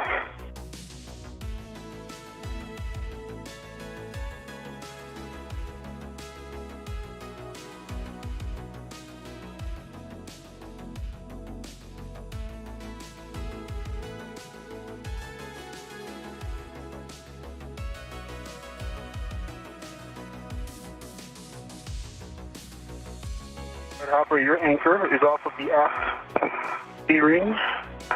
Roger. Black on black, gate closed to my waist tether, which is also locked. Black on black, gate closed. Roger. Open the FCU now. Roger. I've also got this reel bag. Okay. Another, actually, you know what? It's got all red on it.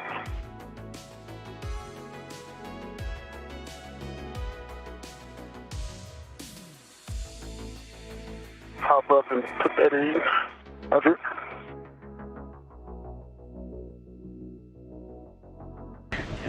Both astronauts are back at the airlock, but the spacewalk itself and its clock will not be complete until repressurization of the crew lock portion of the Quest Airlock begins.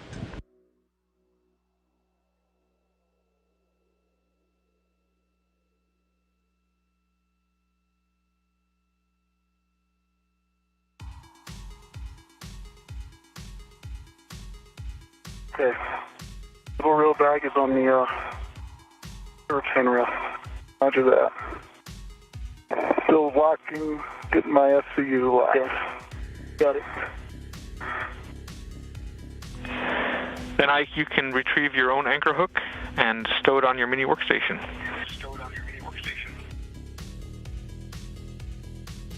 Yeah, I've got a good safety tether chain through my waist tether. Still locked. Black on black. And I will grab my anchor. Okay. There we go. I am locked. Nice. I've got both anchors up. Let me pull this P8 in, or CP9.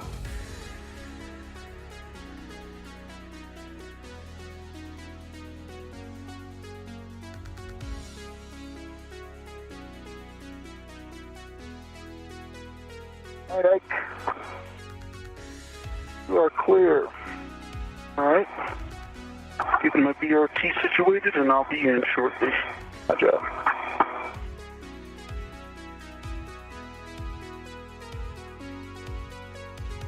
All right, here I come.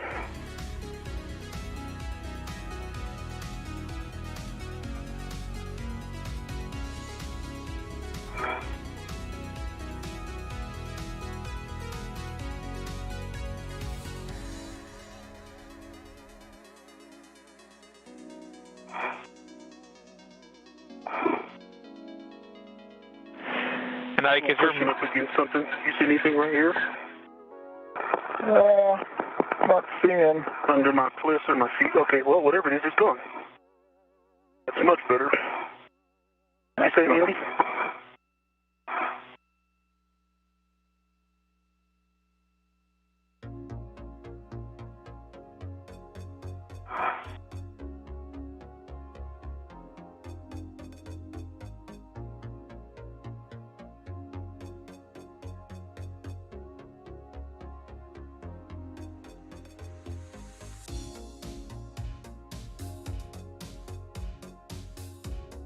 Andy, what did you say? So we'll just want you to verify that the pip pin is in place, the same one as before. It's the aft pip pin on the forward hinge. And then also something new. Okay, stand by. Sure.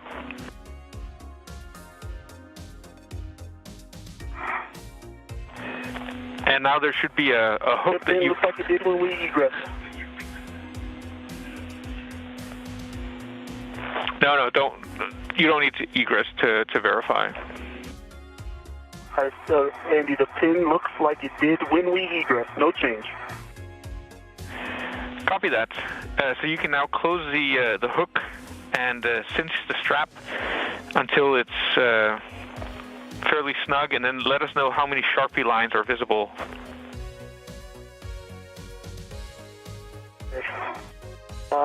I snugged it, and it essentially would take up all the slack. So it's 1, 2, 3, 4, 5, 6, which is, I think, all of them that you could, much slack as you could take up. Yeah, we copy and we see that in your WES. So you can remove the SCU from the pouch and connect it to your DCM.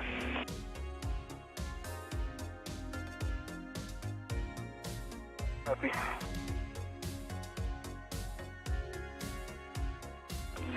And Ike, before you do that, can you check that the Velcro, the strap is not blocking access to the magnetic plate? The strap is not. Strap is what the tether is connected to. You talking about this piece of Velcro? It's not flush. Magnetic plate is a little bit gone from the other. Yeah, we see that. WBS, it doesn't yeah, flush. we have a good view, and we see that the Velcro is now out of. It's not interfering. Okay. All right. If you could go a little more, whatever side you're on, is that station forward? It is. Go a little bit more that way. Roger. And then toward the hatch so I can move my cliff up. Yep. All right. Okay. I'll put my SCU in work. Okay. That made a lot of room, whatever you did. I kind of rotated a little bit. Hold forward. And Hopper, is your SCU connected and locked? Connected and locked. Copy.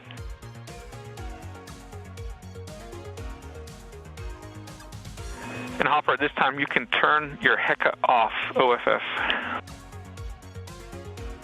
Roger. Thanks for the reminder. HECA is off. Both astronauts are now in the airlock with the thermal cover closed.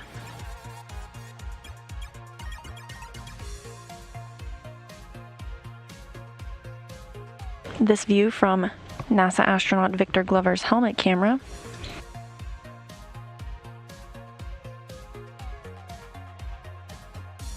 And this one coming from the other side of the Quest airlock.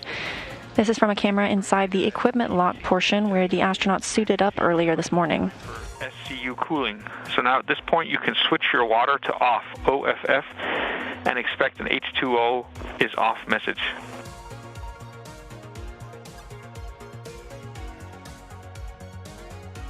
One water off. 82.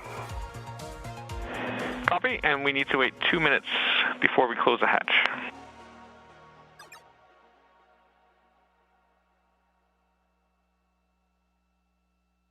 1, 2.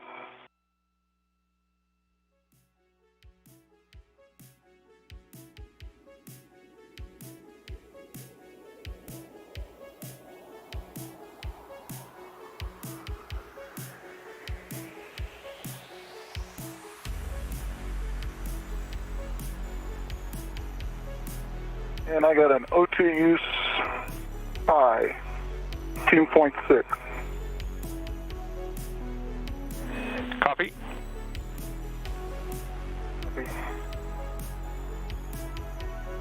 The only message? That's the only message. Guess we're doing as much as we can do anyway. You're on SCU. Raj.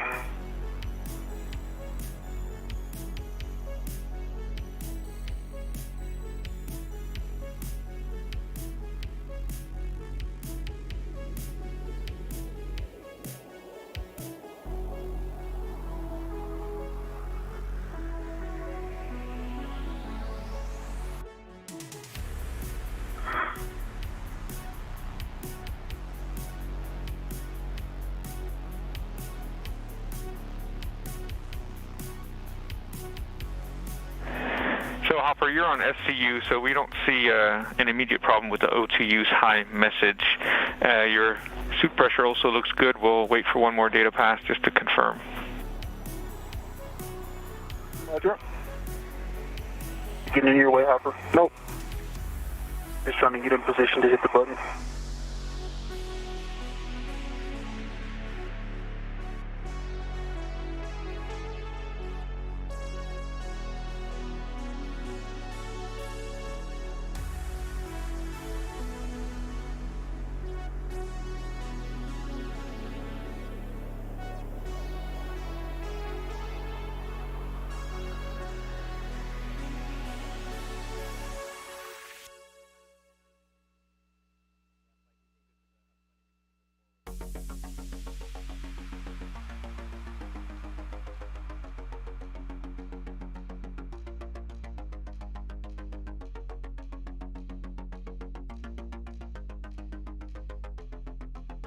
The astronauts' work is done for the day. However, the spacewalk is not over until repressurization begins.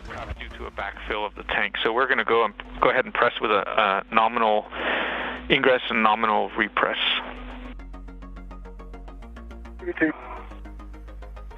So at this point, water's been off for more than 2 minutes, so Ike, you can go ahead and verify that the outer hatch is clear of hardware, verify the handle position per the hatch decal, and then go ahead and close and lock the hatch.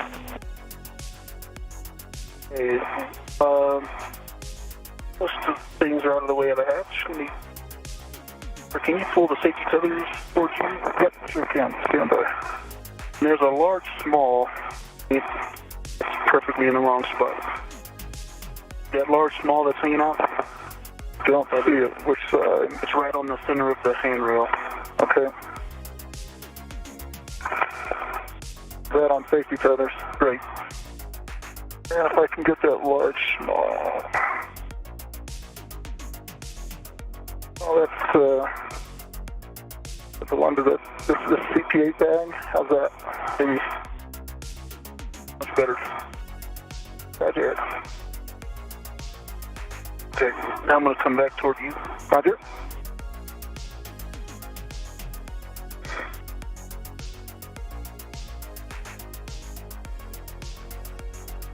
Am I bumping up against you, or is that WETA?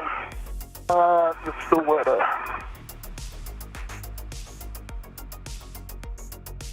Oh, no.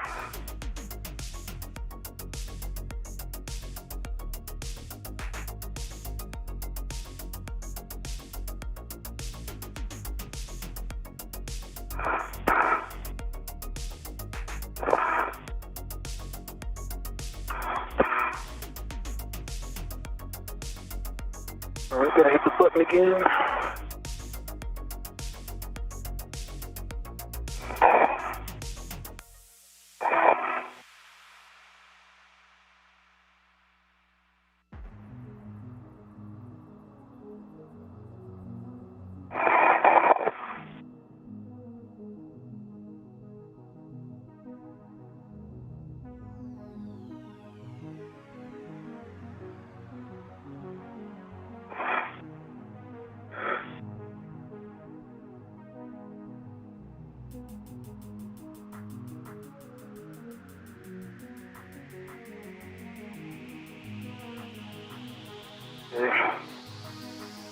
If it was as easy to open as it is to close.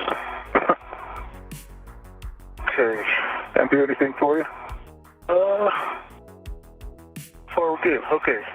Going in the latch direction.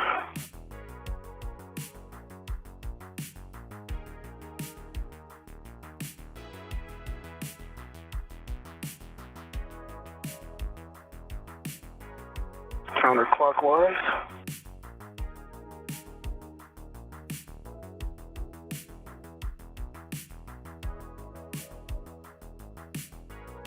I think that is all the way.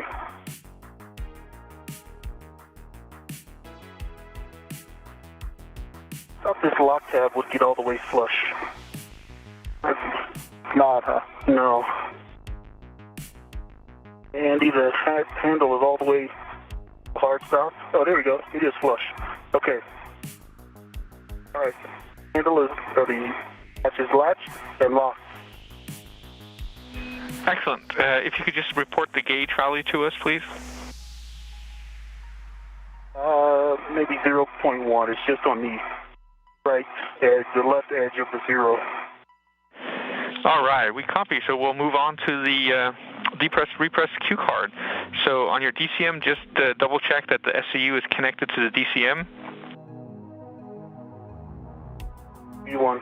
2. And I can confirm your water has been off for 2 minutes. So on the crew lock, check that the EV hatch is closed and locked. U1. On the UIA, check that the oxygen valves, 2 of them to EMU 1 and 2, are open. Open. ED1. Or EMU 1. Open EMU 2. Next, switch power to EV1 and 2 to on. Power ED1. On with the green light. Power EV2. On with the green light. Excellent. Check that EV1 and 2 volts are 18 to 19. 18.6 EV1, 18.6 EV2. Finally, on your DCM, switch power to SCU and expect a warning tone.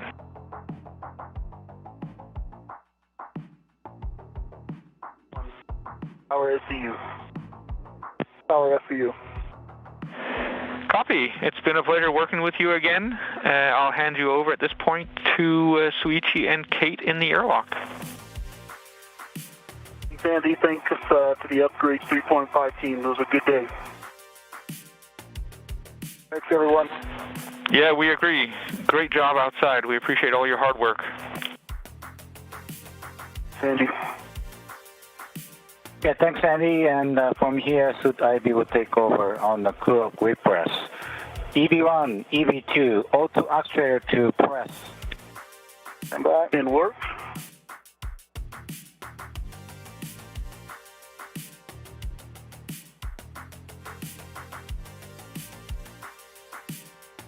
With both astronauts in the airlock and the hatch closed, we will be looking for repressurization to begin and mark the official end of today's spacewalk.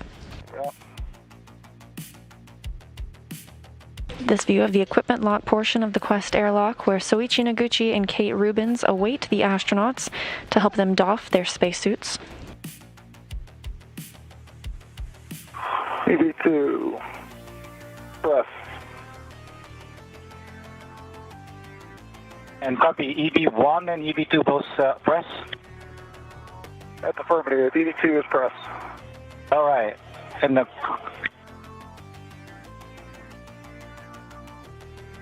check the EV1. Check EV hatch M tab is closed. That's closed. Okay. EV1 and EV2, we're going to start repressing IB hatch equalization valve. I will start from the very small rate and see how it goes. How's EV1 and EV2 copy? EV1. True. Copy.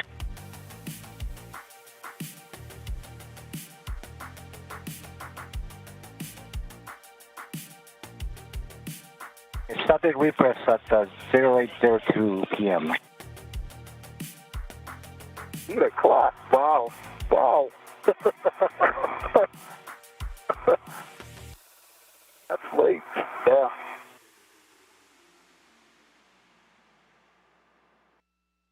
Just to let you know, we are all awake waiting for you guys.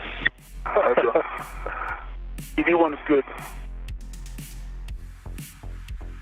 EV2 is good. Okay, I'm going to slowly pick up the press rate. EV1. True.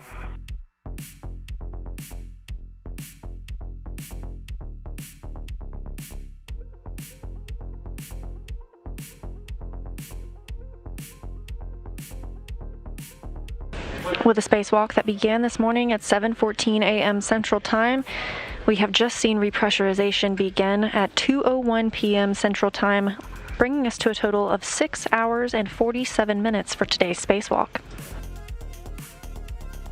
A wave to the camera from Soichi Noguchi. We will remain on air until the astronauts are back inside the equipment lock portion of the Quest Airlock and have doffed their helmets.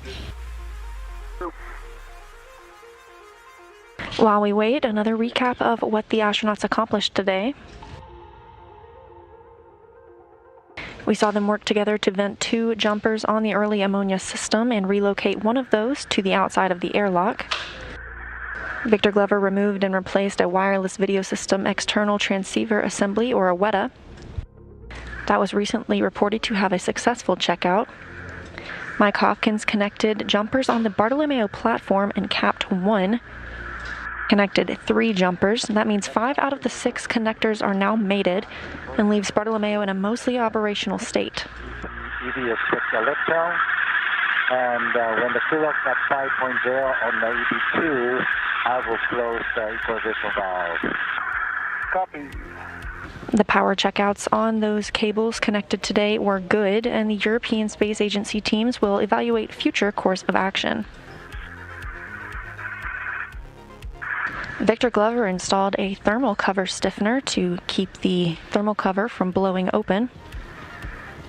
And Mike Hopkins reconfigured the ham radio also near Columbus. The astronauts then routed the CP9 cable and partially routed CP8, bringing us to a total of 6 hours and 47 minutes for today's spacewalk.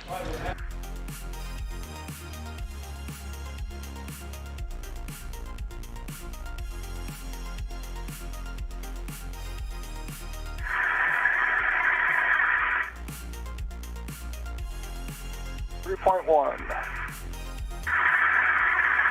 2.1.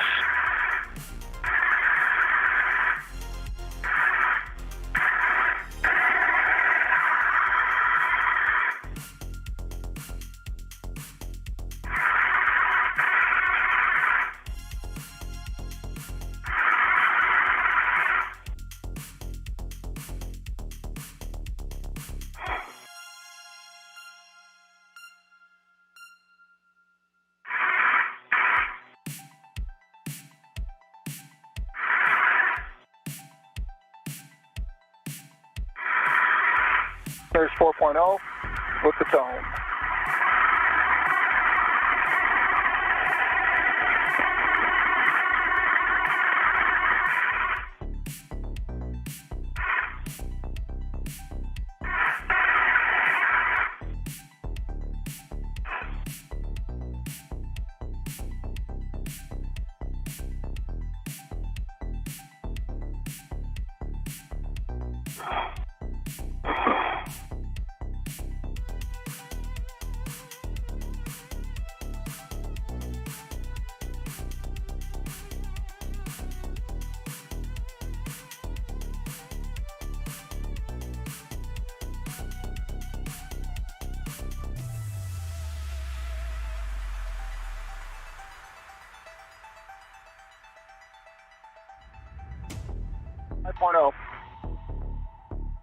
You one copy.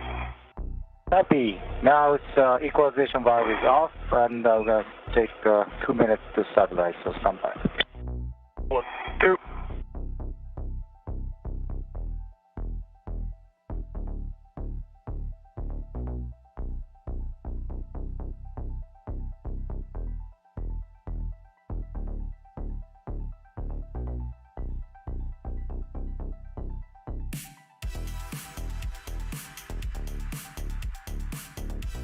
And EV1, EV2, this is best time to accept the dinner order.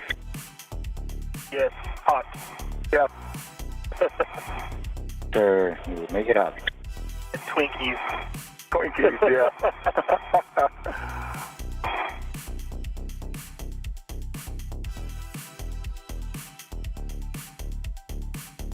Kate just gave me all the options. So good, I'm going to stop walking and go to the dinner table. Not quite yet. Wait a minute.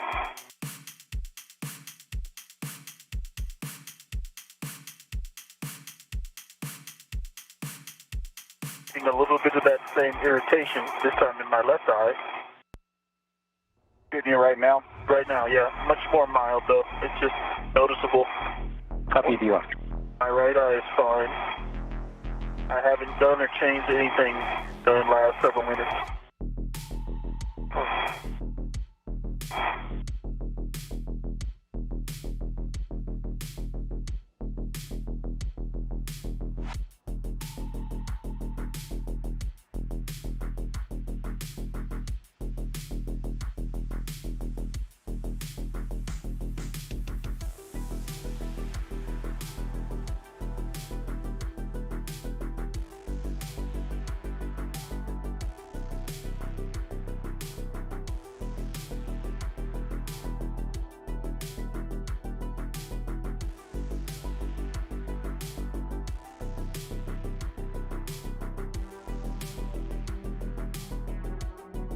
Houston Station 6 round 1. P1 is 244.85.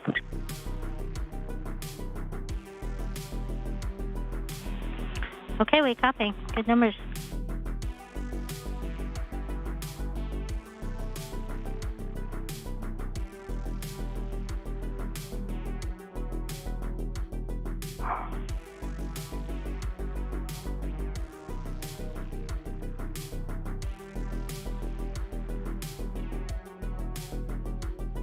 With the completion of today's spacewalk at 2:01 p.m. Central Time, we've got some updated statistics for you based on spacewalks at the station. Today's lasted 6 hours and 47 minutes and was the 237th spacewalk in support of station assembly, maintenance, and upgrades. It was the 5th spacewalk conducted in 2021, but the 6th for Expedition 64, with one of those originating from the Quest Airlock and 5 from the Quest Airlock. This was the 4th spacewalk for Victor Glover, totaling 26 hours and 7 minutes. The 5th for Mike Hopkins, totaling 32 hours and 1 minute. Today's spacewalk itself, as we mentioned, 6 hours and 47 minutes. And of all time, that brings total spacewalks for space station assembly, maintenance, and upgrades to a total of 62 days, 3 hours, and 54 minutes. EV2 nominal. And assume there's no car for DCS, so I'm going to continue. EV1, EV2, both auto actuator to IV. Work.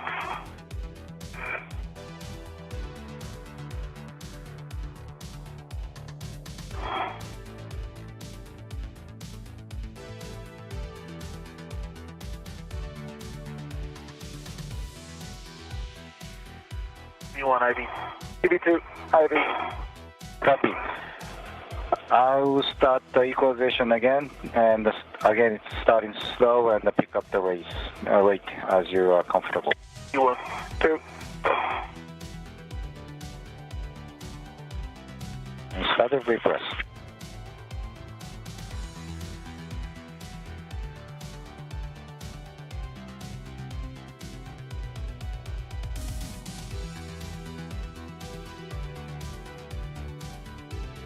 EV1's good. 2. Good. ID copy is going to pick up the rate.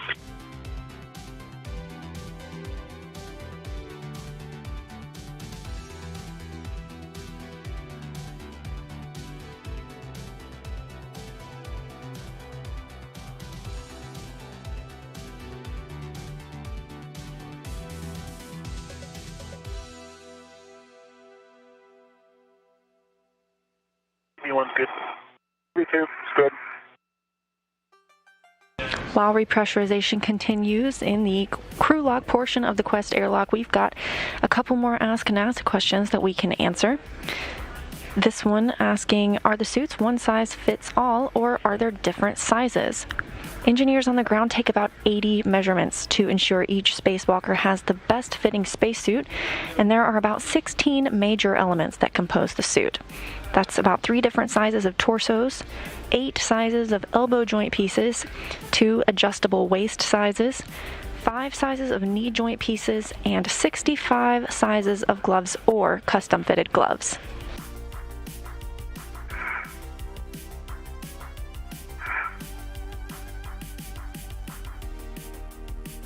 EV1's good. It's got more. EV2 is good.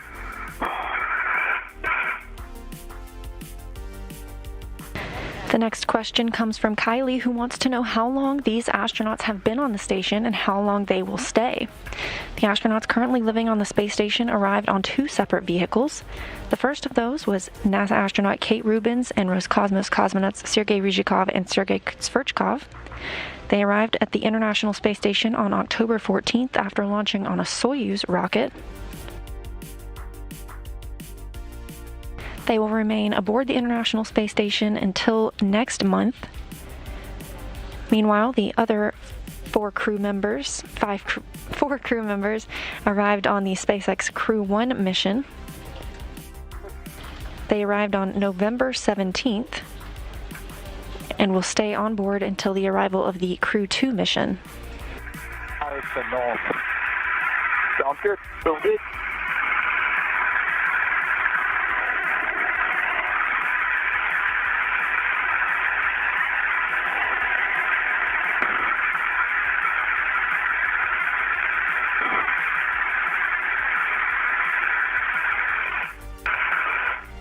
And loud.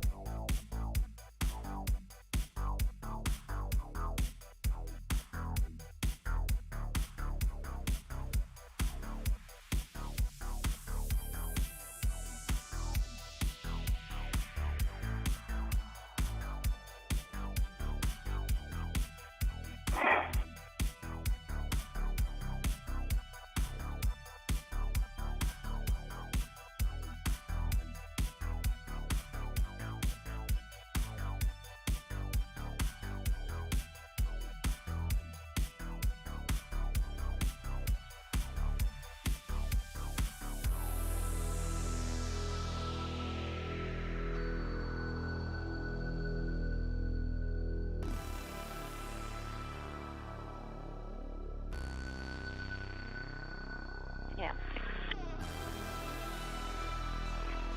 We copy and concur, and we'll stand by for your report when you open the IV hatch.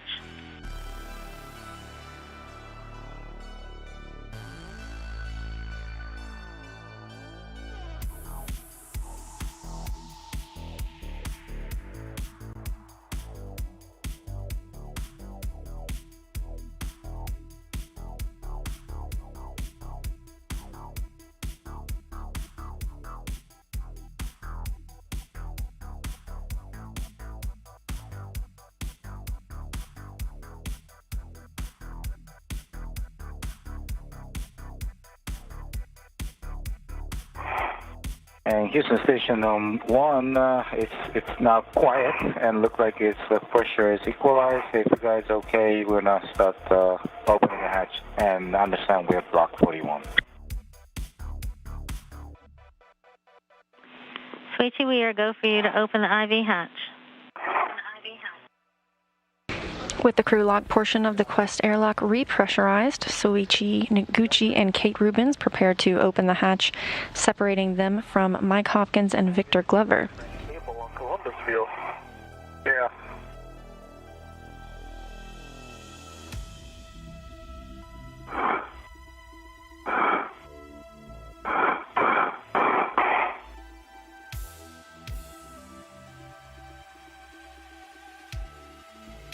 How was your CP8 NCGL?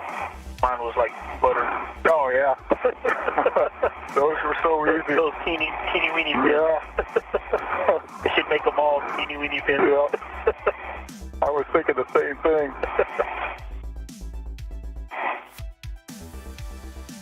Make more of them. Yeah. Instead of go high voltage, a lot of teeny weeny pins.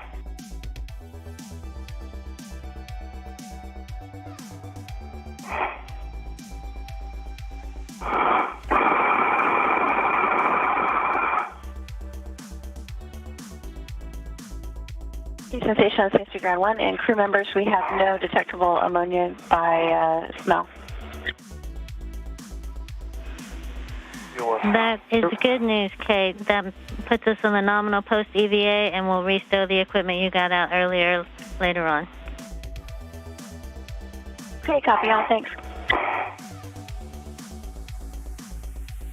As a reminder, one of the astronauts' tasks today, specifically their first task, was to vent ammonia from the early ammonia system.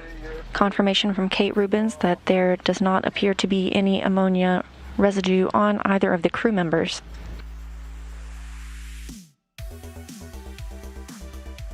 Let's see, is my waist tether still might be attached?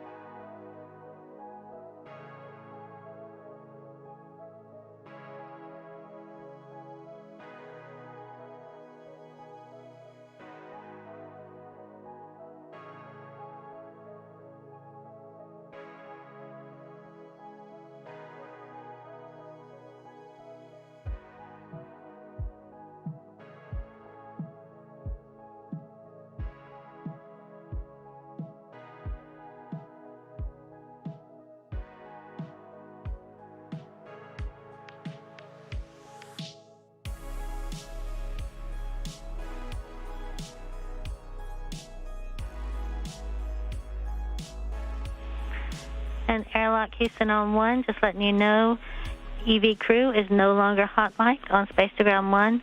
And then for Kate and Suichi, we just want to make sure that you open the 1.240 post-EVA procedure from Optimus because it's an XTP version and not from the link in the ammonia decontamination procedure. TP version. Mike Hopkins now back in the equipment lock portion of the Quest Airlock. Both EVs are not hot mic. Good copy.